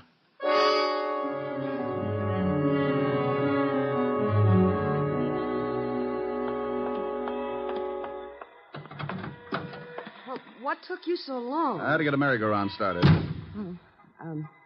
Can I drop you somewhere? Just relax for a second. I've got to think something out. Well, I didn't ever think Martin could kill anyone. Yeah. What was that? Just a backfire. Look, drive me across town. I want to talk to a guy named Leon Fisk. Leon Fisk? Yeah, runs a nightclub with an iron claw in the back room. What's the address?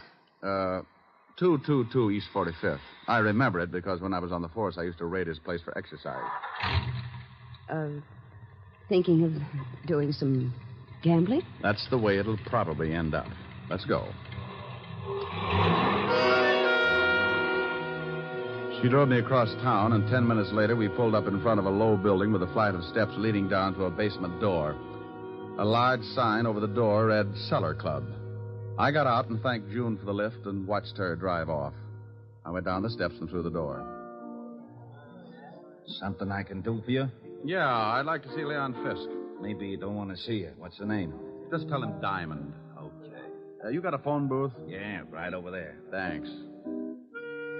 I found the phone booth and went in. In my business, you work with hunches, and sometimes they pay off. I knew that the torn letter had to be sent to someone the dead girl was going to slough. I didn't think it was higher, so the next best prospect was her husband, Leon Fisk. I didn't have a thing to pin on him, but a good bluff can open a lot of doors. I took out the letter and copied the handwriting on the other piece of stationery. I wrote the name Leon at the top, and then the words, "We can't continue," so they'd correspond with the first part of the original. Yeah? What was your right? What's it to you? You don't have to get sore. I just thought maybe you was getting a tip on the horses, and I sure could use a winner. The nags have been beating me to death. Oh, no tip. Okay, the boss will see you. That door right over there. Thanks.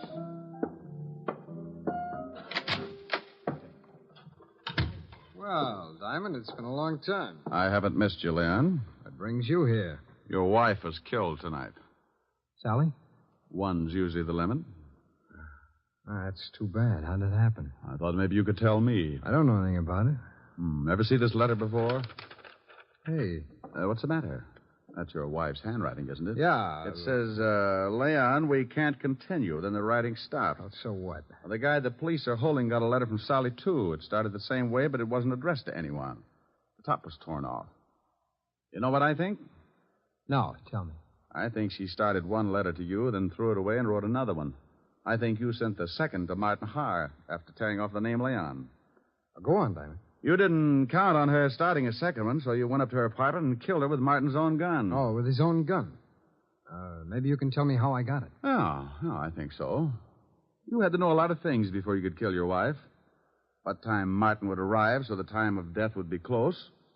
You had to have his gun to leave by the body, and you had to have a witness who would swear Martin killed her.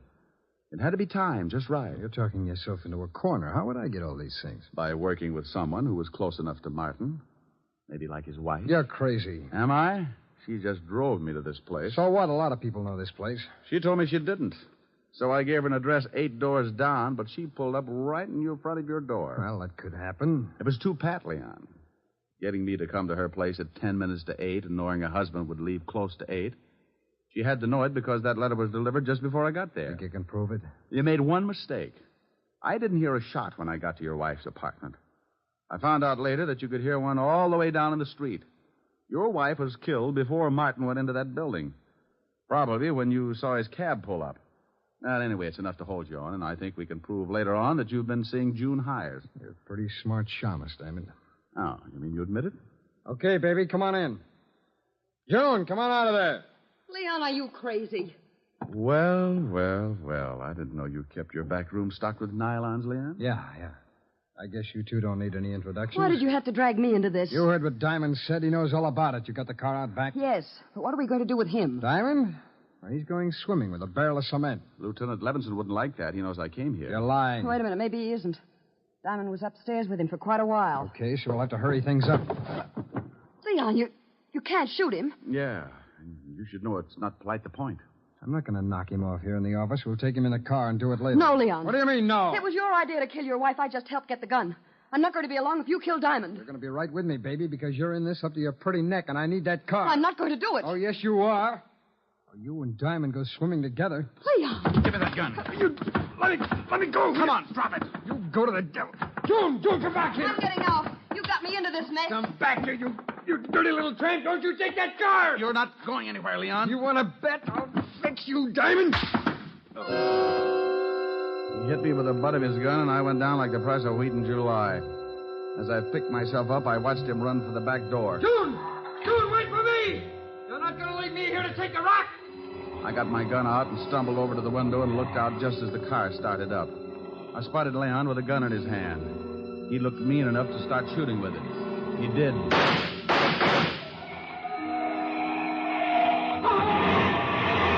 He started running up the alley then. I suppose I could have said something like, "Stop or I'll shoot," but I was too tired. I just rested my arm on the window and let him have it.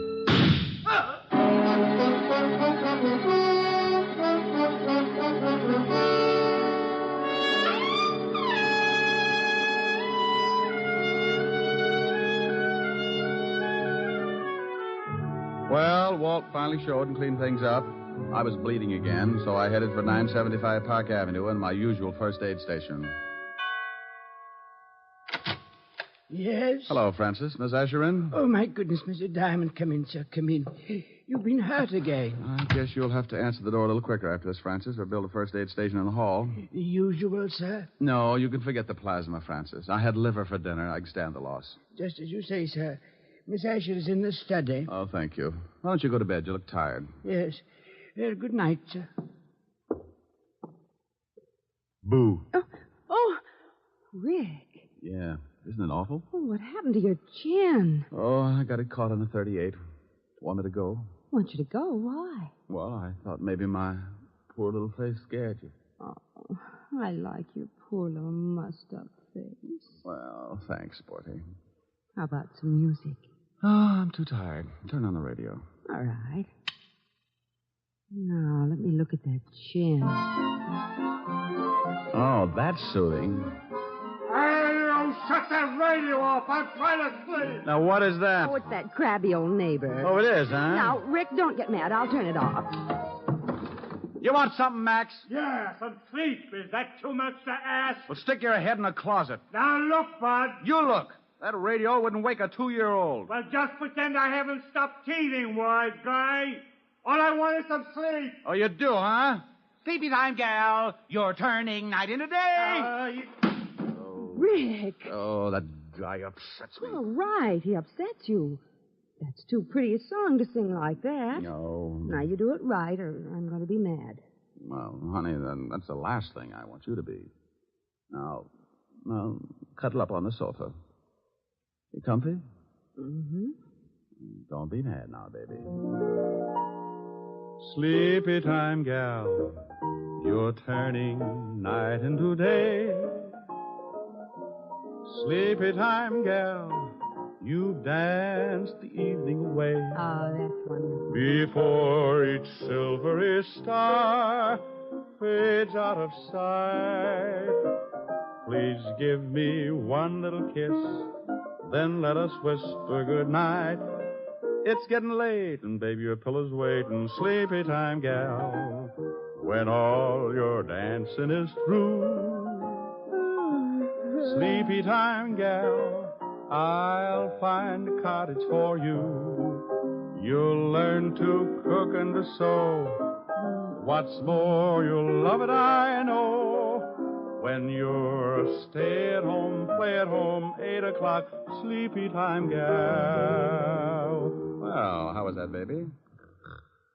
Helen. Helen. Well, how do you like that? She snores, too. Hey, you, Max. Yeah, now what do you want? How about a game of gin? I'm lonesome.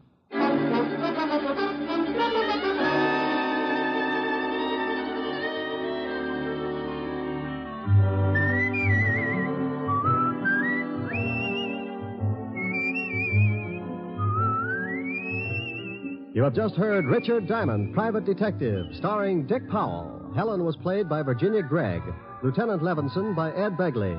Also in our cast were Wilms Herbert, Jay Novello, Joan Banks, and Stacey Harris. Music was under the direction of Frank Worth. Richard Diamond is written by Blake Edwards and directed by William P. Rousseau. Dick Powell soon will be seen in the screen version of the best-selling novel, Mrs. Mike. Now, this is Eddie King inviting you to be with us again at the same time next week, when we will again bring you Dick Powell as Richard Diamond, Private Detective.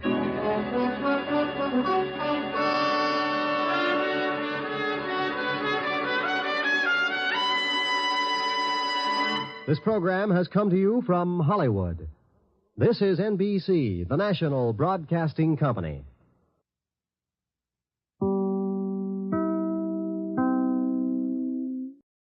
By transcription.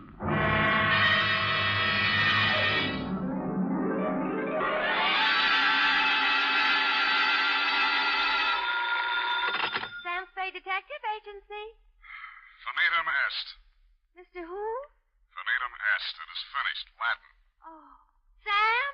What's left of me, sweetheart? Well, where are you? What happened? Who did it? Here, everything, and what? What? No, I asked you first. Sam. Now you're making sense. Well, did that Mr. Mortuus get in touch with you? Demortuus nil nisi bonum. Oh, Sam, stop it. Second year Latin, F. Speak well of the dead.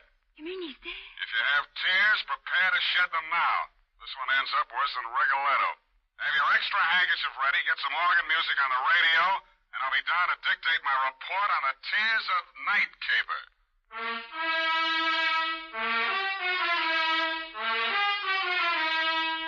Dashiell Hammett, America's leading detective fiction writer and creator of Sam Spade, the hard-boiled private eye, and William Spear, radio's outstanding producer-director of mystery and crime drama, join their talents to make your hair stand on end with the adventures of Sam Spade. Presented by the makers of Wild Root Cream Oil for the hair. You know, just a little Wild Root Cream Oil in your hair can mean a world of improvement in your general appearance. Just try it and see. See how Wild Root Cream Oil Hair Tonic grooms your hair neatly and naturally, relieves dryness, and removes loose dandruff. Yes, you'll be glad to discover that just a few drops of Wild Root Cream Oil make a big difference. So if you've never tried it before, get the 25-cent get-acquainted size and ask for it by name. Wild Root Cream Oil Hair Tonic. Again and again, the choice of men and women and children, too. And now, with Howard Duff starring as Spade, Wild Root brings to the air the greatest private detective of them all in the adventures of Sam Spade.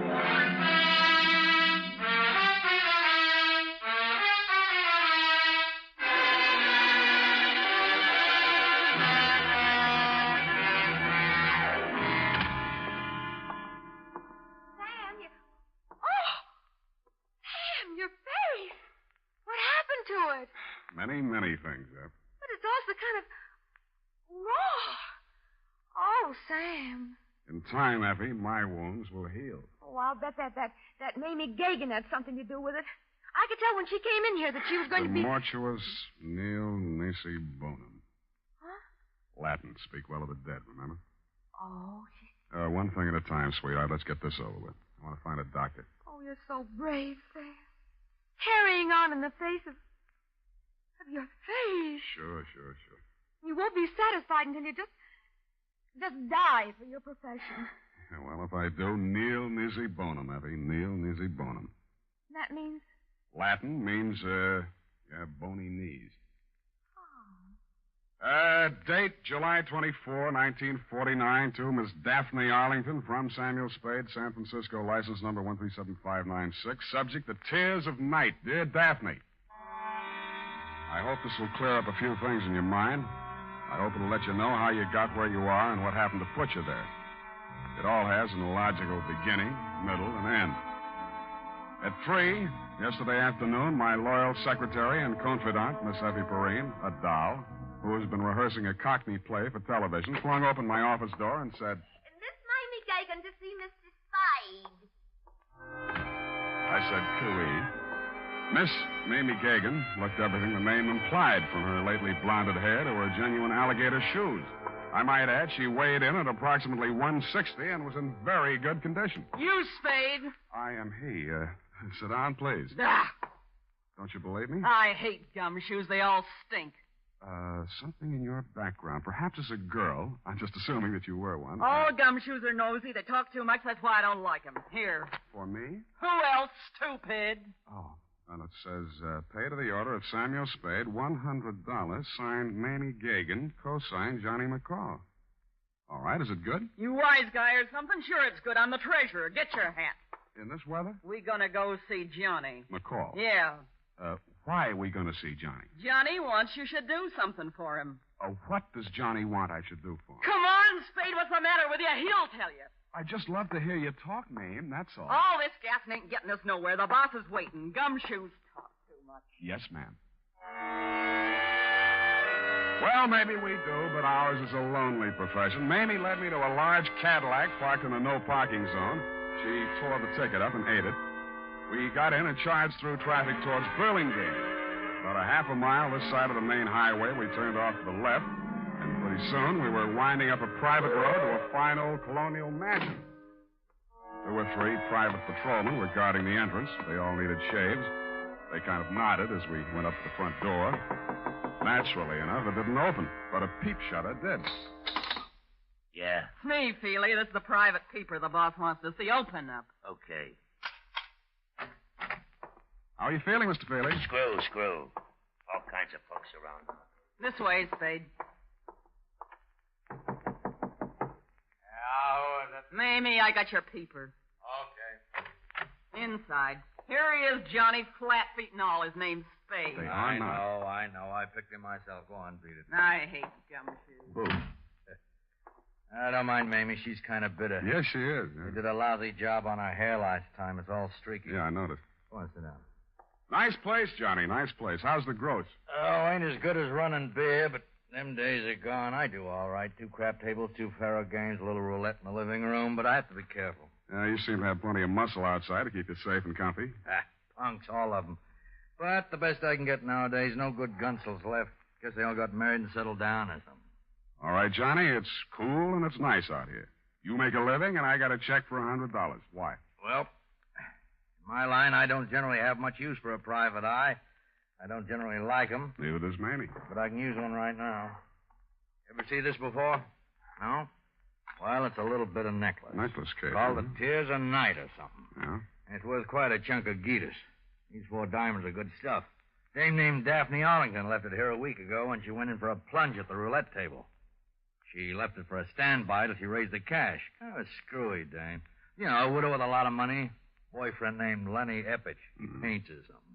Well, she sent me a check today for the 5 G's she lost, and I just want you to take this thing back to her. That all? Yeah, that's all. I got my dough, she gets a necklace. You're a licensed bonded investigator, insured, it's safe with you. I couldn't trust any of my punks with it, and I don't like to be seen in public, so you just take it back. It's all very simple. Uh-huh. Now that you've told me how simple it is, suppose you give me the unexpurgated sequel. Did her check bounce? Yep. All right. You want a drink? There wasn't any check, Sam. She called me a couple of hours ago and said if I didn't have this thing back to her by tonight, she'd call a load of cops and come out here and tear the joint apart. Not such a screwy dame at that. You're stuck. You telling me. If she comes with cop, I'm closed for season. I'm getting old. Oh, you're not old, Johnny. Feely was running the table, and I didn't know he'd taken this thing for security till we counted up. Stupid Feely. I should have pushed his mush in or something. Letting a dame like that make us a setup. Well, maybe you'll do better next time. Oh, ain't gonna be no next time, Spade. Well, here's her address. Here's the ice. Just take it to her, and I'll chalk it up to experience. You better get yourself a new boy at that table, Johnny. You telling me. You telling me. Well, bye.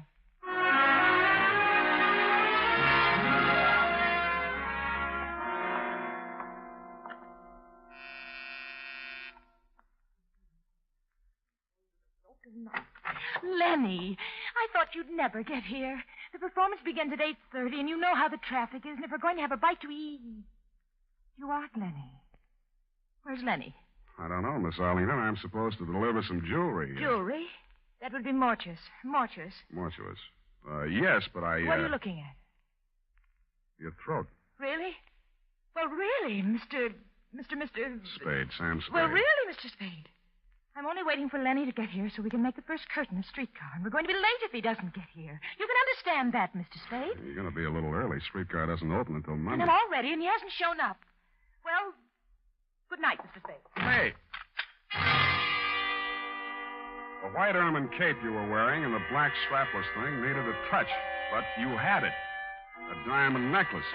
In fact, the Tears of Night, the same one I had in my pocket, Daphne, was hanging around your lovely neck. I rebuzzed your buzzer and knocked on your door for quite a while until it was quite evident that you were not going to open up. Under the hallway light, I snapped open the necklace case. Mortuous, you had said. And mortuous was what it said stamped inside the case. A gloomy word with a gloomy address. The White Hotel on Turk Street.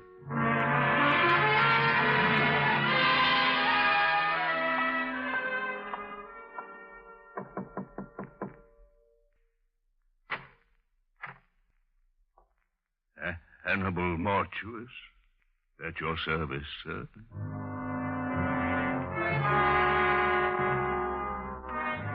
If ever a man had the look of death, it was this one who had its name.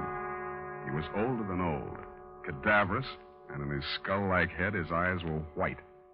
He was wearing a flannel nightshirt. You find me a bit indisposed, Mr. Spade. The clerk at the desk said it was a matter of jewelry. Therefore, Hannibal Mortuous is at your service. Now then, sir, what is so urgent? I came to ask you about a diamond necklace. I found your name stamped on the inside. House of Mortuous, a most respected name in diamonds, as well as all the lapidary arts. Most respected. Fine jewels, and the name Mortuous is synonymous the world over. I am the last of 4 sons. But continue, Mr. Spade. Well, I just want you to take a look at this. Uh-huh. And how do you come in possession of the Tears of Night, sir? Well, a man named Johnny McCall, who runs a gambling club, hired me to deliver it to a lady named Daphne Arlington. She lost it at the roulette table. She left it there until she could raise the cash. Deplorable conduct on her part. Daphne Arlington, most indiscreet young lady, to be sure. I recall my interview with her when her late husband, Sidney, ordered this necklace. A lovely body, propelled by a ridiculous mind.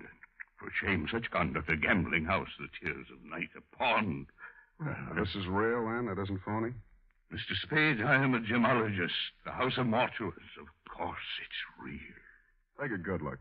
When an artist creates a dazzling thing of beauty such as this, would he be so unlikely as to forget the time, the patience, the agony of his creation? See how each stone is carefully mounted to capture every single pinpoint of light. Mm-hmm. An incomparable masterpiece. An incredible money. How much money? No wholesale market, about 10,000.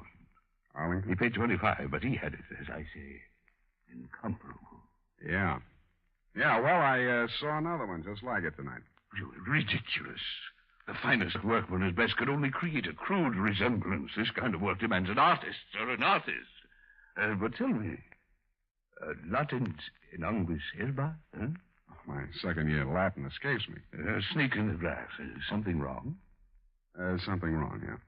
You were concerned for the safety of this piece. I have a small safe in my room. You may have the key if you care. I'll take it with me. Thank you, Mr. Mortuus. My pleasure, Mr. Spade. Omnia mortuus bonum vocat est. All speak well of Mortuus, of Panza. Good evening.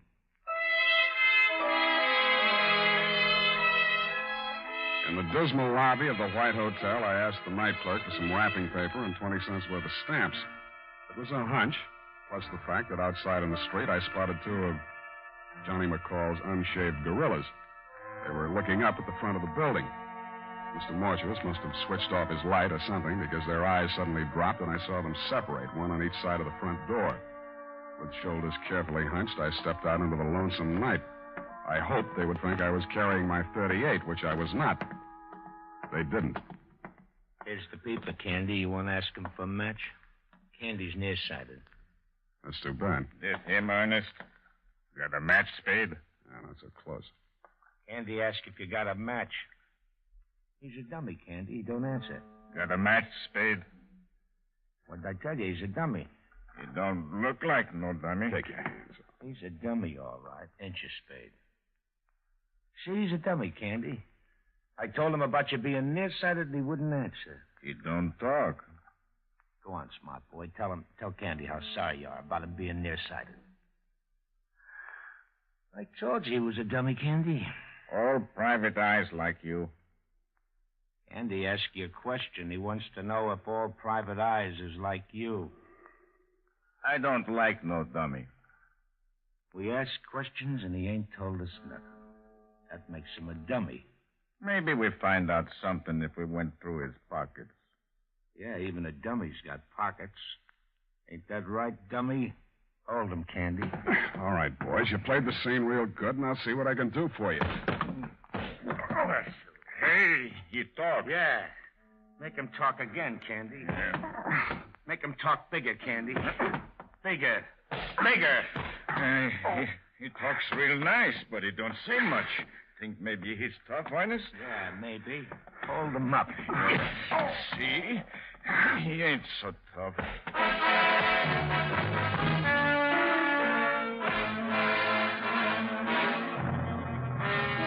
I wasn't. I didn't feel like talking on that quiet little street where the only noise was my face pounding on their fists. I didn't have the necklace anymore, but they had to find out the hard way. The hard way for me.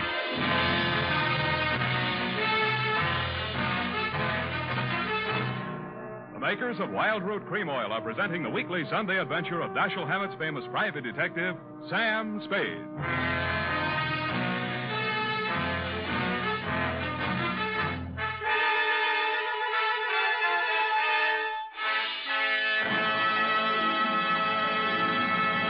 Now, here's important news on good grooming.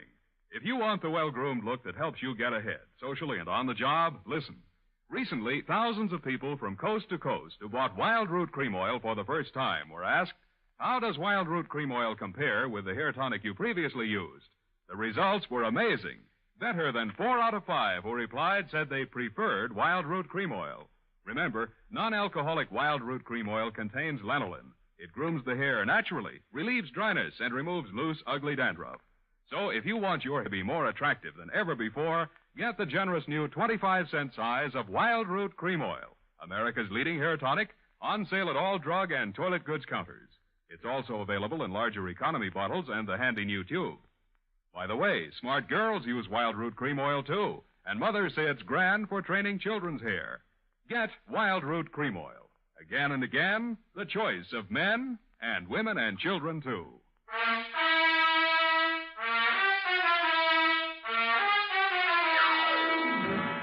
And now, back to the Tears of Night caper. Tonight's adventure with Sam Spade.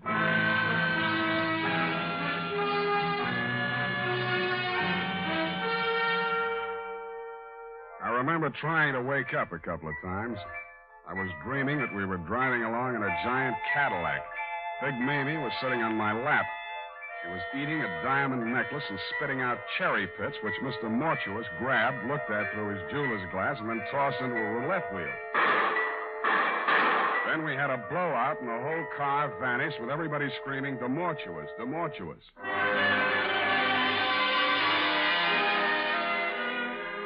Somewhere around 7 in the a.m., I began to get a feeling. Several feelings, and all of them hurt. I had been dumped in the grass in a fairly nice neighborhood. In your neighborhood, as a matter of fact, Daphne. And 5 minutes later, I was climbing the steps to your apartment. I thought maybe you'd let me wash my face in your bathroom. Also, you seemed the logical one to question since nothing else made sense. You were sitting in a large chair. The drapes were drawn, the door was slightly open, and only the light from the hall seeped in. You had the phone on your lap. The receiver was off. My guess was right. You were looking at nothing. Oh, Mr. Spade, it's you. You came back. You've been in an accident. I don't think you'll need this. Oh, yes.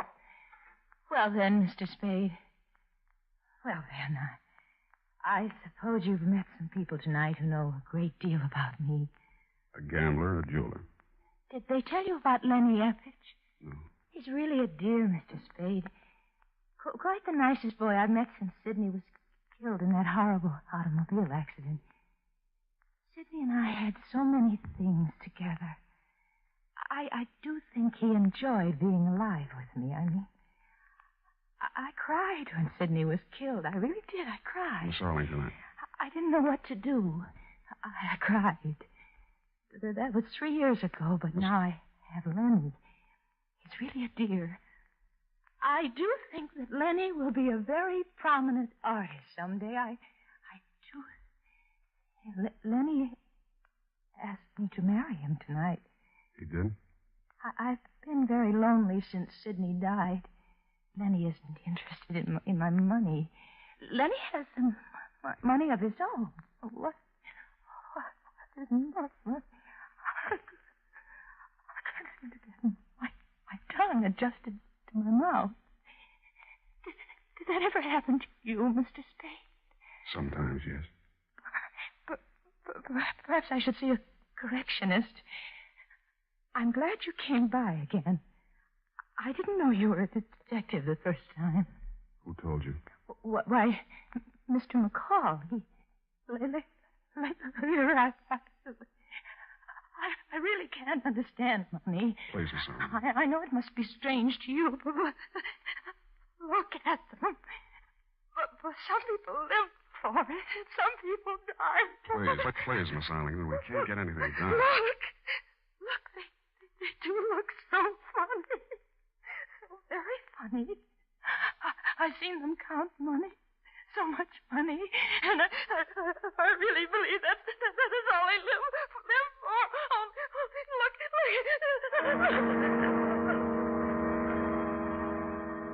You were pointing at something across the darkened room. It took me 10 seconds to find the light switch. Stretched out on your floor, they look funny, all right.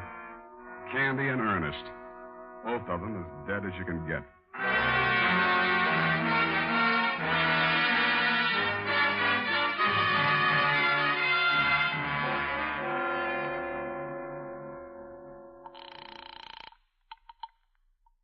Hello, darling. Darling, I've been waiting all night. I knew you'd telephone and give me your answer. I knew you'd marry me. Your name, Lenny Eppich? Well, yes, but I was expecting... My name's Spade. I'm a private investigator. I'm calling from her apartment. Daphne's? Now, listen.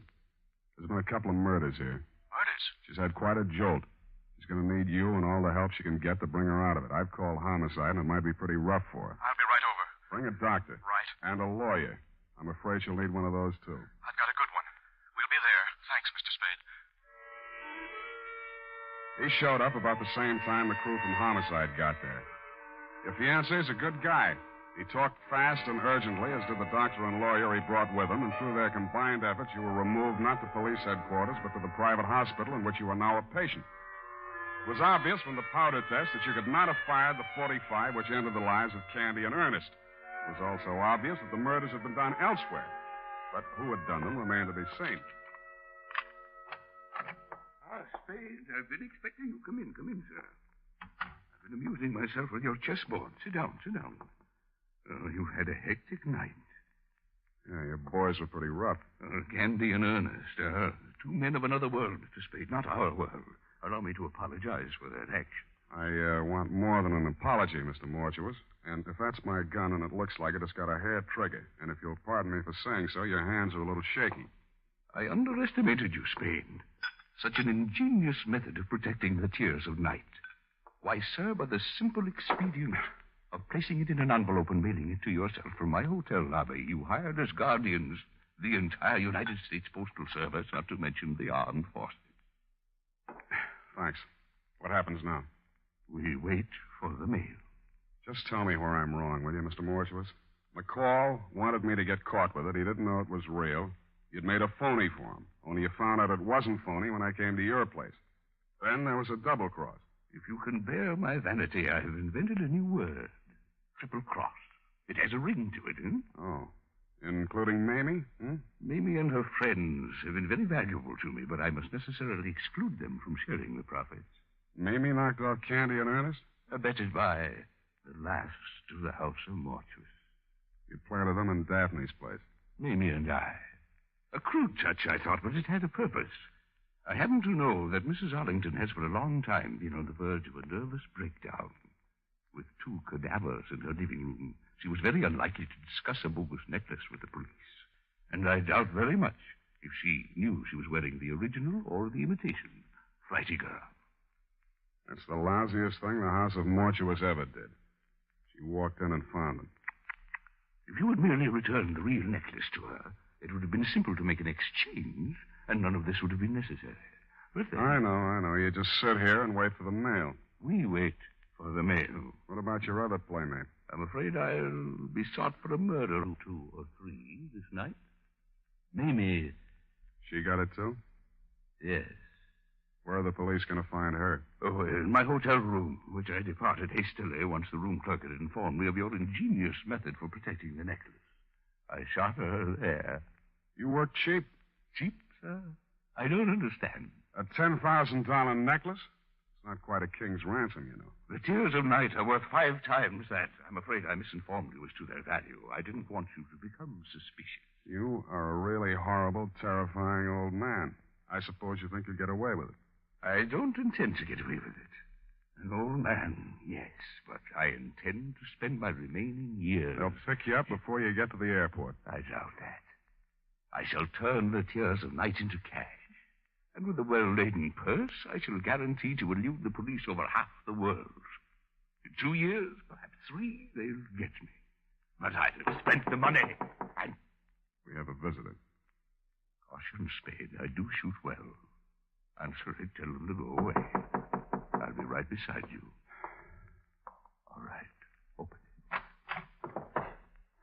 One side, Spade, I got a gun. Obvious. Mamie. I thought I'd find you here waiting for the mail. You dirty, You didn't do such a good job on me. Caution, my dear. I have a gun, too. Everybody but me. I can last long enough to let you have it. Not so good, my dear. Your loss of blood has made you groggy. Still good enough to... Well, It was almost a photo finish. He kind of leaned into the wall with a pained and amazed look on his face, then he seemed to try to walk. Mr. Spade. Mr. Spade, sir, I believe I've been shot. I'll need a little assistance. I can't seem to hold my feet, sir. I can't seem to hold my feet. This was an awkward plan at best. The mortuus nil nisi bonum, Spade. Or if your second year Latin escapes your memory, speak well of the dead.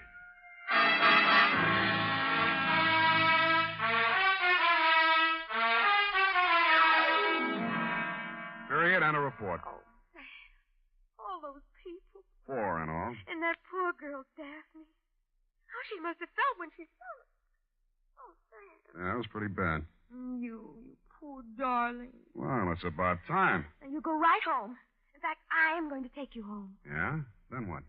Well, You are a registered nurse, maybe? well, Go type that up. I am completely well, and when you return, we shall Indian wrestle. Certainly, sir. And now, listen to this. Shopping note. Tonight or tomorrow, get a family-sized bottle or handy tube of Wild Root Cream Oil, America's favorite hair tonic. Here is another in NBC's great parade of new shows.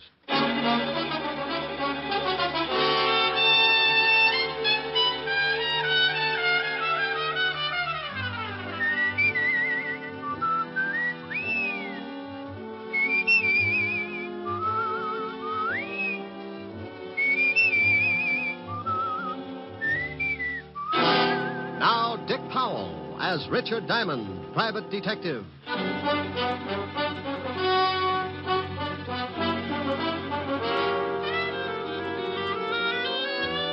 Hello there. This is Diamond. You know, I'm sure a lot of you people have never seen this big city of New York that I live in, but you ought to. It's really worth seeing.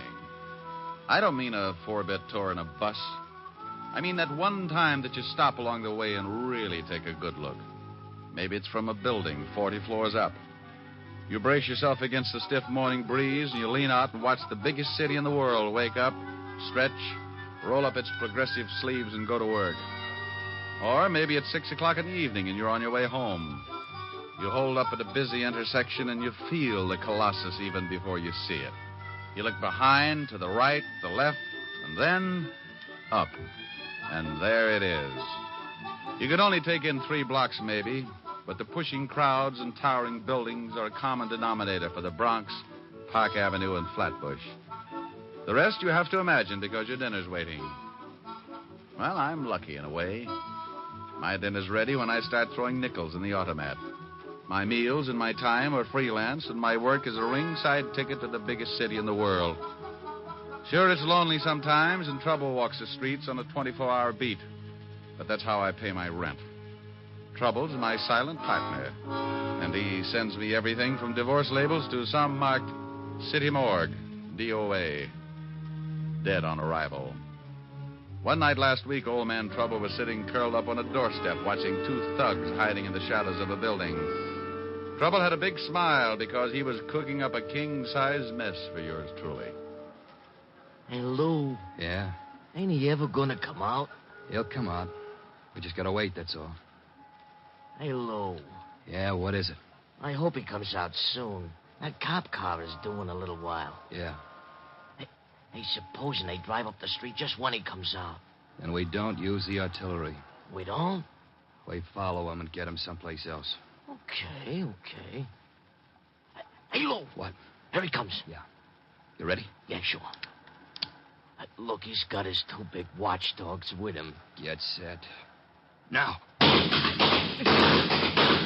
We better get going. Don't run, stupid. You think we was being clocked? Hey, Lou. There's that lousy cop car. Come on.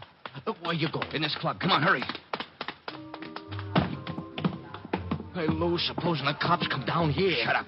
Table, gentlemen? Yeah, for my friend and me. Right this way. Picture, like a souvenir picture to take. Lou, are you crazy? We can't sit down at no table. They'll have the whole neighborhood covered in a few minutes. We can sit for a second, then we'll go out the back door. Here you are, gentlemen. Is this all right? Oh, just standing. Yeah, this is just fine, thank you. Very good, sir. I'll send a waiter right over. Oh, now, come on, Lou. Let's blow this joint. Wait till he gets further away. Please, Lou.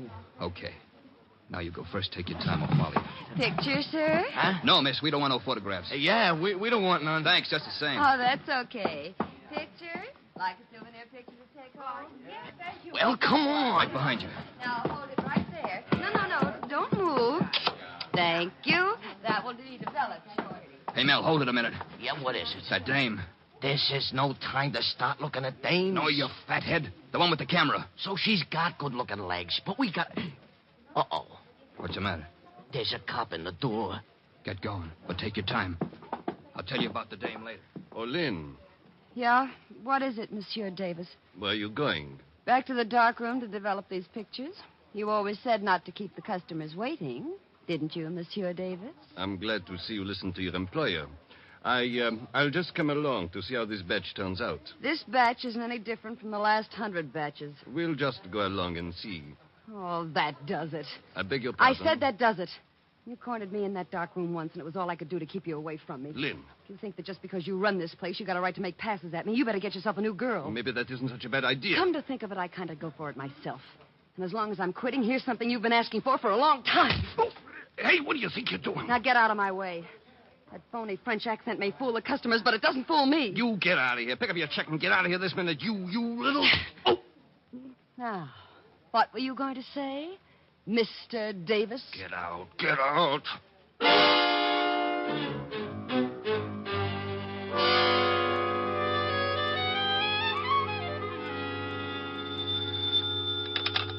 Diamond Detective Agency. If you've lost a body, let us dig it up. Oh, Rick, that's awful. Depends on who we dig up and how long he's been there. Rick, Hello, Helen, baby. you're simply gruesome. I know it, but my tongue matches my shirts. What do you do when you wear stripes? I tell everybody I've been licking barber poles. Oh. Nah. Thought you'd catch me, didn't you? No, I don't think I'll ever get you. Oh, I think you're the prettiest little old gal in the whole dang breasted state.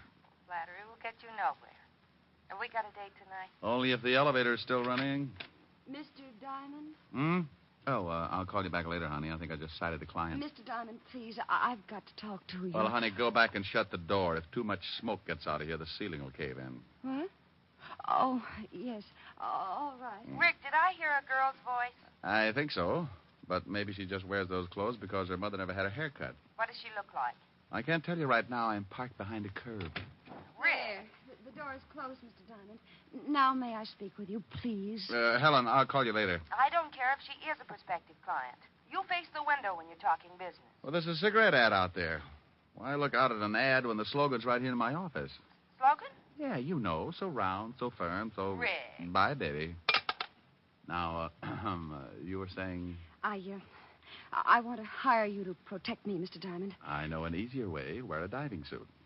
Mr. Diamond, put your eyes back in your head. And please listen to me. My life is in danger. There's an answer for that, too, but go on. Tell me the story. Well, my name is Knight. Miss? Yes. Yes. In the last 2 days, there have been several attempts on my life. By whom? Well, I don't know. Swell. Do you know why anyone would want to kill you? No, I don't. Well, now we're getting someplace. Don't be funny, Mr. Diamond. I tell you that twice an attempt has been made on my life. How? Well, the first time a man followed me home and tried to break into my apartment. I screamed and frightened him off. Maybe he was lonesome. What about the other time? Well, I don't know whether it was the same man or not, but the next night a man jumped out of a car and tried to make me go with him. I kicked him and ran down the block. Sounds more like a kidnapping than attempted homicide. Why didn't you tell this to the police? Oh, I did. They investigated, but I couldn't give them enough to go on, so they just put a man watching my apartment. I bet he has to stand in line. Didn't they give you an escort? No. They seemed to think I was after some kind of publicity or something. They told me it was all right to go out in the daytime, but to stay in my apartment for the next couple of nights. Sounds reasonable. Will you help me, Mr. Diamond? I'm afraid this will happen again. My dear, my fee is $100 a day in expenses. $100 a day? Hmm. Oh, Mr. Diamond, I don't have that kind of money. Well, neither do I. But if I starve, I do it with dignity. I can't lower my fee, Miss Knight. I never have.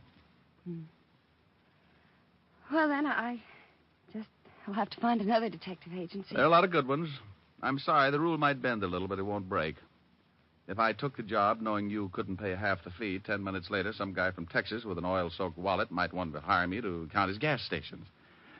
Sorry, but it's a tough world, Miss Knight. Yeah. Well, thanks, Mr. Diamond. Maybe you could recommend someone? Oh, any of them are good. Just close your eyes and open the classified. Well, goodbye, Mr. Diamond. I'm sorry. So am I. My conscience just slit its throat. Like you said, Mr. Diamond, it's a tough world. The toughest. Goodbye. Yeah. No, nuts. Yeah, what is it? Diamond? He's hiding his head in the desk. I'll get him for you.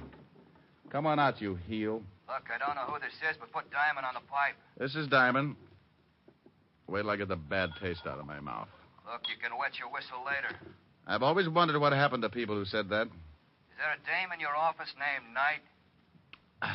Well, there was. She left just before you called. Well, let me give you a little tip. If she hired you, you're going to start feeling overworked right now, so tell her you don't want the job. Oh, I am, huh? Yeah. Or your nearest relative is going to have to come down and identify the body. You know something? No, what? A couple of minutes ago, I proved that a good businessman can start looking like a big, fat heel for a lousy $100 a day in expenses. Huh? Don't work on it too long, but stop in sometime, Buster. I'd like to help you spit out your teeth. You better listen to what I say, Shummus. You're way out of your class in this one. I'm always out of my class when I talk with slobs. And if you don't like it, look me up. I'll be working for Miss Knight. I went out of my office in a hurry. When somebody tries to push me around, it's like giving a kid a slingshot in a hothouse. You can tell him all night not to do it, but by morning, he's busted every window in the place. I hoped I might catch Miss Knight before she got to the street, so I grabbed the elevator and went down to the first floor. I couldn't find her in the lobby, so I went out on the sidewalk. The street was crowded, but those curves showed up like a covered wagon on Madison Avenue. She was just starting across Broadway when a big black sedan pulled up and a guy climbed out after her.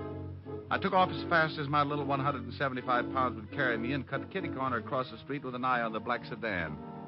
The guy had her by the arm, and I knew when she stopped struggling, he'd showed her his gun. I was on a dead run, going to make like a big hero, but his .38 changed my mind. He missed with the first one, then he shoved the girl away from him and tried again. I could hear the slug whine past my head, so I hit the sidewalk right next to the girl. He jumped for the car. I just lay there and watched him drive off. Did you get the license number? Oh, it was covered with mud. Gee, I guess you must look pretty silly just sitting here. Yeah. Got some jacks? I'm a whiz at forces. Maybe you believe me now, Mr. Diamond. Yeah. Here, let me give you a hand up. Thanks. Now, come on, let's get out of here. We're collecting a crowd. Where are we going? I know a policeman who can't understand attempted assault. He says it's not necessary. And believe me, baby, he's got a cure for it. Come on.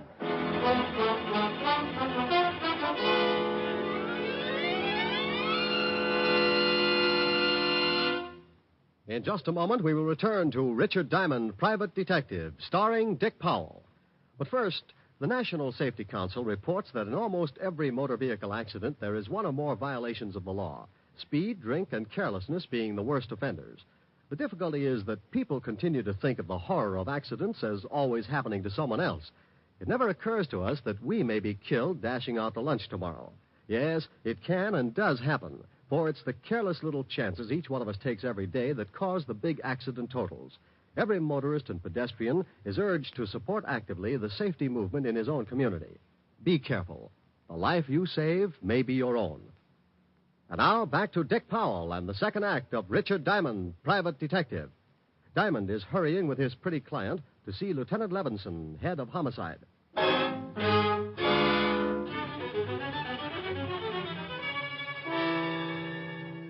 I hailed a cab, and 10 minutes later, Len Knight and I were walking into the 5th Precinct Police Station.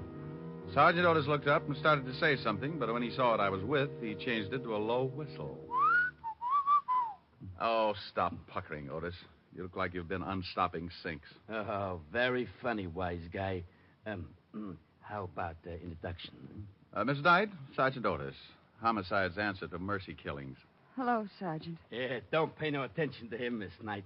He was born with a nasty disposition. Is the lieutenant in, Sergeant? Yeah, go ahead. He'll see you.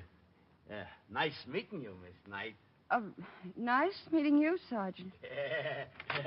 Otis, Yeah? stop clucking. You'll have every rooster in town in here. Hello, Walt. Who's that with you? This is Miss Knight. Is she dead? Walt, say something nice to the lieutenant, dear. After that last remark? Oh, look, Miss Knight, I'm sorry, but this guy you're with has a talent for finding homicides. I'm suspicious of everyone I see him with, because even if they walk into my office with him, he'd do it just to confuse me. Well, I'm quite alive, Lieutenant. Then let me give you a friendly tip, Miss Knight. Stay away from this guy. His sense of humor will turn your hair white. Oh, isn't he a dream? Walt, Miss Knight wants protection. Yeah, I see what you mean. Walt, now stop gnawing on the desk and listen to me. Miss Knight is in line for a murder or for kidnapping. I knew it. She wants protection, and you're going to give it to her. That's not my department. This is homicide, isn't it? Of course it is, but you know very well we don't go to work until you're dead. Well, honey, I guess you'll just have to run out and get yourself killed. It's the only way. Now you stop that. Send her to another department. They'll give her all the protection she needs. She's been there. They stuck a guy out in front of her apartment. Now, look, I just saw Hood try to muscle her into a car. He took a shot at me, and you know bullets give me that let-down feeling. Now, put one of your boys with her until I can do something about clearing this thing up. What's your full name, Miss Knight? Lynette. Lynn, for short. Where do you live and where do you work? I live at 419 West 48th Street, apartment 309. I quit my job 3 days ago. Where was this job? The Circus Club on 52nd Street. I took pictures. Took pictures? Yeah, you know. Souvenirs of the customers. Oh. Why'd you quit? Well, my boss got grabby. I slapped him around. Hey, wait a minute, honey. Did you say Circus Club, 52nd Street? Yeah, what about it? Walt, didn't somebody gun down Al Rigoletta and two of his boys right near there? Say, you're right. 3 nights ago. You didn't see that shooting, did you, Miss Knight? Well, no, but I read about it the next day. Well, if you didn't see it, they couldn't want to get at you just because you were a witness. Oh, this is screwy. What have we got to work on? You just put a man to guide her. I'm going to see what I can do. All right, but only because I owe you a favor. Otis. Yeah, Lieutenant? Get in here. Otis? Yes, Otis. He's not as stupid as he looks. Want to bet? He couldn't be and live. You want me, Lieutenant? Not for keeps. I want you to stay with Miss Knight here until I tell you to come home. Somebody's trying to get rough with her. Got it? Yeah. Walt, have you found any eggs around the office? Eggs? Otis, where do you hide your nest? Oh, Lieutenant, make this guy lay off from me. Yeah, Rick, lay off the poor guy. Otis. Yeah, Lieutenant. Stop standing on one leg and wait outside, you mallet head. Oh, yeah, Lieutenant. Walt, I'll keep in touch. Okay. Mr. Diamond. Yes? Thanks. I'll make it up to you some way. Don't strain yourself. I like an obligation to be fun. It will be. Rick. Yeah? Bye. I left the 5th precinct and headed for the Circus Club. It was a small place with sawdust on the floor and colored decorations like the inside of a circus tent. The place was still closed, but a short, dapper little guy in a gray business suit answered my knock. Yes, you're from the police? Why? You need them? I just put in a call. Someone burglarized the place last night. Oh. You know a girl named Knight? Lynn Knight? That's it. I most certainly do. I fired her 3 nights ago. If she's in some kind of trouble with the police, she deserves it. You must run this place. That's right. My name's Davis. Would you like to take a look at the room that was broken into? I certainly would. What did they steal? That's just it. I don't know. They turned it upside down, but I can't imagine what they were after. It's a dark room. A dark room? Yes. I have several girls that take pictures of the customers. They developed the prints in the back of the cafe. Right this way. Forget it. But I thought you wanted... I'm not from the police, Mr. Davis. I'm a private detective. Tell me, did Miss Knight turn in all her film the night she quit? I fired her. Difference of opinion. Did she turn in all her film? Why, no.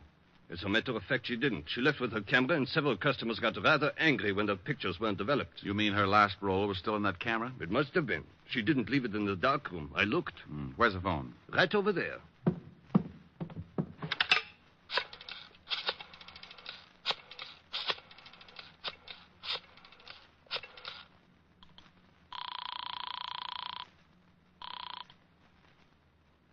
Lieutenant Levinson, homicide. Walt, I think I've got something. Diamond, I've got something, too. A sour stomach and headache. What's the matter? Otis followed that night dame halfway home when some guy stepped out of an alley and split his head with a sap. He's down in emergency getting his skull crocheted. What about the girl? We don't know. Otis can't remember. Oh, that's dandy. I'll call you back. Now, you wait a minute. I can't. Bye. I had one of those muscle-bound hunches. I had to work fast or Lynn Knight was going to get herself kicked around and maybe end up in the city morgue. I remembered her dress, and 15 minutes later, I was standing in front of room 309. I could hear the phone ringing from somewhere inside, so I waited to see if anyone answered it. On the third ring, I tried the door. Well. Hello? Who is this? This is Diamond. Oh, thank goodness. This is Lynn Knight. Well, where the devil are you? Lieutenant Levinson said you disappeared. I'm in a bar on 50th Street. That man who tried to shove me into his car this afternoon hit Sergeant Otis on the head, and I've been running ever since. How did you know I was here? Oh, I didn't. I called your office and got no answer, so I just took a chance maybe you'd gone looking for me. I was, but I was looking for something else, too. Tell me, baby, have you got a camera? Why, I did have. Did have? What happened to it? Well, I sort of sold it. Oh, you mean you hocked it? Well, I didn't need it anymore, and I did need the money. You stay right where you are, and I'll be down. What's the name of the place? 2320 Club. Please hurry, Mr. Diamond. I'm scared. Okay. I want to ask you something else. Hello? Hello? Oh, I thought you'd hung up. No, I thought you... Lynn, Yeah? is there an extension on this phone? Why, yes, in the bedroom. Say, you don't think... I don't know. Wait a minute. Hey, what are you guys... Oh! Mr. Diamond? Mr. Diamond, are you still on the... Okay, Mel. Let's go get the dame. Hey, that was pretty smart waiting around and listening in on the extension, Lou. What do you want me to do with the Shaughnessy? He looks like he can still hear things. Well, turn them off. Sure. Okay, let's go. What are you limping for? I kicked him with the wrong foot. I got a lousy ingrown toenail.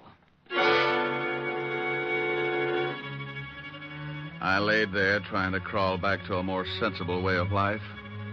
He'd kicked me so hard that it shook my eyes loose and they'd run back into my head to hide. Everything was suddenly crammed into a long funnel that disappeared into the floor, and I felt pretty sick. I was stuck in an acre of colored molasses, and trying to get myself loose was like pulling a pillow through a garden hose. When I finally made it, I stuck my head under a sink and let the cold water bring me back to normal. Then I headed for the 2320 Club in a hurry. Something I could do for you? I'm looking for a girl, but I don't see her. They come and go. It's like that around here. She had on a green skirt and a jersey blouse. Couldn't miss her unless you don't like girls. Oh, her. She used the phone and then she left. Alone? No, a couple of ugly-looking guys came in and she left with them. Hey, you know her? Yeah. Well, she forgot her purse. You might tell her. Her purse? Let me see it. Oh, no. Here's the badge, Buster. Oh, okay. He handed me the purse, and I went through it. Nothing much but a pawn ticket. I looked at it, and that hunch started biting my leg, so I took off for the pawn shop. Good afternoon. Here's a ticket. I want to claim the article. Sure. A11249. Here it is. Ah, lovely camera. Bingo. Did the girl sell it to you? No, she just wants me to claim it for her. Well, be careful. She said there was still some film in it. She wanted to come back and get it when she got a new job.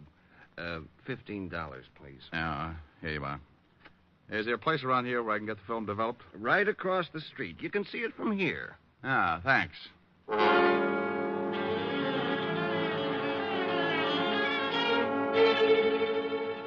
Here it comes. Yep, it's coming up, but we'll leave it in a little longer. Hey, maybe I'm nosy, but what's so important about this roll of film? I'll tell you better when I look at it. Well, I'll turn on the light. There you are. Yeah. Oh, nothing on this one. Nope. Hey, look at this. Oh, some old guy with his wife. Is that what you wanted to find? You see those two guys in the background that look like they're just sneaking out of a chicken house? Yeah, so what? The one in the back is Lou Garzoni. The gangster? Yeah. Give me that negative. Let's get out of here. Well, you two holding hands in there? Hey, who are you and what's the gun for? Take it easy, Doc. He shoots people. That's right.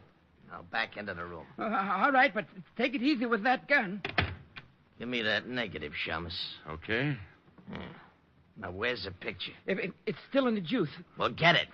I'll get it. That's better. Well, come on. I can't seem to find it. Oh, yeah? Look for yourself. I'll look.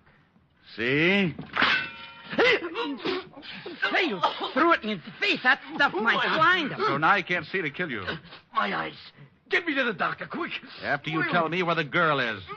212 West 45th Street, apartment 513. Harry, I can't stand it. Call a doctor for this guy and then get hold of Lieutenant Levins in 5th Precinct. Tell him to meet me in front of 212 West 45th and to step on it. Yes, all right. I'll take those pictures. I can't stand it. I'm Sure you can. It's no fun looking at the electric chair anyway.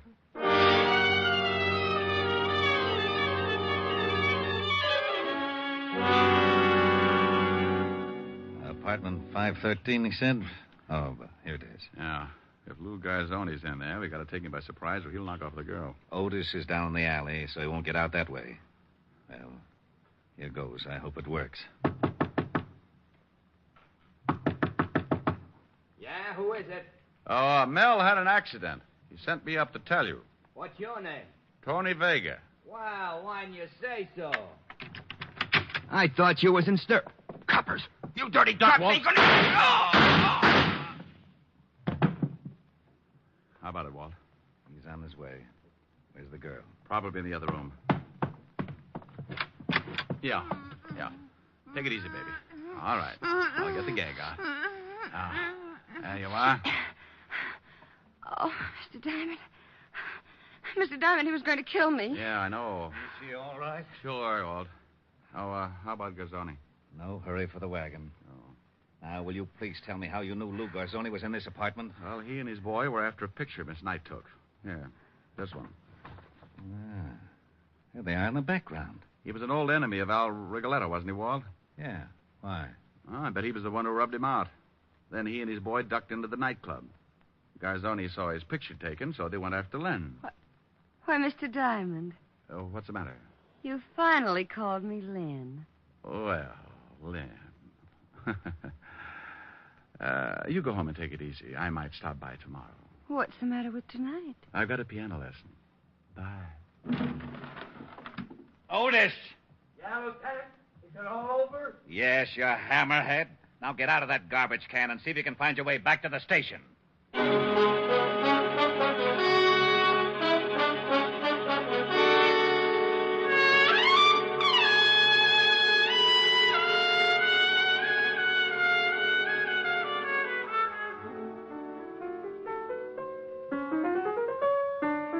Oh, Rick, stop it. Okay. Rick, Hmm? tell me about the girl in your office. Oh, nice kid. Lovely eyes. I'm jealous. Good for you. And I'm mad. You're so busy. You like the new piano? Oh, yes. It's a big one. Must have taken a herd of elephants to make the keyboard. Sing something. What does Rita Baby want? I don't care. Okay. Oh, I don't care. I don't care. Rick. Well, that's what you said. You said that. Yes, you did. Something nice. All right.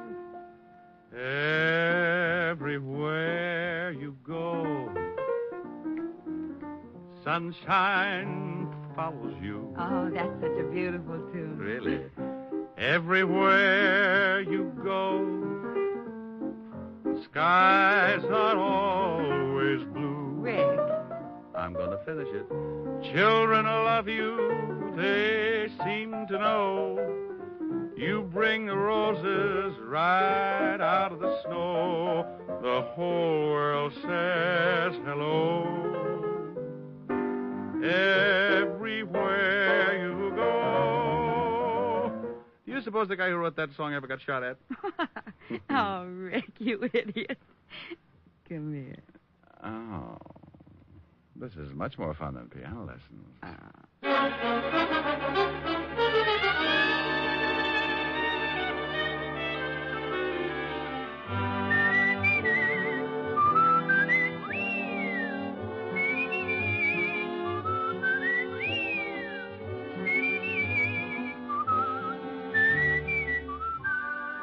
You have just heard Richard Diamond, Private Detective, starring Dick Powell.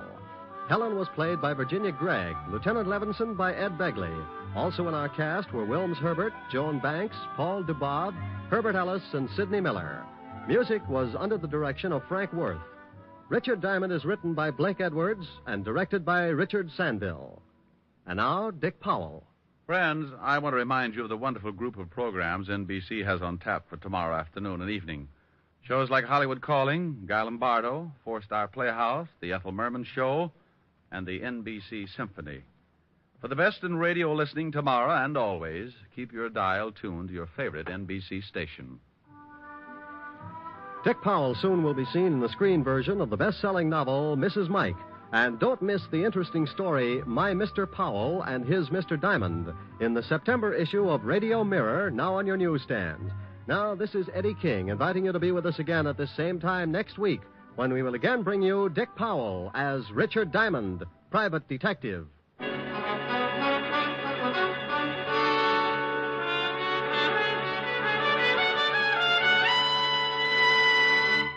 This is NBC, the national broadcasting company.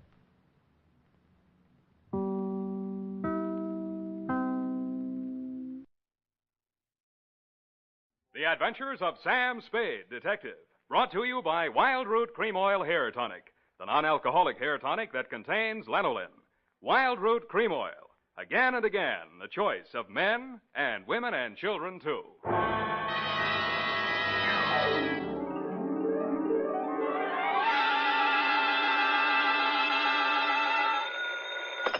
Sam Spade Detective Agency? Me, sweetheart. Oh, Sam, I'm so glad you called.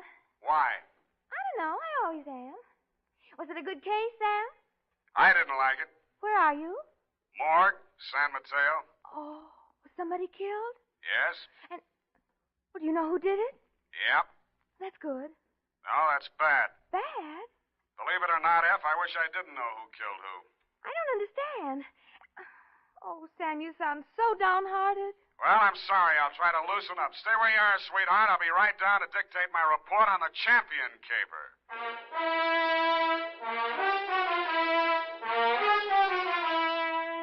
Dashiell Hammett, America's leading detective fiction writer and creator of Sam Spade, the hard-boiled private eye, and William Spear, radio's outstanding producer-director of mystery and crime drama, join their talents to make your hair stand on end with the adventures of Sam Spade. Presented by the makers of Wild Root Cream Oil for the hair. Before bringing you tonight's mystery, I'm going to take 28 seconds to tell you something that isn't a mystery. It's no mystery why so many millions of men, women, and children have well-groomed hair these days when America's favorite hair tonic, Wild Root Cream Oil, costs so little. Just 25 cents will buy you a get-acquainted bottle and show you how neatly and naturally Wild Root Cream Oil grooms your hair, how it relieves annoying dryness and removes loose, ugly dandruff. Get Wild Root Cream Oil Hair Tonic. Again and again, the choice of men and women and children, too.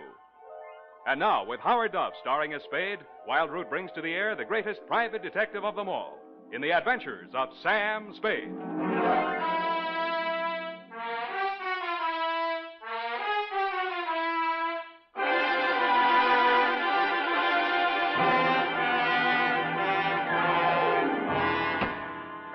Oh, Sam, I read the afternoon paper. I don't understand it either. Stop that. Really, after all this time, you'd think I'd be acclimatized to all kinds of human storms. I've got my pencil already. I'm myself again. I'm ready, Sam. Sam, date? Date, August 7th, 1949. To whom, Sam? Jack Manelli. To Detective Lieutenant Manelli, Homicide Detail, San Mateo Police. From Samuel Spade, license number 127-596. Subject? Are you listening, Sam? Subject, the champion caper. Dear Manelli. You were there for the end of it, and I was there for the start of it, which is in the reception office of Elliot Champion's brokerage house in San Mateo, and where I first met Mildred Champion. Remember that old salve, how a woman in love is always beautiful? When I went in, I had no idea she was in love and no idea she was beautiful. Not because she had lately been crying, but her sallow face without makeup, framed in a wisp of blonde hair, wasn't flattered by the shapeless black dress, cotton stockings, and low-heeled shoes she was wearing. Certainly not the going idea of beauty. Nor did her conversation reveal anything to indicate love. Oh, yes. May I help you? Mr. Elliot Champion, my name's Spade. Spade. S-P-A-D-E? You don't have to write it. He's expecting me. Your business, Mr. Spade? Private. I'll have to have a little more than that, I'm afraid. Always this hot here? Mr. Champion can't stand fresh air. Obvious. That's what makes it so warm in here. I'm sorry. Yeah, it is hot. Just flip the switch and tell him I'm here. Well, what is it, Mildred? I was just going out. Mr. Spade is here. Says you're expecting him. But I don't find him listed in your appointment book. Don't be an idiot. Send him in. Send him in. You may go in now, Mr. Spade. He always like that? He's nice today. Sorry, Mildred. That's your name, isn't it? His office is the first on the right. Don't bother. I'll find it. Thank you. I'll just go to lunch.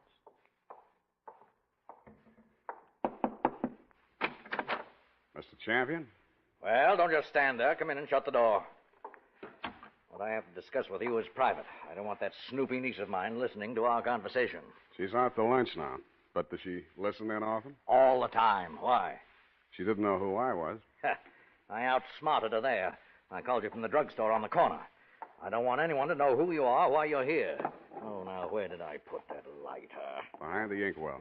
Oh, yeah. I'm a dangerous man to play games with. Joseph's found that out once, and if he keeps this business up, he's going to find it out again. No games? You're dangerous. Say, are you mocking me, Spade? Just wondering what you're talking about. I just told you. You got ears, haven't you? Joe Josephs is back in town, and I'm not going to fool around with him. Mildred told me you were nice today. Oh, she did she? Well, Mildred talks too much. That's what's the matter with her. She talks too much. And you'd fire her, only she's your niece, and you'd have to pay somebody else 3 times what you pay her to take everything she has to take. Get out of my office. Oh, no. Wait a minute, Spade. Oh, it's just hot, I guess. Who has turned on the heat? It's Joe Josephs. He was released from San Quentin this week. And I've been receiving telephone calls from him telling me to beware and to watch out and a lot of other nonsense. What was he doing at San Quentin? 2 to 5 on an embezzling count. He's an ungrateful scoundrel, that's what he is. Why, I took him into my office as a junior executive, and 6 months later... He got tired of the $20 a week you were probably paying him and decided to dip into the bin. Only he did a bad job, got caught, you testified against him, now he's out and he's sore, and he's threatening you. And every time you yell cop around this town, there's always some snoopy reporter hanging around the sergeant's desk. Ain't that the truth? Listen, Spade, I've got $500,000 tied up in this business, and I don't want anybody thinking I might get knocked over by some loony with a grudge. And that's why you didn't tell the police? Don't you believe me? It'll do for now. You'll think of something better. Now, see here, impertinence is one thing... 25 a day and... No. That'll be 45 a day in expenses. I want you to find Joe Josephs and bring him to me. Nuisance warrant? More than that. I've got enough stuff in that desk drawer to send him back to Quentin if I have to. Oh, what kind of stuff? Left over from his trial. It'll be grand larceny this time, and they don't stop at 5 years for that kind of thing. You withheld evidence? I withheld... What the... Get down!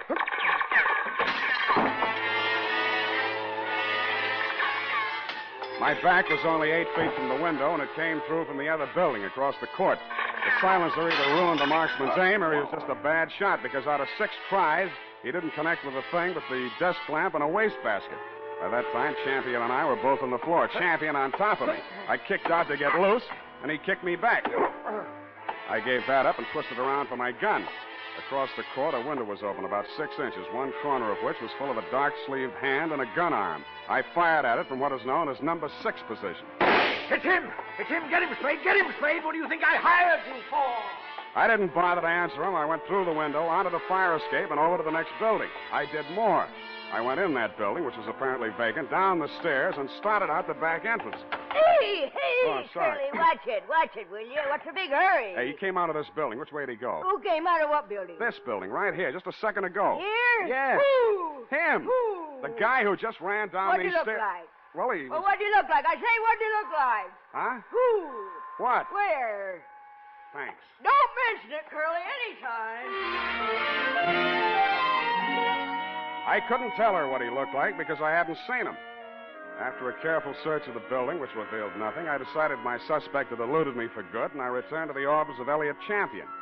He was sitting on his green leather chair, wearing an expression to match. Missed him, huh, Spade? What does Joseph's look like? Oh, I've got a couple of snapshots here somewhere. Oh, yes, here. Let's have a look.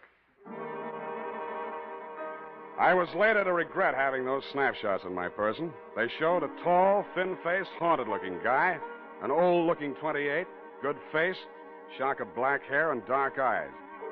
I've seen plenty of cons, embezzler type, and he wouldn't have been cast in a part in my movie. There was nothing about him to indicate that he'd embezzled $2,000 or used a silencer on a gun. I dug 238 slugs out of Champion's wall and went down to the street. Spade! Oh, Spade! He was a heavy-set man in a dirty white Panama hat and seersucker suit that didn't fit him around the middle. Hey, just a minute, Spade, just a minute. He crawled out of a black sedan, jammed a cigar in his mouth, and began sweating. He needed a shave. He'd always need a shave. Hot afternoon, ain't it? Yes, sir, sure is hot. Sure is a hot afternoon. Here, my card.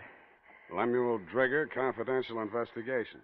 Guess I should ought to have some new ones printed up, huh? I guess you should order, Lem, and change the name while you're at it. Huh? Didn't the commissioner bounce you 9 years ago for rolling a pack before you did the booking? Oh, let bygones be bygones, Spade. I'm in business for myself now. How's business, Lem? Punk. Try another racket, Lem. Spade, you been in to see old man Champion, maybe? Maybe. I was just going to go in to see him myself when I spot you pull up. I recognize you from the pictures in the paper last week. I figure maybe you and me ought to talk. What did you figure you and me maybe ought to talk about, Lem? Oh, you make it tough for a guy, Spade. We're in the same business, you know. What'd you go see him about? So long, Lem. Wait a minute. I'm an old gumboot, huh? A fat old gumboot who couldn't get a trick as a housekeeper or tailing a punk. Is that it? Okay, Spade, okay. You're full of vinegar now, but just you keep my card. You'll want to see Lem Drigger before it's all tied up. You'll want to see me. Screw, Lem. But he was right.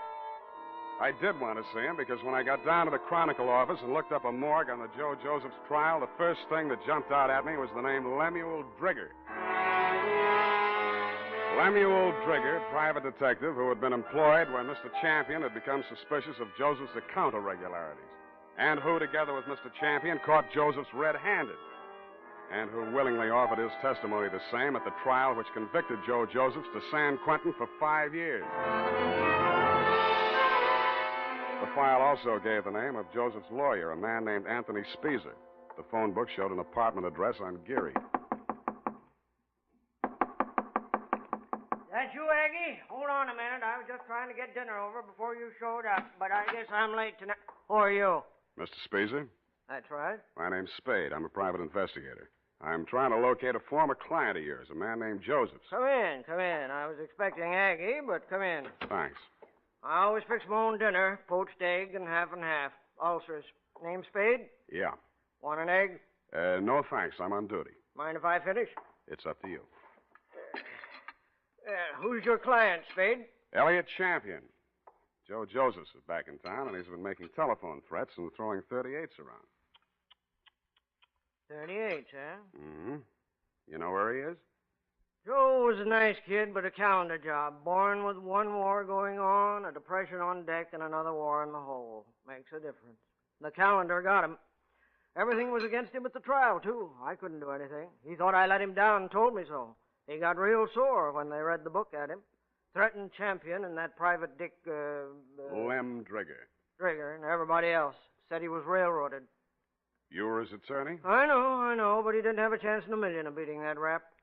He thought I ratted when I took the guilty plea in court's mercy, all for a lousy $2,000. Well, he's done his time, and he's out now. He hasn't gotten in touch with you? Nope. No threats? Nope. Ever write to you from prison? Nope. Any idea where he'd be in time? Nope. Is it possible he has a mother? Nope. Then I guess I leave you to Aggie. We play records. Aggie used to be a violinist. Well, it's up to her. Spade. Spade. Yeah? If you find Joe, tell him where I live. I'd like to see him. Why? I don't know. Maybe I just want to see what 5 years in the pen does to a kid like that. Yeah. I'll bet you do.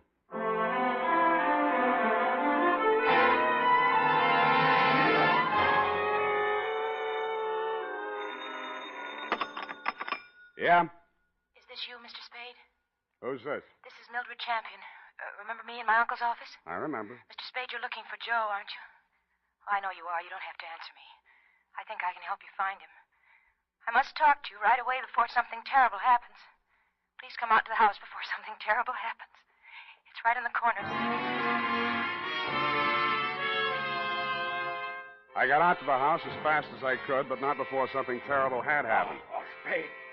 Spade. The front door was open and all the lights were on, and Elliot Champion was lying at the foot of the stairs in the front hall, holding his lapel as if it would get away from him. Spade, don't touch me. Don't try to move me. It's in my lungs somewhere, and I never thought.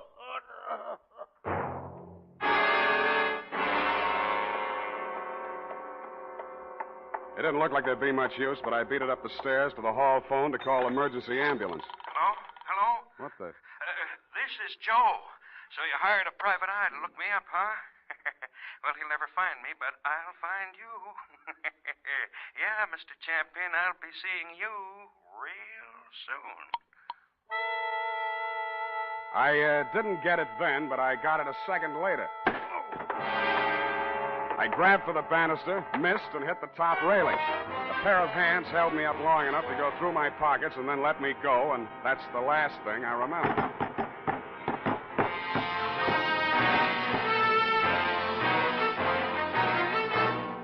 The makers of Wild Root Cream Oil are presenting the weekly Sunday adventure of Dashiell Hammett's famous private detective, Sam Spade.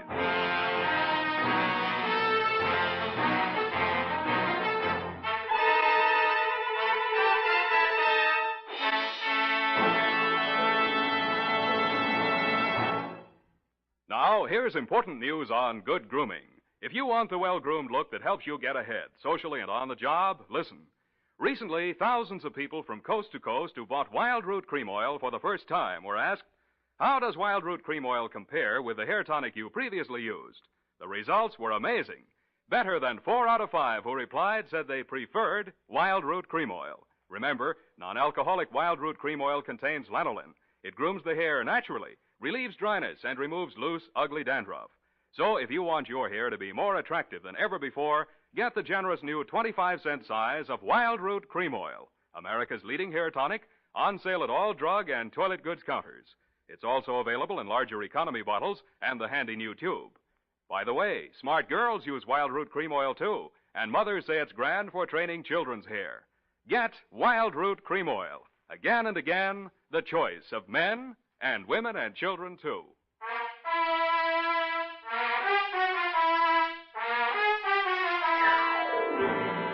And now, back to the Champion Caper. Tonight's adventure with Sam Spade.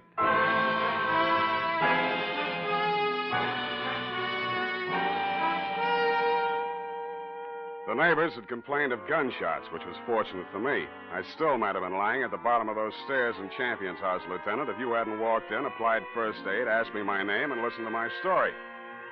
You considered the threatening phone call after my client's death as a cover-up and promptly sent out a general alarm on Joe Josephs. I took an aspirin and a taxicab for home.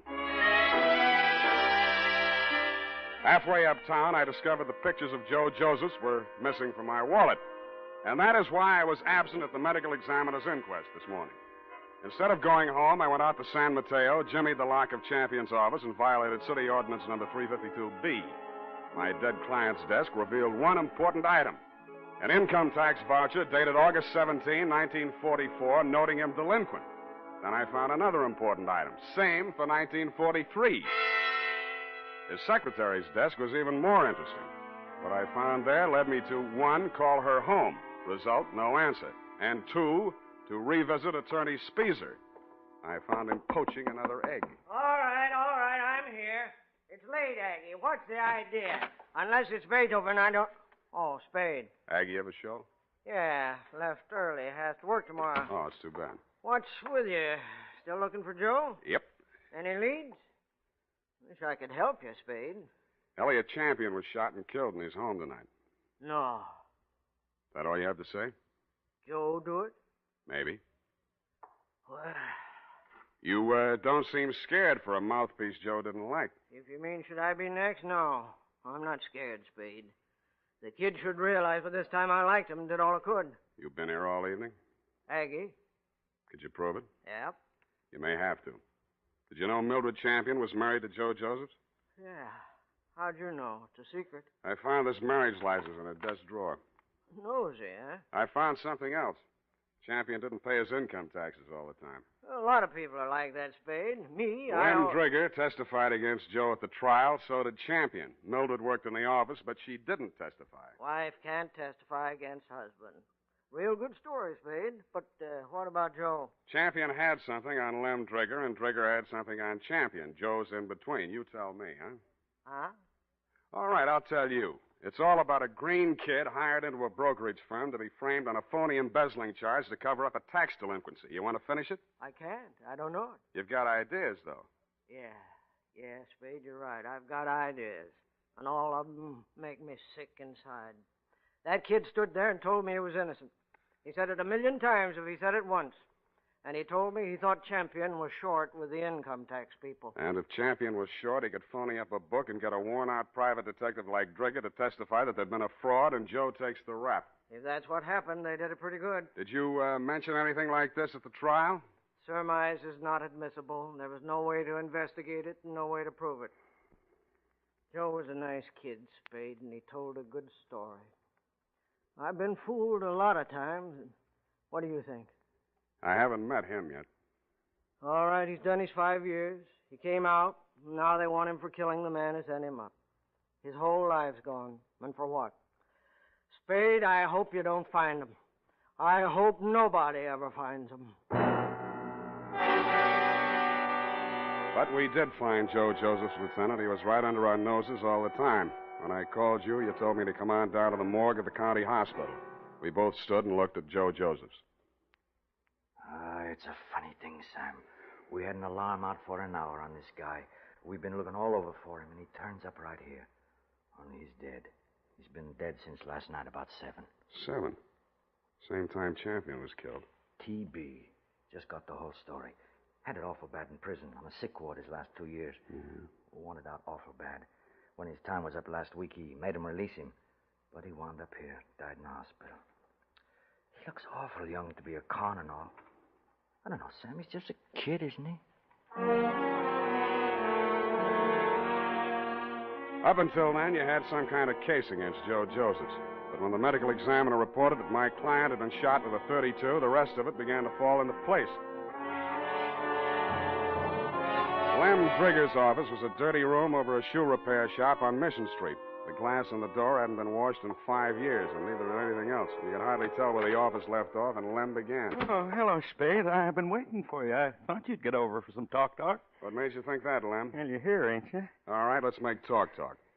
Did the silencer ruin your gun? Huh? Come on, I want it all. Hey, you phoned tonight after Champion was killed. You've been phoning him right along saying it was Joe. No, just a minute, Spade. We're in the same racket. And you shot at him with a silencer on your .38 this afternoon to make it look real good. You can't prove anything. I didn't kill anyone. One slug out of your gun will match that up. Every cop carries a .38. You were a cop once. Now, Spade, you got this all you wrong. You him because you thought he'd called you in for protection. He'd called you in once on another job. Listen, I know what you're thinking, and but business was so bad you had to drum it up, didn't you? Josephs was released from prison, and it was a natural, only it didn't work. Champion called me instead, and you tried to shake me down. Well, I only thought we could kind of work together. Make it a good thing. I told you once you should try another racket. But you didn't take my advice. Now you're going to have to. What do you mean? Because your license will be revoked pretty quick. You got into a lot of trouble about 2 minutes from now. I did? I was right here. What are you trying to... I swore out a complaint on you for assault and battery. Hey, wait a minute. I ain't done nothing to you. Champion's dead, and yes, I tell you... Yes, you did, Lem. You tried to strike me, and I had to defend myself.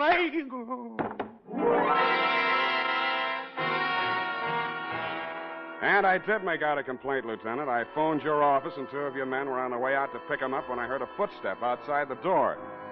I knew who was there and what she was there for, and I did the only thing I could think of at the moment. And it was lucky I did it. Her own .32 was in her hand when she came in the door. She looked at me, and Lem's smoking gun in my hand, looked at him stretched out on the floor, then she looked back at me, and the gun fell from her hand, and she began to cry. Hello, Mildred. I wanted to do it. I came here to do it. I know. Why? Why did you? To stop you. Why? My bullets went into the ceiling. He's just knocked out.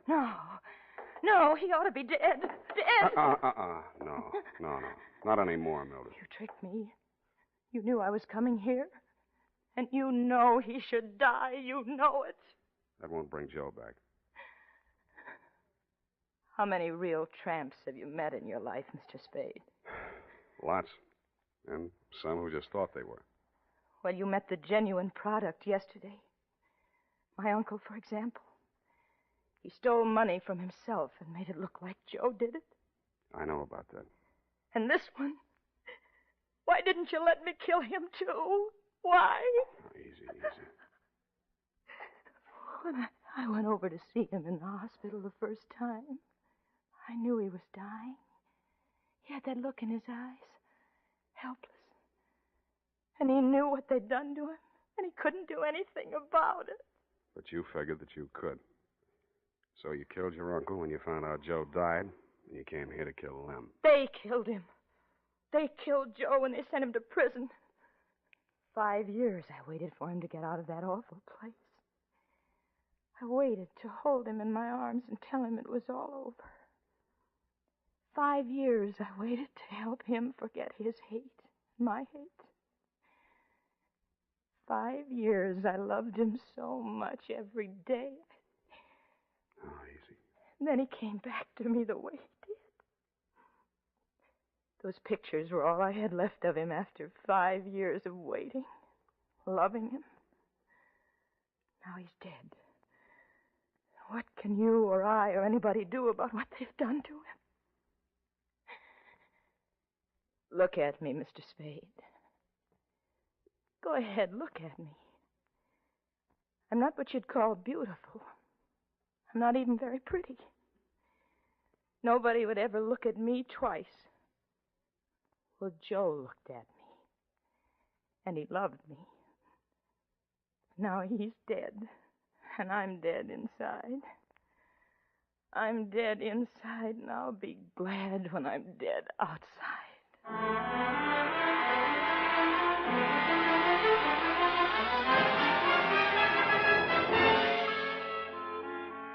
Period and a report. Oh, Sam, they were so unhappy. Yeah. Add a notation that I won't be around for the coroner's inquest. But Sam, you can't do This that. report, when duly notarized, should be admissible as testimony. I want to get out of town for a few days. Sour ragged. And now, listen to this. Later this evening, if you happen to stroll down to the corner for cigarettes or ice cream, why not also pick up some Wild Root Cream Oil Hair Tonic? Your whole family will like the way Wild Root Cream Oil grooms the hair neatly and naturally, relieves dryness, and removes loose dandruff. And ask your barber for a professional application of Wild Root Cream Oil Hair Tonic. Again and again, the choice of men and women and children, too. Well,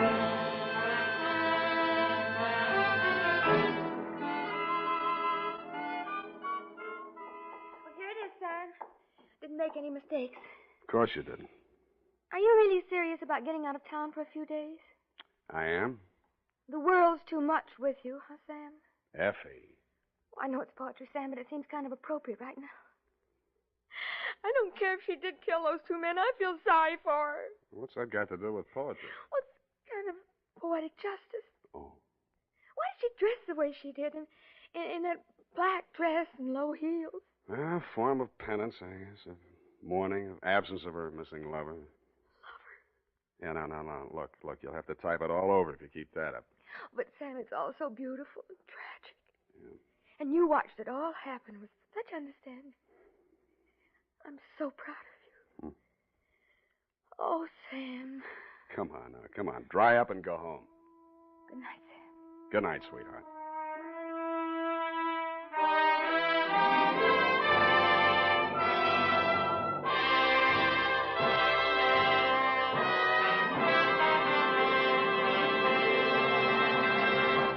The Adventures of Sam Spade, Dashiell Hammett's famous private detective, are produced and directed by William Spear. Sam Spade is played by Howard Duff. Lorene Tuttle is Effie.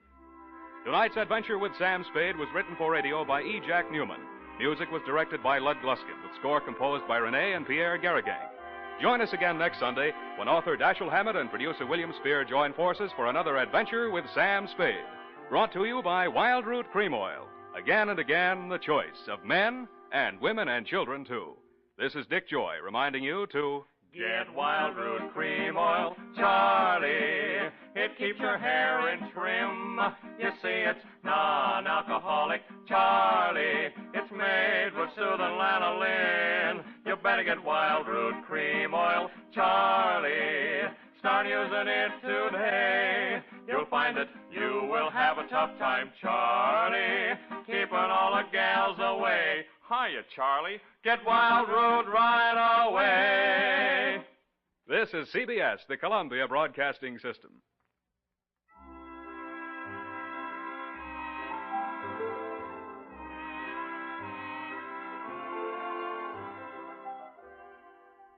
Here is another in NBC's great parade of new shows.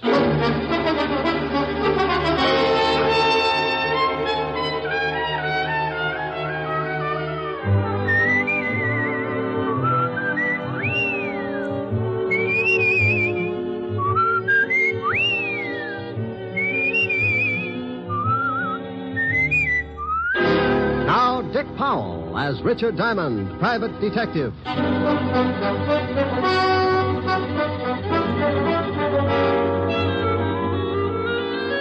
Hello there, this is Diamond. You know, there are a lot of people in a big city like this, good ones and bad ones. They walk down Broadway and rub elbows, and you can't tell them apart. Why can't you? Because a lot of them were poured out of the same mold, brought up in the middle of garbage cans and gang wars, weaned on the smell of slums and conditioned to the taste of dirt and a kick in the ribs. By the time they get old enough to raise their fist, they're given two choices, two ways to beat the gang wars and garbage can. One guy picks himself up, shakes off the filth, and jumps over on the right side of the fence. The other guy picks himself up, too. But when he does, he raises that fist and shakes it at the whole world because he wants things the easy way. He continues to shake his fist until someone shoves a gun in it. Then he's a swaggering giant. Sometimes he climbs over with his little bag of rot and hides in the lap of society. But take away the gun, and he ends up right back in the middle of the garbage cans with his face in the dirt. What about the guy on the right side of the fence?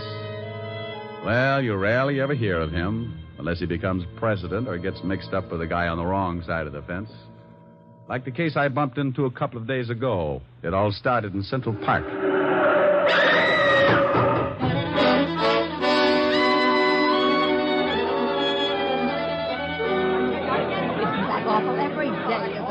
What happened? Some girl got run over. That young guy over there ran over her with his car. I came up right after it happened. He was leaning over her and crying. A little late for crying, I'd say. Says he didn't kill her. Says someone pushed her in front of his car. Ain't that a good one? All right, everybody back. Here comes the ambulance. Come on, you. But I tell you, I didn't kill her. I was in love with her. That's the last thing you should have said. But I swear I didn't do it. I was going to meet her about a half a block up the street, and someone pushed her out in front of my car. I couldn't stop in time. Look, I just got to write a report and take you down to the station. You can tell it to the inspector. Now, look out. Here's the ambulance. Hello, Crockett. You're too late. The body's ready for the morgue. Ah, Central Park's turning into a graveyard. I'm going to start taking my girl someplace else. What do you mean? Somebody else got run over in the park? Somebody got shot full of holes. Call came in just for this one. That gangster Chino Scabo? Scabo got knocked off. He was due, wasn't he? Please, officer, can't I get to a phone? Shut up. One of the biggest gangsters in town gets rubbed out, and I got to show up at the station with you. You know, Sonny, I'm not pleased with you at all.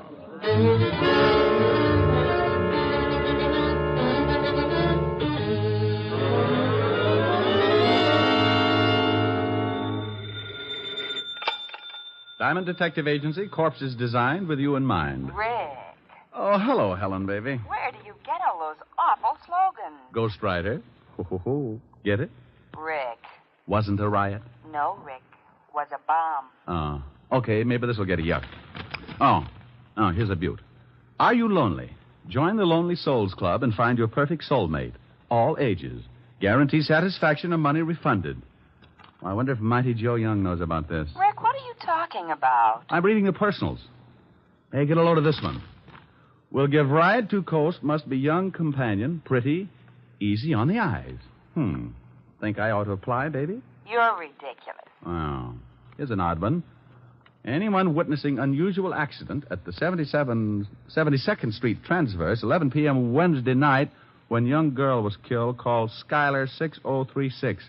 Urgent. That's in Central Park. Yeah, somebody's got troubles. Mr. Diamond? Hold it a minute, baby. Yeah, I'm Diamond. What can I do for you? I want to hire you. Helen. Yes, I know. $100 a day in expenses, sir. That's your fee? Yep. I like to give it to the prospective client first. If he turns green and faints, we both save a lot of time and talk. How do you feel? About the fee? Fine. Well, what else is bothering you? My son is being held on a manslaughter charge. Well, if he killed somebody, that's a job for the police. But he didn't do it intentionally. The girl was shoved in front of his car. That's his story. Yes, it is. And I believe him. Who was the girl, and why do you think anyone would want to kill her? Her name was Jean Cooper. My son was in love with her.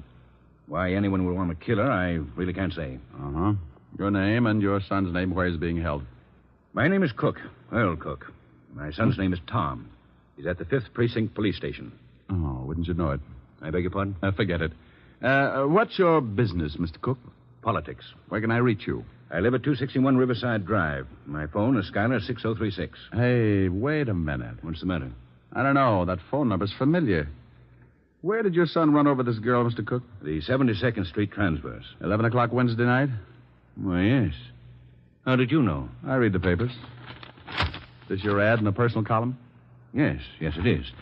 You see, the police claim there were no witnesses, but I had hopes that there might have been someone who had seen the accident.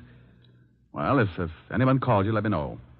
Now, I'll take $100, Mr. Cook. That's a retainer in case I run into trouble and have to get buried in a hurry. I hate to strain my relatives. He wrote me out a check, and I closed the office and headed for the 5th Precinct Police Station. An automobile death isn't exactly up my alley, but if someone had pushed the girl out in front of the car, then it was murder. And that was a territory I knew my way around in. Well, good morning, Sergeant Otis. Huh? Oh, where did you come from, Shamus? Sugar and spice and everything nice. Huh? That's what little boys are made of. You're crazy. That's what little girls are made of. Why, Sergeant, you peeked. You want to see the lieutenant? I think that would be lovely. Go on in. Oh, Otis. Huh? I just had a horrible thought. Yeah? Wouldn't it be awful if there was a whole room full of you? Hello, Walt. Diamond, you get out of here. Every time you wander into this office, I grow another ulcer. Why, Walt, I'm surprised at you. Well, you wouldn't be if you had to listen to Otis bellyaching all over the precinct 12 hours a day. Why don't you leave that poor guy alone? Don't listen to him. Don't listen to him? How can I help it? He screams so loud only dogs can get with it. Have you got a boy booked here on the manslaughter charge, Tom Cook? Yes, we have. I knew darn good and well you'd be springing something before you'd sit down and act like a normal human being. What do you want Cook for? He ran over a dame last night, and that's that. Maybe you want to give him a driving lesson? You're turning blue again, Walt. I'll light up like a pinball machine if you don't start giving me some peace and quiet. Can I see Cook? No, you can't. Well, why not? I know you. You'll end up by proving he wasn't even in the city last night. Before the day is gone, we'll be booking Otis for the killing. Did he do it? Who? Otis. Now, you stop that. Don't you dare start that routine again. I'm the biggest sucker in the world for that thing, and I admit it, but I am prepared. I know who's on first base today. Who? Williams. He's playing for... Otis! Yeah, Lieutenant? Yeah, Lieutenant. Is that all you can say? Take Diamond down to see that guy Cook. And if you let him back in this office, I'll break every bone in your fat head. Yeah, Lieutenant. Oh, where is that bicarbonate? Bye, Walt. I left Walt coming on like Vesuvius, and Otis took me down in the tombs to see Tom Cook. Cook was a man about 25 or 26, put together like a high jumper. He had sandy hair and a nice face. Also, he looked pretty worried. I tell you, Mr. Diamond, I didn't intentionally run over Jean. She called and asked me to meet her in the park. Why? Well, we always met there. Oh. You say she was pushed in front of the car? Well, that's what it looked like. There were some bushes right near the sidewalk. She came flying out of them and fell in front of me before I could put on the brakes. What did she want to see you about? It was personal. Now, look. You're up on a manslaughter charge. You can get a lot of time for that. Now, what did she want to see you about? I can't tell you. I just can't tell you. It would ruin someone. It's going to wreck you if you don't. Then it'll have to. Okay. Did she have any enemies at all? Boyfriends, girlfriends, ex-husbands, jealous icemen? She had an ex-husband. When did she separate from him? About a year ago. Why? Do you think maybe Cooper was jealous? Is his name Cooper? Yes, John Cooper. Oh, live in town? Well, he was living at 498 West 81st Street, but that was a year ago. Okay. Tell me where your girl was living. 383 Madison Avenue, apartment 206. She was living under her married name, Cooper. Sure you don't want to tell me what she wanted to see you about? I can't, Mr. Diamond. Okay, but I hope the person you're protecting appreciates it. 5 years in Sing Sing is stretching loyalty a long way. This person's worth it.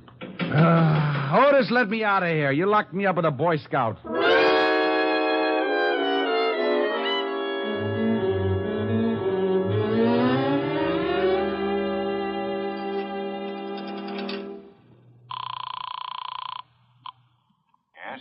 Mr. Cook? Yes? Who is this? This is Diamond. Diamond, I'm so glad you phoned. Oh? Remember my ad in the personal columns? Yes? Well, I just received a call from someone who claims he saw a man push a girl in front of my son's car. Oh. He said he was in a hurry, so he didn't wait around to see the rest. Can you imagine that? In too much of a hurry to stay round. No, I can't imagine it unless he was running away from something, didn't want to be caught. Did he tell you anything else? No, I asked his name, but he hung up. Oh. Well, if you hear from him again, call Lieutenant Levinson of the 5th Precinct. And I'll call you later. All right, Mr. Diamond. But now I'm sure my son is innocent. Well, I hope I can come up with more than your confidence. I knew a guy who yelled frame all the way to the electric chair. They fried him like a lean pork chop. I left the phone booth and took off for John Cooper's apartment. I found the place and gave my rabbit's foot a pat on the hock. The little bunny was still with me because a John Cooper was listed on the mailboxes. I took the steps two at a time. Yeah, who is it? The name's Diamond. I don't want any. I'm selling a homicide, complete with samples. You better open up. Hey, what are you talking about? I'm talking about your ex-wife. She was killed last night. What? Mind if I come in? No, come on in. Jean dead. How did it happen? She was run over by a car. Oh, that's awful. Are you from the police? You get a gold star. Where were you at 11 o'clock Wednesday night? I was right here in my apartment. You can prove it? Oh, I didn't leave. I don't guess I can prove it. I hope you don't think I ran over Jean. I know who ran over. I'm trying to find out who aimed her. I don't understand. She was pushed in front of the car. How do you know that? Why shouldn't I know that? Well, what? I don't know. I guess you should. When was the last time you saw your ex-wife? Oh, about 8 months ago. We didn't get along, so we didn't speak after we split up. You haven't seen her since? No. Were you jealous of her new boyfriend? Jealous? Why should I be? Good question. I'll see you later, Mr. Cooper. Yeah. I hope I've been of some help. You've been dandy. I left Cooper pinning up his gold star and headed for the dead girl's apartment. I knew the law had already been there and that it would probably be locked tighter than a wine truck on Skid Row. I found the landlady's door and gave it a jolt. Yes? Oh, what do you want? I'm looking for the landlady. You want an apartment? We got one coming up in a couple of days. The dame that was in it croaked. You can pay in advance if you want it. Can I take a look at it? Nah. Lousy coppers told me not to let anyone in. You got my word, it's a good one. Oh, well, then you'd better let me talk to your mother. My mother? My old lady's been dead for 20 years. She has? Aren't you a little young to be running an apartment all by yourself? Hey, Sonny. Yes? How old do you think I am? Well, it's hard to tell. I'd say, about 28. Come on, I'll show you the apartment. But watch those steps. I think you could use some glasses. Right up here, handsome. Was the poor girl who died married? Used to be, but she got divorced. Here it is. There you are, honey. Go on in, take a look around. I'll go on back downstairs in case the law comes back. I'll have to stall them, I guess. Thanks, beautiful. Oh, that's all right, honey. When you're done, stop in at my place and I'll give you a drink of gin. I waited until I heard the old bat fly down the stairs, and then I took the place apart. It took me exactly 10 minutes, and even if I do say so, it was a pretty neat job. I was on the last lap, going through the wastebaskets, when I spotted something on the magazine stand. It was just below eye level. It was a late issue of a magazine, and it was addressed to Mr. John Cooper, 498 West 81st Street. I grabbed it and picked up the phone. Homicide, Sergeant Otis. Oh, this is Wu Lee. Was you talking to Lieutenant Levinson? Oh, how are you, Wooly? Get it for you, chop chop. Pretty good, huh? Oh, very fine. Chop, chop. Your head, maybe. Huh? Wu Lee say very fine. You speak very fine Chinese. Oh. Lieutenant Levinson. Oh, this is Diamond, Walt. It is. I told Otis I didn't want to talk to you. He said Wu Lee was on the pipe. Oh, this is Wu Lee, too, Walt. Oh, that lame brain, Otis. Oh, what is it now, Diamond? I got a liar in the balcony, Walt. What are you talking about? I've spoken to 3 people about the girl that was run over. One of them lied to me. Now, I believe the kid's story. I think she was pushed. So she was pushed. I can't be bothered with that right now. I'm all tangled up in the Scarborough killing. We found the gun that did the job lying in the bushes in Central Park. Wait a minute. In Central Park? Yeah, we traced it to a pawn shop, and the pawnbroker identified one Louis Spiegel as the one that bought the gun. Walt, what time was Scarborough knocked off? Shots were heard about 5 minutes to 11. Hey, that's just about the same time that Cook ran over the girl. You are so right. And Scarborough got killed on the other side of the park. About 5 minutes to run to where the girl got run over. Now, what are you getting at? If you know something about this Scarborough killing, I Walt, want you... some guy called Tom Cook's father and said he saw the girl shoved in front of the car. He wouldn't tell his name because he said he'd get in trouble. Probably a crank. No one would duck out on a deliberate murder. Unless he just rubbed out New York's biggest gangster. Hey. Yeah. Have you got Louis Spiegel on tap? No, he's hiding out. Oh. Well, do me a favor. Check your files and see if you've got a record on a John Cooper. The dead girl's ex-husband? Yeah, then I'll call you back. I've got a guy who might show us where we can find Louis Spiegel and the guy who pushed the girl in front of the car. Killed 2 birds with one stone. It's quite a billiard shot, but give my little stool pigeon 2 bottles of fermented grape juice and he can run the table. I left the apartment and slipped by the landlady's door. I knew she was building a party because I could smell the 100 proof clear out in the hall. I ducked out on the street and headed for Skid Row in a place called the Parrot Club. When I went in, I spotted my man sitting in his usual spot at the bar. His name was Wilbur Truitt. Ah, greetings, Bucko. You have come just in the nick. Not having the necessary funds to purchase another bottle of strength, I asked yon bartender to put it on the cuff. Wilbur, Whereupon he handed me this can of rat poison. It turned out to be rather soothing in a toxic sort of way. Bucko, you know me. I do not wish to deprive the little rodents of their daily constitution, so I would much rather nurse on the succulent end of a bottle. Wilbur, I'm looking for someone. I have been looking for someone all my life, preferably a brewery owner. Bartender, bring me a bottle. Oh, noble sir, your overkindness doth wring tears from me. I do embrace your offer. Now, you don't wrap your hooks around this jug until I find out where Louis Spiegel is. That is indeed a difficult problem. Mr. Spiegel carried a rather large gun under his arm. Then if I sit here and gaze at that bottle for any great period, I shall become cotton-mouthed and surely choke to death. Mr. Louis Spiegel might be found in the freight yards, hiding in an old shack at the end of 50th Street now, Bucko. I'm rusting. Here you are, Wilbur, and thanks. Farewell. Lord knows when we shall meet again. I have faint, cold fear thrills through my veins. But no matter. I have never let a cork confuse me before. Bartender, a corkscrew and bring the cat. I owe him a drink.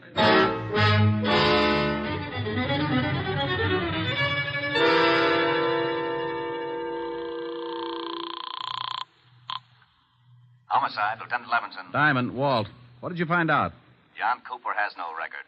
Uh-oh. But George Kingsley has. Oh, alias? Yeah. George Kingsley, alias John Cooper, did 10 years for embezzlement. Oh, fine. Thanks, Walt. Now, here's the pitch. Lou Spiegel is in a shack in the freight yards at the end of 49th Street, North River. Get some men to surround the place and have Otis pick up John Cooper and bring him down there. I'll be there in half an hour and give you a couple of killers.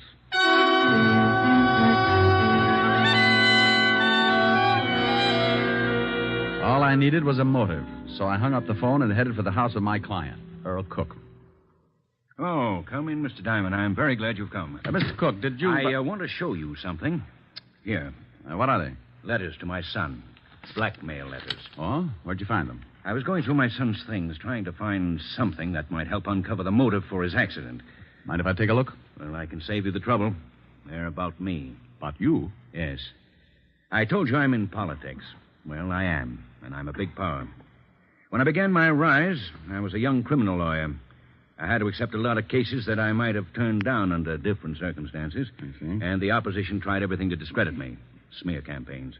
Saying that I was getting acquittals for common thugs who were known to be guilty. And later, when I became a judge, they switched the campaign and said that the men I sentenced were innocent. Were they? Of course not. But in those letters to my son, the blackmailer said that he had definite proof that could ruin me. My son knew about my past, and when he started receiving the letters, he was afraid to confront me with the evidence, for fear I might have to admit my dishonesty. Have you talked with your son? I just left him. That's why he didn't tell you anything. He thought he was protecting me. His girl, Jean, found out who was sending him the letters, and, well, she was killed before she could tell him. Well, that fits. If the girl found out, then the blackmailer would not only have to know your son pretty well, but he'd also have to know her. You think you know who he is? See this magazine? Mm-hmm. Well, some of the pages are cut up. Now, take a look at these blackmail notes. They're formed with cut-out letters to spell out the words. The type is the same as the type on the magazine. Where did you get that magazine? In the girl's apartment. Well, then she must have had something to do with it. She found the magazine, all right, but it wasn't hers. Look, Mr. Cook. Yes. Did you ever send a man to prison named Kingsley? Yes, I believe so. For embezzling. Thanks. Where are you going? I'll call you later. I've got a date at the freight yard.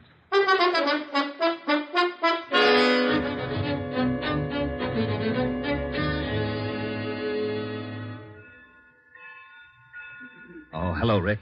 We've got Spiegel boxed up. He's in that shack down there. Will he come out? If he does, it'll be feet first. I guess he'd rather have it that way.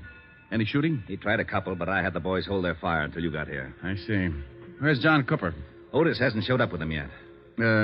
Let me use your loudspeaker, Walt. Oh, sure, go ahead, but keep your head down.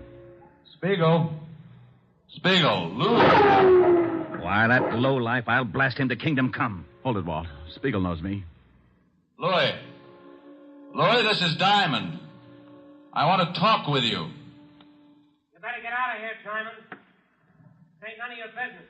Lou, you've got my word there'll be no shooting. I want to talk to you. Look, Diamond. I know they want me for the Scarborough killing, and I say, okay, I done the job. But I'm allergic to electricity, and I don't like cops. You blow this place apart, I say okay, too. And that's the way I want it. Now, do you still want to talk? I want 5 minutes. Okay, come on down, but keep your hands behind your neck. Walt, no shooting, huh? Okay, but I think you're crazy. He kills guys for practice. I moved out from behind the boxcar and put my hands behind my head. I started down toward the shack, and I could see Spiegel looking at me over the barrel of a .45. One bad move from any of the men stationed around the yards, and I was going to get dead quick. I walked up to the shack and went in. That's far enough, Diamond. You've got 5 minutes. It won't take that long, Lou. Keep your hands where they are. Oh, I thought you might want a cigarette. Oh. Yeah, as a matter of fact, I'm all out. Yeah. Keep the pack. Just one. I got a date. Yeah. Light? I can make it. 4 minutes, Diamond. Did you see a girl shoved in front of a car the night you knocked off Scarborough? Yeah. I called some guy and I told him about it. I read his ad in the personals, but I couldn't do anything about it. Yeah, because then the law would know you were in the park. Looks like it don't make much difference now. The kid who ran over the girl is in on a manslaughter rap. You'll get 5 or 10. That's tough. You got 3.5 minutes. Lou, did you get a good look at the man who gave the girl the shove? Sure, I'd remember him. Rick? What do they want? I'll see. With your hands up, you'll see. Sure. What is it, Walt? Otis has got Cooper. Lou, will you do me a favor? I don't know. I want you to tell me if the guy they've got up there is the one who pushed the girl. Sure. But I can't see him from here. I'll have him brought down. I hope you ain't up to something. I don't want to see no kid get sent up on a bum rap. But if you get funny, you get holes. Walt, how about us bring Cooper halfway down to the shack? He doesn't want to go. Then drag him. I've only got 2 minutes. They bringing him? Yeah, here he comes. Okay. Out that door. What are you doing? I'm doing you a favor. I'm tired of this shack, and I'm walking out with you in front of me. Okay. Don't get too far ahead. Rick, what's Spiegel up to? I don't know. Hold your fire. I'm surprised at you. Even if I identified this guy, it wouldn't hold water. I got a bad reputation. Hey, what's going on? Take it easy, Otis. You can't do this to me. What's this all about? That's the guy, Diamond. I don't know what you're talking about. Sure you do. I saw you push that dame in front of the car. You're crazy. Now, I don't like that. You got just 10 seconds to admit it. I won't admit anything. Then I shoot you. Hey, you can't. Shut up, Flatfoot. Stay out of this, Otis. I tell you, I won't admit anything. 5 seconds. Come on, Cooper. I found out all about your prison record. I know Cook sent you up and you wanted to get even. You found those letters Tom wrote to your ex-wife, so you started blackmailing him. And I know you lied when you said you hadn't seen your ex-wife. I found a magazine in her apartment with your address on it. Time's up. No. All right, I did it. You're too late. I'm on schedule. Oh, you idiot. Why did you shoot him? What's the difference? I kill people, he kills people. Besides, he wasn't polite. So long, Diamond. You got your favor. He's making a break. You'll never make it. Spiegel, in the name of the law, stop. For what?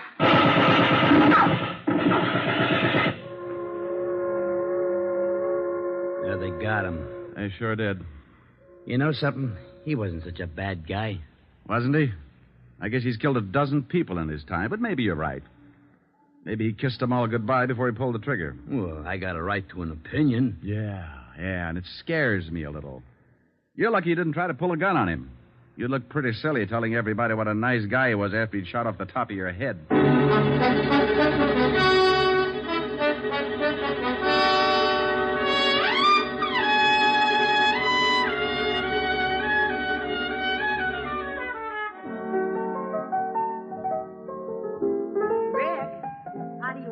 Lots of lemon, honey. What's that you're playing? I don't know. It says on the sheet music for kazoo and voice. You idiot. Here, see how this tastes. Oh, that's swell. But can't you drop a mussel in it or something? No, that's plenty strong. Oh. The last time you complained about my weak drinks, Francis had to carry you home piggyback. Yeah, remind me to buy him a saddle. I hear they let the cook boy out of jail this evening. Well, how the dickens did you know that? Never mind, I find out things. You have been snooping. Well, you won't tell me anything about your cases. How did you find out? Uh-uh. Helen? No. You'll be sorry. Here. You sing this, and I'll tell you how I found out. Well, I don't know whether I can. Your lips tell me no, but there's yes in your eyes. I've been missing your kissing just because I wasn't wise. I'll stop my scheming and dreaming, 'cause I realize your Rick, that's wonderful. Oh, okay, now make like a truth serum, or I sing 20 courses of McNamara's band. Well, I was looking for you, so I called Walt Levinson. He told me all about it. Very elementary, my dear Diamond. Oh, get her. Do I look smug? Close your eyes and let's see. Now, that's silly. Why do I have to close my eyes? Close your eyes. Oh, that's better. Rick, aren't you nice? I certainly am. But people always notice my dimples first. Come here. Helen. You're looking smug again.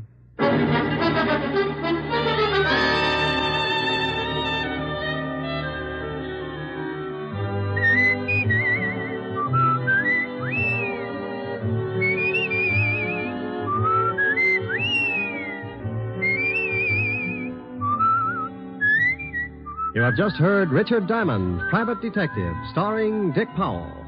Helen was played by Virginia Gregg, Lieutenant Levinson by Ed Begley.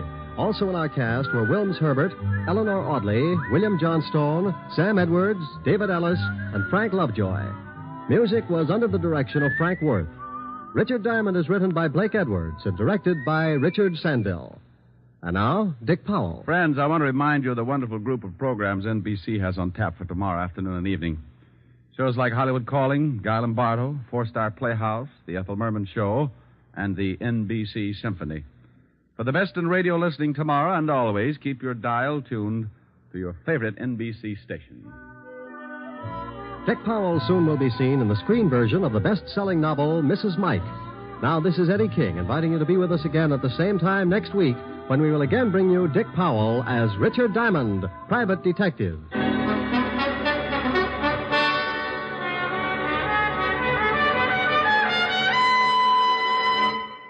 This is NBC, the national broadcasting company.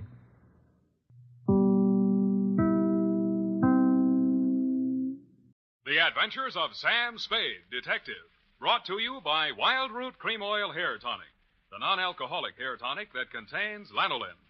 Wild Root Cream Oil, again and again, the choice of men and women and children, too.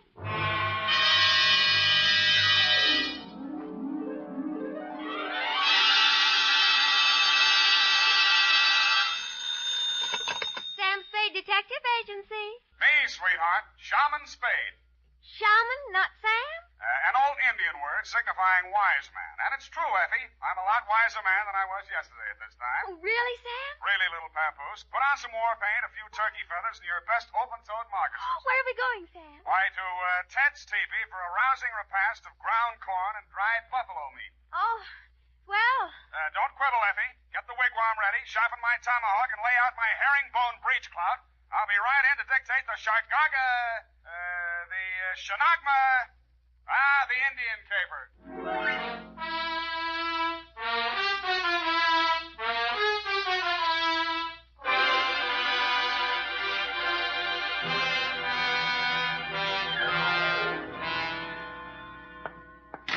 From the land of the sky blue water, they brought a captive maid, Red Wing.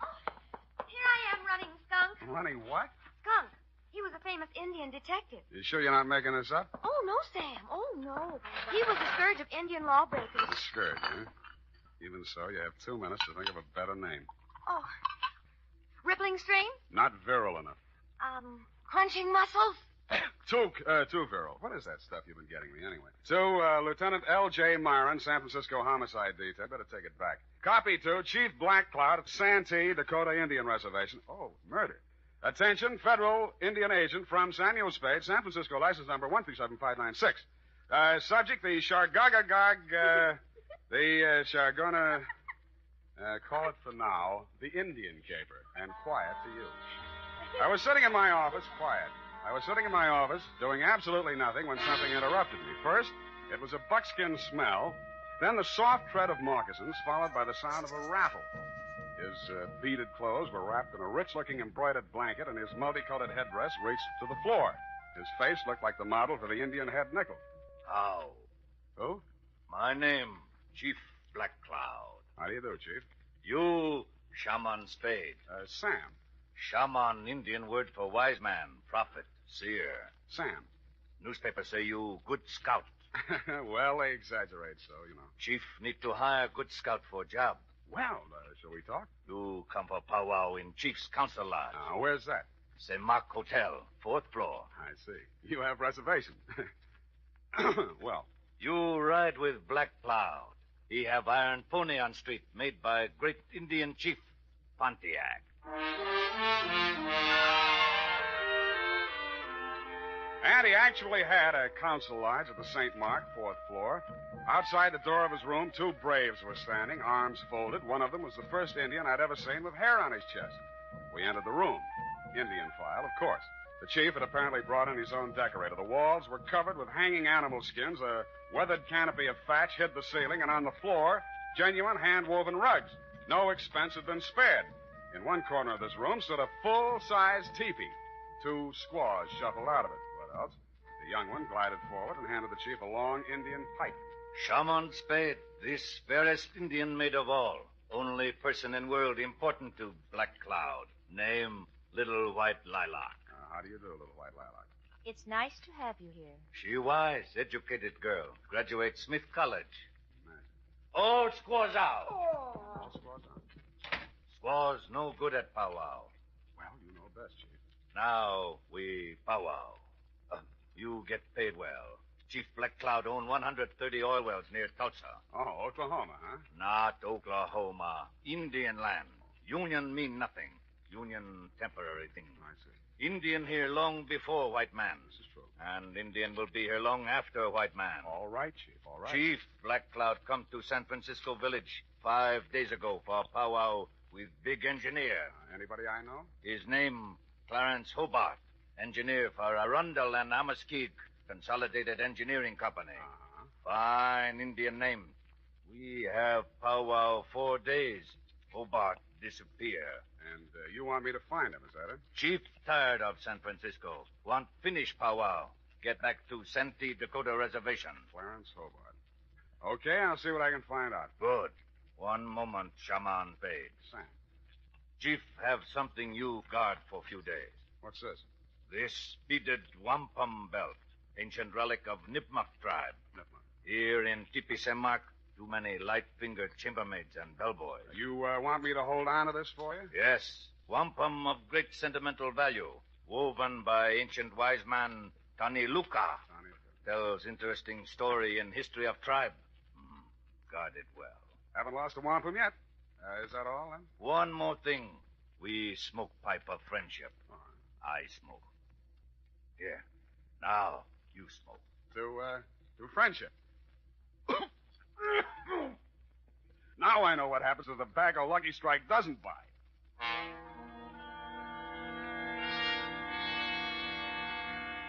When I left Chief Black Cloud's fourth-floor lodge, there was only one brave standing outside the door. The hairy-chested Indian was probably taking 5. The wampum belt was about 3 feet long, made up of hundreds upon hundreds of little colored beads. They were woven into a picture pattern, very pretty. The interesting story undoubtedly could have been translated instantly and told fascinatingly by Red Ryder. But then he has a smart horse. I put the wampum belt in my pocket and headed for the offices of the Arundel and Amaskik Consolidated Engineering Company. Fine old Indian names. I inquired about Clarence Hobart. They referred me to his partner, Anderson Watts. Hobart disappeared? Absurd. Why, you couldn't lose him if you wanted to. He's as wide as a barn door. Yeah, well, Chief Black Cloud seems to think he is missing. Well, now, look here. Are you going to take an Indian's opinion over mine? I might. Well, just because he doesn't show up for an appointment doesn't mean he's disappeared. Why, one day when we were on a cantilever project in New Orleans...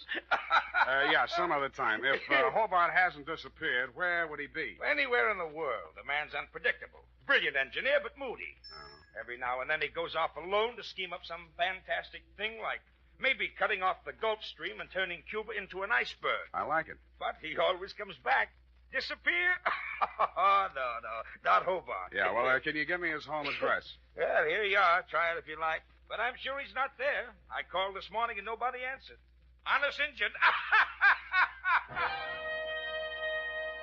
I left this utterly charming man and started for the address he had written down. I was taking the shortcut through the alley on Sutton Street when I heard the rattle of beads, and a naked brown arm of considerable size reached out of the murk. I grabbed for it, but he slipped out of my grasp and sped swiftly and silently up the dark alley into the fog, leaving me with a handful of Max Factor number 8 Iroquois makeup. I continued to Hobart's house without further incident. Found it just off Chinatown. Mr. Hobart? Oh, I thought you might be somebody else. Who else?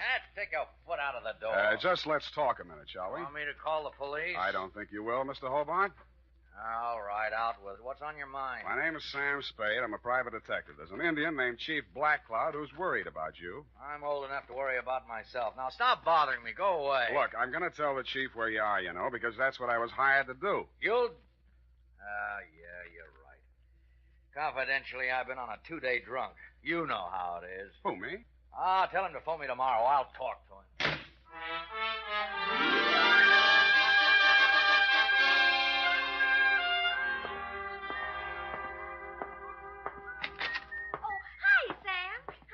Hello, what are you doing here today? This is your day off. I just wanted to show you something. Effie, first do me a favor and put this wampum belt in the safe, will you? A wampum belt? Genuine Indian art. Oh, it's beautiful. Tell us the story. You know what? Yeah. It'll go beautifully with... Oh, Sam, I forgot. There's a girl waiting in your office. Well, good. Well, Sam, don't you want me to show you?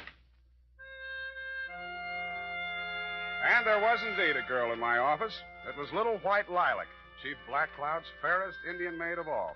Only heap big change had taken place. She still had the Indian color, But gone was the headband, gone the buckskin dress, gone the squatting squaw of the St. Mark teepee.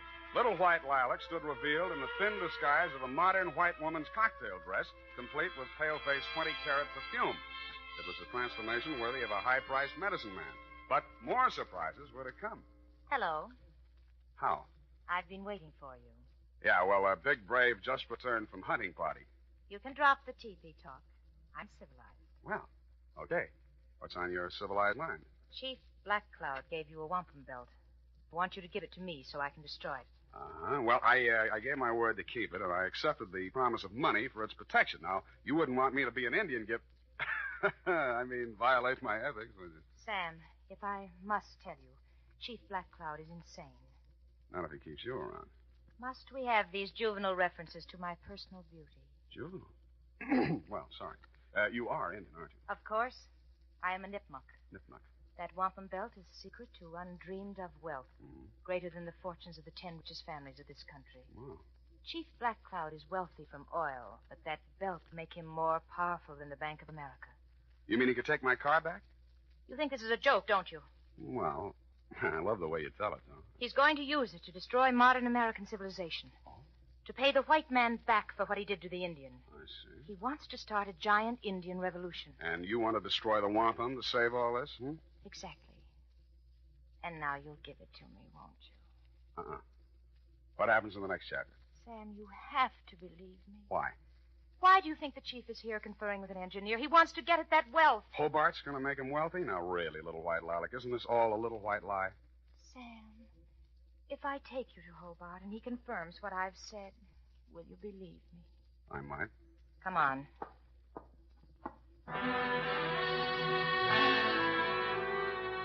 She took me by the hand, and she led me out of the office and up and down several streets until we arrived at a frowsy-looking brownstone. We entered, still holding hands, and came to rest in an apartment that looked just recently occupied. I guess that's what it looked like, because you couldn't tell much. It was being lit by either 110-watt frosted bulb or by fireflies. This is the place. Yeah, a little dim in here, wouldn't you say? I like dim places. Yeah. Mm-hmm. Where's Clarence? I'll get him in a minute. First, Sam. Yes, Lilac. You've been so nice. I have? I want to find some way to thank you. I'll wait while you look. I can start by kissing you. Please. Sam. Oh! The kiss was great. In fact, it blew the top of my head off. After this, there was a free fireworks display, followed closely by a giant roar that sounded like Niagara Falls with a cold. It was a short feature, followed by a long period of dark, black silence. When the curtain came up again, I was lying in an alleyway. I was stiff and cold, my head throbbed with pain, my brain was a jumble, my suit was torn and dirty, my patience was at an end, and my anger with Little White Lilac knew no bounds. I went down to the office and changed clothes and get a drink. The phone was already ringing when I opened the door. Sam Spade. This is Chief Black Cloud talking from St. Mark Teepee. Yeah. What's on your mind, Chief? 10 minutes ago, bellboy delivered to Chief Black Cloud box. Inside box is scalp of Engineer Clarence Hobart. I hung up the phone, fell into my chair, snapped on the lights, and fell out of it again. My office had been massacred. The place had been ransacked thoroughly and looked like the morning after a Comanche smoker. And you guessed it, my safe had been drilled open. The ancient and valuable Nipmuc wampum belt was gone. At this point, I decided what Chief Black Cloud needed was a detective. Now, here's important news on good grooming. If you want the well-groomed look that helps you get ahead, socially and on the job, listen. Recently, thousands of people from coast to coast who bought Wild Root Cream Oil for the first time were asked, how does Wild Root Cream Oil compare with the hair tonic you previously used? The results were amazing. Better than 4 out of 5 who replied said they preferred Wild Root Cream Oil. Remember, non-alcoholic Wild Root Cream Oil contains lanolin.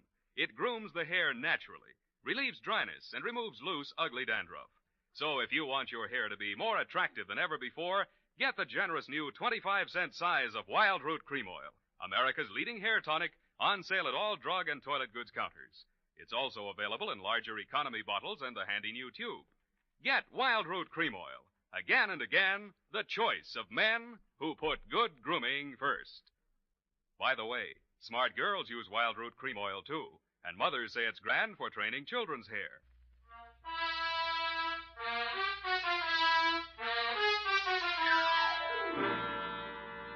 And now, back to the Chagagagog, Manchagagog, Chabonagungamog caper. Tonight's adventure with Sam Spade.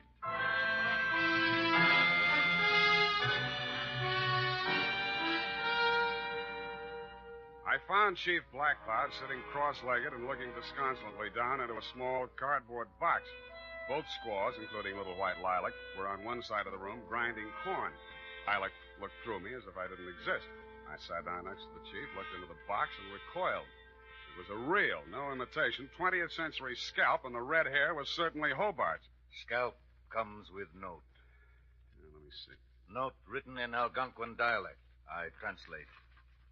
Honor Chief Black Cloud. Return to Santee Dakota Reservation and die proper death fitting to old man.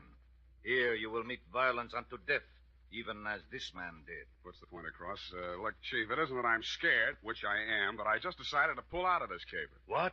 I've heard some things about you that don't sound too good. You hear what? That you want to start an Indian revolution to settle an old score with the white men. Who tell you this? The fairest of them all, little white Lilac. She tell you? I've never talked to him. She not only told me all that, but she... Quiet! Spade, when did little white Lilac tell you these things? She came to my office today. That's a lie. I never left this hotel. We will see. Kalanuka. Yes, Chief Black Cloud. Did little white Lilac leave hotel today? Little white Lilac with me all day. Why, Never out of sight. Enough. Go away. Kalanuka speak with tongue of truth. Little white Lilac, I have grown from baby. She also speak with tongue of truth. Somebody lie. Now, look, Chief, I know what I'm talking about. Your chief does not need help of double-tongued man. Return wampum belt to me. I pay you. All right, I'll, Well? Chief. Chief, heard enough lies. Return wampum belt. Wait a minute. I got a small but biting bit of truth to relate. Somebody stole the wampum belt. Wampum belt gone? Somebody broke into my office, drilled the safe, and took it. You stole? It was stolen from me. Return wampum or you not live until sundown. I'll return it if I can find it. Then you can pay me off and we'll call it even.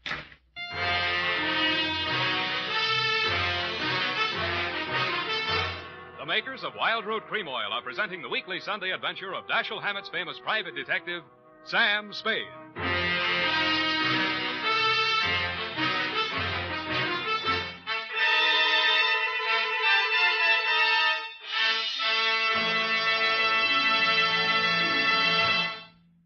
Now, here's important news on good grooming.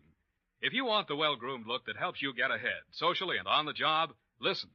Recently, thousands of people from coast to coast who bought Wild Root Cream Oil for the first time were asked, how does Wild Root Cream Oil compare with the hair tonic you previously used? The results were amazing. Better than 4 out of 5 who replied said they preferred Wild Root Cream Oil. Remember, non-alcoholic Wild Root Cream Oil contains lanolin. It grooms the hair naturally, relieves dryness, and removes loose, ugly dandruff. So if you want your hair to be more attractive than ever before, get the generous new 25-cent size of Wild Root Cream Oil, America's leading hair tonic, on sale at all drug and toilet goods counters. It's also available in larger economy bottles and the handy new tube. By the way, smart girls use Wild Root Cream Oil, too, and mothers say it's grand for training children's hair. Get Wild Root Cream Oil. Again and again, the choice of men and women and children, too.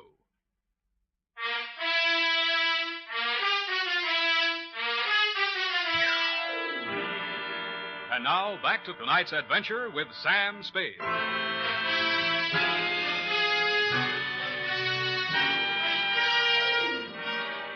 I walked outside, muttering frightful white man's imprecations. Cutting through the hotel parking lot, I suddenly noticed the chief's iron pony made by Pontiac. There was a leather bag on the seat, sort of an Indian overnight case, and sticking out of it was a blood-stained tomahawk. This was of decided interest to me, and so were the rest of its contents. Somebody had a giant engineering project afoot because there were order receipts for such things as 2 LSTs, 4 underwater hydraulic drills, a diving bell, a dredging barge, and a steam derrick. Back again, eh, Spade? Yeah, back again, Mr. Wash. Still looking for the missing Clarence Hobart? Not anymore. Well, I knew you'd realize the futility of it. I found him. And I trust you found him in good health. Old Hobart's a bug on health.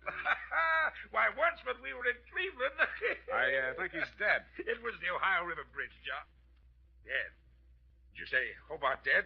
Scalped, anyway. Mr. Watts, what was Hobart working on with the chief? Well, I don't know exactly. Well, let's go look at his desk file and see if we can find out. In the bottom drawer, under a lot of miscellaneous papers, we found a large manila envelope marked Black Cloud.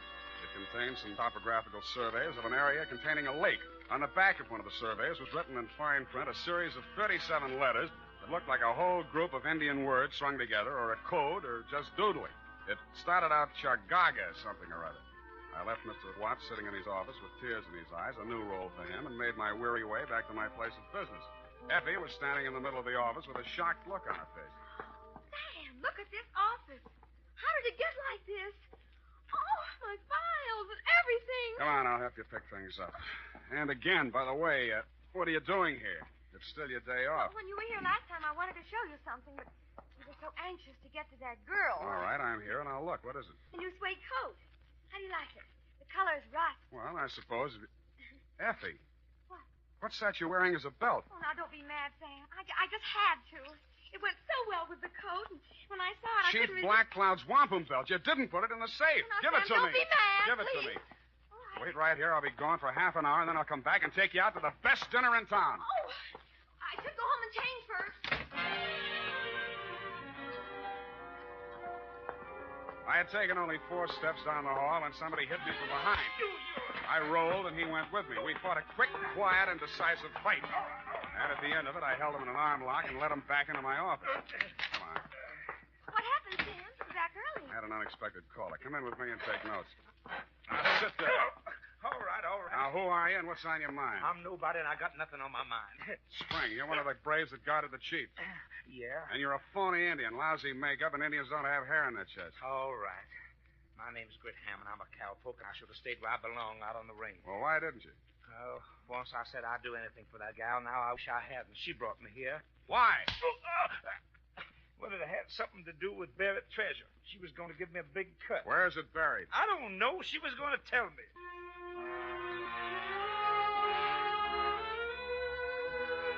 I took Hammond around a homicide and left him in their safekeeping. While there, I got the latest flash. They had found Clarence Hobart dead and less scalped down by the waterfront. There were no clues except a blow on the back of the head and lipstick on his mouth, which was enough for me, having been through the same course myself. Then I proceeded to St. Mark, 4th floor. Little white lilac met me at the door. You can't see the chief. Why not? He's asleep. One side. When the chief sees what I've got, he'll wake up screaming his wampum. You have it? And with that, she pounced. I pushed her off, but she came back and got a hold of one end of the wampum and tried to pull it away from me, with disastrous results. The wampum came apart, and in a second was nothing but hundreds of beads rolling different directions all over the place. In fact, it was no more. Oh! What happens in Chief's council lodge? Chief cannot sleep. Well, I brought back your wampum, but now it's all over the floor. Wampum belt destroyed? Yes, it's destroyed, you stupid old man. You talked to Chief? Yes, stupid. You had the world in your hand. You didn't know it. You wanted it all for yourself, to tear down the earth. It could have been used to live. What are you saying? To live the way I'm supposed to live. Now nobody will have it, not even you or that fat engineer who wanted it. Little white lilac, shut mouth. I've been shutting my mouth all my life. You're a stupid, ignorant, disgusting old man. You'd be better off... His big hands were around her throat. He stood there, anger and betrayal in his eyes. Then his hands dropped and he turned away with tears streaming down his face. It was then that the fair Indian maid went for him with a knife. And that was my cue to step in with a pale-face weapon.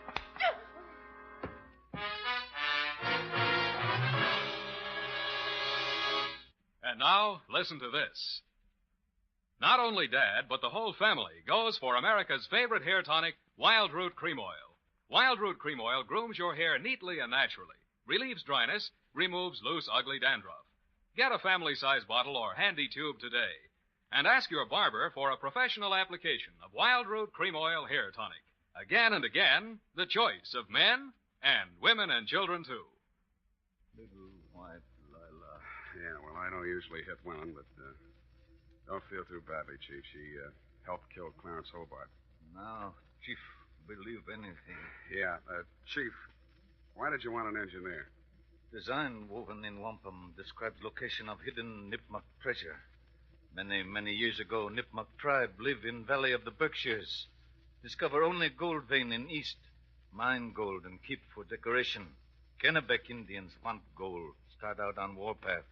Nipmuc Indians bury gold. Move village. Divert stream into valley. Make lake. Gold there today, underwater. Where is it? That secret chief keep locked in head.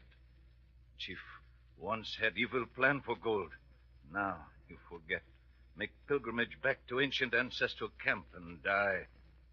Send me bill. Chief leave village of San Francisco for good.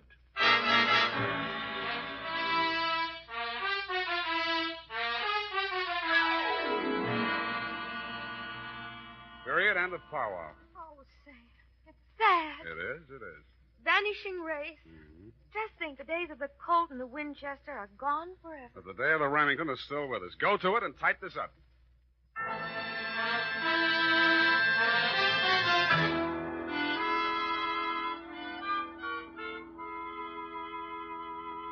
it's all here, Sam. Except one thing. How did the bloody tomahawk get in Chief Black Cloud's bag? A little white lilac planted it there. If anything happened to the chief, she, as the only other living Nipmuc, would inherit the wampum. Well, she could have gotten the money by just waiting. Oh, shut up. Sam, you notice anything about the report? Yeah. Hey, you got the name of the caper right. The, Chargaga... Oh, what is it? Chagagagog, Manchagagog, Chabunamungamog caper. You've been going out with an elocution teacher. Oh, Sam.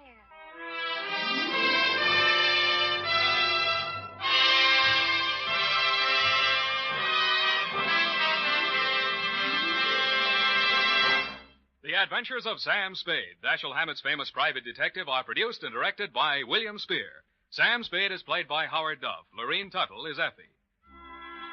The Adventures of Sam Spade are written for radio by Bob Tallman and Gil Dowd. Musical direction by Lud Gluskin, with score composed by Renee and Pierre Garrigan. Join us again next Sunday when author Dashiell Hammett and producer William Spear join forces for another adventure with Sam Spade. Brought to you by Wild Root Cream Oil. Again and again, the choice of men and women and children, too. This is Dick Joy reminding you to... Get Wild Root Cream Oil, Charlie. It keeps your hair in trim. You see, it's non-alcoholic, Charlie. It's made with soothing lanolin. You better get Wild Root Cream Oil, Charlie. Start using it today. You'll find that you will have a tough time, Charlie. Keeping all the gals away. Hiya, Baldy. Get Wild Root right away. This is CBS, the Columbia Broadcasting System.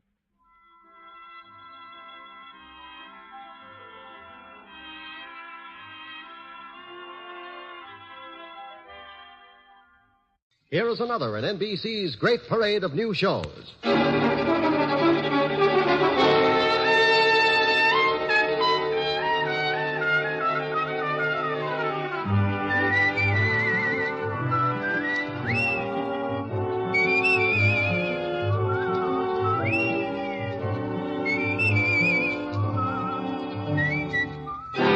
Now, Dick Powell as Richard Diamond, private detective.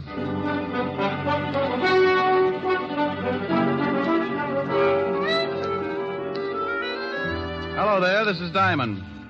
You know, I saw something the other day that's as typical of New York as the Empire State Building.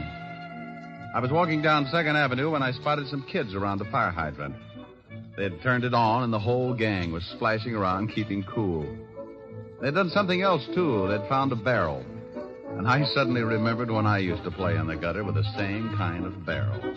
It's open at both ends, and when it's held over the gushing hydrant, it acts like a big hose, and a lot of passing New Yorkers can end up pretty wet. I stopped and watched, and just like always, one of New York's finest showed up and the kids scattered. He turned off the water and the fun was over. Oh, but not for long. Somebody was sure to give the kids a monkey wrench, and 10 minutes after the cop had disappeared, the street would be flooded again. Yeah, a kid can have a lot of fun, even in a big city. But it's unfortunate that every once in a while there's a boy who forgets to have fun and heads for trouble. Like a case I got mixed up in not long ago. It all started in a candy store under the L on 9th Avenue.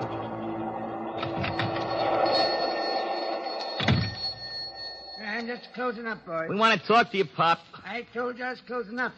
We'll come back tomorrow and we can talk then. Eddie said he wanted to talk to you, Pop. You better listen. Yeah, what is this? You kids get out of my store. You want to buy something, you come back tomorrow. You ain't been making enough on your number sales. We come to see why not. Oh, so that's it. First, they threaten to beat me up unless I sell the numbers. Then they get sore because I ain't selling enough and send young hoodlums to see that I do. Well, you go tell your boss that I'm through selling numbers to poor people who think they can get rich quick. You tell your boss if he don't like it, I'm going to the police. Tell your boss that. Sure, we'll tell him. But he wants us to tell you something. I don't want to hear nothing from you bunch of no-goods. Now, you get out of here. Oh, no, that ain't nice. Is it, Jim? No, that ain't nice at all. I told you to get out. If you don't, I'll call a cop. You ain't calling anybody, Pop. What do you do now? You get away. Help, please. No, please, help. Shut up. Okay, Jim, make him shut up. Please, I'm an old man. Yeah, sure you are, Pop. But old guys like you need exercise. Think he's had enough? Eh? Yeah, grab some of them cigarettes and cigars off the counter. Yeah, sure. Hey, we better get out of here. Maybe somebody heard him yelling. Okay, grab me a box of candy, too. I got a date with Nancy tonight. I'll grab a couple. I got a date, too. Let's go.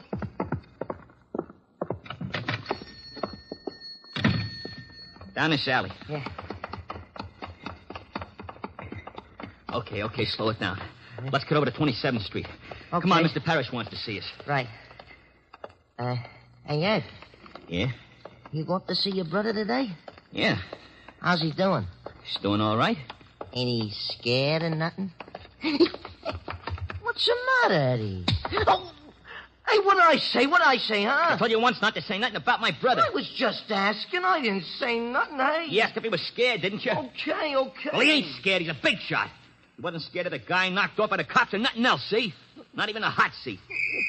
Hey, that's the cop. I spotted us. Come on.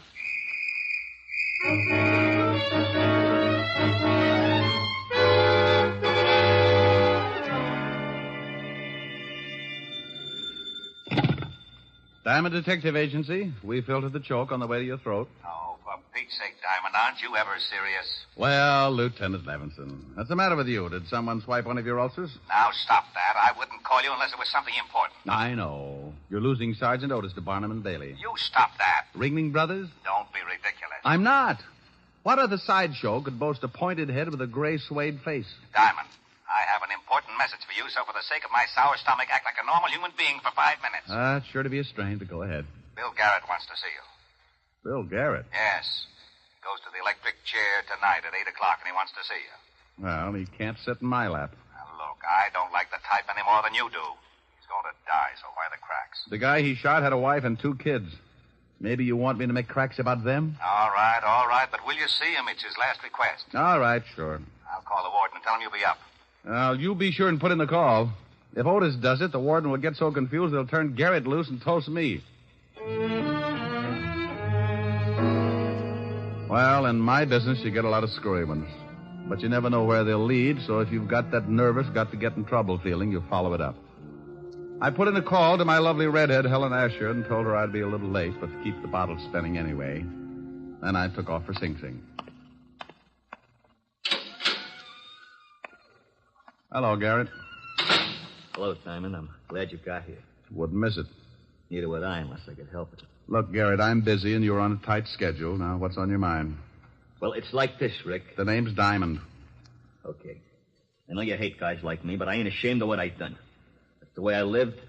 That's the way I'm going to go out. If you want someone to listen to you feel sorry for yourself, he'll be along in a few minutes before 8. Maybe I better forget it. You ain't got no use for nothing. I got use for everything that doesn't include guys like you. There's no middle with me, Garrett. It's got to be right or wrong. And right keeps you out of trouble, huh? Well, not always. But it helps people to live together. Okay. I guess you know I got a kid brother. Yeah. He's going on 17, and it looks like the family's going to have another guy for you to hate. What do you want me to do? He thinks I'm a big shot. I want you to convince him I'm not. Oh? What's he done? I don't know, but he's just like I was when I was that age. Tough, wise guy. He wants to be just like me. Oh. Has he been up here to see you? Yeah, but that don't change his mind. Just makes him madder at the world. I ain't getting soft, see, but he's a great little guy and he's smart. A lot smarter than I was. It's just going to take someone to show him which foot to get off on. Okay. What's his first name and where can I find him? His name's Eddie. He's got a club they call the Panthers. You know the kind. Yeah, with me it was the Brownies. It's over on 26th Street, and he's got a girl he told me about. Her name's Nancy Hyde. She lives with her aunt over at 37th Street. Okay, I'll see what happens. He's tough. Oh, lots of guys are tough, Garrett. Sometimes if they get a break, they turn out to be so tough they even get to be All-American. Hey, I'd like that. I'd like to see the kid get to be All-American. That might be a little difficult, but you never know. Maybe they've got television down there.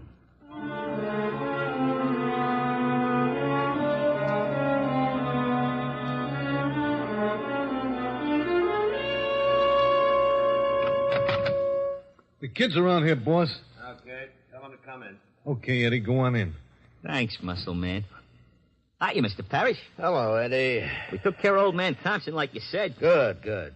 You, beat him up bad? Bad enough. Yeah, we really waked him over. We got Shut some up, stuff... I'll do the talking. What do you think's running this mob anyway? Okay. Get a load of that, Bart. We got a big shot. Yeah. You run your bunch pretty good, don't you, Eddie? I run the whole club. The Panthers got 23 members now. You hear that, Bart? 23 members, and Eddie's the big boss. I like that. I like you, Eddie. You and me and the 23 Panthers is gonna go a long way. Well, that's something I wanted to talk to you about, Mr. Parrish. We're getting awful tired of just beating up guys. We want to start doing something big, like knocking over gas stations or something. So you want to start doing something big, huh? Like knocking over gas stations, huh? Yeah. Well, you got a lot to learn, Eddie. Well, I've been doing all right, ain't I? Well, you're going to do a lot better. How would you and the Panthers like to start making some really big cash? Hey, we'd like that. Shut up. Well, what does the boss say? The boss says great. What do we do? It's a cinch. Bart, go out in front and see that we ain't disturbed. Yeah, sure thing, boss. Bart carries a gun, don't he, Mr. Parrish? Yeah, Eddie. He carries a big one. I'm going to carry one someday. Sure you are. You're going to be a big shot. But you got to learn first. You got to start from the bottom to be a big shot. Now, here's the pitch. You get your gang together and explain that...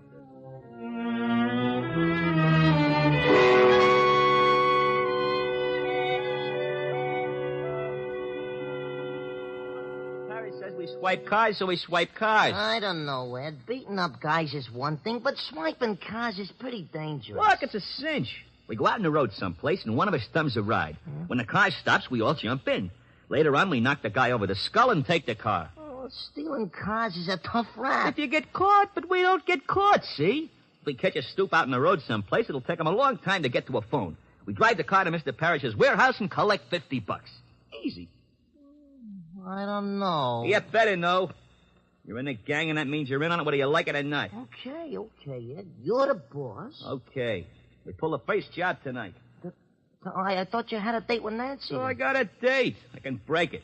She does what I tell her. Yeah, but... Hey, what do you want? Yeah. This is a private club. I'm, looking for Eddie Garrett. Who wants him? Nobody for a present, but I'm still looking for him. Well, beat it. You smell like a cop. You got a good nose. That's pretty close. Hey, just some... Shut up. We ain't seen Eddie. Yeah, that's right. We ain't seen him. Okay, but if you do, tell him I got a message from his brother. From his brother? Yeah. Tell him that if you see him. Oh, wait a minute. I'm Eddie Garrett. Good for you. Proud of it? Oh, you're a wise guy, ain't you? I'll tell you later.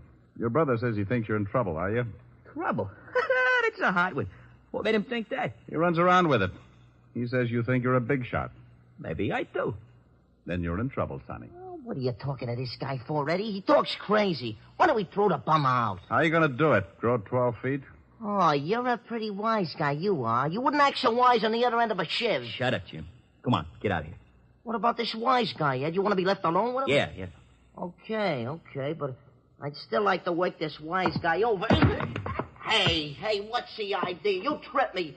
Ed, you see that? That wise guy tripped me. You're pretty clumsy, Sonny. Now beat it. No, why you hate him? Beat it. You're lucky you didn't pull that knife, Jim. You'd look pretty silly with a broken arm. Yeah? Well, okay, wise guy. I'll see you again.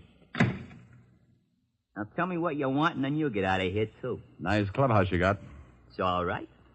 It's 6 o'clock. So it's 6 o'clock. Doesn't it bother you? 2 more hours and your brother dies. So what? So he doesn't want you to end up the same way. Don't you worry about me, mister. Your brother's worried about you. He wants me to help you. How about it? I don't need no help. You're a copper. It's guys like you that sent my brother to the chair. I'm not a cop, Eddie, but I used to be. You ain't a cop? No, but if I was just a plumber and I had the chance to put your brother away for a killing, I'd do it. Yeah, I thought so. You look like the type. You're still a copper and you're no good. Now go on, get out of here. I don't need no help from a lousy copper. I don't need no help from anybody. Hey, Eddie. Oh, didn't know you was entertaining. This guy's just going. Come on in, boy. Let's go, Eddie. What do you mean, let's go? I want to talk to you. We'll go up to my place. I ain't going nowhere with a lousy copper. Copper? Yeah, he's been in here preaching to me. Better leave, Flatfoot. Come on, Eddie. No, I ain't going nowhere. You heard what the kid said. Now, look. Yeah? Well. Guns and everything. Like it? Goes bang, bang. Hey, wait a minute, Bart. I don't want no killing. Oh, don't worry, Eddie. I'm just going to put the Flatfoot to sleep. No. Hey, you slugged him with the gun. Mr. Parrish wants to see you about tonight. Huh? Okay. He ain't dead, is he? No, I just tapped him a little one. Come on.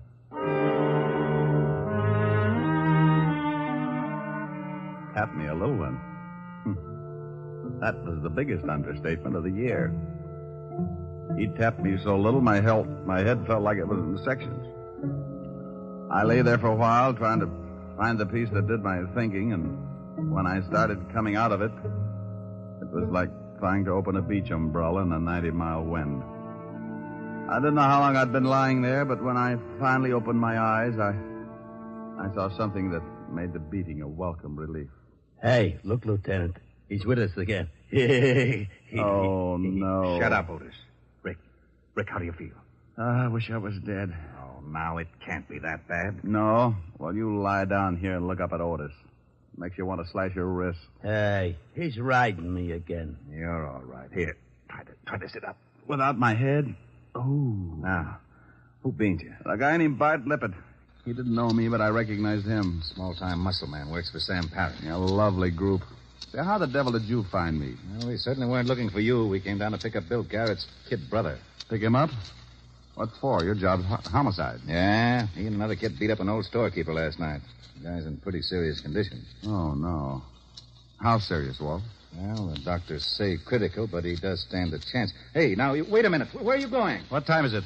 7 o'clock. Why? I got an hour to keep a promise. I hope that storekeeper doesn't die. If he does, Sing Sing will be building their electric chairs in tandem.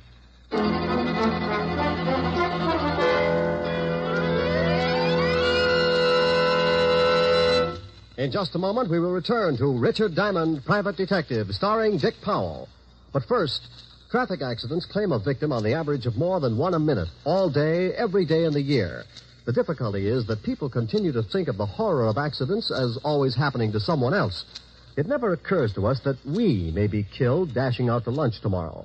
The National Safety Council reports that in almost every motor vehicle accident, there is one or more violations of the law. Speed, drink, and carelessness being the worst offenders.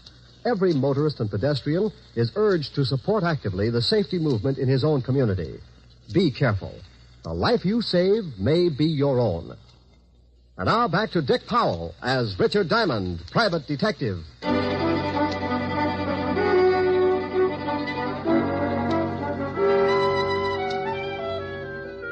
Well, the law was after Eddie Garrett, and I'd promised his brother that I'd keep him out of trouble. If the storekeeper died, Eddie was sure to get life. But if he lived, and I could make him give himself up, I'd stand a good chance of helping him. I remembered that Garrett had said Eddie had a girl, so I took off to 37th Street in a hurry. Yes? Are you Nancy Hyde? Why? Well, I'm looking for Eddie. Oh, well, I haven't seen him. Huh? You're a little nervous. Well, no, I'm just a little worried. About Eddie? Who are you? Well, I know his brother. He wanted me to find Eddie. Oh, his brother. Well, I don't know where Eddie is, and you stay away from him. You, don't approve of Eddie's brother? No, and I'm not afraid to say it. Eddie's a good boy, but he worships his big brother, and he thinks he's tough. So you can just go tell his brother that Eddie's not going to turn out like him. Not if I can help it. Well, he's not if I can help it either. I am a private detective, Nancy. My name's Diamond. You said that Eddie's brother wants you to find Eddie. He does, but he wants to keep Eddie out of trouble as much as you do. Oh, Well, honestly, Mr. Diamond, I don't know where Eddie is. He called me a little while ago and said that he might be able to come over late. And he didn't say where he was? No. Well, if he does come, try to keep him here, and I'll get in touch with you later on. All right, Mr. Diamond. I went down the hall and back down the steps in a hurry. When I reached the street, I stopped and waited for a cab to come along. I took out a cigarette, was just about to light it when I spotted a shadow ducking in behind the doorways and making its way up the street toward me. I slipped back in the building and waited. Hey, what is this? Take it easy, Eddie. Oh, the copper. Let me go. That storekeeper you beat up may die. I'm taking you down to the station. What? That's right. He's in a bad way. Now, come on, let's go. I might have known it. But you said you wanted to help me. That's a laugh. This is the only way I can help you. Oh, sure. Well, if the law picks you up, you won't stand a chance. You may even get shot. Well, I'll take my chances. Not tonight, you won't. Let me go. Let go of my arm. Now, look, I don't want to hurt you, so stop kicking. Yeah, this is swell, this is. Everybody wants to help me. My brother's going to chair, and if that old guy dies, I'm going to prison. Please let me go. I just as soon get shot. I ain't got nothing to live for. Now, take it easy, kid. The old boy might not die, then we can work something out. What was that? That's Nancy. That's Nancy. Let me go. Come on. I turned him loose, and we both went up the stairs 3 at a time. We reached the door, and I got that lousy feeling. The screams had stopped, and from the way she was yelling, it would take a lot to shut her up. Like dying. It's locked. Nancy. Nancy. She don't answer. Look out. She ain't here. Look in the other room. Nancy. Nancy. She ain't in here either. Hey, what's the gun for? Get out of the window, quick. What's the matter? That car driving off down there. You know it? Oh, why? Because I saw your girl being pushed in it. I couldn't take a shot because it might have hit her. They took her down the fire escape. Yeah. Eddie, who would want to kidnap Nancy? I don't know. You're working for Sam Parrish, aren't you? How did you know that? I recognized his muscle man just before he put me to sleep. I ain't saying nothing. Now, look, you stupid little idiot. Aren't you worried about your girl? Yeah, sure I'm worried about her. What's that got to do with Mr. Parrish? Nothing, maybe. But if he heard that the law was looking for you, he might be afraid you'd talk.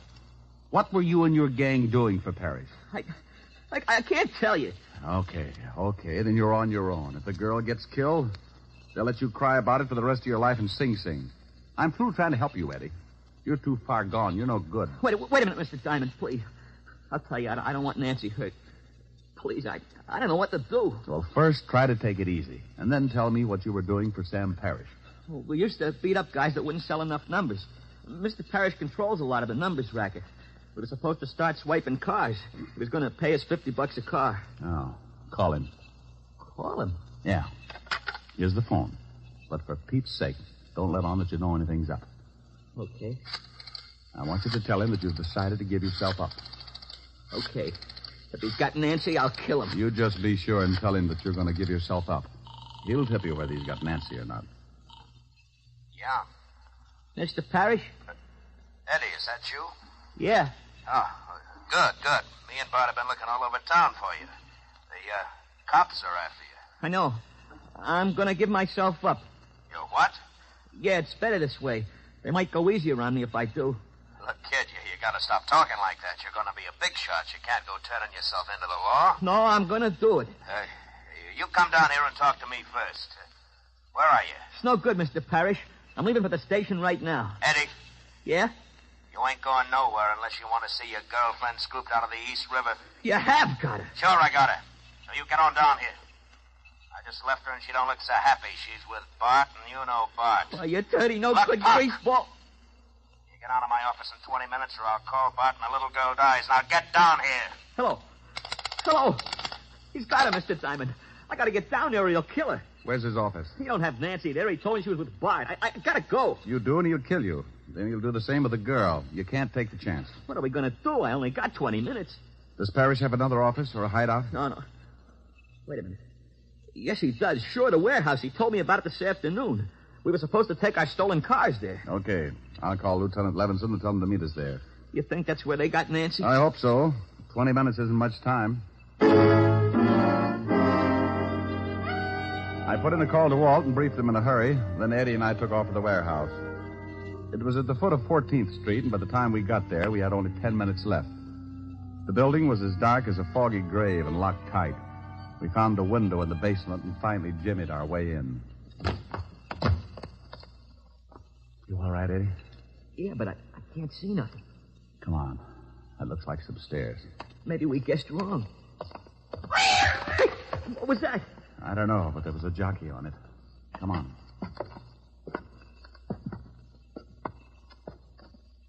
Hey, look. There's a light. Yeah, a little office in the back. Now, you stay here. There might be some shooting. If Bart's in there with Nancy, I want in on it. This is no time to argue. Now, back over against the wall. Gosh, I bumped into some boxes or something. Oh, shut up. Look. It's Bart. Hold still. Who's there? What are we going to do? He's got a gun. Answer him. Answer him? Yeah, quick. Come on. Who's out there? It's me, Bart, Eddie. Huh? What are you doing here? We've been looking all over for you. I'm on the lam. The cops are after me, so I remembered this place. Well, ain't that nice? The boss been worrying about you. Come on back, Eddie. Got a friend of yours here. Go on. I'm going to circle him. Sure, Bart. I'm coming. Come on over here where I can see you. Yeah. That's it. Okay, kid. Now hold it right there. Hey, what's the idea? Well, the boss is afraid you'll do some talking if the cops pick you up, so I got orders to knock you off. Sorry, kid. You know how it is. Drop it, Bart. Hey, he wait. said drop it! Oh, you lousy... Duck, Eddie. You got him. Yeah, thanks for the assist. Let's see if the girl's in the office. Yeah, they got a gag in her mouth. Nancy. Oh, she's okay. There. Oh, Nancy, honey. Oh, Here, I'll get those ropes off you. Man, I'm in some pretty bad trouble, but I swear if I get out of it, I'll go Oh, straight. you'll be all right, Eddie. I know you will. Oh, ain't that cozy? Look out, Eddie. Hold it right where you are. Well, things are really getting crowded. That's Parrish, Mr. Diamond. I guessed. You shoot pretty good, Diamond. I saw you get Bart. I guess I'm going to have to pay you back for that. The law's on its way. So they find a morgue. Eddie. Don't shoot Nancy, please. Shoot me, but don't shoot Nancy. Here they come, Parrish. You seem pretty anxious, mister, so I'll let you have it first. No, you can't. Look out, Eddie. Oh, Eddie. You slob, Parrish. Oh, Eddie. Eddie, he's hurt, Mr. Diamond. So's Parrish, but his is permanent. Eddie, where you hit? I think in the stomach. We'll get you to a hospital quick. You saved my scalp when you jumped in front of me. Thanks. How about Parrish? I paid him in full. What time is it? 8:35, Eddie. Oh. Funny, I don't feel so bad about my brother now that it's over. He'd probably be sore about me helping a cop. But, you know, I don't mind. Especially when it's a nice guy like you.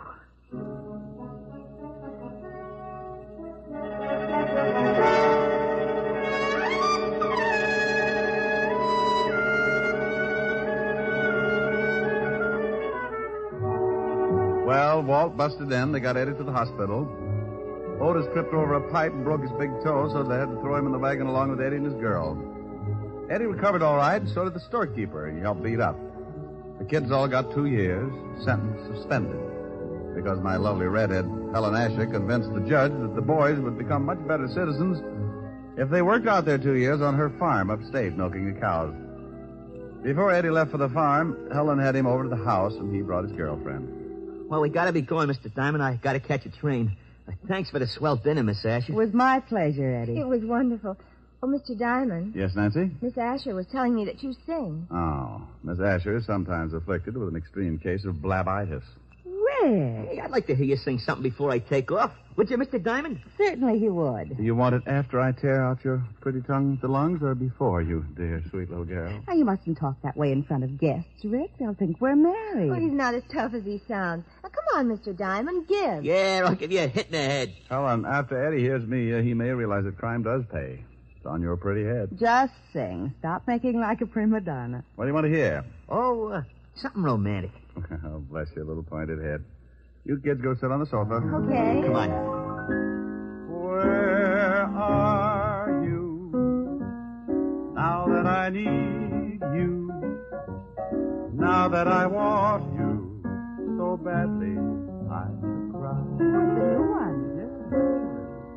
Where are you?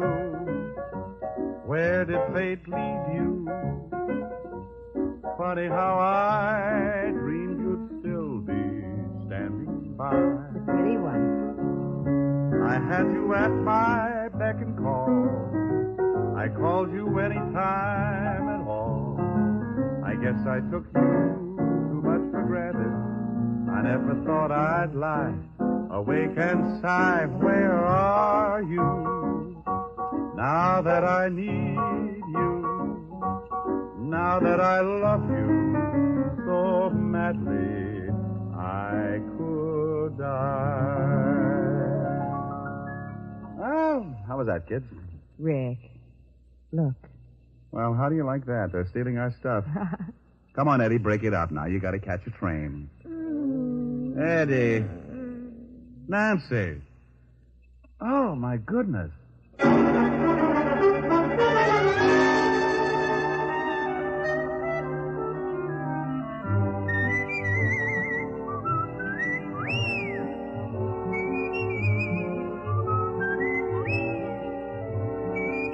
You have just heard Richard Diamond, Private Detective, starring Dick Powell. Helen was played by Virginia Gregg, Lieutenant Levinson by Ed Begley. Also in our cast were Wilms Herbert, Sheldon Leonard, William Tracy, Mary Shipp, Sidney Miller, and Bill Conrad.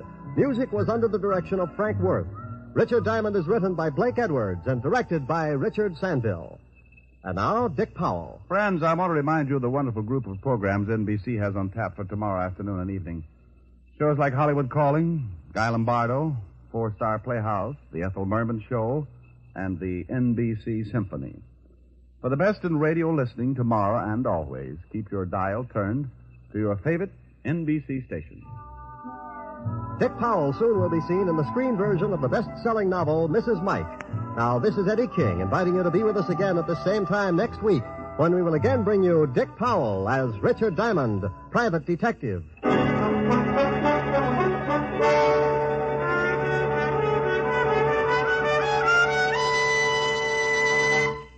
This program has come to you from Hollywood. This is NBC, the national broadcasting company.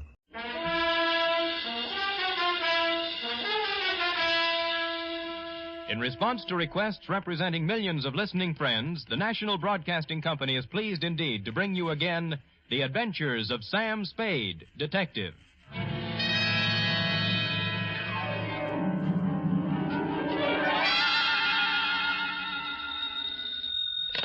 Hello? Me, sweet.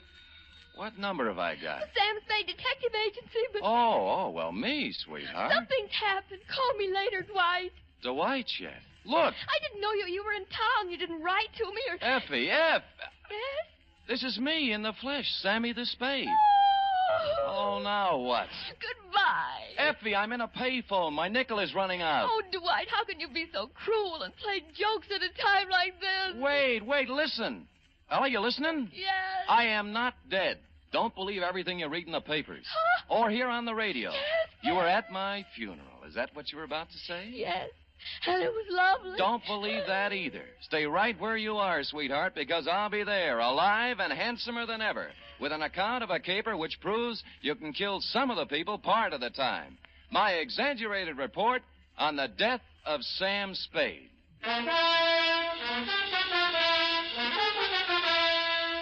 NBC welcomes back to the air a character who has captured the public imagination more completely than any other since the birth of Sherlock Holmes. William Spear, radio's outstanding producer-director of mystery and crime drama, brings you the greatest private detective of them all in The Adventures of Sam Spade. Ain't it grand to be bloomin' well dead? Candles at my feet, candles at my head. We're not open for business today. I mean, Mr. Spade's office is closed right now because... I'll wait. Oh, you look just like Mr. Spade. What's your name? Spade. S-P-A-D-E. Spade. Sam never told me he had a twin brother. He doesn't. But then you... I'm me, Sam. Oh, wait, come here. Now do you believe me? Well, I know. Oh, what's the use? Oh, you're so much like him. Oh, never mind. Now get your pencil and paper and take it. Date November 17th, 1950. To Miss Effie Perrine. That's me. From Samuel Spade. That's me. License number 137596. You must have been the last one to see him alive. Did he tell you to give me a message? Shut up. Subject, my death. Dear Effie, since the sight of me in the flesh, breathing, hungering, and living doesn't convince you, maybe this report will. Think, if you can, back to last Monday. Now, if you recall, it was about 11 o'clock when, on the flimsy pretense that we needed stamps for the office, you drew $2 from petty cash and stepped out to buy a pair of step-ins.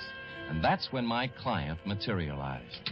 He was small and thin and carried with him the unmistakable odor of stale flowers. His black alpaca suit, string bow tie, elevator shoes, and white gloves had no bearing on his conversation. Oh, dear. My name is Chester Swan. Are you sure? Yes. My name is Spade. What can I do for you? How tall are you, Mr. Spade? 6 feet in my feet. Weight? 178. I always notice a man's bone structure, don't you? Oh, always. Open. Huh? Open. Let me see inside. Like this? Mm-hmm. All right. Fine. Oh, well, now that you know me this well, Mr. Swan, what can I do for you? Oh, dear. Perhaps I shouldn't have come here at all. I'm sorry, Mr. Spade. Well, really? Oh, dear. Oh, hello again, Mr. Swan. You wanted to talk to me? Yes, but I can't talk now. Mr. Spade. Still here. There. I live at 8516 Claremont in Berkeley. I'll be there tonight. Oh, dear. This time, as he made his exit, he left $50 on the edge of my desk. And so, stupid me, I was at 8516 Claremont at the close of the day. It was a small white cottage with green shutters and a white picket fence. There was a hill in back and a brook in front. The sun was beginning to set on it, and it was all very picturesque. In fact, so much so that a girl with red hair, blue jeans, purple smock, oils, and canvas was making it immortal. She liked me immediately. Here, hold this. Certainly. Like it? Oh, yeah. This is my first landscape. I'm a sprouting artist. Obvious. Makes your own? Not when I can get somebody to do it for me. Who are you? Oh, I might be a fellow artist. Don't do that. You're a liar. You're Sam Spade. I saw your picture in a newspaper clipping when I was helping Chester clean out his desk before he moved it. But I... You don't know an easel from a palette. Oh, but I could learn. I take it seriously. Well, then so do I. I doubt it. You've never tried to get away, to stand off, to throw off the shackles, have you? No. I'll have to admit that the urgency of living, the pressure of merely existing, has had to... Catfish, Sam. By the way, I'm Amy Goodrich. Catfish? The world is full of unhappy people who never try to get away from it all. Well, honest... Stop it. But I wanted to, really. Honestly, Sam, get away from everything. Leave, dissolve. I've dreamed of it. Never return. Cross my heart. Mm-hmm. What are you doing here? To see Mr. Swan. He isn't home yet. His house is a wonderful subject. Look, Sam, colorful, moderate, pleasant. Mm-hmm. That is until the sun stops shining. But picture it at night in the fog. Mm-hmm. Crushed with barrenness, full of death, brooding, ominous. I'm trying to capture that, too. It's what we've got to get away from, isn't it? Absolutely. You and I... Sam, as you start up the hill on Claremont, there's a green apartment house on the right. I'm in 420. Well, maybe we'll find a way out together. Maybe. I waved her a fond farewell and sat on the steps of my client's house until he showed up at 6:15. He took me inside, where the only furniture was an army cot and a portable barbecue. I'm so glad you kept our appointment, Mrs. Spade. I'm so frightened. I've been upset all week long. I didn't know what to do. I just didn't. And what have you been so upset about, Mr. Swan? Well, lately, Mr. Spade, infrequently, for the last week, I've noticed a man. I think he's following me. Mm-hmm. At first, I'd see him in a car following my bus when I went downtown. Then he'd be waiting around at the bus stop in the evening when I came back. Oh. I've sold my house, and I'm ready to move.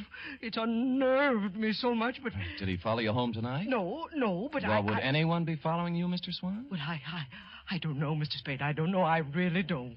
All right, I'll try another tack. What does this man look like? He always wears dark clothes and a hat. I'd say he was about your height. 6 feet.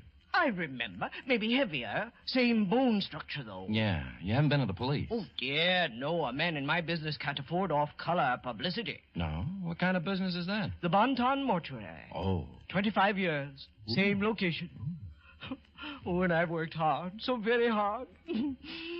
And if there's something behind all this, something that has stopped me from being made the executive secretary of the Undertakers Breakfast Club when they hold their annual election next month, I don't know what I'll do, Mr. Spade. I just don't really know what I'll do. I just don't. Oh, go ahead, Mr. Swan. You'll feel better. Just let it all out. Just really do.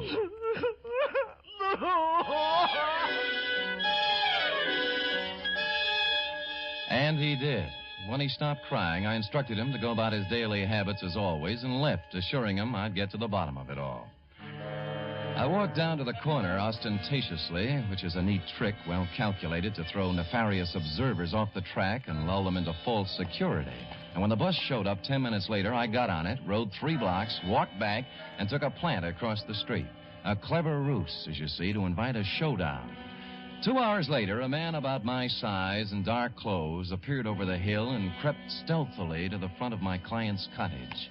He had his eyes glued to the window when I walked up behind him. Hey, let go of me. Come on, you're going inside. Listen, I'm no peeping Tom. No, you're the bloodhound type. I'm inviting you in for a real sniff at your no, party. you don't.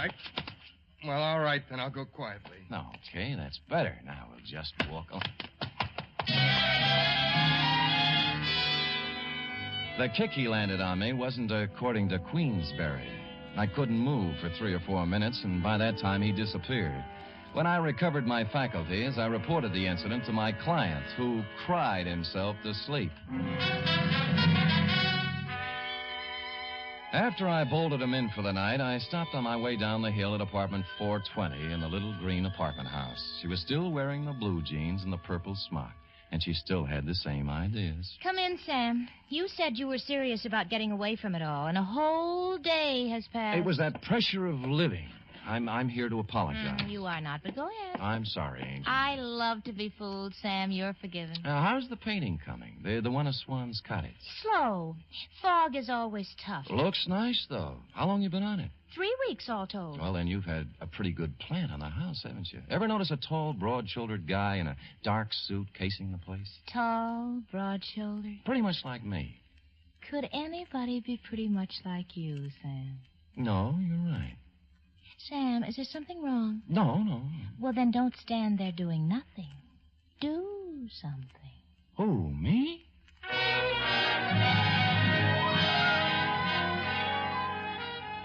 Amy fixed me a small dinner which had a strong turpentine taste to it, and then we mixed oils and painted and made fudge.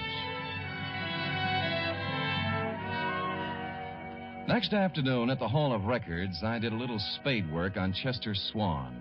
His application and permit to practice undertaking in the city of San Francisco were dated 1938. Details: unmarried, 52 years of age, graduated from mortician school in Ohio, listed 1 living relative, nephew, Theodore J. Swan, Toledo, Ohio. I was gathering the above information when I smelled whiskey over my shoulder, which is always good luck.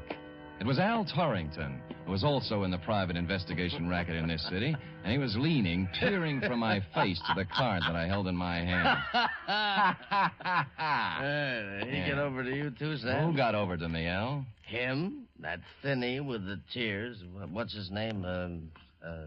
My eyes ain't so good. Swan, Al. Chester Swan. Mortician. Yeah, that's him, Sam. The same one exactly. Came to my office 2 weeks complaining about somebody following him. And he did nothing about it. Said I was too fat. Oh, well, you are, Al. Are you sure? Sure, I'm sure. And some other the boys said he was around there, too. Wanted a private eye, but he wanted a man who looked just right. How right?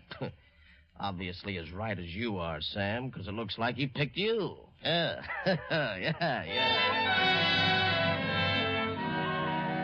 Yes, F, it did look like he picked me. And I thought that over, and I didn't like it.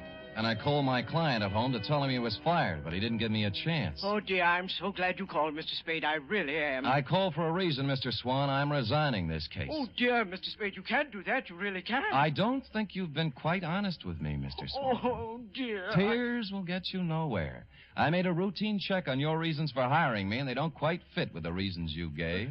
They really just don't quite, Mr. Swan. It's no game, Mr. Spade. Believe me. He's back tonight. Right now, he's standing beneath the lamppost outside my window, and I'm frightened to death. Please hurry over, Mr. Spade, and let's get this business straightened out. Please.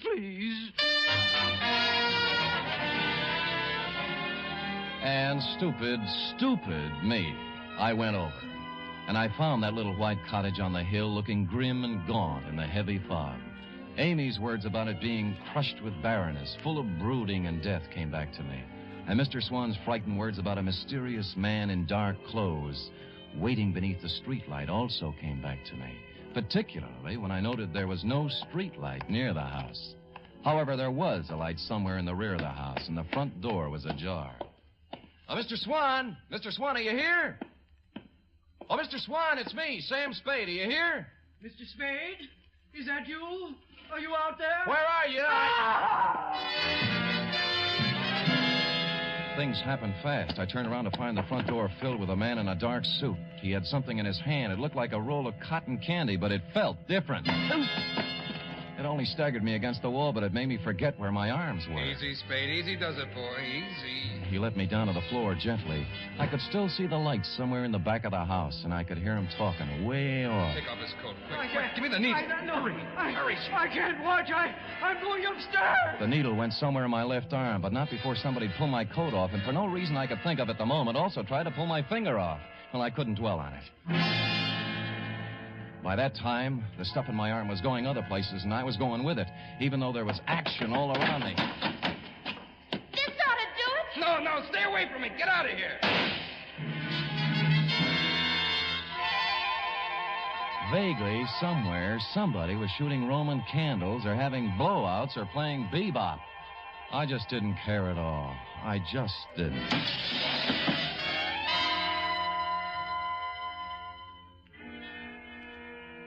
The first thing I saw was sunlight. It was the kind you see in a picture.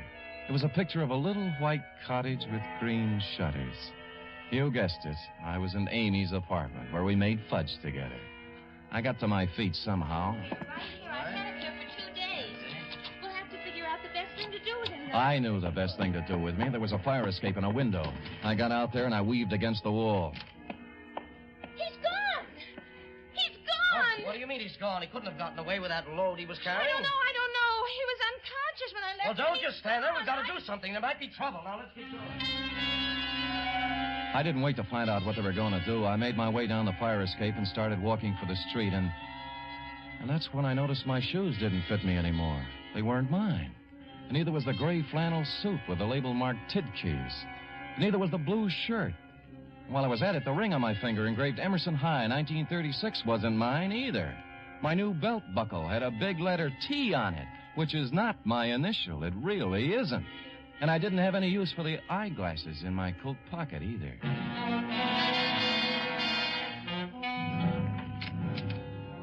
You were out when I walked in the office, F, but you'd been there. There was a black crepe done up in a white satin ribbon hanging on the door.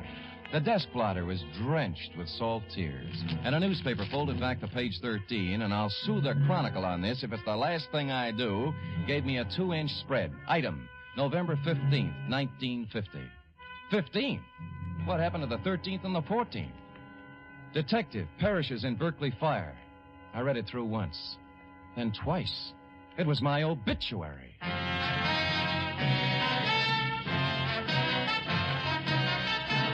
You are listening to the first in a new series of adventures involving radio's most famous detective, Sam Spade.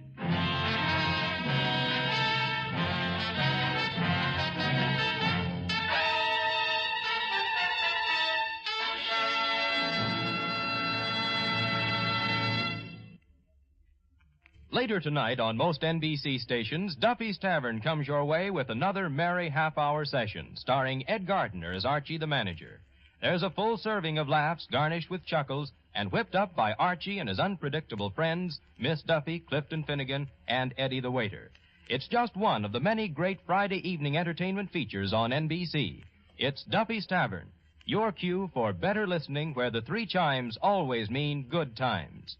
Make it a Friday evening habit to tune early and stay late at your favorite NBC station.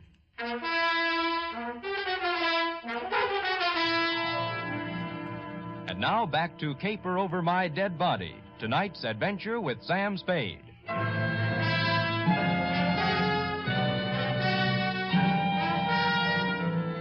I left the crepe on the door and went out to buy a new desk blotter and some more newspapers. The Hobo News had the best story, which wasn't much. Samuel Spade, licensed private investigator, perished Wednesday night in a fire in a vacant house in Berkeley. His warm friends will feel regret at the passing of a man who was always kind to the poor. None of us ever asked Sam Spade for a handout without receiving a kind word and bon mot as he turned us down. This was nice, but I wanted more. Figured I was fairly safe to wander about unrecognized. My ill-fitting attire required from my unknown benefactor would be disguise enough when combined with my 2-day beard. Engine Company 16, Berkeley Division, had handled the fire, and half a block away was a grog shop called the Shamrock. I waited for a fireman to come in. Bartender! Bartender! What kind of a place are you running now? I've been here 5 minutes already. All right, shut up, Patty. You just arrived. Well, it seemed like 5 minutes. A wee bit more than if you don't mind. That's enough for you, Patty. You're still on duty. I am not.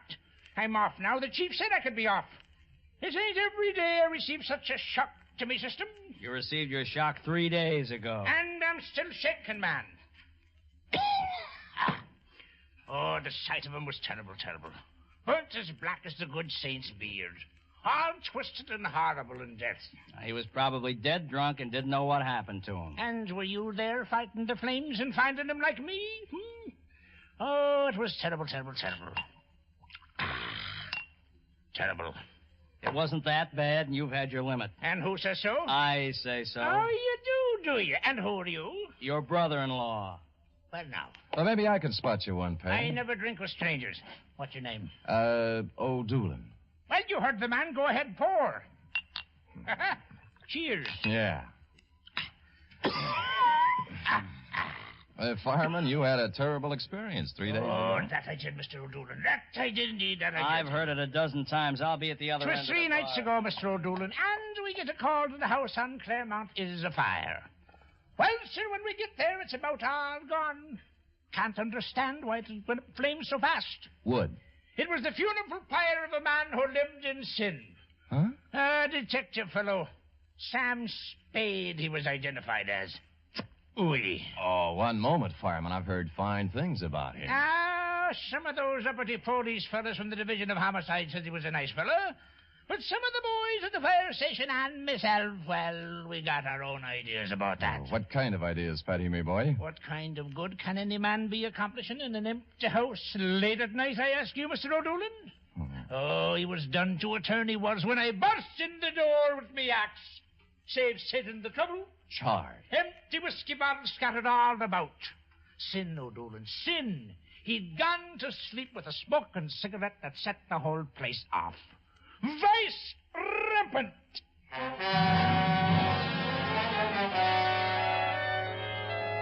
From there, I went downtown to a telegraph office where I sent a wire to Toledo on a long chance. And while I was waiting for an answer on a not-so-long chance, I slunk into the Bon Ton funeral parlor to pay my respects to the departed. I stood in the back of that dimly lit chapel and scanned the scene. 3 of the boys from Homicide were there, blowing their noses. 2 chorus girls I thought had long since forgotten me were there in black, deep V-necks. My insurance man was there, looking awful worried. 1 Chronicle reporter with photographer, and a shoe-shine boy from our building, and the bailiff from the courthouse, just to mention a few I could make out. And you were there, Effie, up front near a closed casket. I made out a bower of flowers from robbery detail. It said, "Goodbye, Sam." Maxie from the city morgue was the only one who looked at ease. All right. Does anyone wish to, you, miss? Many called him Shamus, but I called him friend. On this, his last caper,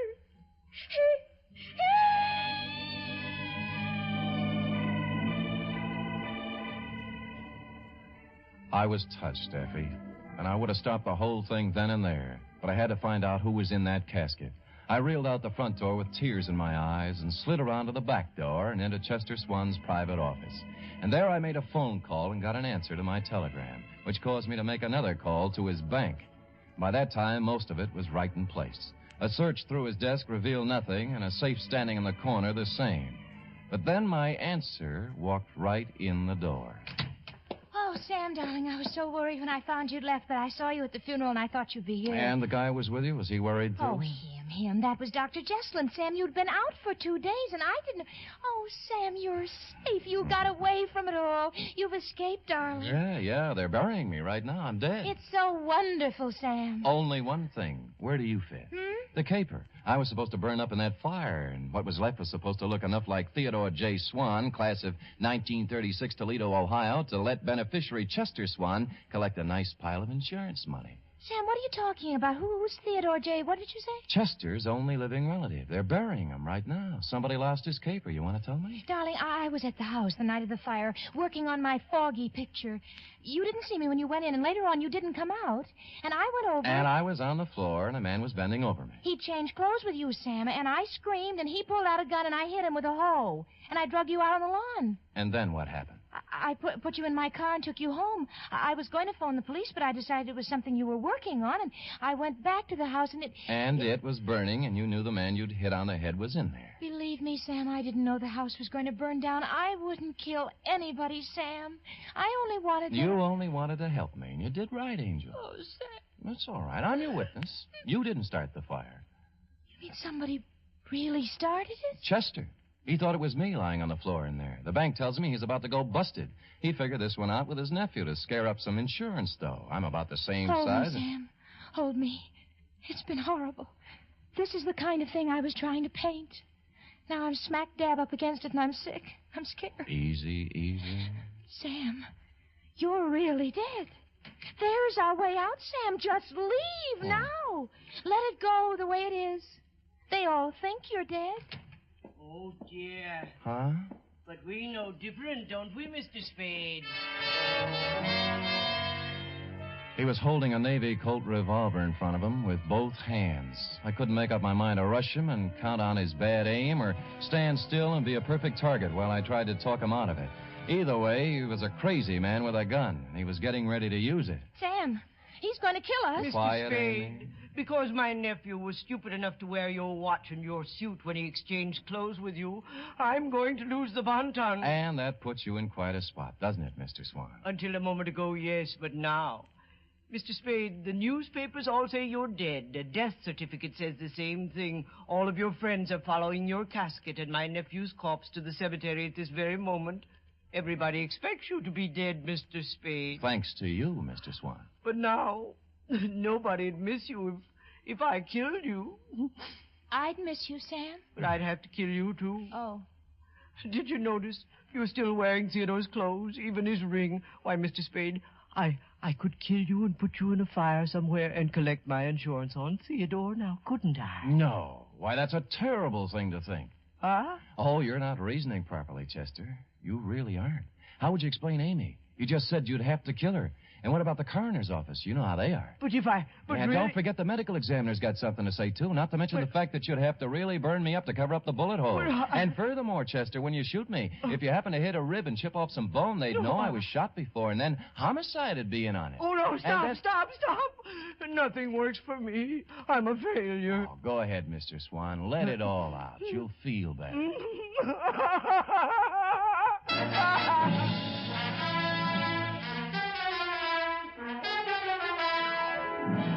And he did. And he's still crying in his cell downtown. Period. End of report. Oh, Sam, you were so brave. You actually stood there and talked that crazy man out of murdering you. You were wonderful. True, Effie? Amy thinks so, too. She's going to do me in oils when they let her out of the pokey. Amy's in jail? What for, Sam? Oh, technical charge of an involuntary manslaughter. They'll spring her as soon as the coroner's inquest is completed. Dear Amy. Did she make good fudge, Sam? Fudge? Oh, that was the least of it. Oh? What do you mean? After the fudge. What then? Panucci. Oh, boy. Say, go type that up, sweetheart, while I see if there's any mention of my miraculous resuscitation on the radio page. Go. Scoot.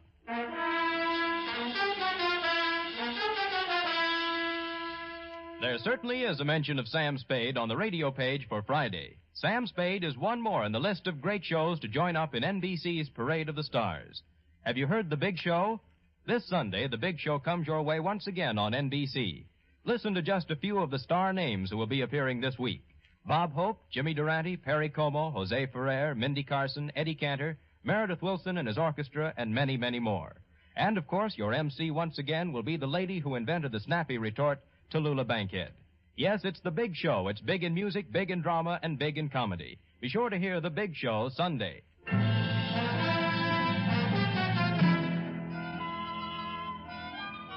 Well, here it is, Sam. All typed up. Good. I will sign it, and you will keep it, always, to remind you that I'm still here. Oh, Sam. Living, breathing, brave, and handsome. A paragon. Sam, what will we do about the mail? The mail? What mail? Where? Which? All the letters and postcards and telegrams and all that came in when people thought you... Oh, when you weren't good... When they thought you were... Oh, there have been enough tears tonight, Effie. Oh, Sam, it's so good to have you back.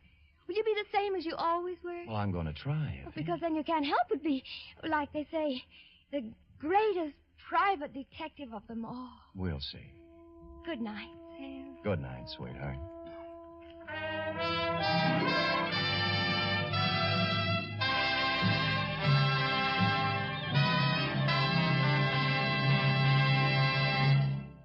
The Adventures of Sam Spade are produced, edited, and directed by William Spear. Sam Spade was played by Stephen Dunn. Lorene Tuttle is Effie. Script for tonight's adventure by E. Jack Newman. Musical scoring by Lud Gluskin, conducted by Frank Worth.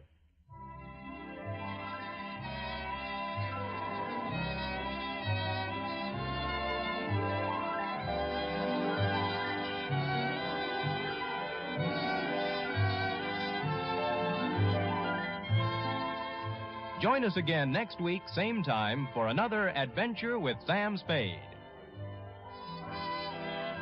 Hear the magnificent Montague, then visit Duffy's Tavern on NBC.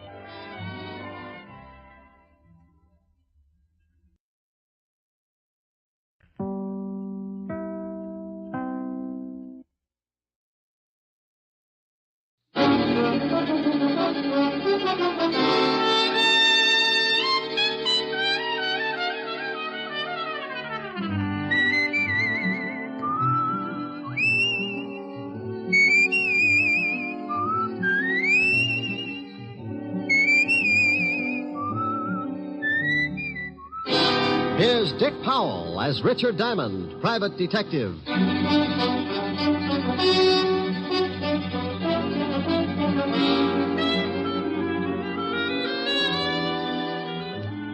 Hello there.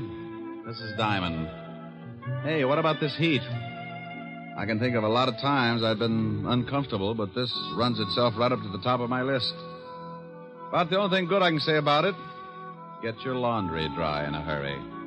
I usually wash a few things out in my office because the soap's free. Come to think of it, I was scrubbing a pile of things the day we had that big wind. 97 degrees in New York, and we get a tornado to cool us off. I had so much dust in my office, I could have supplied mud pies to the whole neighborhood. And after it was all over, the cigarette ad on Broadway was blowing smoke rings through the trap door of one of my scattered longies. The waves in Long Island Sound were so rough, a friend of mine capsized, and when he came up, he found 3 terrified herring hiding in his nose. Oh, it was swell. One minute it was so hot you couldn't move. The next, a 58-mile-an-hour wind was doing the moving for you. Then to top it off, I got mixed up in one of the grisliest cases I'd ever worked on. It all started one evening. The car was moving down a lonely road, 2 people in it. In a couple of minutes, one of them would be pretty dead. What are you stopping for? What are you doing? Let me go. Take your hands off me. No, help! Please, please.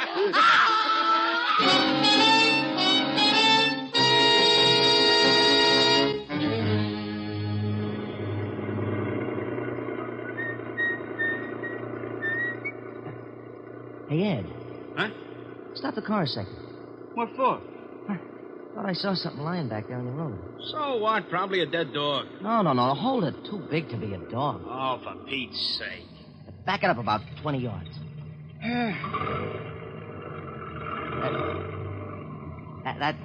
That's good. Okay, where is it? Right over there. Yeah. Hey, come on. Hey.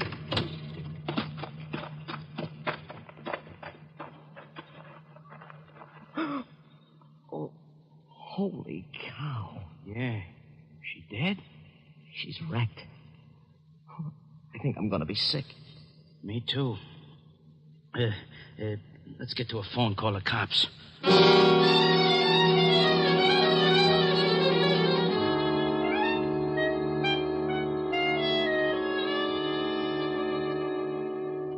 Knit one, purl one. Knit one, purl one. Ah, there, you little fiend. Now, what does it say about the heel? Mm-hmm.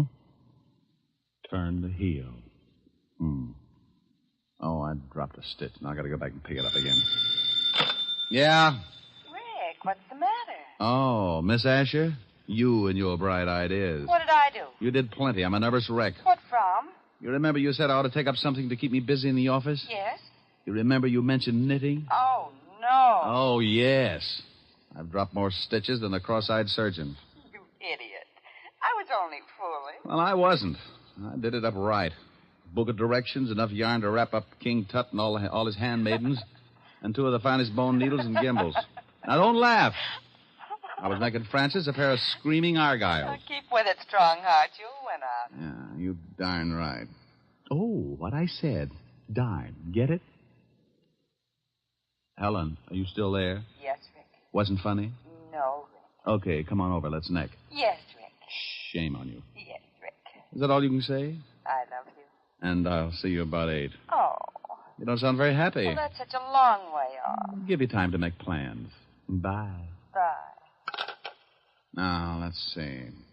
I got to take out 1, 2, 3, 5 rows. Yeah, what is it? Rick? Oh, how are you, Walt? Very unhappy. You should see me. I got to take out 5 whole rows just to pick up 1 lousy stitch. What? No, forget it. What are you unhappy about? I'll tell you about it when you get down here. The 5th precinct's 20 blocks. Can't you give it to me over the pipe? I wouldn't ask you if it wasn't important, and I'd rather not say anything over the phone. Okay. Stop making like Portia facing life. I'll be down as soon as I finish this heel. Heel? Yes, if you must know, I've taken up knitting. Coming from you, I am unmoved. I don't care if you're building Sergeant Otis a fur-lined money belt. Get down here as fast as you can. All right, Walt. But you'll be sorry when it starts getting cold again, and I won't knit you a sweater to cover your little old blue stomach. Oh. Bye, Walt. Getting Walt's goat was a sport with me, and whether he'd admit it or not, he got a kick out of it, too. Sometimes I wouldn't stay on the rib as long as I usually do, but that was only because Walt always starts sounding just a little bit worried. Then I know it's time to lay off and get serious. Don't misunderstand me. I never lay off entirely, and I never get completely serious. Those are 2 habits that don't help find the solution any quicker. They just fit you with a mess of ulcers, and you still end up too worried and too serious. I closed my office and headed for Walt's precinct. When I walked in, I spotted Sergeant Otis leaning back in his chair with his number 12s resting on the desk. Hello, Otis. Well, how's the big private detective today? Just fine, Otis. And how is the flash of the 5th precinct? Don't you worry about me, Diamond. I'll get along. Better go on in and see the lieutenant. He wants to see you. Hey, what's it about, Diamond? You need someone to help you from the police force? You know, Sergeant, you've got a fine head on your shoulders. Well, I'm glad you noticed. The one under your arm isn't so bad either. Hello, Walt. Rick, why don't you leave that poor guy alone? After you leave, he comes running in here and cries all over my desk. Otis? He wouldn't shed a tear if he was standing in an onion warehouse watching his grandmother set fire to herself. Yeah, well, give him a rest for a while. I got a big problem I want to talk to you about. All right, Walt. What's on your mind? Well, I don't know quite how to give it to you. It isn't strictly kosher for the police force to go around asking for help. Now, wait a minute. I don't want any apology routine. If you want a favor, you came to the right boy, and you know that goes without saying. Yeah, I guess I do. But this is a pretty big favor, Rick. The commissioner's on my back. So is everyone else that's got anything to do with this city's government. Sounds rough. What did they do? Find out you were hiding a chimpanzee in a cop's uniform and calling him Sergeant Otis? Oh, now be serious for a second, Rick. Sure, if you'll get to the point. All right. I guess you've been reading about these homicides we've been having for the past 3 weeks. Yeah, pretty messy. Well, the powers that be say salve them or turn in my badge. Oh, well, now, wait a minute. Don't they know that this is the toughest kind of a killing? The killer's obviously got a lot of screws loose, and a maniac doesn't need a motive to kill. Don't those swivel chair bigwigs know that a crime without motive is the toughest job in the world to crack? Sure. They know all that, but the public and the press is yelling its head up, so the pressure is on. Well, what do you want me for? You've got one of the best departments in the state. When you were on the force, it was the best department in the state. Now you stop that. Then stop twisting my arm. What do you want? I want help. I've got to crack this case by next week, or I'm out of my ear. You're the best detective we had on the force, and you're the best private gumshoe in the city. Oh, that's better. Now, what about these killings? Each time they find some dame looking like the last of a hamburger sale. Oh, excuse me a minute, Rick. Yeah? Lieutenant? No, Jack the Ripper. What do you want, Mallet Head? We just got a report from a guy out in the River Road. Another one of them butcher killings. What? Yeah, some dame all hacked up and lying beside the road. Okay, get the car out. I'll meet you downstairs. Oh, did you hear that, Rick? Mm-hmm. Well, come on. You want me along? Of course. I can brief you about the whole setup on the way over. Oh, I don't know whether it's such a good idea to get mixed up in this. Why not? Well, it looks like whoever gets close to this killer doesn't have much of a future. Well, you can't live forever. Oh, aren't you the sweet one? No, that's not what's worrying me. Well, what is that? When I go out, I want a nice, comfortable place to lie down in. The way this nut goes to work with a knife, I might end up in a freezer.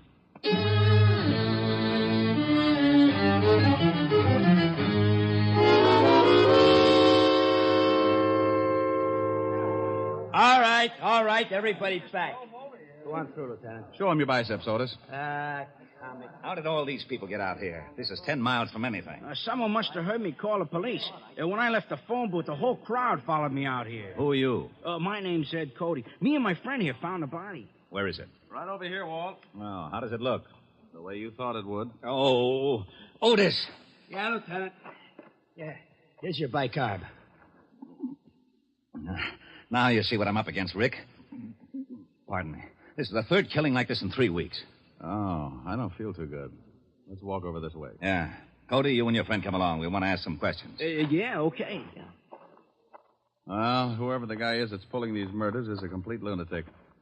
Are they all like that, Walt? You should have seen the last one. How'd you guys happen to spot the body? Oh, well, I saw it first, and I told Ed here. Yeah. We were just driving along when Max spotted something lying beside the road. I backed her up, and we got out.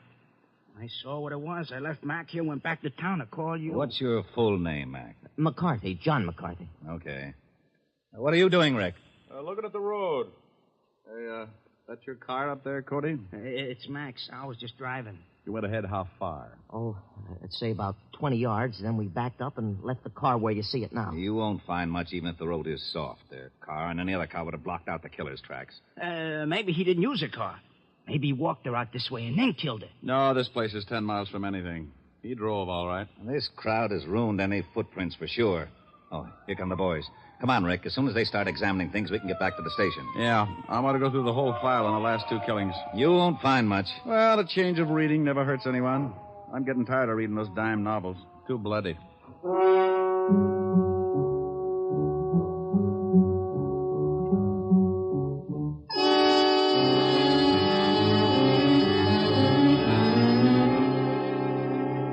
Well, that's the whole mess. No leads at all, huh? Not a one. I'm getting nearsighted from looking at all the lineup. We've picked up everything from drunks to safecrackers. Not a lead. Same type of crime in every case. This killer's got a crazy streak as wide as Broadway. Oh, wait until the commissioner hears about this one. Walt. Yeah? Give me a pencil. Now, tic-tac-toe is out. I got a headache. Stop waving your gills and give me a pencil. Here. What are you doing with that map? Drawing circles. Now, you stop that. That's a scale of this city, and I don't want it loused up by your doodling. Look at that. So you make a dandy circle. Thanks. What's it for? How should I know? You drew it. Drew what? The circle. Wasn't that a little foolish? Of course it was. That's what I'm yelling about. Well, that's bad for you. What is? Yelling. I know it. I thought you said you didn't know. Know what? About the circle I just drew. What circle? The one on the map. That's what I was yelling about. Why? You didn't draw it. I know I didn't. You did. What for? How should I know? You're a policeman. What in blazes has that got to do with it? You were a rookie, weren't you? Of course I was. You worked your way up to sergeant and then to head of the homicide, didn't you? You know very good and well I did. Wasn't it a little tough? You bet it was. I pounded the beat for 4 long years. Did it by the sweat of my brow. Now, wait a minute. How did we get into this? You asked me about this circle I drew. I did? Yes, Walt. But you didn't know what it was for. Oh, yeah. What is it for? It's for you. I get... Yeah, it's not bad. Oh, I knew it. You lowlife, you conniving, dirty, underhanded louse. You always do this to me. I think you sit around nights and pull the wings off of flies. Moths. All right, moths. Sit around and dream up little monstrosities to pull on the police force and use me as a guinea pig. Right, guinea pig. You call me, Lieutenant? No, get out of here, you idiot. Yeah, Lieutenant. Diamond, for once I'm going to find out what's at the end of this merry-go-round. I want to know about that circle. And I'm going to get it out of you if I have to shove that map down your throat. Huh? Oh, not you, Commissioner. Yes, Commissioner. Yes, Commissioner. Well, I just went out and looked at the body. Yes, but... Your motor's running. You shut up. No, Commissioner, somebody else. Yes, sir. Yes, sir.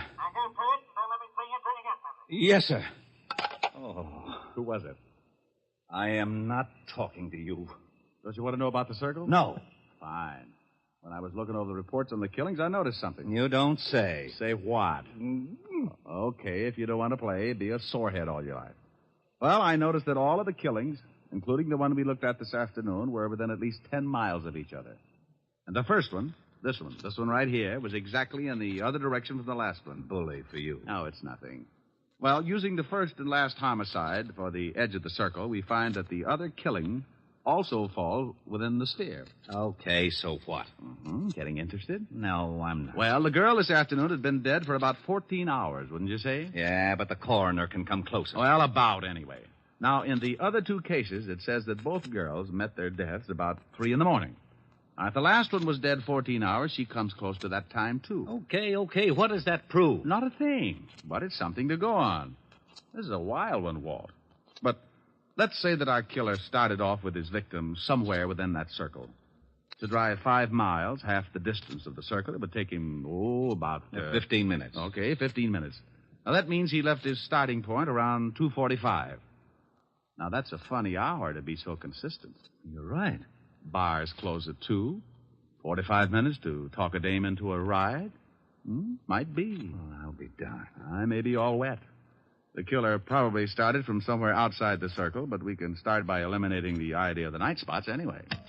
Yeah, Lieutenant? Checking all the night spots from... 45th Street and Broadway, the center of the circle. From 45th Street and Broadway for 10 miles in every direction. Yeah, Lieutenant. That means cafes, bars, bowling alleys, anything that stays open till 2 or after, and step on it. I hope we're right. So do I. I don't like walking on eggs. Then sit down.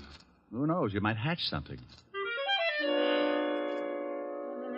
Walt found out the name of the last victim, and the family supplied us with a picture. Her name was Martha Kirk, and her family knew nothing of her whereabouts the night of the murder. You can't really appreciate a police department until you really see them in action. Inside of 2 hours, Walt had every dive, bar, and night spot in the 10-mile circle tagged. They spread out, one man to every 5 blocks, each with a picture of the 3 murdered girls. Because it had been my idea, Walt wanted me to swim with it and maybe sink. I took a little section from 48th Street to 46th Street, and by late afternoon, I'd covered most of the likely prospects. You guessed it. The bottom of the barrel was coming up fast, and it was emptier than a ballpark during a thunderstorm. No one had ever seen the 3 victims. The last spot on the list was a bowling alley. I walked in and spotted a cocktail lounge. When I climbed up on one of the stools, a bartender with a head that should have been out on the alleys walked up to me. Yeah, what'll it be? How about a glass of milk? Glass of milk? Think you can stand it? Well, if you're worried, water it a little. I don't want to pass out on you. Yeah, get him. He made it funny. So did your family. You're looking for trouble? Only if I get pushed. I'm looking for information. First door on the left. Yeah. Ever seen any of these girls before? What are you, cop? Well, let's say I'm nosy, and then I've got a badge to keep me in the spirit of the thing. Oh, why'd you say so? Let me see him. All right. Here's the first one. No. I ain't never seen her. How about this one? And this one? Nope. Hey, wait a minute. Sure, I know this one. Comes in here about twice a week. Was in last night.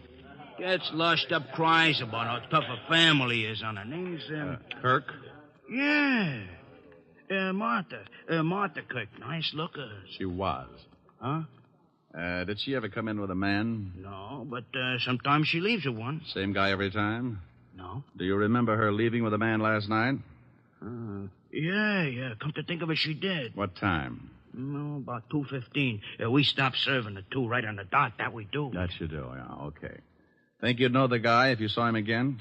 Oh, sure. He comes in a couple times a week, too. I seen him pick up a couple of strays. I guess you call him a wolf. Yeah, with a hatchet. Huh? No, forget it. Where's your phone? Right over there. Hey, here, use a slug. It's on the house, officer. Thanks. Hope nothing's happened to Martha. She was a rotten drunk. What a wonderful kid. She was, huh?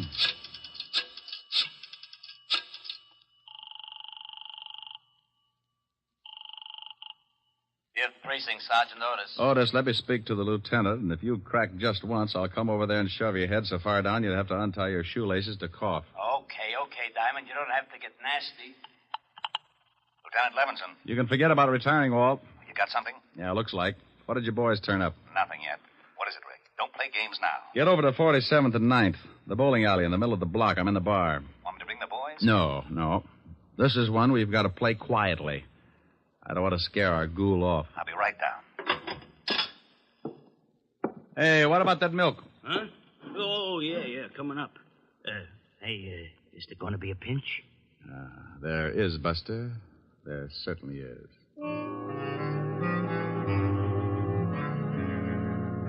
Walt romped in about a half hour later, and he talked to the bartender. He finally looked satisfied. He had to, because it was the only lead that had turned up. We told the bartender to tip us if the guy showed again, and we sat down to wait. Maybe my rabbit's foot started thinking it was back with the quartet because around 1 a.m. it started kicking.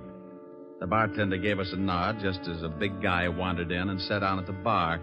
He weighed in at about 220, and his clothes were sloppy. He ordered a drink and started eyeing a cute little number sitting at the other end of the bar. Let's take him. Hold it, Walt. He's making a pitch. What? The dame at the end of the bar. So he's making a pitch. What do you want to do? Wait around till he takes her out of here? Maybe you'd like to help him sharpen his axe. Look, you haul him in now, you'll have to beat it out of him. You want him to pick the dame up? Was that against the law? Arrest me. Now, you stop clowning. You'd rather catch him with the goods, wouldn't you? Yeah, but... Now, don't start that again. You butted the commissioner to death. Just relax, and maybe you can pick up a few pointers. Our big boy moved all right. Right up to the seat next to the cute little girl. She was under full sail, didn't seem to mind it at all. He landed at 1:15. At 1:30, he'd established a firm beachhead, and by 2 o'clock, there was a flag raising. Okay, he scored. Now, the joint's closing. They're leaving. I'm going to tail him. How? He's probably got a car. And if he gets away with that girl, he may kill her. Look, Walt, I promise you he won't get into that car unless I go, too. Now, come on. We'll both stick close to him until I can think of something. We followed the man and the girl outside and walked a few yards behind, making like we had a little load on. They headed for a big parking lot, and that's when I got the idea.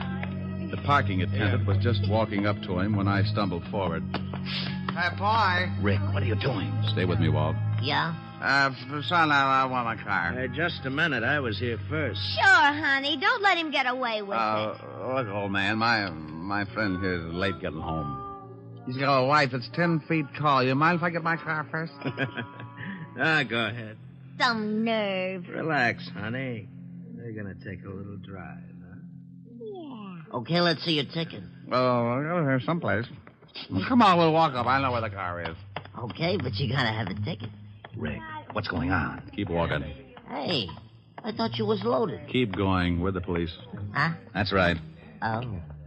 What's wrong? Which one is that guy's car? You mean the guy back there with the dame? Yeah. If you give me his ticket.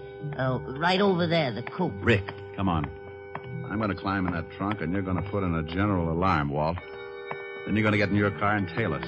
But stay far enough behind so that he doesn't spot something. Okay, but I think you're crazy. Is the trunk open? Yeah. Now get going. Well, they'll see me coming back. Tell them you forgot something in the bowling alley and that I passed out my car. All right. And, son. Yeah? Don't let on that anything had happened. We think that man's a killer. Oh. I squeezed into the trunk and waited. About 2 minutes later, the Lovebird showed up and got in the front seat. We rode like that for about 15 minutes, and it wasn't bad until we hit the dirt road. Then my inside started bouncing around like a pound of rice in a wind tunnel. We drove for about 10 minutes more and came to a stop.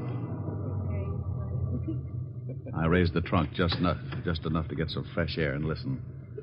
I didn't want to climb out because they'd feel the movement up in front. I was sure they could hear my breathing. What are we stopping for? Well, I just wanted to look at the pretty scenery. How can you? It's too dark. I can see you, baby. You're nice. Thank you. So, are you? They went on like that for another half hour, and I started thinking I'd picked the wrong guy. Then the conversation changed. What's the matter? What's so funny? Don't you know? No, and I don't like the way you're acting. Women. That's what's funny. They're all the same. Huh? Just like my wife. She was like all the other women. Hey, let's get out of here. You're talking funny. Funny? Yeah. See a man and you like him. Any man. You're all alike. Now you stop that. I just came along. Come because... here. No, you let me go. You ain't no different. Come here. No, stop that. Let me get out the car. Sure. Go ahead. I don't want no blood stains on the seat anyhow. Go on, run. I'll catch you. That tore it right down the middle. I rolled out and didn't forget to take my .38 along. I spotted him in the moonlight, moving after her like a big animal. He was laughing. I could see something in his hand. It was a knife. She tripped and fell, and he moved in. He gave me goosebumps bigger than grapefruit. When he was nearly on top of her, I closed in. Okay, hold it! Help! You shut up! Drop the knife! I'll kill her! I'll kill her like the rest of I'll kill her, too.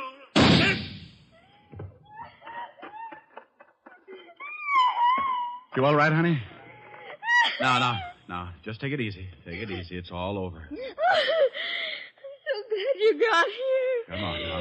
Let's get back to the car. Easy. You sure you're all right, dear? You know something? No, what? I think that man was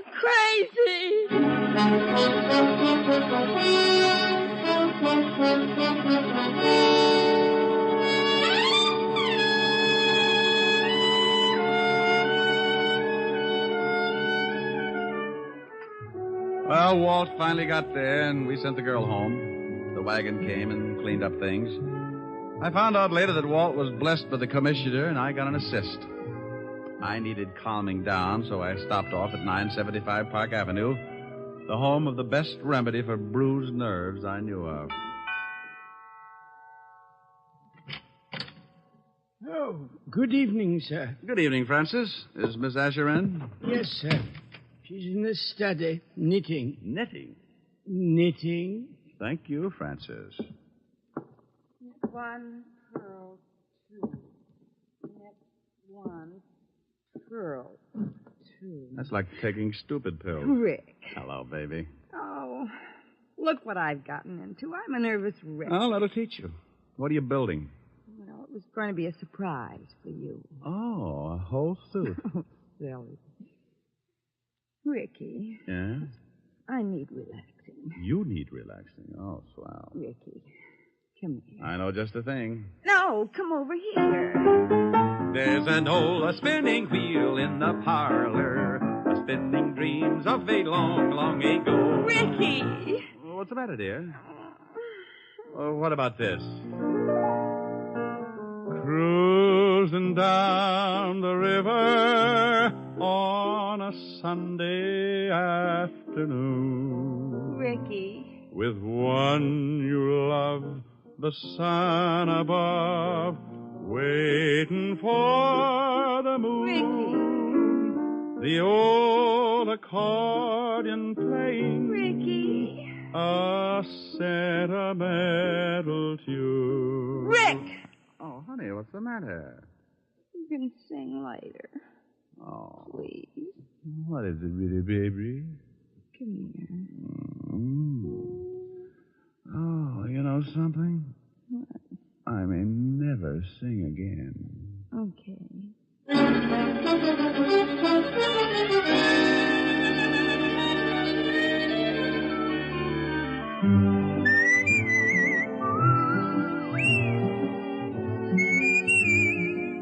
You have just heard Richard Diamond, Private Detective, starring Dick Powell. Helen was played by Virginia Gregg, Lieutenant Levinson by Ed Begley. Also in our cast were Wilms Herbert, Bill Conrad, Lorene Tuttle, Jack Crucian, and Sidney Miller. Music was under the direction of Frank Worth. Richard Diamond is written by Blake Edwards and directed by William P. Rousseau. Dick Powell will next be seen in the motion picture Mrs. Mike, based on the best-selling novel Mrs. Mike. Now, this is Eddie King inviting you to be with us again at the same time next week when we will again bring you Dick Powell as Richard Diamond, Private Detective.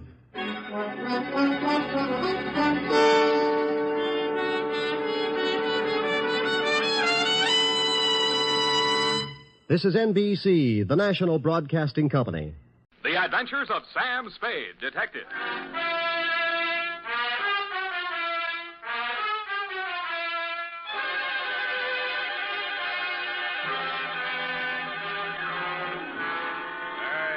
Fill it in to Detective Lieutenant Dundee, Homicide Detail, San Francisco Police, from Samuel Spade, license number 17596. Subject, the betrayal in Bumpus Hell. Red Gillis was a raw-boned poke from the border country. He was a stranger to Bumpus Hell, but he was no stranger to trouble. He jogged his Pinto down the narrow main street, not liking what he saw, and reined up in front of the sheriff's office.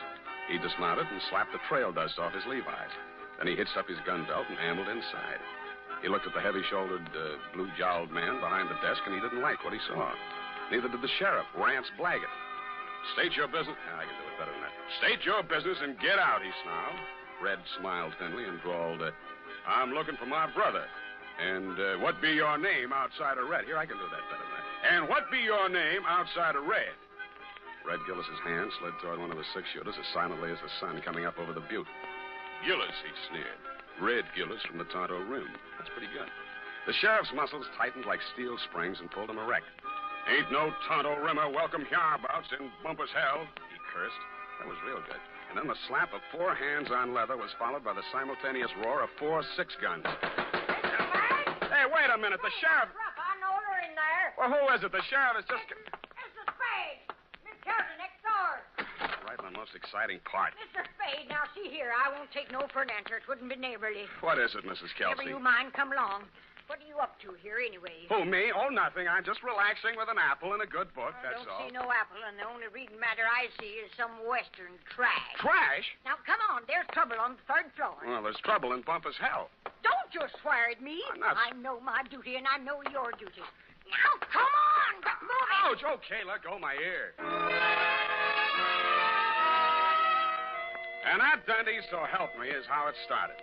Effie had just read a book called How to Relax, and it said there that Western stories were relaxing, and that's how I happened to be at home at 10 p.m., writing herd on a copy of Sheriff and Outlaw, Rip-Roaring Adventures of the Old West. But Bumpus Hell hath no fury like my neighbor, Mrs. Kelsey. I left Red Gillis and the sheriff face to face and vice versa, eyes flashing and guns ablaze, and followed her meekly up to the 3rd floor.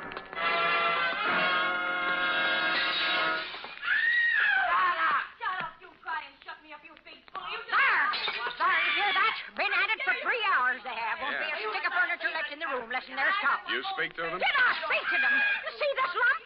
No, here, under my transformation. Oh, well, why didn't you call a cop? Well, it wouldn't be neighborly. It's me that did. You see this lump? Yeah, you showed it to me. Put your wig back on. I'll see what I can do. And tell them about my lump. It's evident. Yeah, put it back. Hey, open up. Well, I would not go back with you if you was the last man on the that I... Hey, open up. Have it your own way. If I catch you with that swear again, I'll tear your hair off. No, you had you boy, you rotter, you cheap grifter, you. Well, you slam out of here before I'm forced to seek the assistance of a couple of flashy. Do not try anything fancy behind my back, you big slob. From now on, you and me is strictly on the cool-beaty. You unprincipled rat. Hey, let go of me. Don't throw it. Hey, wait wait a minute. Hey, wait a minute. Don't I remember you from someplace? No, I'm only being neighborly. Why did you beat up on kind, nice Mrs. Kelso? That is a gross falsehood. I did not lay a hand on the old wag. It was that odious stinker, Joe Donegan, who was just left. And you can tell him, as from me, that I'm extremely unimpressed with his cheap threats to rub me out, and that I intend to continue on seeing Mr. Hobson or any other Johns which I care to. That's pretty good singing. Oh. Well, you better tell him that yourself. I don't imagine I'll be seeing him. You won't? Hey, wait a minute. Who are you, anyway? Just another tenant. I live downstairs. Oh, well, now I recall whom you are. You are that Seamus, which lives on the second floor rear. Shamus, we call it in the radio. Seamus, would you care to come in and discuss a certain matter? Well, thanks. Another time. I got to get back to Bumpus' Hell. Whoever she is, let her cool her heels for a few moments. No, you don't understand. Bumpus' This is Hell. an urgent matter which I would like to hash over right now and without further delay. Well, May I invite you in for a straight slug? Well, okay, but just one. In a glass. All right, make yourself comfy. Now, say when. Just up to the lipstick mark. Here you are. Well, now to make a long story short, Mr. Spade, my name is Rosemary Fell, which remains my stage name, notwithstanding the circumstance that I am legally married to that barnacle which has just dusted this joint. Now, being as you are in the detective business... Now, wait a minute. Kindly permit me to finish, honey. Sorry, sweetheart. I'm not the type to jaw about my troubles just to pass the time of day. I'm sure you're not. I am an actress. I knew that. And although I'm low in funds, due to being between jobs right now, on account of that knothead making a scene in the last joint at which I worked... Cheap ginger ale. Just to show you how the breaks fall, Mr. Spade, Belita Wilkerson, who just happens to be about the biggest talent agent in this city, if you have the time, I'm impressed. phoned me on the telephone, and arranged an audition. She also advanced me the sum of 100 clams. 100? Which I will pay you to put the B on that dog, Joe Donegan, the rat. Now, which is he? What do you mean, put the B on him? Listen, Sam, that grifter has got a record as long as my arm. And what I have got on him is longer than his arm. Please. In short, I should like him thrown into the can so that I can feel safe to sing on him. Look, Rosemary, so you had a fight with Joe. You're sore. You want him to pay. You want to pay him off. Now, Right. why don't you just wait until morning and see how you feel Sam, then? listen to me. If that knuckle duster remains at large, I will be feeling no pain. Now, I know that from my flamboyant manner, you'd never guess it. But that is only the actress in me. In actuality, that flea intends to do me in. Oh, now, come, Rosemary. What? You disagree? Well, now, really, Rosemary. Why, you big pain in the neck. Rosemary. Drinking my... Pour that back in the bottle. Go on, put it back in the bottle. Well, I'll be going now. Only trying to be neighborly. Well, back to Bumpus' Hell.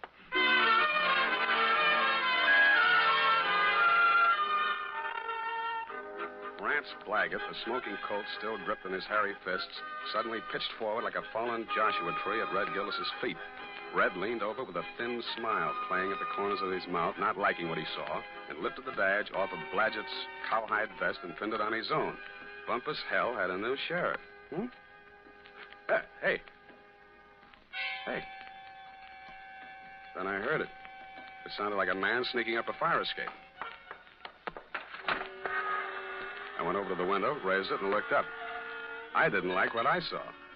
An overcoated figure reached the third-floor landing and stood silhouetted against the lighted window of Rosemary's apartment. He was about the height and weight of that rat, Joe Donegan. By the time I'd rolled out the window onto the fire escape, his right hand had come out of his coat pocket. Donegan! Donegan, watch it!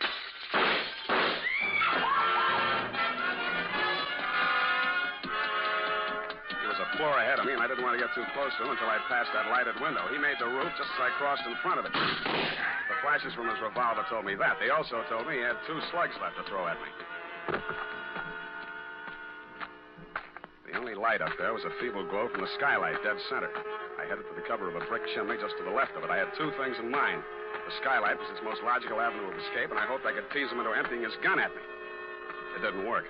I stuck my head out. No shots. But he did use his gun. Oh. I should have stood in Bumpus' Hell. The United States Armed Forces Radio Service is presenting the weekly adventure of Dashiell Hammett's famous private detective, Sam Spade.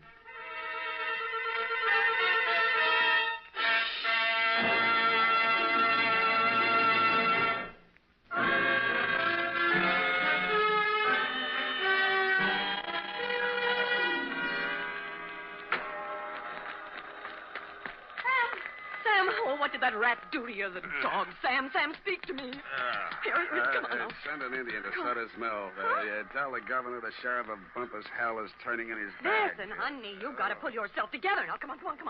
These delirious Trumans will get us no place now. Come on, Sam. Yeah, I guess you're right. Come on, now. Now, do not rush things, honey. That was quite a clip he gave you. Yeah, where were you? I was combing my hair out of the window. Yeah, and he was on the fire escape, not 4 feet away. Not a very good shot, is he? No, he isn't. Oh, Sam, look at your poor little head. Here, now, let me kiss it and make it well.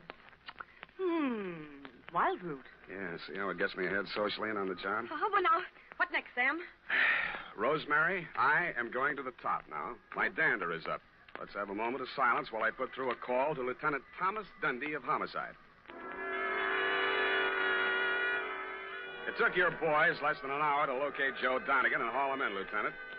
Rosemary's charges were not enough to hold him on attempted murder, and all I could identify was the back of his neck. But you were good enough to bag him anyway, so Rosemary and I could relax. I went downstairs to bed and started chapter 4. Aha. Red Gillis didn't trust Curly Mallard, the foreman of the Crooked S. Aha.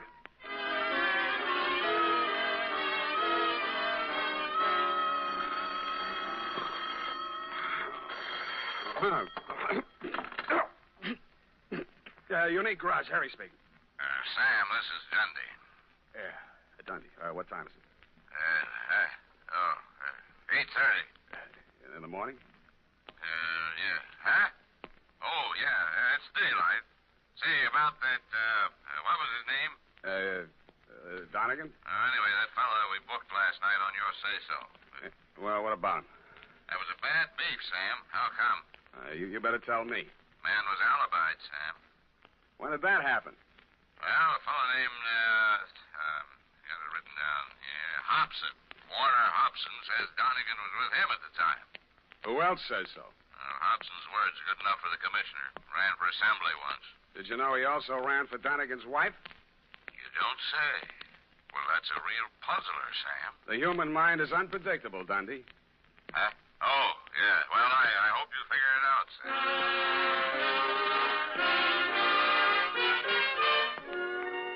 While I was shaving, I thought and thought. I wondered what Red Gillis would have done if such a situation had cropped up in Bumpus Hell. A thin smile began to play around the corners of my mouth as I climbed the stairs to Rosemary's apartment. When I got there, I didn't like what I saw. It was a note pinned to the door. It said, "Dear Sam, I have been called to do another audition. If anything crops up, you can reach me at Greystone 34292.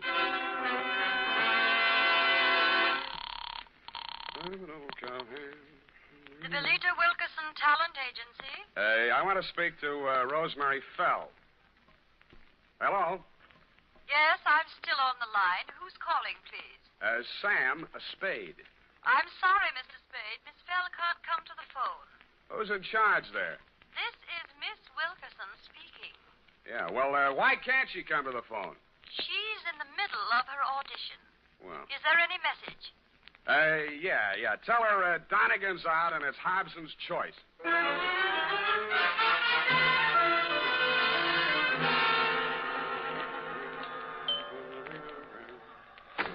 Yes? Mr. Hobson? Yes? My name is Spade. Oh, yes, Mr. Spade. Come in. Why did you phony up that alibi for Rosemary's husband, Mr. Hobson? Huh? Oh, because I knew he's not the man who fired those shots at her. Were you there? As a matter of fact, I was. Would you like to hear about it? I would. Well, first, I'd better tell you a little about myself. Now, for the past year, I've been interested in politics, if I do say so myself. Yes, I know. You ran for assembly. Come to the point. Well, in a way, this is the point. My wife's a professional woman, and her own career keeps her busy a good deal of the time. Well, like the movie magazines say, a clash of careers and so on. That's how I happened to take up with Rosemary. I didn't know she was married, and of course, when I found out, I dropped her like a hot potato. Potato.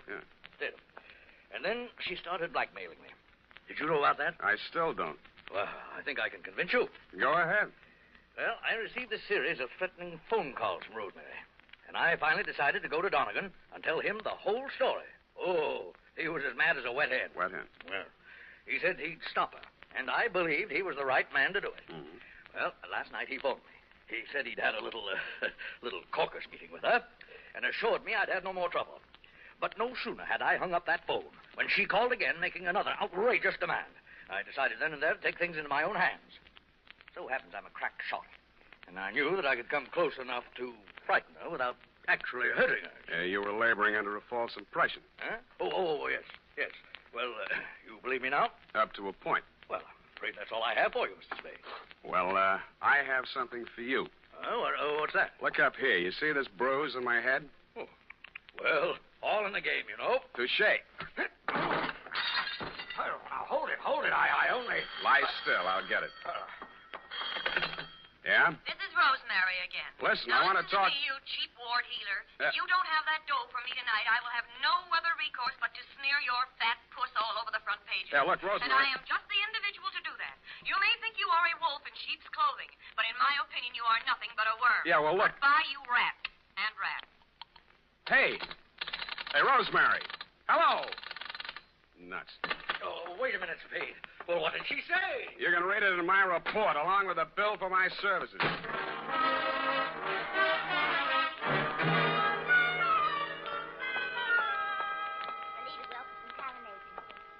No, I'm so sorry she isn't in. You do that, Sugar. Hello there. Likewise. Are you talent or just interested? I could be. In the meantime, is Rosemary Fell still here? Did she have an appointment today? Yes, honey. I called this morning. She was here then. You must be mistaken, No. darling. The office didn't open till noon today. Yeah. Could I talk to Miss Wilkerson? She isn't here just now. Oh, She never gets in till 1. Not until when? She's over at KQW cutting a transcription for our new show, Goal of the Golden Gate. Oh, no. I mean, Gale of the Golden Goat. Don't you mean Gale of the Golden Gate? That's it. Girl of the Golden Gate. You said it, and I'm glad. Well, anyway, she isn't here. Oh. Good morning, Maggie. Any calls for me? Oh, yes, Miss Wilkerson, your husband. Oh, Miss Wilkerson, I was telling this gentleman you weren't here. Obviously, I am. Did you have an appointment? I talked to you on the phone this morning. Spade. Oh, Rosemary's friend. Well, you might. She'll be out in a moment. What a distressing business that was last night. Rosemary tells me you saved her life. Well, that's a slight exaggeration. In fact, the whole thing was a mistake. Oh, really? I understood that... Oh, here she is. Rosemary, here's your friend. Sam, I ever glad to see you. Yeah. What's the matter? Plenty. Oh. Well, thanks loads, Miss Wilkerson. I hope the recording is better on this one.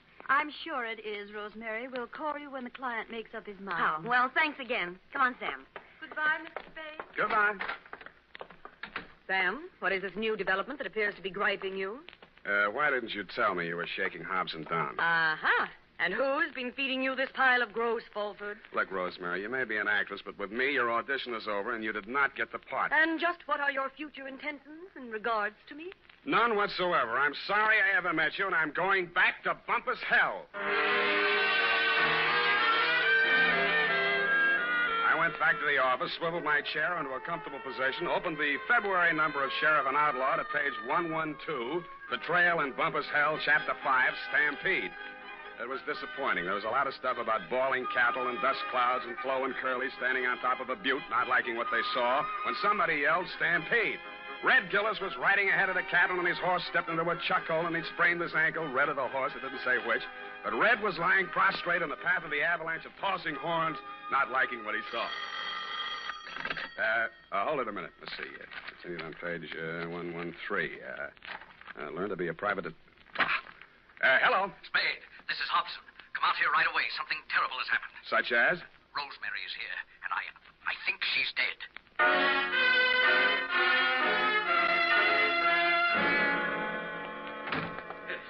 In here, Spade. Oh, I don't know how she got in. Oh, yes, I do remember I must have left the door unlocked. Where were you? Why, I just stepped out to get some cigarettes. Can you prove it? Why, no, I'm afraid not.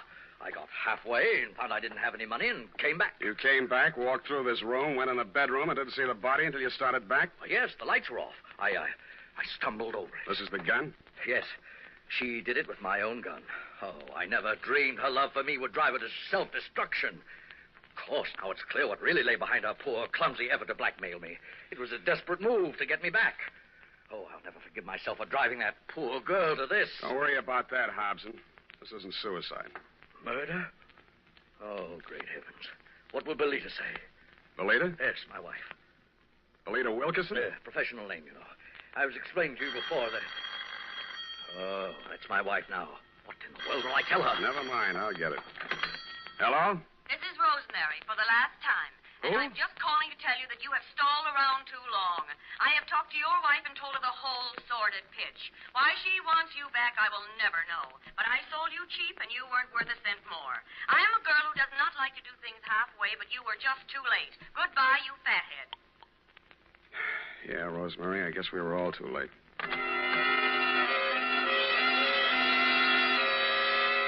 I called you, Dundee, and then, like the rat I am, made off with your prize suspect before you and your boys from Homicide arrived. We arrived at the Belita Wilkerson Talent Agency just as the boss was shutting up shop for the day. She had the recordings under her arm. All right, Belita, I'll take those. Well, what are you...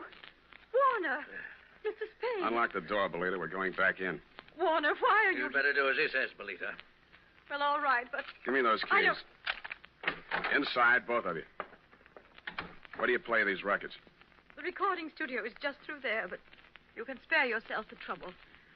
I admit I tricked Rosemary into recording those blackmail speeches and then played them back over the phone to Warner. If trying to hold on to my husband is a crime, then I'm a criminal. Oh, now, Belita, my dear. Come on, stop that. We gotta get busy. I phoned the Hobson house, and you were still there, Dundee. You said it was an open and shut case against Hobson, and to deliver him at once or kiss my license goodbye. But when I told you my diabolically ingenious scheme, you said yes, you'd be glad to, because it was a sure way of getting rid of me once and for all. It took us nearly 2 hours to get things ready in Belita's recording studio. We took the parts of Rosemary's so-called audition records that we thought would fit the occasion and dubbed them onto a single side. We played it back once. Then I phoned you at headquarters. Homicide. Lieutenant Dundee. Spade, Dundee. Everything's ready here. Did you pick up Donegan? Oh, yeah. He's here. Donegan? Hold on. Okay, Belita. Start the record when I give you the nod. Yes, Mr. Spade. I didn't say it, Donegan. It's for you. Nice. Yeah, who's this? This is Rosemary. Huh? I forgive you for everything, but there are some things I cannot forget. You Rosemary, lied. it sounds like We have you. meant a lot to each other, but after what you have done to me, it is time you paid through the nose. Rosemary, I didn't mean it. When I followed you to his house We and you have went meant a right lot in to like each you other, lived but there, after I what just you went have done nuts. to me, it is time you paid through the nose, you Listen. rat.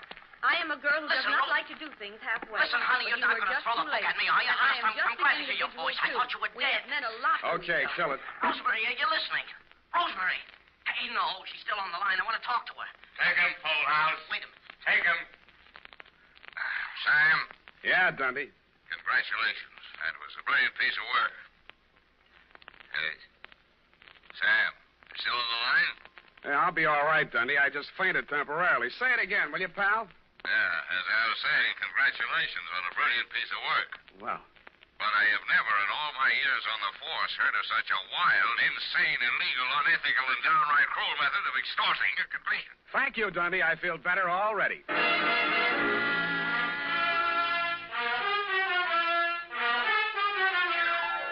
Period. End of report. But Sam, what happened? Effie, I thought I had made that abundantly clear. No.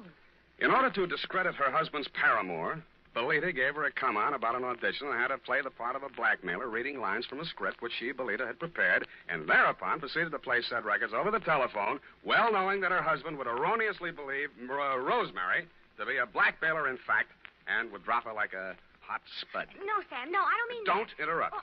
It was my inspiration, I, Sam Spade, to use Belita's fiendish device for a higher purpose. No, Sam, no, Yes. that is what I'm... No, Sam, I meant the Western story. Betrayal in Bumpus Creek. It is not Crick, Effie. You can't say H over the radio, Sam. Oh, yes, you can. Bumpus Hell is the post office designation of a hamlet right here in California. It is? Mm-hmm. Well, anyway, what happened? Did Red Gillis ever find his brother? I didn't quite finish, Ev. Go type that up, and I shall.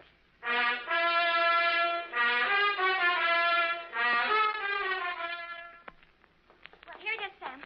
Oh, Sam, what's the matter? You don't look at all well. Can't be. It didn't happen. It's a misprint. That's what it is. What, Sam? What? Maybe the writer was tired. Oh, Sam, it's only a story. That's what you think. Well, did Red Gillis find his brother? I won't tell. Oh, no, Sam, now don't be childish. Oh, well, all right. Remember the sheriff he shot on page 1? What? Yeah, it turned out to be the new schoolmarm. Oh, how ornery. A woman, huh? Nice, Sam. Get off. Good night, sweetheart. This is the United States Armed Forces Radio Service, the voice of information and education.